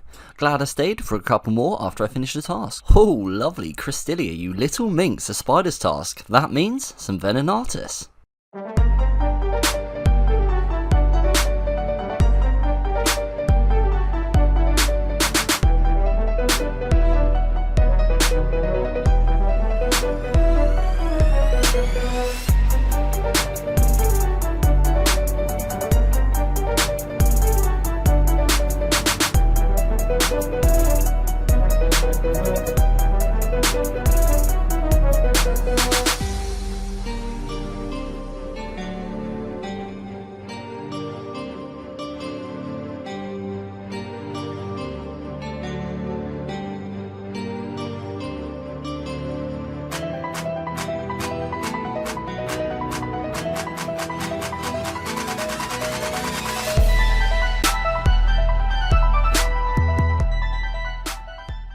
Oh yes boys, have a gander at that. We've already got 2D pickaxes, I'm pretty sure that's our 3rd one, but I'll never get bored of seeing those on the ground. Look at that beautiful little thing.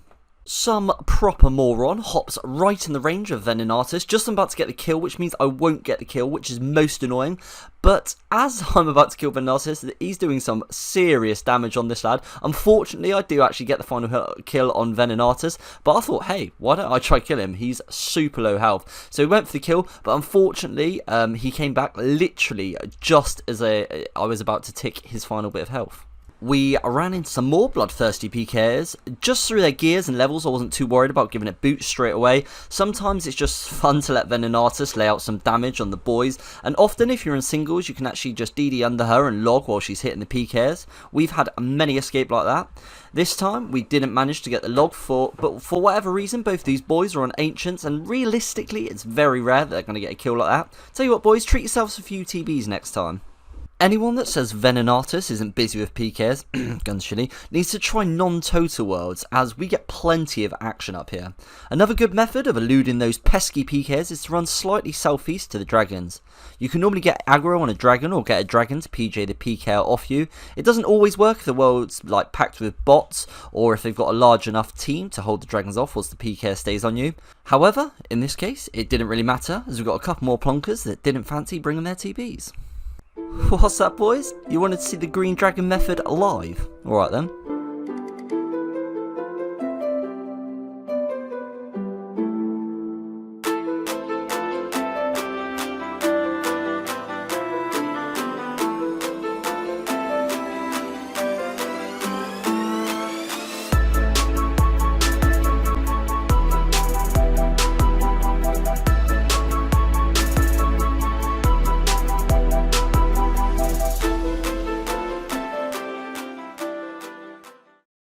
And with the kill of this big spider, that is going to be KC 300.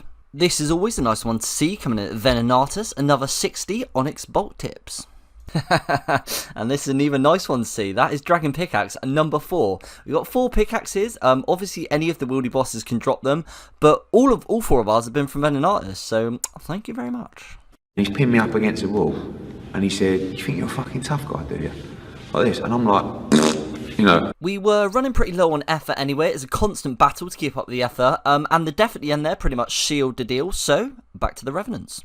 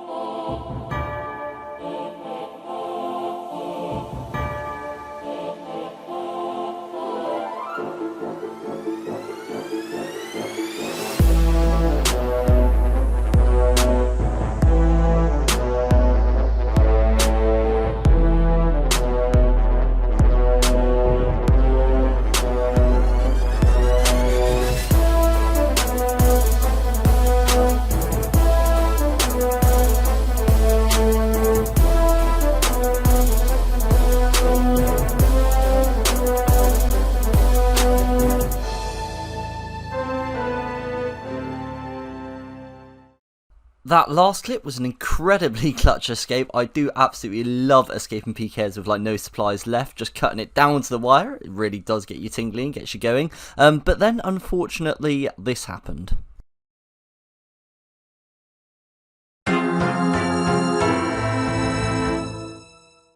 And with that death and our previous ones, that really was a nail in the coffin in terms of effort. Luckily, we had plenty of bolts from Spoils of War and bolt tips from the revs to make the dragon bolts. That was also our final red D high body, so we needed to hunt more of those as well. It's very easy to become defeaters living in the wild when you get PK'd and get a few deaths in a row, but we are incredibly resilient and we set on a journey to bounce back. And this is why, boys, you just jump straight back into it. Red D high body, first kill. We had a little chap come attack us. Best thing you can do here really is just wait for the crazed archaeologist to respawn and he'll PJ the PKer off all the time. 1728, another red D hide body. Oh boys, coming in thick and fast. 1732, red D hide body. KC 1756, another beautiful body. In over 1700 kills, I've never had the body RNG like that. Yet another one. Just surpassed 1800 kills, and you guessed it. I'm sure you boys don't get nearly as excited for these bodies as I do, but my god, hunting these is the bane of my life. And we spent a good amount of time up at the Crazed Archaeologist, but with this kill, that is going to put us up to rank 4. So let's see. You literally cannot write it. Final piece of prep before we could get on with our Revenant Grind was going to be the split bark body, so we had something to get away. And with this kill, that's going to be kill number 500.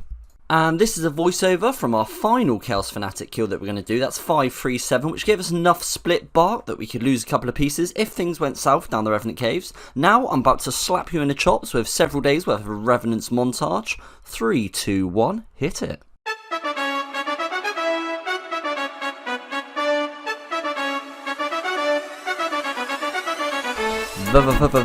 Very nice, amulet of avarice.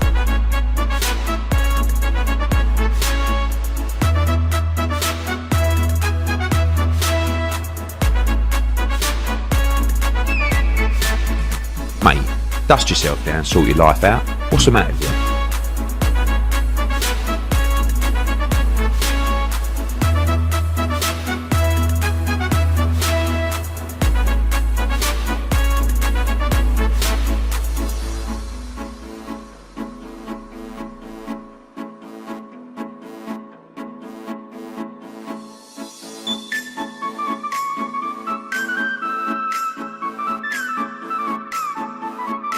I thought something smelled very fishy about this young gentleman, and sure enough, it was indeed a skull trick attempt. Not today, Rishi boy, not today.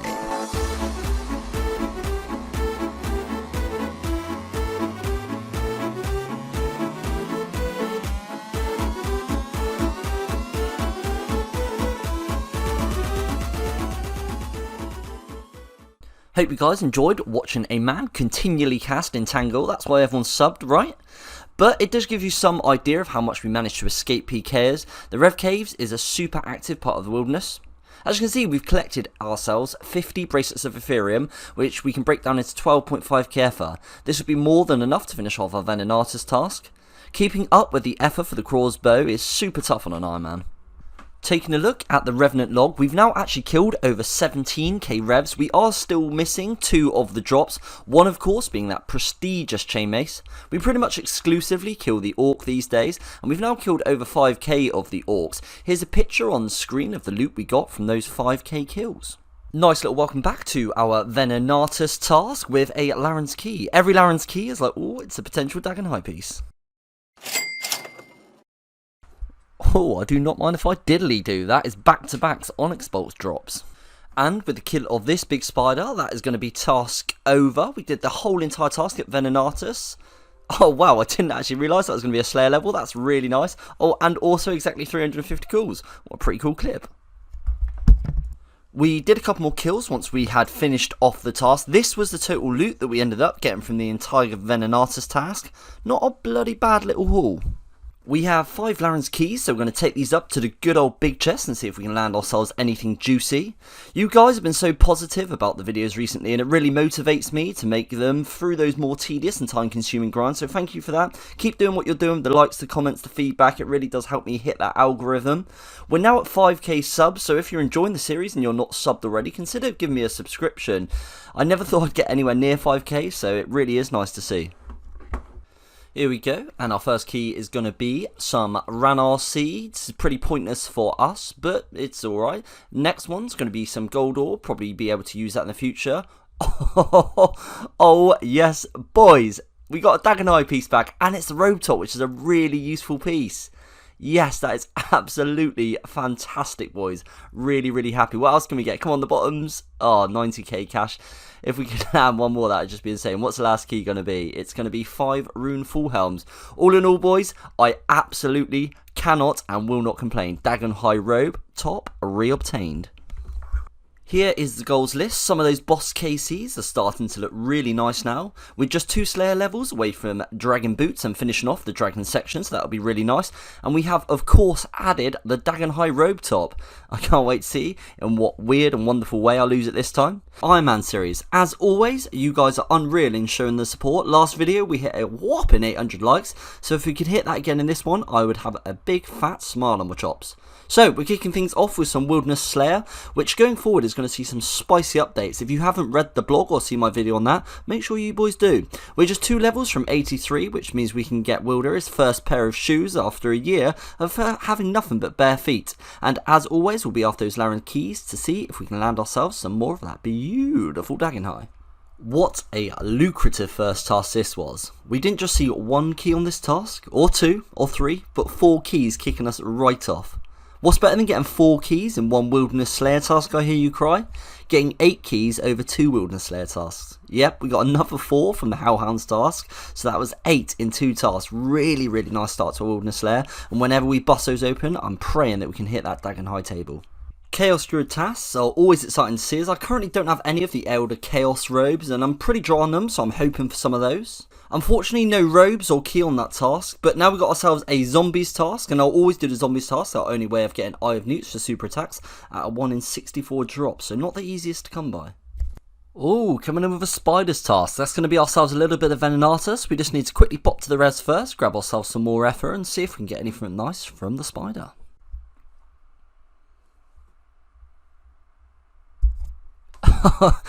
Yes, not only is that 2 million, that's a new item. I do love that collection log notification, but that now means that I think we've just got the Vigorous Chainmace, so actually that's such a nice one to see, and 2 million cash to the bank. Yep, as I thought, that's 13 out of 14, just over 17k rev kills, just missing the Vigorous Chainmace. Oh god, I wonder how long it's going to be before I get that. Please not too much over 20k, but I think all in all we're actually pretty lucky.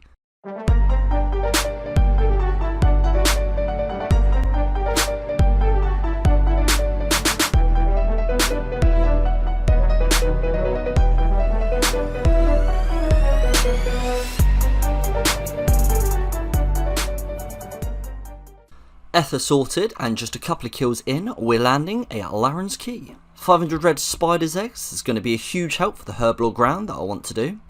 500k of alks to the bonk. Another dragon pickaxe to the collection, and still Venenatus is the only boss to drop us a D pick, but they are coming in plentiful amounts. It does not matter how many I see of this drop, I always enjoy seeing that one. Another key of the Larannual variety. And with this kill of this rather large arachnid, that will be KC 400.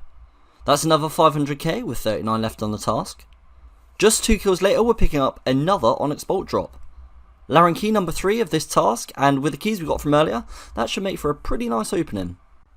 As you can see, whilst we were killing some Venenatus, these 2 boys got on us, and we took a little trip down to the Green Dragons and started boxing them, which these boys weren't very happy about at all. I mean, you know, it's your job to kill me, it's my job to get away, so really you probably shouldn't be getting upset about that. I don't get too upset when I get killed by you boys. However, I might as well make the most of the boxing mechanic whilst I still can, because Jagex plans on removing that one. Needed some more effort, we also got treated to a 500k emblem from the Revenants. 100 grimy snapdragons, they will eventually be used for super restores when we finally get to that Herblore grind.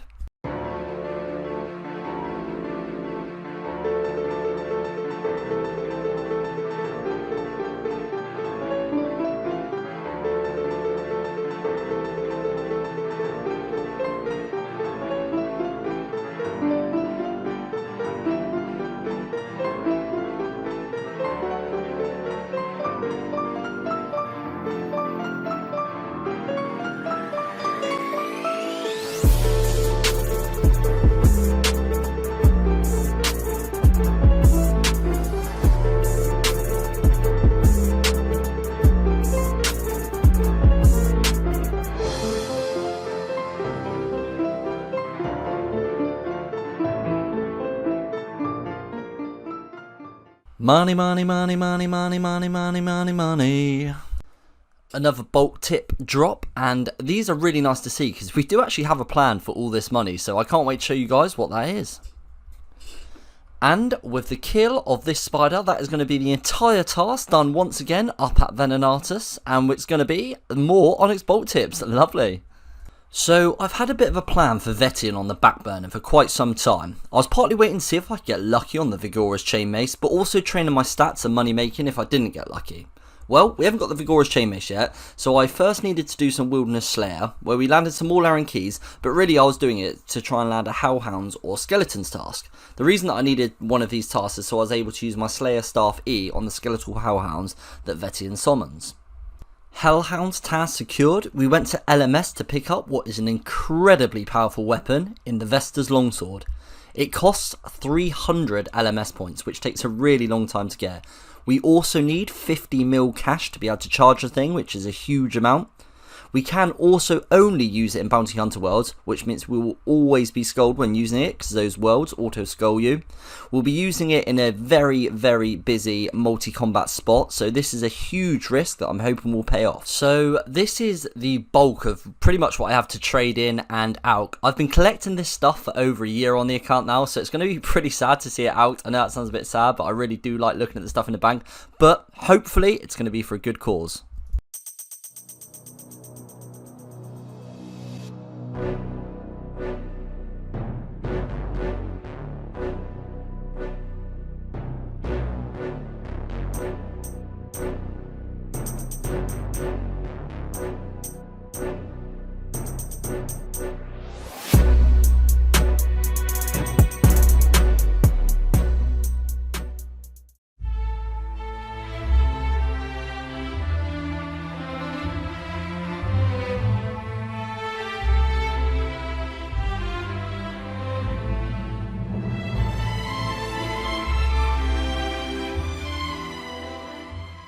Well, after a hell of a lot of alching later, we've got ourselves our 50 mil coins. So, yes, I would like to proceed, and I would like to pay 50 million coins, that is just absolutely unreal, to make ourselves a Vesta's Blighted Longsword. Wow. Look at that bad boy. I cannot wait to use this within the wilderness and just see the sort of carnage that it can cause. So, the final bit of prep I'd like to do before taking on Vetion is access to super strength potions. That means we're going to need to get level 55 Herblore.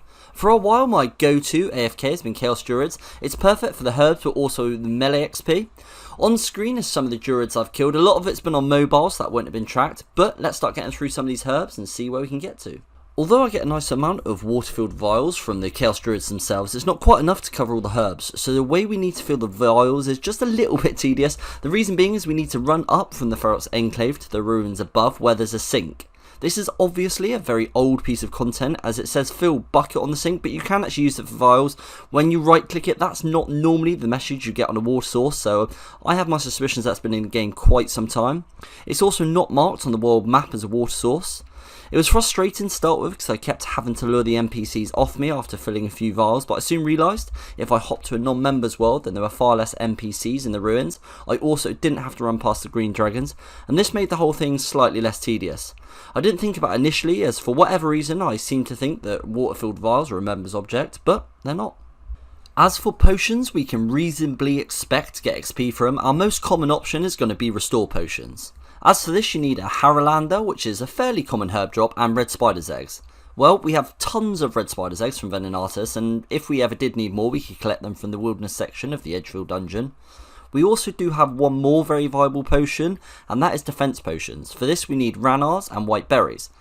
There are a few monsters within the wilderness that drop white berries, so we did have some banked already, however not quite enough, so we went up to the Lava Dragon Isle where we could collect some more, and that's what you'll be seeing in the background. This really are where a huge amount of our XP will come from, those two potions. The reason we're not using Ranas for a prayer potion is because the snake grass is hard to come by, just a 1 in 128 from Chaos Druids. And we can actually use the snake grass with Aventos to make fishing potions. Okay, yes, I'd admit that fishing potions are useless in terms of use, and prayer potions would be a lot better. But I do value the herb XP more than I value the potion themselves, plus I can get prayer restore from LMS. Other than that, we don't really have any viable potions to make until we get super strength potions themselves, which is what we're going for. And then eventually we'll be able to make both super restores and ranging potions as a viable option, but let's not get ahead of ourselves just yet.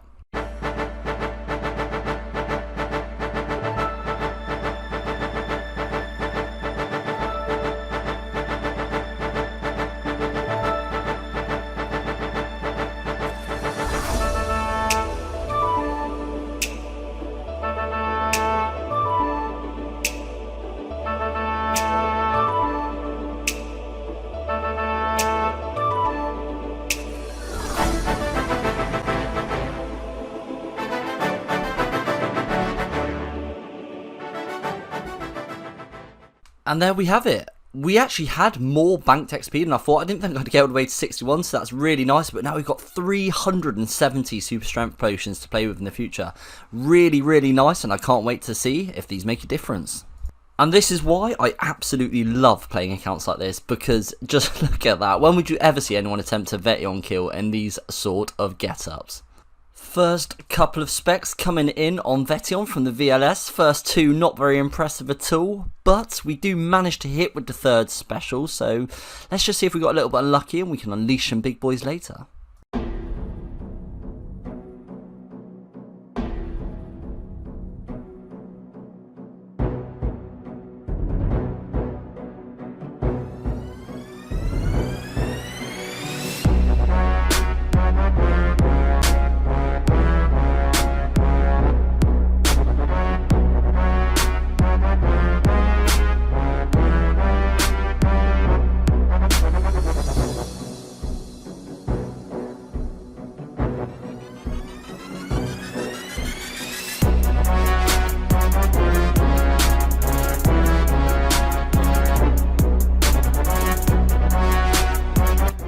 Yes, boys, that really did just happen. We got so close, and then he went purple again, which means, obviously, if we get the kill on purple, he then goes back to orange once again, and we got really got to start the kill. So close, boys, so close.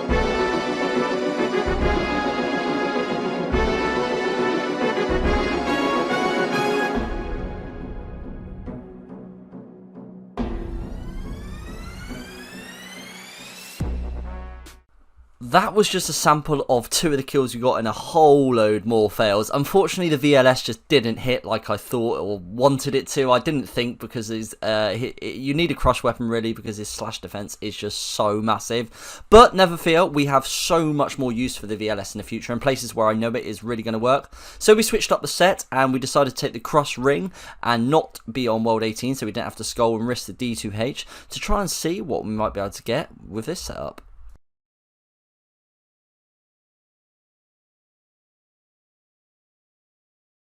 Do you have a job, or do you just sit in your bedroom at your mum's house knocking one out all day?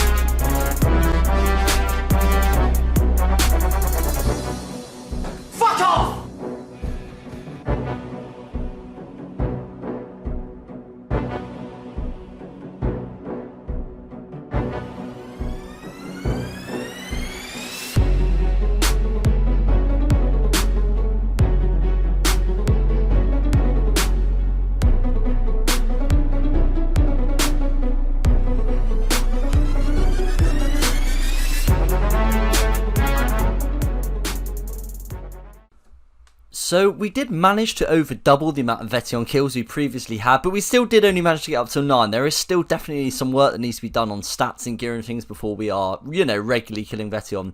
Slightly frustrated about it. I've decided to pull out my Laren's keys that we've got throughout this episode, just because, you know, if we could land ourselves a Dagon piece, that'd be absolutely amazing. It would just cheer me up, because we spent literally a whole day trying to kill Vetion. The amount of attempts that failed that I didn't show you guys was, yeah, there was just loads of them. So hopefully these 14 keys can prevail with something, a little bit of positivity.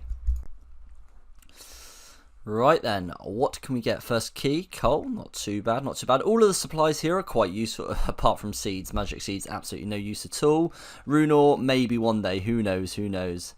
More coal, it's not too bad. Supplies, when we do a smithing grind, which I do actually want to do in the future, we've got some pure...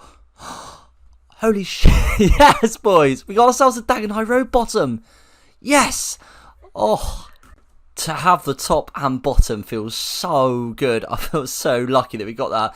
Okay, arrow tips. They're not that useful either. I don't think that we'll ever be able to use those ones. What we're going to get next, some monkfish. That'll be good for cooking in the future. Gems are always helpful, especially for gem-tipped bolts. Dragon fruit seeds. Seeds are absolutely useless. Arrow tips. Come on, what else can we get from here? We got a redwood seed and... What? Dagenhai hat. That's crazy. We've got all three... We've got full Dagenhai, boys. We got 2 pieces and 14 keys. That is absolutely way more than made up for those Vetion kills. What the hell? Not another one, surely not another one. 165k cash. Okay, we've done it. We've completed the Dagenhai robe set. I was really hoping for a piece, but never expected to get 2. Well, boys, what an ending, eh? We have some big plans regarding the VLS next episode that I'm hoping to execute. I'd like to try and get some use out of it because it's a bit up in the air what's happening with the BH worlds, and Jaggets may take them offline. If they do, we're not really sure what's going on in VLS, so I'd like to try and get a little bit of use out of it. As you can see, we now have the full Dagenhai section ticked off. What a beautiful one to get. And alongside the Malediction Ward, we've got quite the magic setup now. Welcome to episode 40 of the Wilderness Only Iron Man series. After shelling out the big bucks for the VLS in the last episode, and it not exactly tearing through Vetion, I had another boss in mind that I really wanted to try and hoped that we'd have more success. That boss being Callisto. Rather than just skipping straight for a bear's task, I decided to just wait and get one organically. I thought I'd take the opportunity to bank some of the Laren's keys. Even though we do have the full Dagenhai set now, it does provide us a lot of supplies through the Laren's keys, some of which are going to help us tremendously in an up and coming grind that I have in mind. And, you know, we wouldn't say no to a few more Dagenhai pieces because I do have a tendency to mislay them sometimes. And there we have it, boys, a bear's task. Can't wait to see what sort of work the VLS can do on old Callisto, but before we head up there's just a few things we need to prep first. We need to make ourselves some more bolts, some diamond and ruby bolt tips, because when we're not specking with the VLS we'll still be ranging. So we have been collecting some spores with wall crates on the side, and they're a fantastic source of adamant bolts for us, as well as having really useful supplies in general for the account. We do have quite a good shot at that pet, as it's a 1 in 400 drop rate, and we'll be opening 100 crates.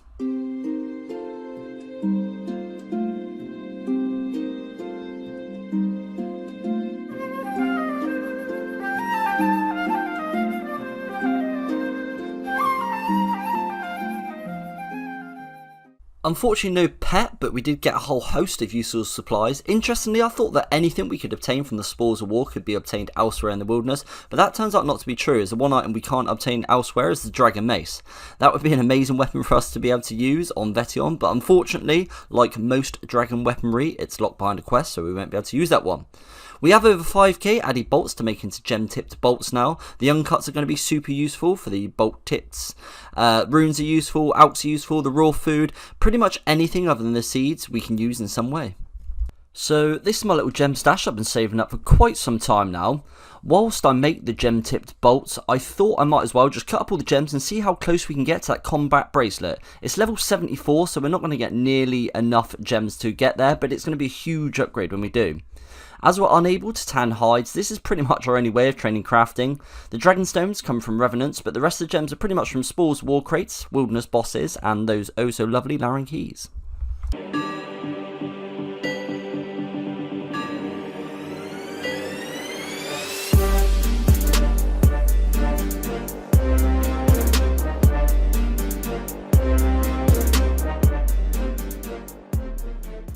We managed to get ourselves 68, so just 6 away from the combat bracelet. Not too bad at all. Keep saving up those gems. This is the savage setup we're going to be going to Callisto with. Let's hope we can get some nice loots.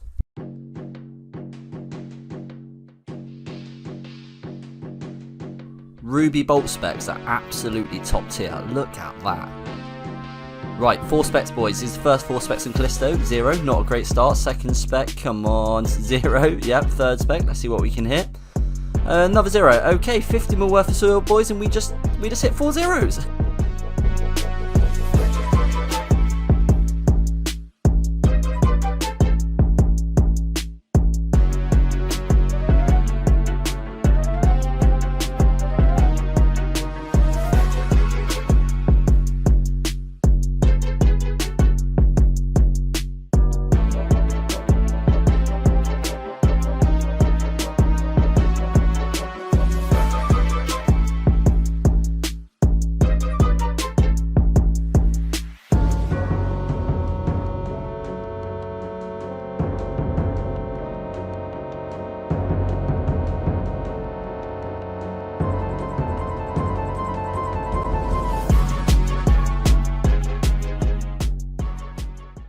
another couple of boys purely on ancients. You got to bring those TBs, but they obviously assumed I had level 30 telly because they just sort of got off me, but I didn't, so should have carried on, boys. Probably would have had the kill. I wasn't disheartened by our first few specs, boys. I knew the VLS would work on Callisto, as he is weak to slash. Also though, for those of you who don't know what the VLS special does, it ignores 75% of your target's defensive stats. I tracked my first 50 special attacks and I landed 26 of them, so just over a 50% hit rate, not too bad. Within those 50, I hit 656 damage, which means each spec averaged a 25, and I think the max hit I got was about 42.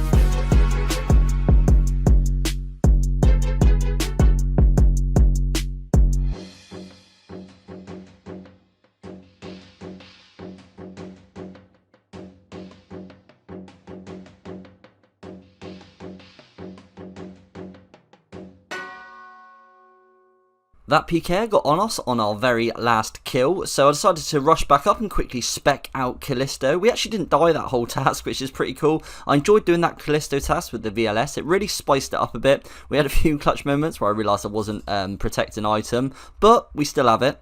For now. Didn't land any of the big ticket items, but the only thing we do actually have left of the Callisto log is the pet, and we can't be expecting that just yet. Unless you're feeling super kind, please, Jagex. Cheeky little Revenant's task, do not mind if I diddly do.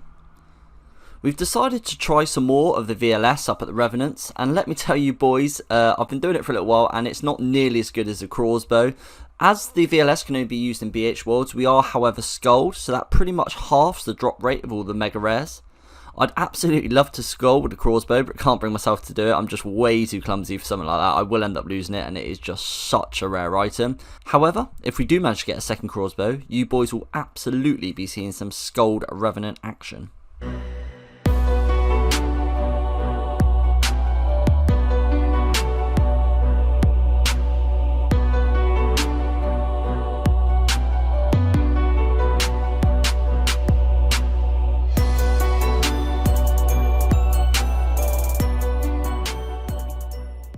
As the VLS can only be used in 2 worlds, once the PK see you have it, they can just lock down the BH worlds. So we decided to take the Craws up to the Dragon for something a bit different. Let me tell you how quickly he regains HP and the amount of PKs up there. The Dragon is just not worth it at all. I'm so happy when I've decided to camp it's been at the Orc because I have so much better success rate.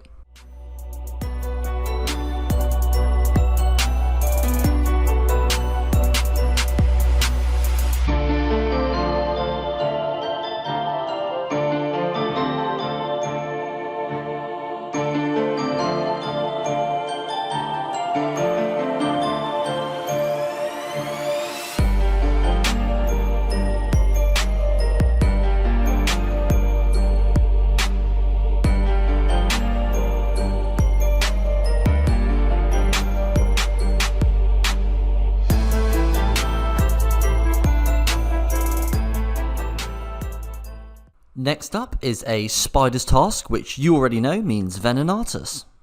On an Iron Man, to use the Wilderness Weapons comes with a hell of a lot of prep work from the Revenants. I really don't mind camping the Revenants, as I still need to chain mace, as well as them being consistent cash, and I have a good bit of fun having a tussle with the PKs.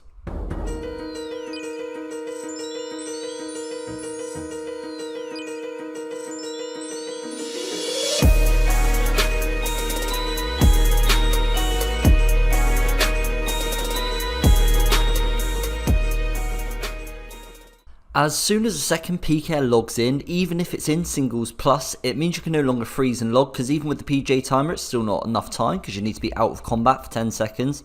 Something that's always worthwhile looking at is the second PK's combat, and working out at what level only one can attack you, and then obviously you can utilise the freeze and log. But in this case I didn't need to land the freeze, as the cave dweller's eyes must have lost focus as he stepped outside of the cave.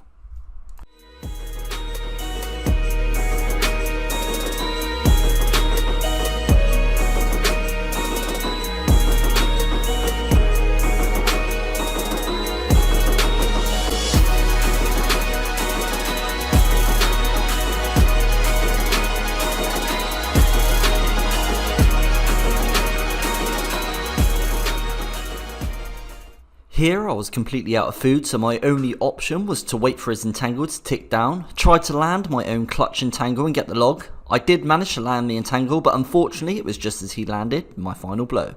Suspicious looking lad with a very Venezuelan name. I should have been more on guard, especially as I did see him pop, but I wasn't, and as a result he slices up my Swede with his draconic claws.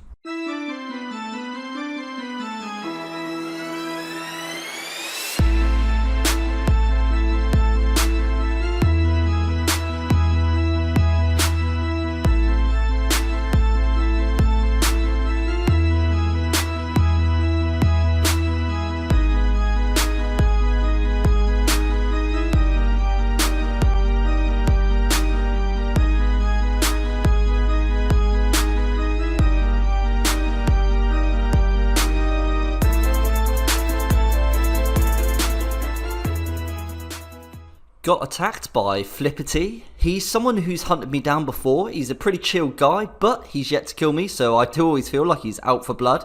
He is a decent PKer and had me all over the shop with this attempt. The way he just kept standing underneath and pulling the fade keys. He also did manage to chance me with an AGS smack, but we didn't go down. Better luck next time, fella. After some good fun up at the Revenants, we had enough effort to crack on with our Spider's Task that we got. But it didn't start well at all. As I was luring Venenatus, I got caught by a Max Main, his minion, and they both AGS'd me head off. It was proven to be a challenging start at the big spiders who got attacked again by these two gentlemen. There's so much about the Wilderness update I'm really looking forward to, but one thing is I'm really not is the inability to be able to box NPCs. The more I've considered it, I hope Jagex implements something in place to be able to escape a TB, as I think expecting someone to tank for 5 minutes is just unviable. Thankfully on this attempt we could still box. Loraniel key coming in at 465, a second key at 472. Just 2 kills later, we're grabbing a D2H. Kill after the D2H, another Laren's key, very nice. 483, a Dragon Forged sword that is only wieldable within 2 hands.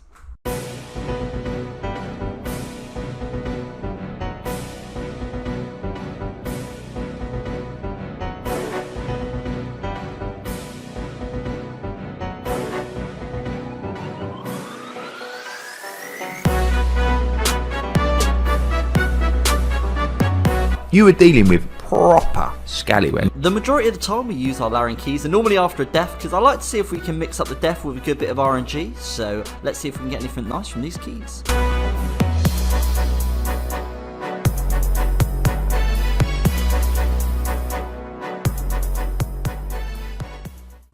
We went back to our good old friend, the crazy archaeologist, in a hunt for some more red d'hide bodies. It's not often you'll see many PKs at the archaeologist, and when you do, there's normally just one, and what you do is you just simply tank for a minute, and then the crazy archaeologist will respawn and PGA the PKer off. But when there's 2, it can make things a little more tricky. We did manage to escape this one, but really, on sheer luck and good RNG.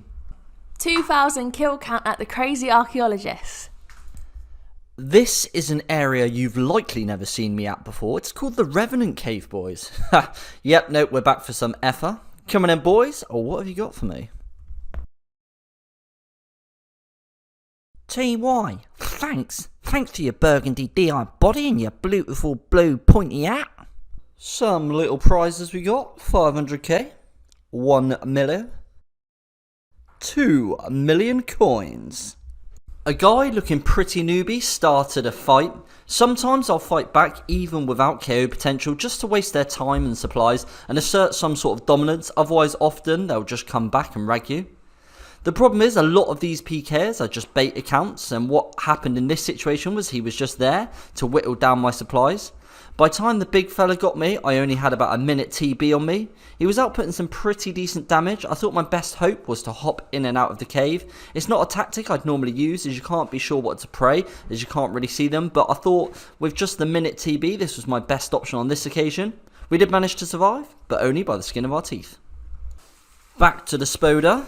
Laren Key with 49 left on the task. 96 HP. Killing Wildanator has to be tick perfect on the lore. Getting that level messed up the lore, but we are now ever so slightly harder to kill. Absolutely terrible YouTuber. We missed 82 Slayer, 500 total Wildanator kills, and 1375 total level. Final tiny bit of prep to finish up the full spider task at Wildanator. Don't fancy eating that food in your inventory there then, Wilder? Nah, alrighty then.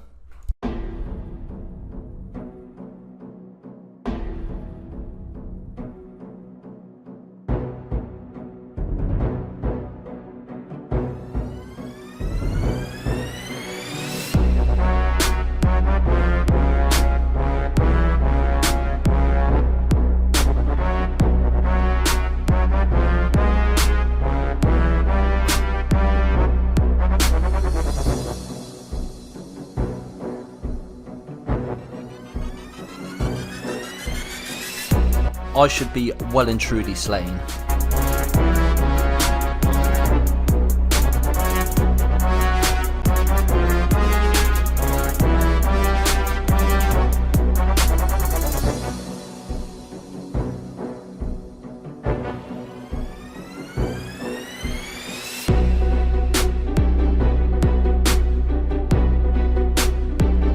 Luring is bad.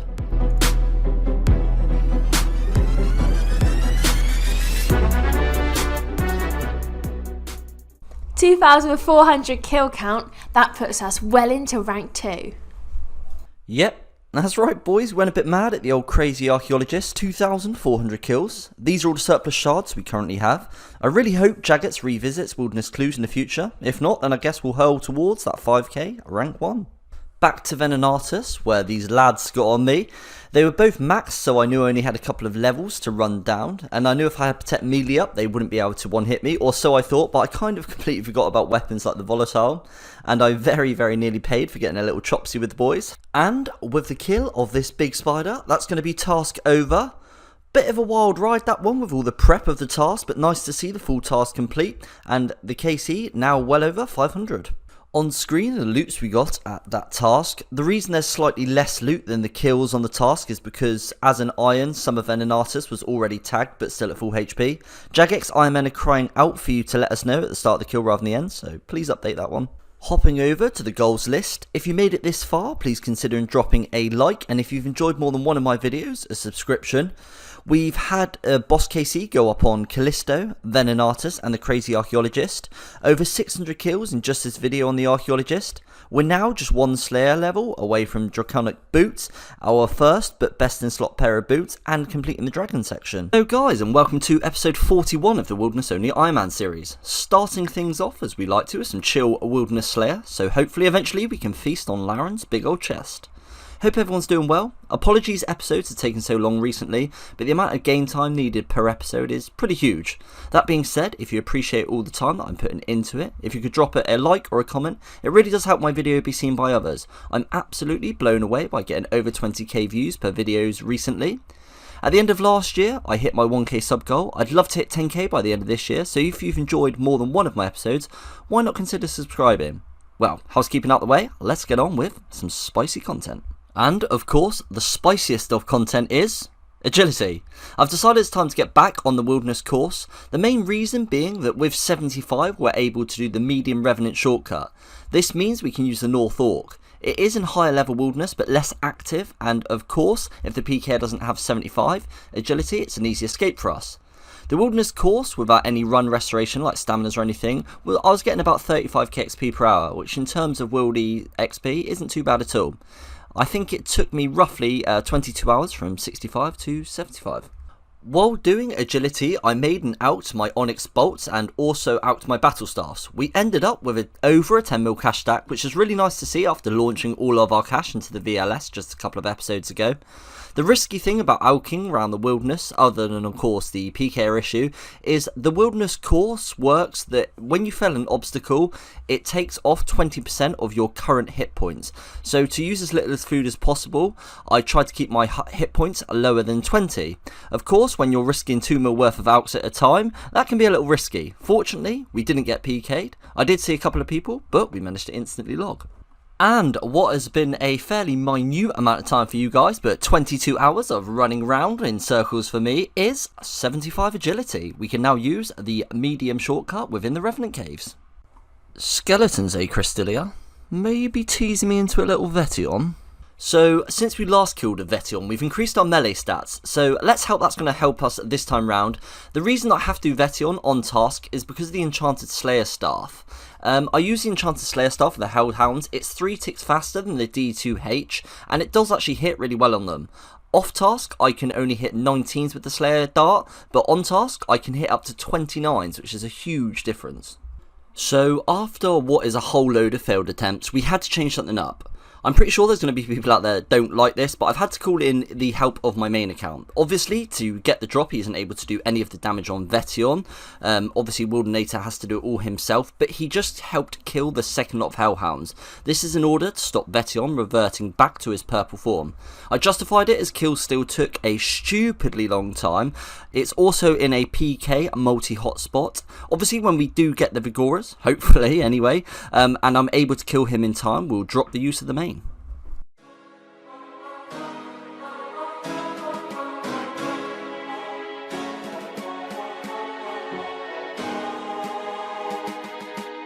$100 dragon bones. I do not mind if I diddly do.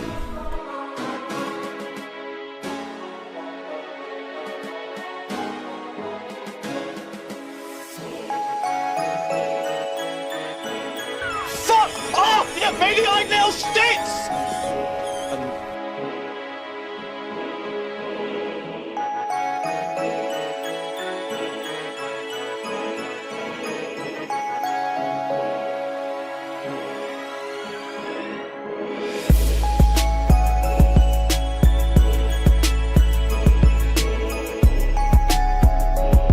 Oh boys, the pain, 5 HP, but as you can see, even with the main, we don't always manage to get him down in time before he reverts.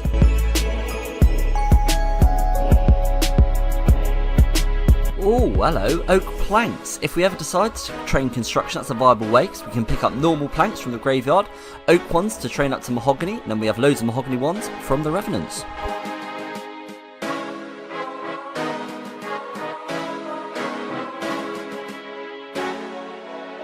Keep the change, you filthy animal.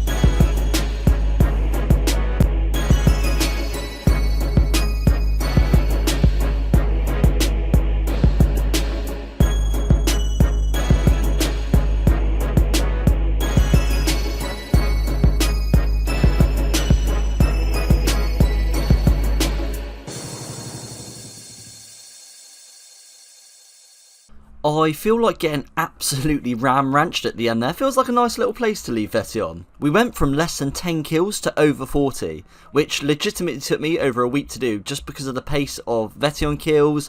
Even with the main, to kill the second Hellhounds, he'd still revert to purple fairly often, sort of 1 in every 5 kills. And of course, those pesky PKs. However, we have some Vetion KC finally, and we will be doing a bit more in the future. I'm going to test out some Northern Revs, now we have the 75 agility, and see if we can chase that chain mace. Another ancient crystal, can't remember exactly how many that is, but I think it's around 7. Cash in that, become a millionaire. Easy game. Another crystal, not long after the 1 mil statue. 87 revenants from Queen Crystalia, I will not say no. Cheeky Larannual. Easy peasy, revenants are breezy, task done. Oh, Crystalia, that is a massive Callisto task. 100 bears. We're not going to do that one right now. We're going to save the 100 Callisto for the next episode. But that's going to be a really nice task to get knocked out. We did manage to earn ourselves 8 Larannual keys in this episode. So let's bust these bad boy open and see what we can get. Now we have the Dagon High pieces. We're kind of looking for uncuts mainly. I mean, extra Dagon High is great. The gold and the Torstal seeds don't do a great deal for us at all. Steel bars, there's a bit of smithing XP. I'm going to go on a huge skilling grind eventually to try and get 1,500 total. So these ores, bars, and logs will come in really handy. There we go, some uncuts, 41 rubies. That's going to be really nice for bolts and also for crafting XP. Some coal. Final key is going to be 100k cash. So something that I haven't showed off in many episodes is the collection log and our bank. So we're going to have a little peek at both of them. Obviously we managed to drop the mainline collection log because now it's just built into utilities tabs. That's really nice that we don't have one of the items from the mainland now. Callisto, obviously we just need the Callisto Cub, which is a 1 in 2k. So we're a little bit off that, but it's really nice to see 2 tyrannical rings. They're a 1 in 512, so really lucky on that one. Crazy Archaeologist we have completed.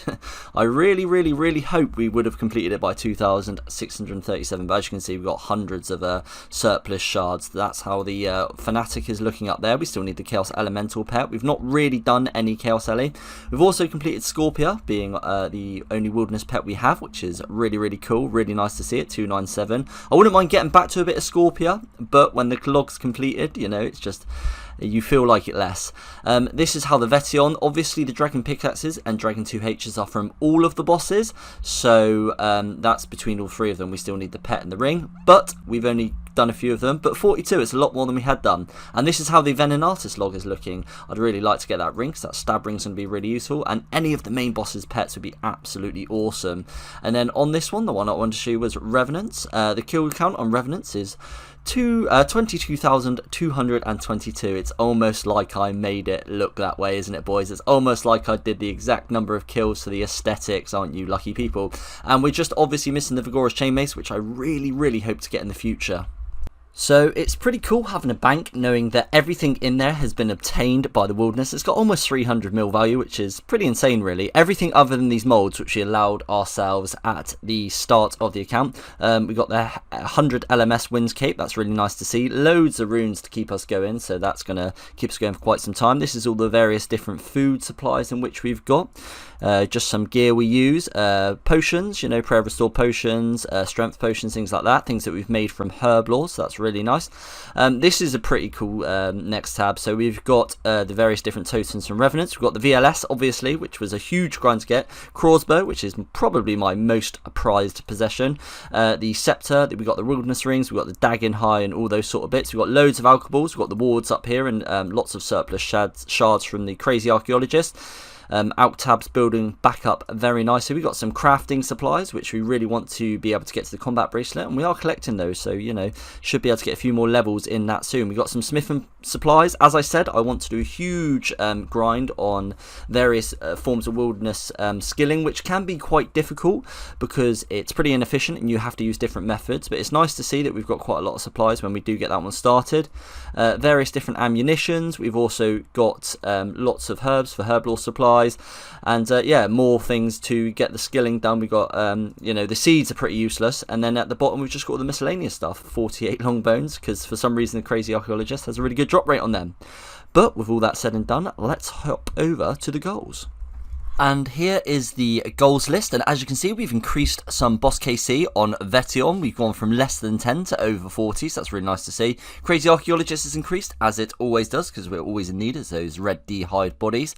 Elder Chaos, we haven't got any of those pieces, but it's really not that hard to get. I mean, we could just camp it, but I prefer just to be doing it on Slayer tasks. Within the miscellaneous section, we're getting closer to that combat bracelet, so that'll be nice to get, and then eventually obviously the glory. Hello guys, and welcome to episode 42. If you haven't seen many videos before this one, I highly recommend that you check it out from the start of the series, as we're on one hell of an adventure.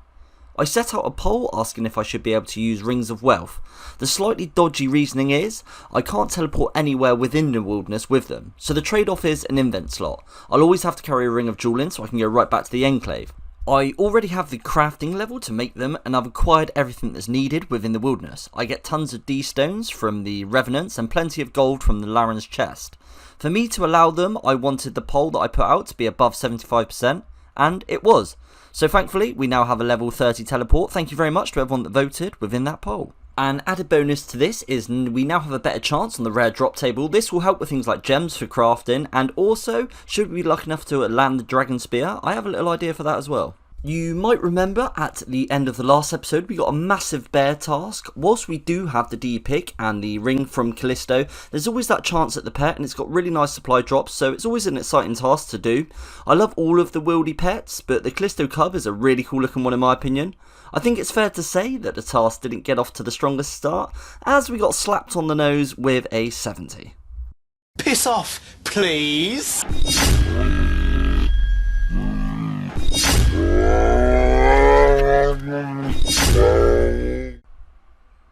Oh, very nice. I do not mind if I diddly do. The old pointy Vesta stick was quite the investment, but as you can see, seeing as Callisto is weak to stab, it really does do some work. I mean, we do get our plethora of zeros come in sometimes, but this time, absolutely tearing the bear to pieces. Coming in with the Laren's key drop and the 30 dragon bones, very nice, 67 left of the task. And with the kill of this big grizzly, that's going to be KC number 400. Not bad at all, 10 left on the task.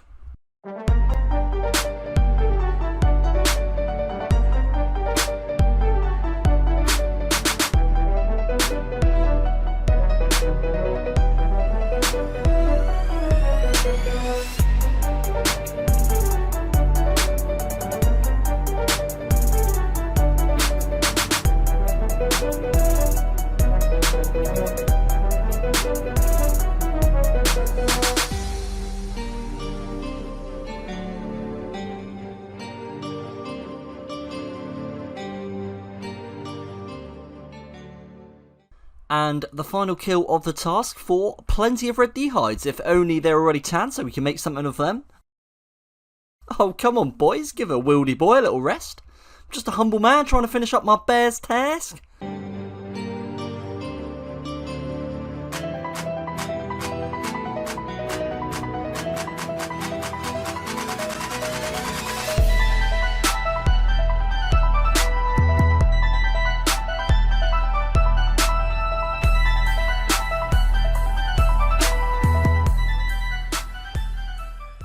110% absolutely calculated. What, task finished? Free teleport back to the Enclave? Calculated, boys, calculated. Laren's key, nice. Nice. Nice. Nice. Nice. Not nice. This one is a voice over the clip, else you just hear me panting away in the squelch of my sweaty palms trying to escape these boys. I'm TB'd, I'm in multi so I can't entangle a log, and frankly, I'm taking a little bit of a beat down, so I'm not going to be tanking very far. Sometimes it's just about trying to think outside the box. I've already given it boot self and they expect me to carry on going that way, but as I give it a little switch back, I do get very lucky with the splash and tangle, I must admit, but turning round does throw them off and gives me gap, and eventually I manage to get the log. We've just finished up the Greater Demons task. Because we skipped one in between them, I believe we got them back to back. We're hurling towards 83 Slayer and those oh so beautiful red boots, and we're also just about to land ourselves 97 magic. Oh, interesting, Hellhound's up next. I don't think we'll do many, but I can't resist myself, just a couple of Etion kills. Some runes of the Chaos variety, and as if by magic, 100 logs. KC 47 Samfru serums. Loraniel from one of his Hellhound spawns. Nice. Shit on it! This will be 50 KC on Vetion for actually some nice loot as well, crafting XP. That's all the combat diary achievements complete on the 3 main bosses, as they only have the KC requirements. I checked out some of the demi bosses and they do actually have more combat achievements, so we'll have some fun with those later down the line.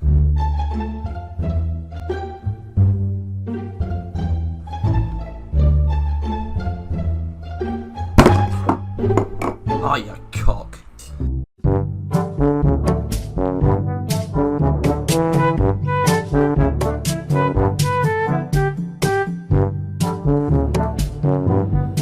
Oh, just fucking hit!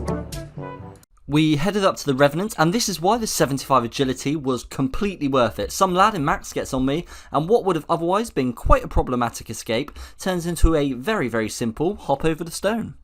Bye.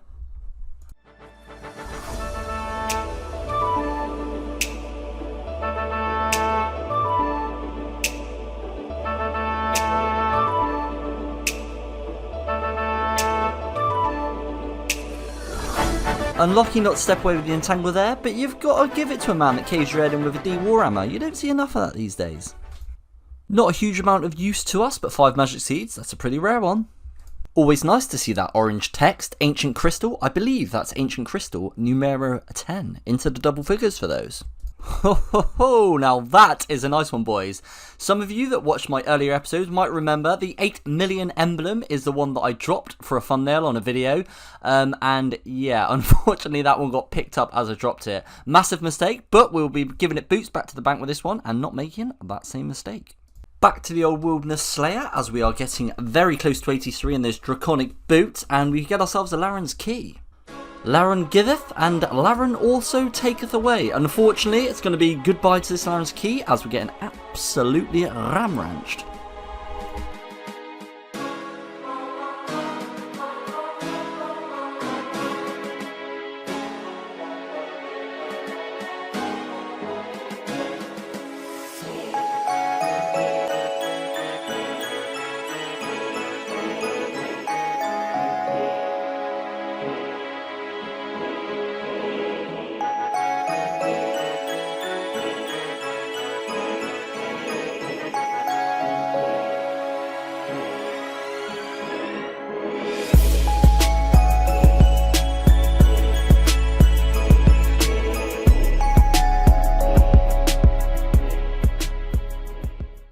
Oh, Scorpion's task. I've been skipping these for a little while. I don't think I've done any Scorpia since the pet, but I'm fancying going up there.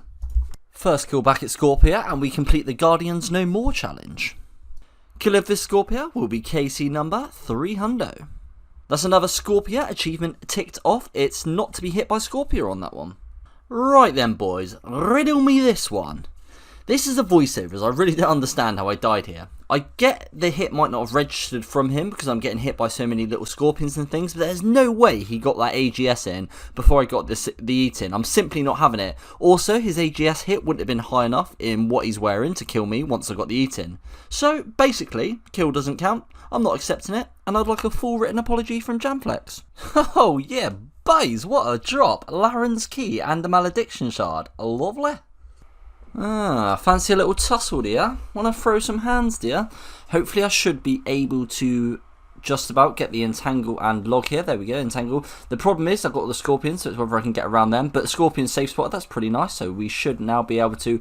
Oh, man, he's got myth seeds, although he is kind of stuck at the moment. If I can just keep him in this area and manage to get another entangle, he's only going to be able to plant another flower. And we should hopefully be able to get the log. I don't think that there's going to be any scorpions that are going to be able to get me there, so we're just going to basically try and land in entangle because we're so deep now that I don't think we're going to be able to get back to the obelisk. So hopefully we can just DD under him now and should be able to... Oh, he's on top of the myth seed now, so yes, if we can, once this freezes over, he's on top of the myth seed. He won't be able to... Oh, Christ. He won't be able to plant another myth seed, basically. So I think that I should be okay as long as he doesn't move. Come on, get the entangle. Land the entangle, and boom. There we go. Should now be able to get the log. Another PK got me really low within the Scorpia caves. I might have possibly been able to get away from the Scorpions and got a bit of gap, or maybe been able to get the Entangle, but then I got absolutely royally shafted by the Chaos Alley. He stopped me being able to leave the Scorpion zone, so I wouldn't have been able to entangle log. He then decided to strip me naked and pretty much double team me with a PK, so did not end well. The absolute little cutie decided to leave my stuff. He let me know he'd left my stuff and I went back to pick it up. Shout out to old Mr. PK9. Don't tar all the PKs with the same brush, you judgmental cretins. Although most PKs are in fact penises. We did the full Scorpions task up at Scorpia. It was an eventful one, but I enjoyed it. As you can see, boys, we are incredibly close to that 83 Slayer, which we've been hunting for oh so long, and our final task is going to be Crazy Archaeologist. Having wrapped up thousands of kills there, just feels right, boys. Just feels right to get our 83 Slayer there. Hell yes, boys. There it is, 83 Slayer. Scammed somewhat of the message, but I'm absolutely buzzing. So many of the goals on this account are RNG based, but the D boots is one of those that I've been slowly climbing towards since the start. Over 200 hours of Slayer we've put into this account to reach this one. Obviously, we're shooting straight to get the dragon boots, also killing the imps, and we land ourselves a cheeky Eki key. Another one, and there we bloody are, the raunchy red runners. Only 45 kills, so thankfully we didn't get teased on those. We made some nice coin whilst getting the draconic boots. Imps is also how we get our wizard hat and balls of wool for jewellery. After 2 years of having no shoes and traversing the wilderness terrain, we finally slip our feet into some shoes. I wonder how many Iron Men can say their first boots they ever wore were dragon. Over to the goals, we have increased the KC of the Crazy Archaeologist, Scorpia, Vetion and Callisto. Guys, and welcome to episode 43 of the Wilderness Only Iron Man series. We're going back to some wilderness skilling on this one. We're going to bust open some Spoils of War and Laren's Keys to see what supplies we can have and what we can bank. The main focus of this episode is going to be leveling skills that are actually of use to the account. Herblore to continue to walk towards 72 for range potions. Crafting at 74 we unlock the combat bracelet, and at level 80 the amulet of glory. Fletching at 80 we can make our own magic short bows, and at 85 we can make the magic longbow. That's the main skills in terms of gear upgrades, but I eventually want to unlock as much content as possible, so that means that I'll also want to work towards 89 agility for all the Revenant dungeon shortcuts. This could become more of a priority if it helps with the Revenant boss. 84 thieving for the road chest. And although it's unlikely I'll allow myself to do the quests for the diaries, I'd like to do every elite task that I'm able to do, so I'll also like to work towards 85 fishing, 90 cooking, 85 mining, 90 smithing and 75 fire making for the diaries. Obviously some of these levels are absolutely huge and made harder at times by the dodgy XP rates that we have available to us within the wilderness, but it'd be nice to see if further down the road we can't get some of those ticked off, and in this one get some of those gear upgrades knocked out. Herblore on an Iron Man is a pretty tricky skill, but on an Iron Man that doesn't have access to farming, it really is quite difficult to train. Most of my herbs have had to come from the Chaos Druids. The positive is it's pretty AFK and it's enabled me to train up a lot of my melee stats. So far I've slayed a whopping 40,000 Chaos Druids. I've managed to make my trips pretty long here by only picking up herbs I'm able to get secondaries for within the wilderness, but also making unfinished potions here. As you can see, they drop a nice amount of water-filled vials, which is absolutely ideal as they're a pain in the arse for me to make. They also drop snape grass, which means I actually have everything to make prayer potions down here.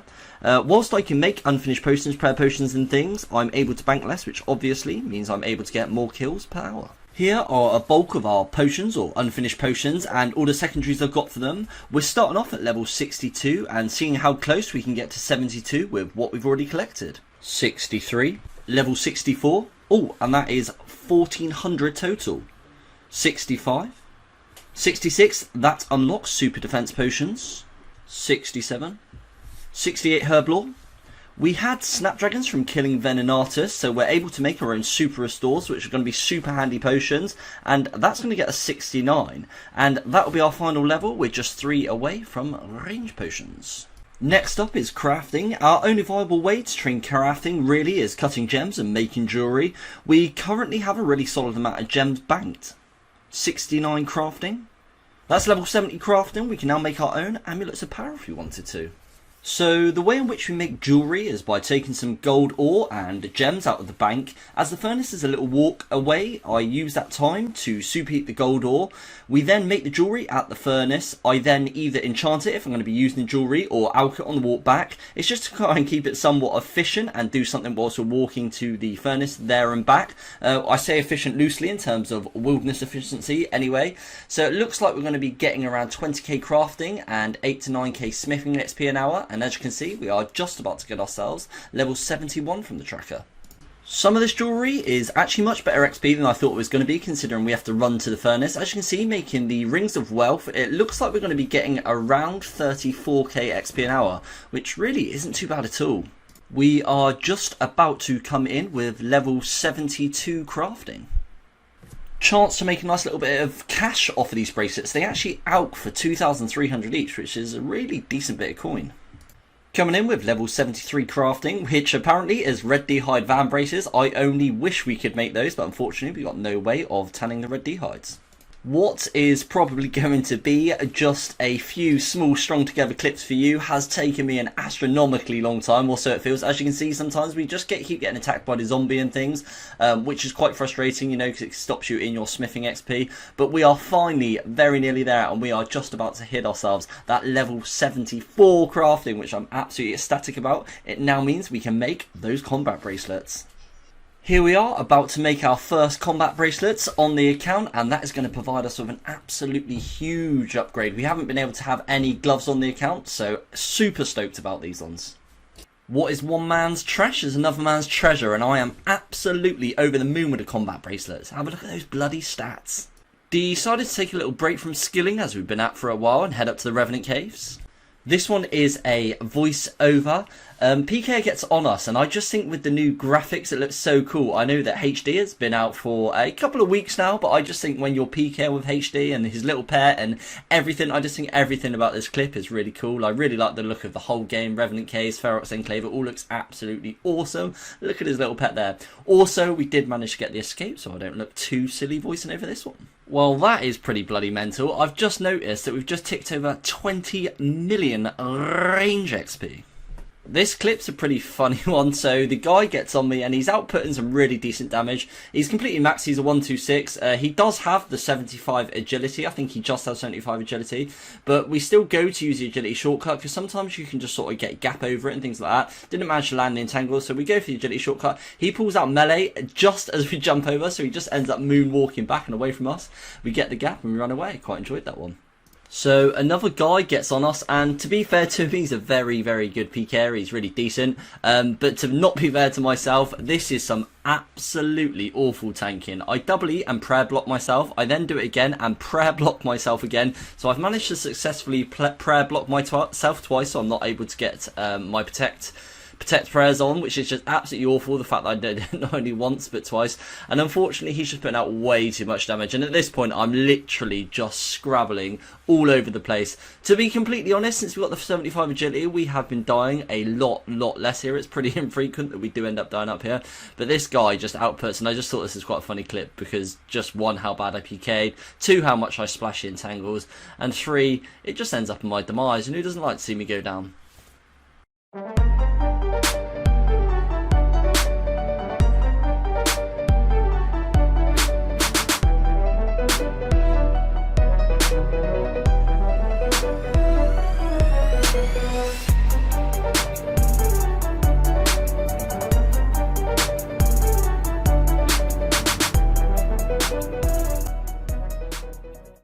Oh yeah, you come attacking me up at the Revenant Caves and tell me to put me in my video? What sort of a terrible YouTuber puts himself dying in a video? You know, make myself look proper silly. As if I'm going to do that, you absolutely will not see this clip in the video. And as you can see, we are just about to get ourselves a level 98 hit points. There it is. So just 1 level now to go on the hit points. Oh, a PK. Let's not tell you where. Let's see what this boy can do. Let's see what he's got in him. Give him the old TB. I've got a full inventory of food, so we should be pretty good here, boys.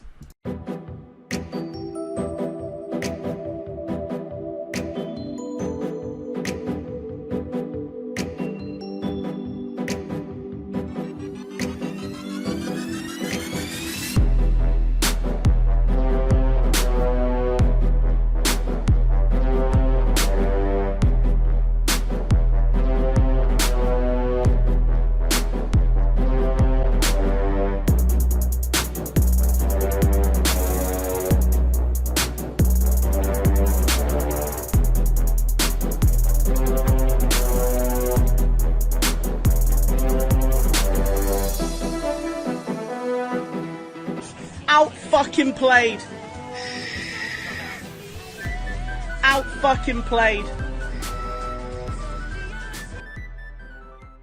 So after a bit of fun up at the Revenant Caves, it's time to get back to business on the old skilling grind, and we got a whole load of smithing supplies in the bank, so let's get cracking on that. Before we can start smithing grind, we're going to need to buy some more gnats. We're going to need tens of thousands, and we only got 1,700. Luckily, we got a whole bunch of cash. Speaking of cash, congratulations, Bren, on your 30 mil drop. Very nice, mate. But let's get some of this cash spent up, and yeah, get buying those nature runes. After some time of tedious shop buying, in about 3 seconds for you guys, we have 20k natures. We're going to leave it there because I'm just bored of buying runes, frankly. We also got some of the other runes because whilst we're buying them in the shop, we might as well just grab some more. And with the superheat of this iron ore, that is going to be level 74 smithing. For those of you that have been watching this series since the start or early on, will probably remember us up in the resource centre on the early mining and smithing grind. The method basically is we just use the 3 iron rocks, we mine them. After we've mined them, we superheat twice so it gives them a chance to respawn. We rinse and repeat so we got a full invent. We then superheat whilst running it over to the anvil. We make 4 iron plate bodies from the iron bars. We rinse and repeat that method over and over. It's levelled out at about 24k mining, 24k smithing XP an hour, which honestly isn't terrible. That's 71 mining up here, and if we had access to anything near as good as that, we'd be able to get ourselves a crystal pickaxe. But to be honest, the dragon pickaxe is a lovely one as well. Level 75 smithing, and we can now actually make adamant scimitars, which I think is a hard diary requirement. So we decided to take some time out of the resource centre. We did dive for some gnats, although that wasn't really the issue, as we have plenty of cash. Although for a while it's quite a fun method, it is pretty click intensive. We decided just to power mine some iron at the Hobgoblin mine. This one feels very nostalgic for me, and as you can see we did an hour test and we got about 43k per hour, which is pretty nice. We also have some banked ores and some interesting smithing methods, so for a while we're just going to stay and power mine here. We are just about to pick ourselves up level 73 mining. 74. And that's going to be level 75 mining. As you can see, there is my level 75 mining, and Key give me the GZ, but no, fucking GZ to you, mate. 99 strength and attack. Massive congratulations, mate. What a top lad. And throughout the episode, we've been doing a bit of AFK, fletching, and that's level 80, which means we can now make our own magical short bows. Over to the goals, boys. Before we review, I just wanted to say, if you're looking for a chill community, we have a great bunch of lads in the CC and the Discord.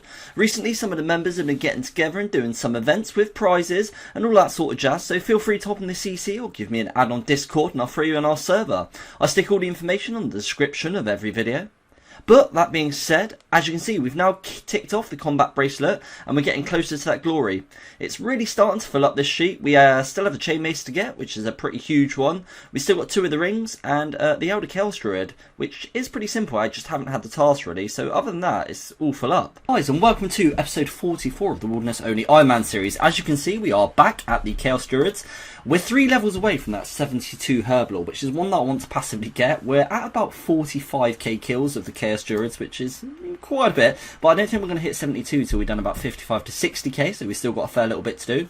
But in the process, we are training up the strength levels. Once we hit 90, we're going to start working on attack.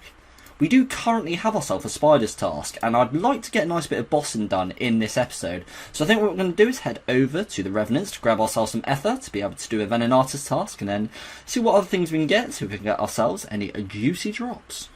One of the cheaper emblems, but a cheeky 500km is a cheeky 500km. We take them. Oh, that is a painful one to see, boys. It is twice as common as the weapon, so I can't be so annoyed, but yeah, we've killed about 25k revs now, and that's our 3rd Avarice, so yeah, a little bit gutted. Really want the chain mace soon, but at least we're hitting the weapon drop table, right? We've prepped enough effort to go up to the spider from the Revenants.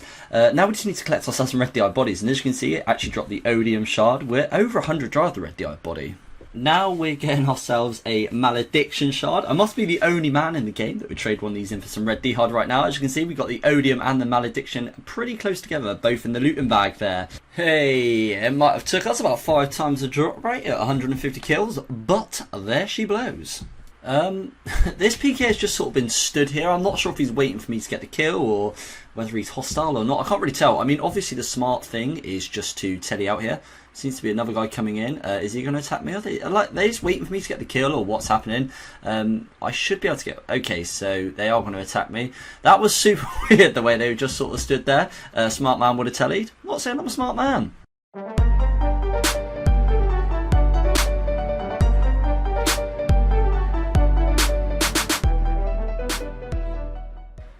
Sometimes you've got to dent the ego of the PKs a little bit. You don't want them coming straight back up.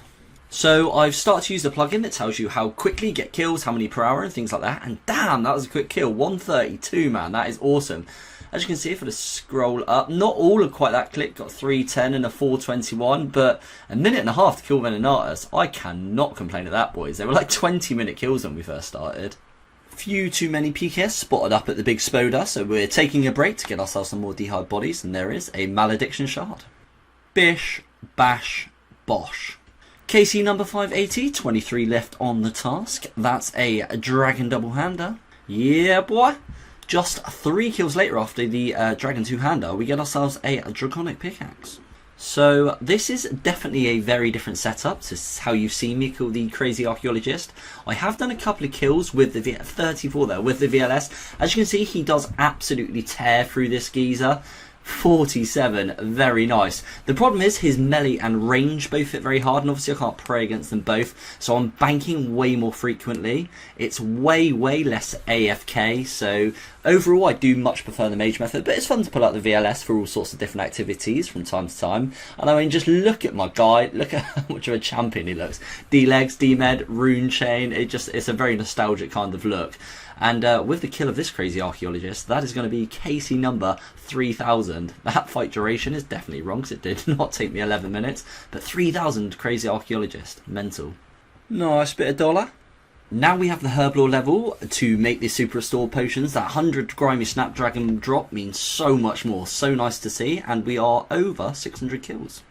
And this one is going to be task complete up at Venenatus. 72 Venenatus killed, 263 tasks in a row, and a shedload of points. 90 bears. It's not often that I enjoy just hopping from boss task to boss task because they're quite long, but I really would like to land one of those main boss pets one day, so we're going to do a full task up at Callisto.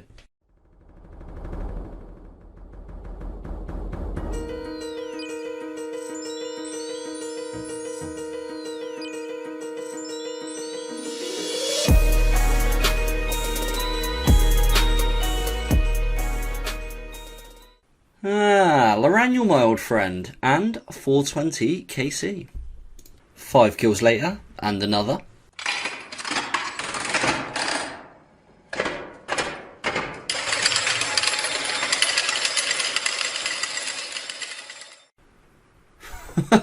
Yeah, right then. Slapped me in the head before I even saw this geezer coming. Ah, saw you this time, you sly little fox. And as we slap the bear on the nose with that bolt, that is going to be task over. Honestly, there was nothing notable within that task, but it is nice to see that KC ticking up. It was a hell of a long one, man. It took about 10 hours to finish that one off. 498 KC. I might actually just do 2 more kills to get up to the 500. Or maybe not.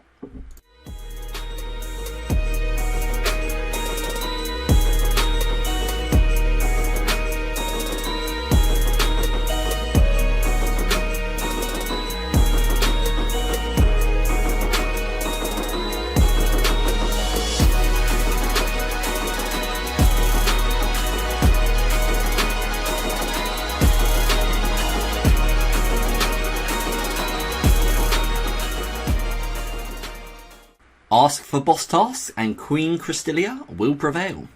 Larons.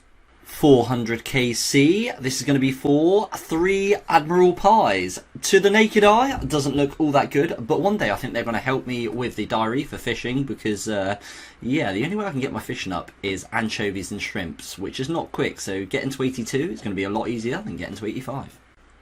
Watch this clip carefully, boys, because we skull and lose the whole Dagon High. Now, only joking, although that is the very spot that happened before. Try and work out what these boys are doing, because it took me quite a while to work out what the hell they were trying to get out of me.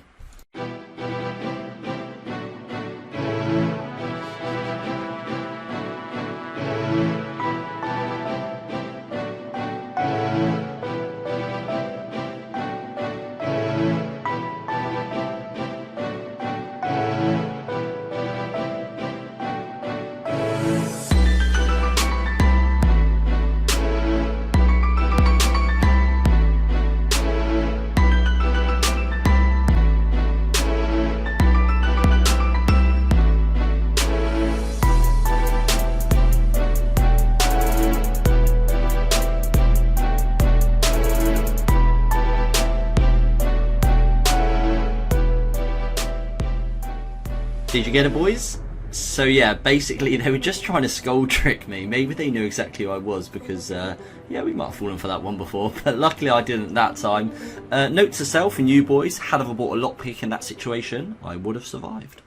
Ooh, boys, Malediction Shard 3. Now I know I need one of the shards, but I'm not sure whether it's the Odium or the Malediction.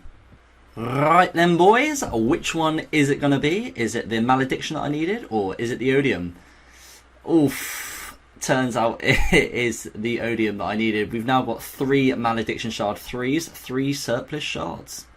That's the Scorpion's task, fully finished up at Scorpia, over 450 KC here now.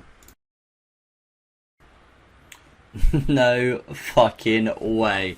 I was going to say, because I had the surplus shard and I need the Fanatic one, before we do the next task, I'm going to do some Chaos Fanatic, but that works out really, really well. Combat achievement completed by not getting hit by any of explosions. That was a super easy one, to be honest. As you can see there, we got a 30-second kill. That is insane. If they can be anywhere near that for the rest of the kills, I'll be very happy man. Laren's Key, KC564. As you can see, we're averaging about 50 kills an hour, which is really nice, and we've got 6 left on the task. 88 Lesser Demons. No thank you, Crystalia. Basically, because we've started doing every task as a boss task in this episode, I kind of want to keep this a boss task episode. Hill Giants isn't going to cut the mustard, so we're just going to keep, we've got plenty of points, we're just going to keep skipping 85 magic axes. Hopefully it doesn't take too long to get a boss task. There are quite a lot in the wilderness. You know, I can get the bears, although I'm not sure if I want to do another Callisto task with spiders, or we could possibly do some Vetium with skeletons or hellhounds, or we could just get given a boss task itself. Hence, that's a task that I always skip anyway. That ain't no good for me. Come on, Crystalia, give us a decent task. Greater Demons, maybe this is going to be a little bit harder than we thought. That's not great at all. Ice Giants, no thank you very much, Crystalia. Come on, give us a task, come on. Tark Warriors, wow, there's a lot of wilderness tasks. I really did forget how many there actually are. Come on, Crystalia, back to Hill Giants. They'd actually be decent for little work routes, but we're going to keep going until we get a boss task. Pirates, no thank you. I must hurt your eyes, all these points just burning away, boys. Come on. 85 spiders. There we go. That's a Venenatus task. We're still hunting the ring and pet on that one, so let's hope we get a stroke of luck. Loranules, 500 red spiders eggs. That's really nice for Herblore. Money! Couple of max mains coming absolutely flying in. I like it! Wonga! Spondoolies. We got pretty unlucky on this one. Normally the spot on which I kill Venenatus, I can quite easily get into singles before the PKs get to me. Unfortunately on this occasion I had to re-lure Venenatus, which meant they caught me in multis. I kind of had to play mage against Venenatus, so they were able to AGS me out, and unfortunately they managed to get me with just 1 spider left on the task. Skipped a few tasks and we got spiders again. Normally I wouldn't want to do back-to-back boss tasks for the same task, but when they do get a rework, I think if anything most of the bosses will get easier, but Venenatus will almost definitely get less kills per hour. D2H, I'll fuse that together with the one that we got on the last task, create a Dragon Four-hander and slap those PKs. Honestly, when we started this account we had no idea how far it would go, but here we are with stuff that we've only acquired from the wilderness, 700 KC deep on Venenatus. And another D2H, PKs straight up aren't standing a chance.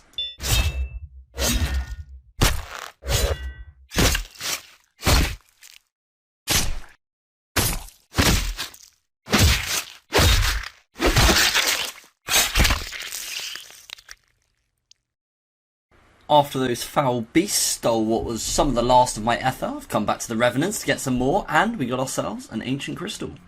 Ether collected, back up to finish the spider's task, and we're grabbing ourselves a couple of shillings. That's going to be the task finished up. On screen is the loot in which we got from those couple of tasks. I'm going to head back to the Chaos Fanatic, and we're going to be staying until we get that shard. I can already feel regret in saying that, but let's see how long it takes us. Whilst doing the Chaos Fanatic, I thought I'd finish up the final combat achievement, and that one was Praying to the Gods. Basically, we had to get 10 kills without using any prayer restore potions or leaving the wilderness. Here we are, knocking it out. This is going to be kill count number 700, and boy, we've been grinding out this Fanatic. The drop rate of the pet's actually 1 in 1,000, so we're not all too far from that, so we might even get the pet before the shard, who knows. I'm not one to moan about the rare drop table, but here I am, moaning about the rare drop table. He's a pretty rare boy, isn't he? He is a pretty rare boy. Run into this wholesome geezer looking like an absolute beast, may I add. We're having a good old little chit chat. I'm out here promoting the old YouTube channel to anyone that will listen in the middle of the barren wilderness lands whilst fending off a wizard causing chaos. I mean, if I'm doing that, at least you boys can do is surely drop me a cheeky little like, maybe even a comment. Why not go the whole hog, do the trio and subscribe? Pushing my luck there? Yeah, nah, you're right. My man only goes and blesses us with the shard drop. What an absolute champiano. No way. I just thought I'd finish up the trip with the rest of the supplies I had. As you can see, that was going to be my absolute last kill. I was completely out of prayer restore potions. Prayer's really low. We go and snag ourselves a little odium as well.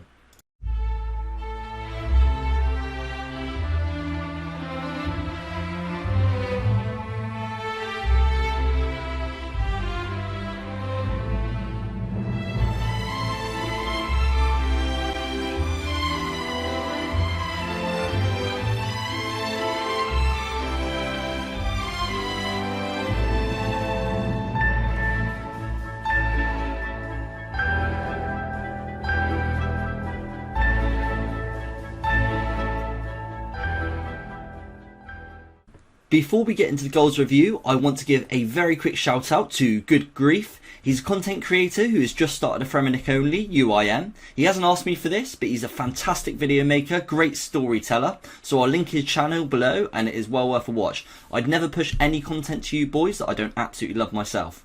But on to the goals. We were up at over 3,000 crazy archaeologist kills. Increased the Scorpia KC by almost 100. Done over 200 fanatics. At nearly 500 Callisto KC, and killed over 200 Venenatis in this episode. Hello guys, and welcome to episode 45 of the Wilderness Only Iron Man series. If you haven't watched the series thus far, then I highly recommend you go back and follow what's been quite the journey.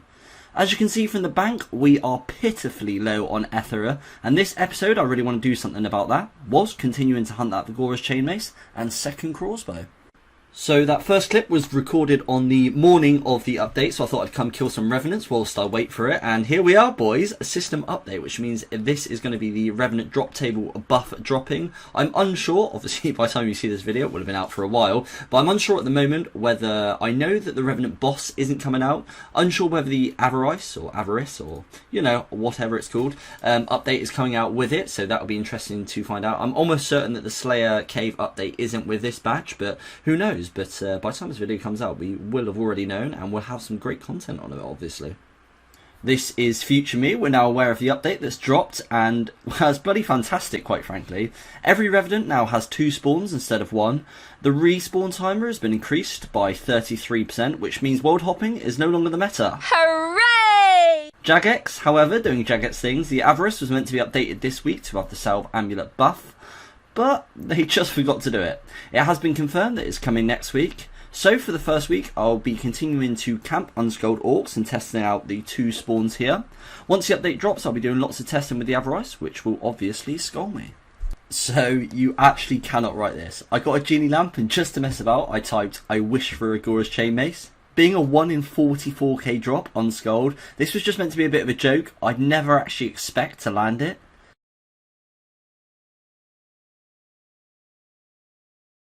And those expectations were absolutely met when I got 4 battle staffs instead.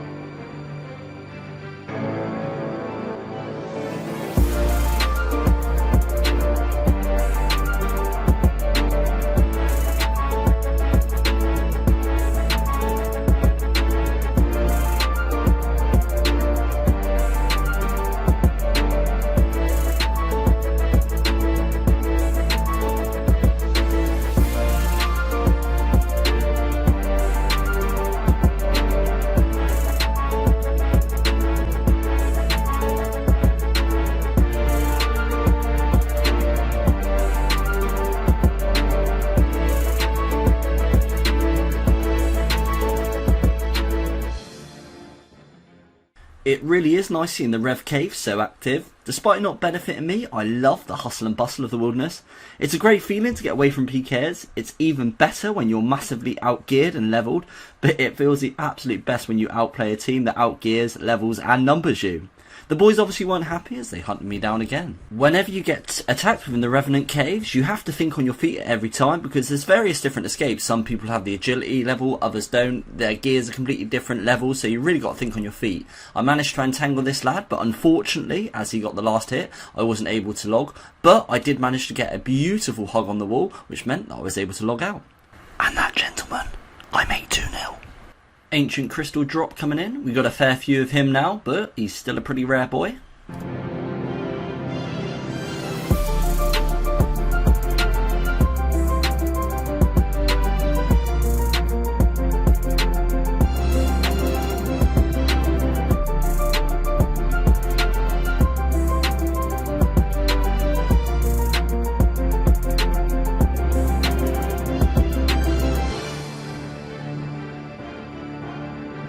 Okay.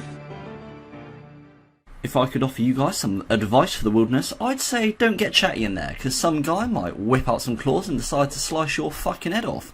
Thankfully, we narrowly escaped with the skin of our teeth. 1 hit points, boys.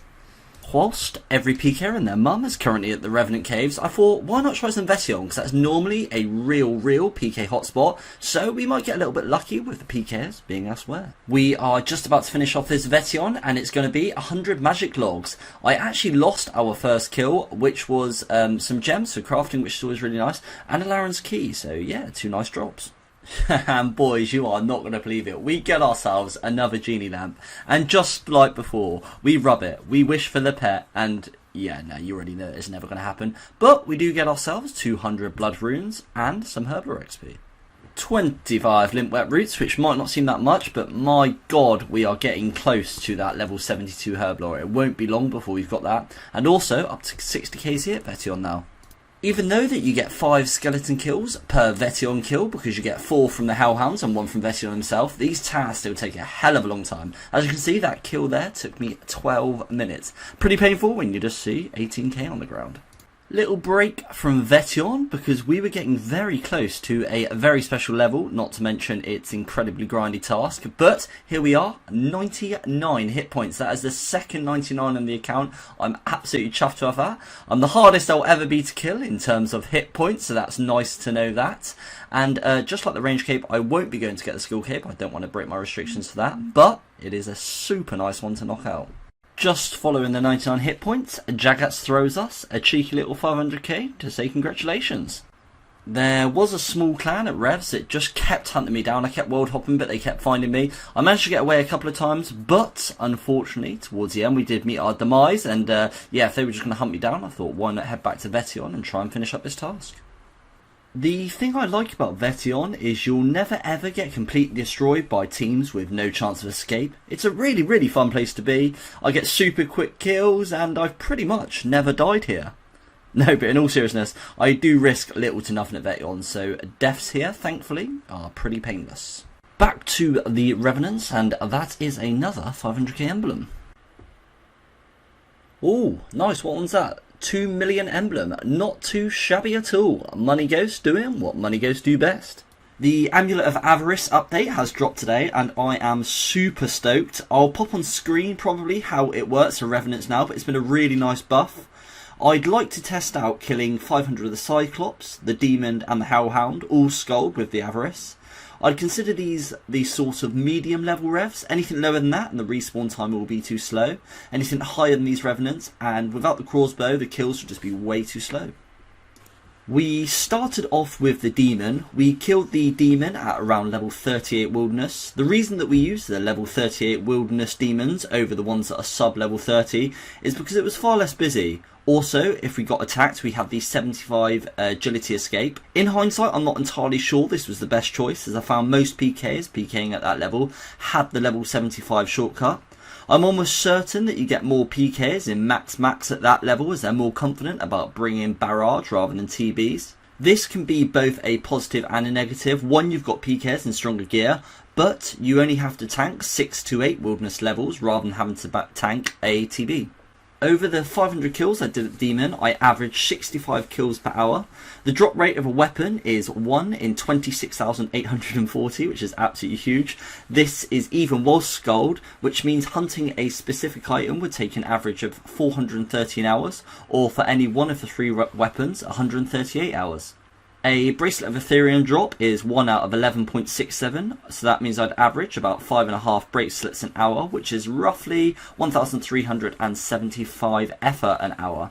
The actual ether drops themselves is pretty negatable, as I use those to power the bracelet, and I didn't really make or lose any on powering the bracelet throughout the medium level Revenants. On screen you'll see the loot that we got from the 500 demons. Unfortunately on the demons, no weapons, but we did grab ourselves 37 bracelets and a 1 million emblem. The rest of the loot's pretty standard, but overall a very nice 8.45 mil. We then went on to the Cyclops. We continued to use the level 35 spot, as the Cyclopses are located next to the Northern Demons. These are the 4 closest Revenants together, so with good gear and a crossbow, this would probably be the optimal place to land a weapon if you could kill all 4 very quickly for the respawn timer. The Cyclops was my least favourite Revenant to kill. I think the reason for this is it's the Revenant that has the highest HP. And if you don't know, the Revenant mechanic is at half HP, they heal. So with 110 HP, it healed when he got to 55 or less, which started the healing mechanic much earlier than most of the other Revenants. On screen, you'll see the Cyclops stats. For reasons I previously mentioned, I got the least kills per hour for the Cyclops. It also had the worst drop rate for ether. On screen you'll see what we got from the 500 Cyclops kills. Unfortunately our RNG wasn't booming with this one either in terms of Revenant drops. Didn't manage to land ourselves any of the weapons. It was almost identical to what we got on the Demon, landing the same million emblem, very similar amount of bracelets, and I think just a couple of 100k difference in the overall loot from the 500. Finally, we moved on to the Hellhounds. The Hellhounds were my favourite Revenant to kill. I saw the least amount of PKs here, and the ones that I did tended to be an easy escape. If they had Barrage, I was only tanking 2 levels, and if they had TBs, there was lots of ruins about to execute the Entangle and Lock. I was averaging the most kills per hour here. That was because probably of the lesser PKs and the fact that they only had 80 hit points, so they were healing less on me. I want to eventually get the level 89 agility shortcut, which is between the Hellhounds and the Orcs. Once we have that, killing both of these Revenants will be incredibly safe. On screen is the loot we got from the Hellhounds. Again, the one emblem we got was a 1 mil emblem, similar to the other 2. Very similar loot again, slightly more from the Hellhounds. From this testing, we didn't manage to pull a weapon, but it was awesome to get this amount of testing done. Whoa, was not expecting that pop up. Dragon Spear. Wow, that has got to be rare. I'm not even wearing a Ring of Wealth. That must be ridiculously rare. After a ton of revs, I was just planning on chilling out and collecting some red DI bodies, and then that little bad boy pops up. So we've got some Weapon Poison plus. I think that's from Scorpia that we got that, so we might as well use that on the Dragon Spear. So we've got a Dragon Spear plus. Yeah, this could be really good up at Vetion. So let's go try that out. Okay, so after a bit of testing this, some pros and cons to what I expected from the spear.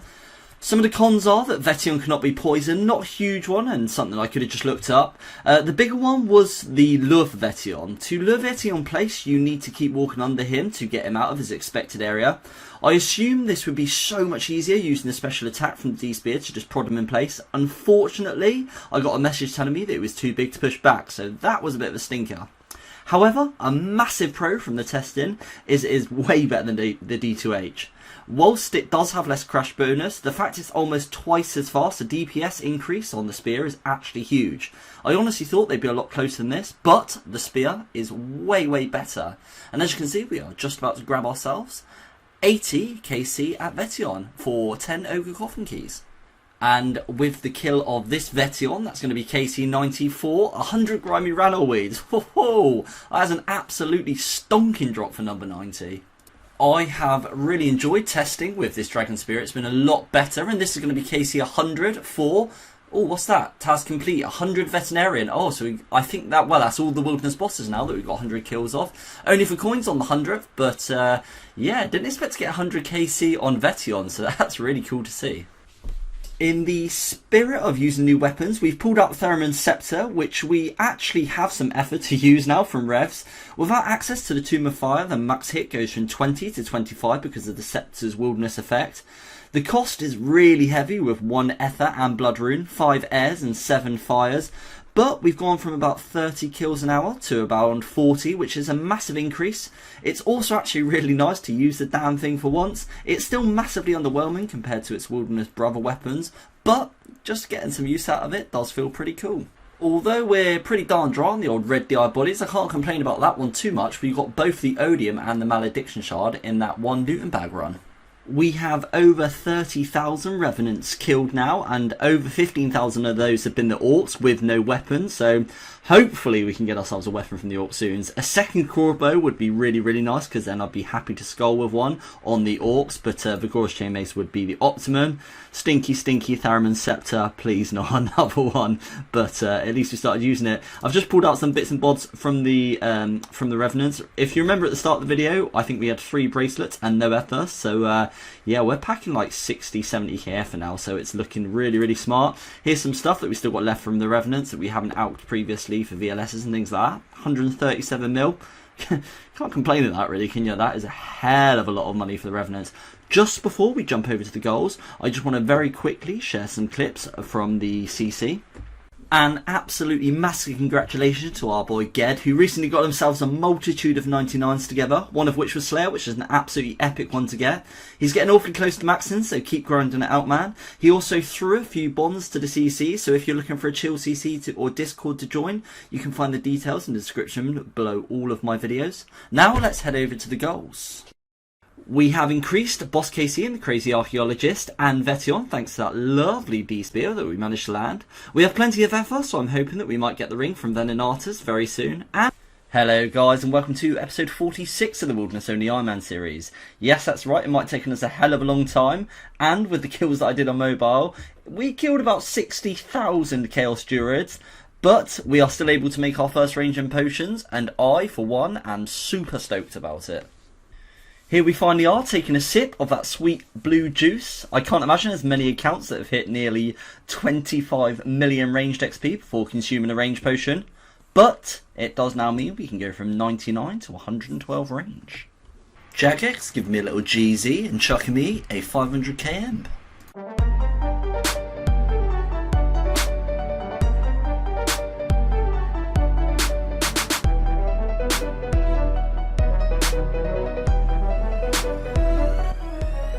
Hee.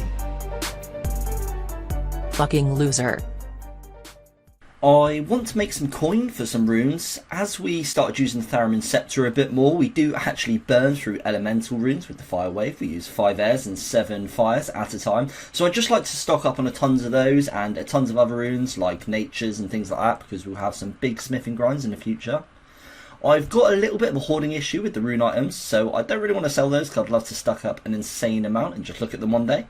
But we do have loads of Onyx Bolts and Battle Staffs, so I'm going to get all these out up. I'll be doing it in the Deep Wilderness, whilst doing agility, whilst camping low HP so the obstacles hit less, so there is a decent bit of risk to this one.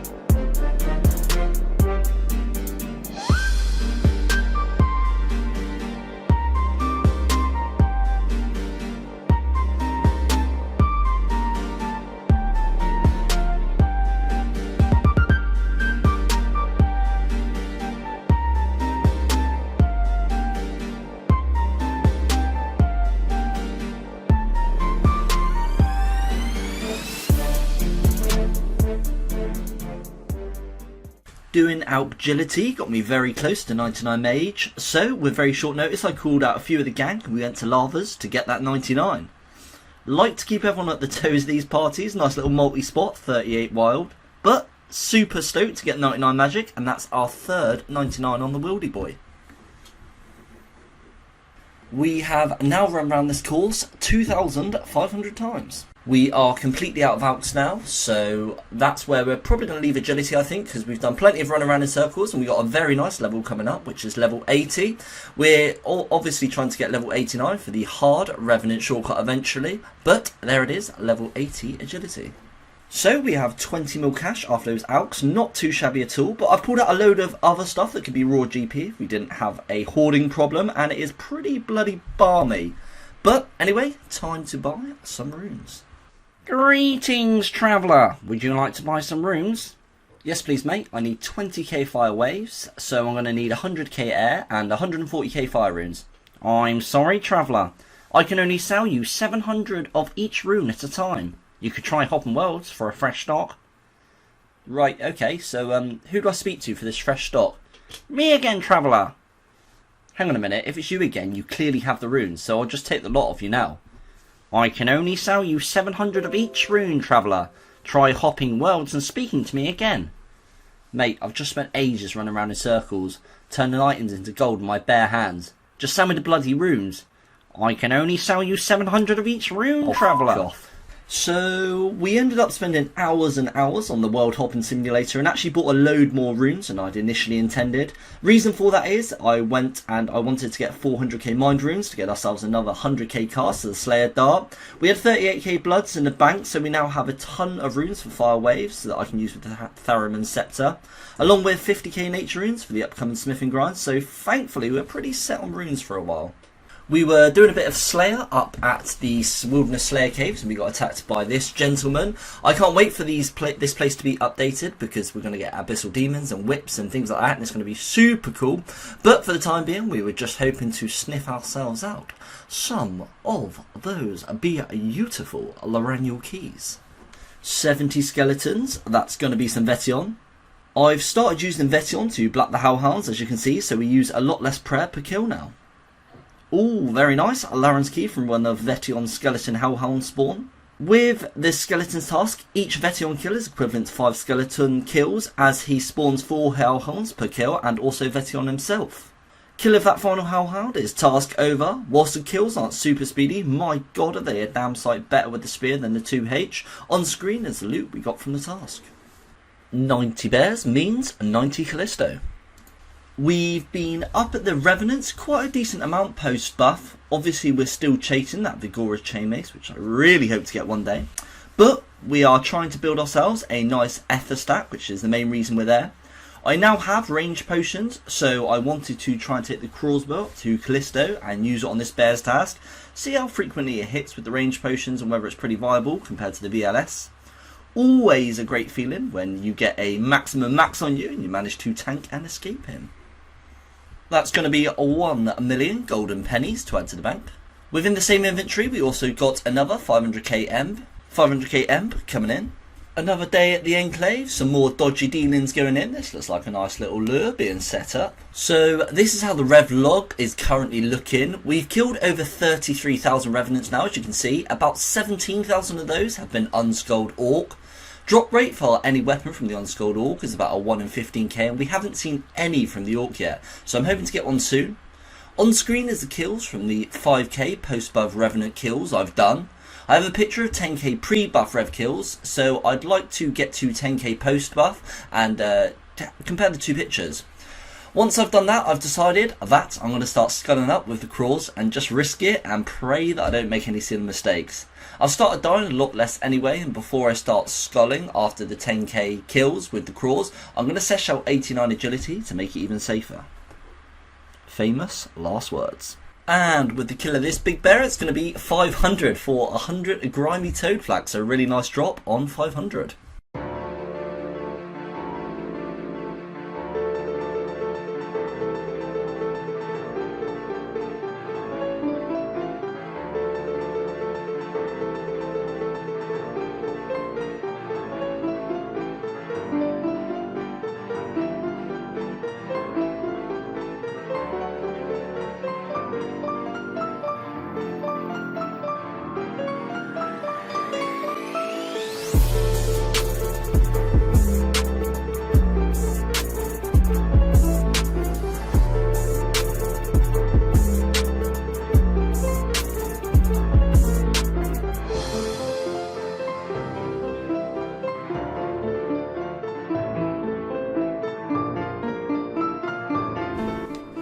Always a beautiful drop to see. I believe that's Dragon Pickaxe number 10, so into the double digits.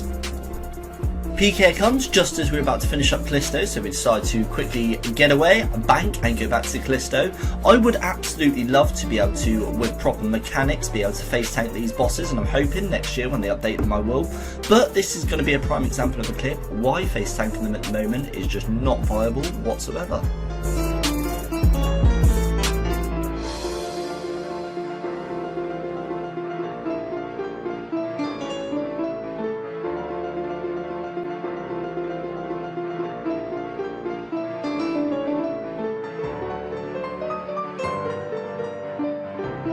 This Callisto task was not plain sailing at all. Next few clips of PKs that actually managed to get me, but there were so many more that I either logged or got away from.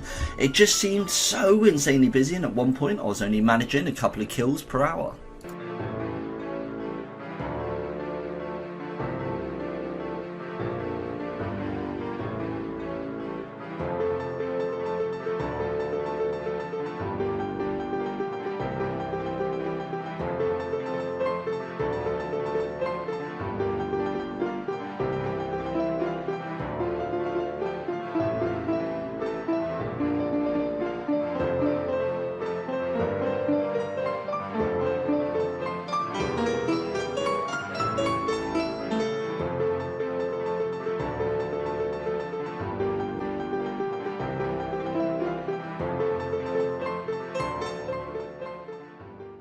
Thank the Lord that one is over. We now have a task of 78 Chaos Druids. We are still hunting all of the robes, and we'll be staying there until we get one. So it's only about a 1 in 500 per piece, so hopefully we shouldn't be there that long. And with the kill of this Chaos Druid, that's going to be task over. No Elder Chaos within this task, but hopefully we'll get some soon. At the moment, within the wilderness, PKs seem to be out in full force, but Druids tend to be a fairly easy escape, so I shouldn't have too much trouble, even if we do end up running into PKs. Look at this cheeky little fella trying to get the old skull trick going. He's probably going to have a pretty hard time with the measures that Jagex have recently put in place. Oh, never mind, looks like they're not waiting for the old skull trick anyway.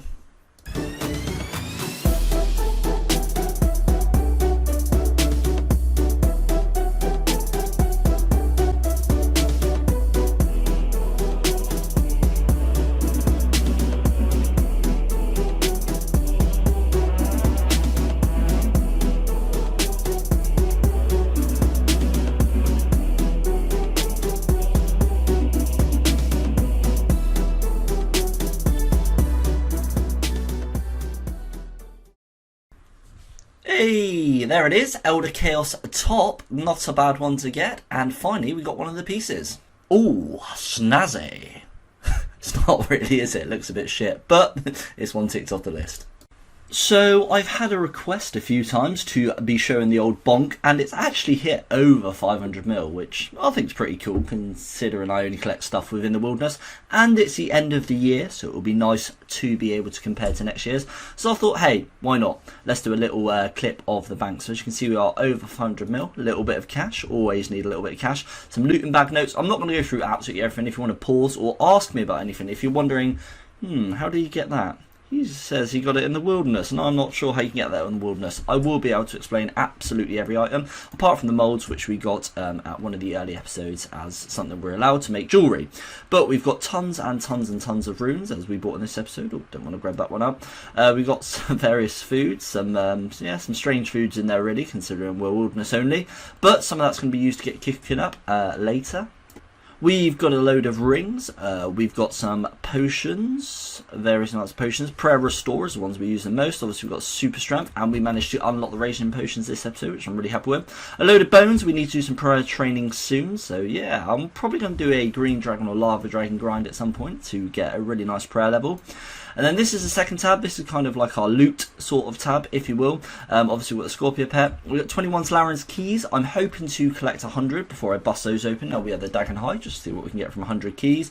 As you can see, we've actually got Ether in the bank, which is awesome, because normally we're scraggling around for that. Both wards, loads of surplus shards, so we'll probably get a fair few wards over our time. We've got the Elder Chaos Druid, which we added in this video, the Elder Chaos Druid hood, which we lost, which, if you remember that one.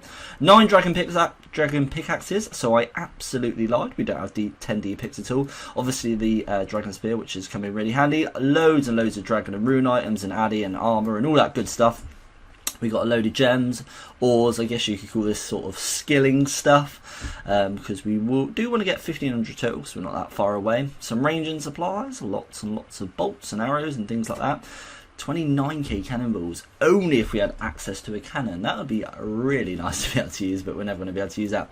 Herblore supplies, we will keep plodding on with the Herblore, because we're going to be wanting to make potions, although I don't think there is anything else we can unlock from Herblore now, but it is nice to be wilderness only and have quite a high Herblore level. Seeds, we're obviously never going to use those. Sometimes I just drop those to people, sometimes I let them account up in the bank. 310k pure essence, not going to be using those.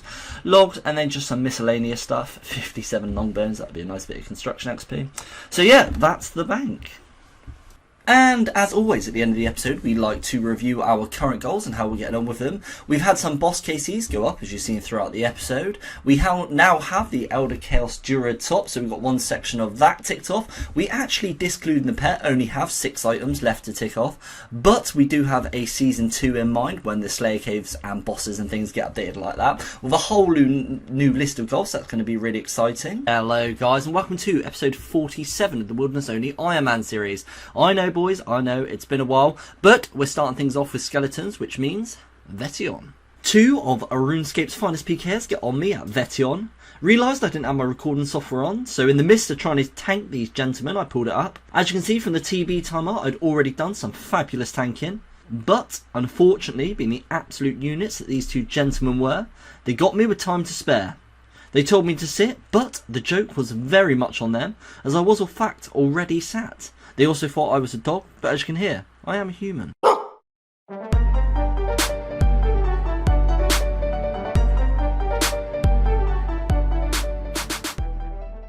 The eager-eyed among you might have noticed that we got an ancient staff for the last clip, just before we got killed. I hadn't given protection item much thought, as I didn't think we were risking much, but instinctively, and thankfully put it on, otherwise we would have lost our D spear. It's a really rare item, but it's very low in value, so we'll have to keep an eye on that. And I think this clip nicely sums up how Vetion went. You cannot tell me this man does not look like an absolute champion. We've got ourselves a Chaos Elemental task, and it's going to be quite interesting because we haven't had many of these at all. For all our boss counts, we actually haven't killed the Chaos Elemental much at all. And nice little shout out from this guy. Promise you, he's not a paid actor. First Chaos Elemental task, and as you can see, we haven't actually done Chaos Elemental since the combat achievements. So we unlock Horda, which is to kill it without unequipping any of your items. So we got that one just by pure luck. It had been so long since we'd done the Chaos Elemental, I forgot half his attacks, strip you naked, so Manta Rays aren't going to cut the mustard. But we did manage to kill it for our 50th kill and another combat achievement. So we bought pizzas to try some more face tanking. As the pizzas we can half eat and keep our invent full, so we can't remove my items. But he was well out hitting what I was healing, so it just wasn't worth it at all. Super attack drop though, which is really nice and pretty common from the Chaos Elemental. On a normal account, to make them with an Ion Newt is super easy to get, but when you're stuck in the wilderness, the only way of getting them is a 1 in 64 drop from zombies, and I'll be damned if I'm chasing them around the graveyard for an Eye of Newt. This is going to be the final kill of the Chaos Elemental task. Not too much to say about this task, but we did get a load of super attacks, which is going to be really nice when it comes to Vetion. Ooh, Callisto task. Well, we might as well do the full whack and go for 35. Pulling out a D2H with 33 Callistos left on the task. Kill of this big bear will be KC number 600. Final kill for Dragon Bones. Not too shabby, and a full task done at Callisto. Random level coming in, was collecting D-Bones. That's going to be 85 attack. Chaos Druid task, that means that we're going to be going to Elder Chaos Druids. Even if we don't get a piece during the task, we're just going to stay until we do.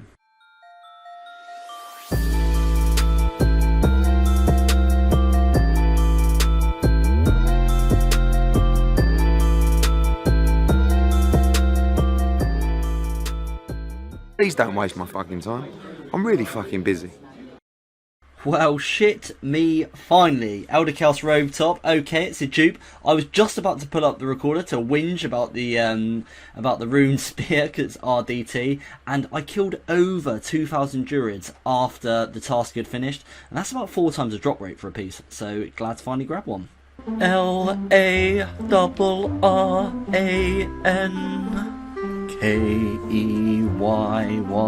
why does he keep saying Laren's fucking key? There we have some D shoes. I did lose my only pair of D boots whilst doing some Wilderness Slayer, so I had to come and get those back. We're probably going to stay, see if we can maybe pick up another pair.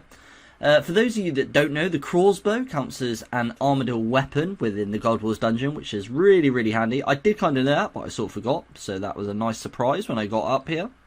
And those D-boots there make it a hat-trick of D-boots, and that will do us nicely for now. Up at the old stomping ground, coming in with an ancient crystal. Think we've had a fair few of these now. We're still hunting that elusive chain mace, but the Rev KC is getting right up there.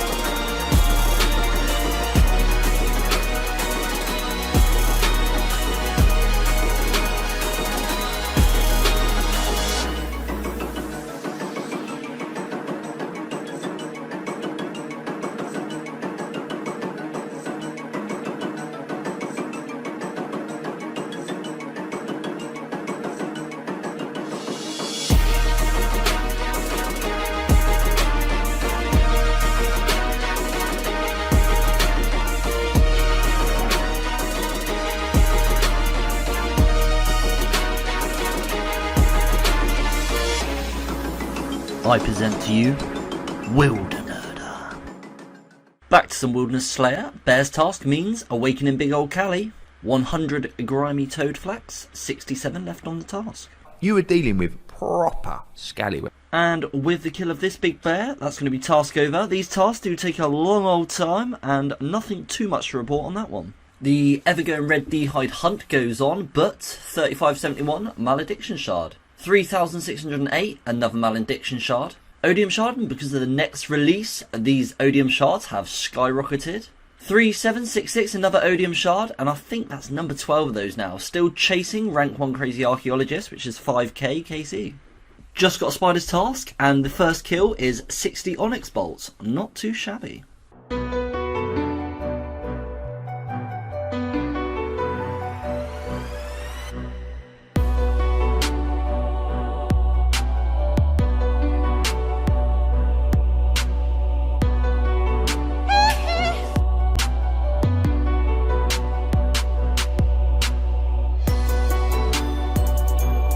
Laren's key, don't mind if I diddly do.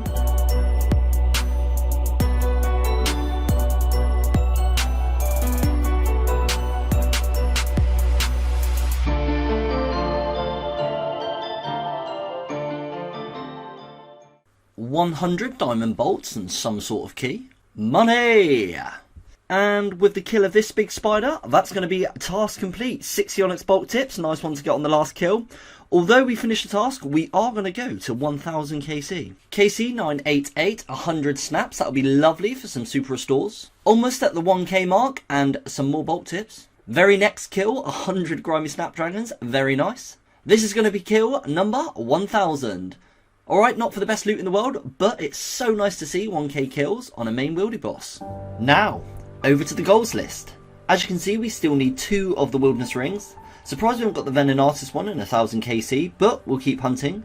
Still hunting that chain mace, which is going to be an absolutely insane upgrade when we do finally get it. Although we landed a piece of Elder Chaos, it was a dupe, so still 2 pieces short on that. Just need the crafting for the glory, and then that's the misc section completed. And all of the main boss kills have increased since the last episode. The next time you see this goal sheet, it's going to be looking very different indeed. With the addition of the Revenant boss and the new creatures within the Wilderness Slayer dungeon, we're going to have so many new goals. I'm not going to go into it all now, as between this episode and the next we're going to have a video dedicated to what I'll be doing on Season 2 of Wildanator. It's going to be huge with some insane goals, so if you're not subbed already, you're going to want to be for the upcoming season.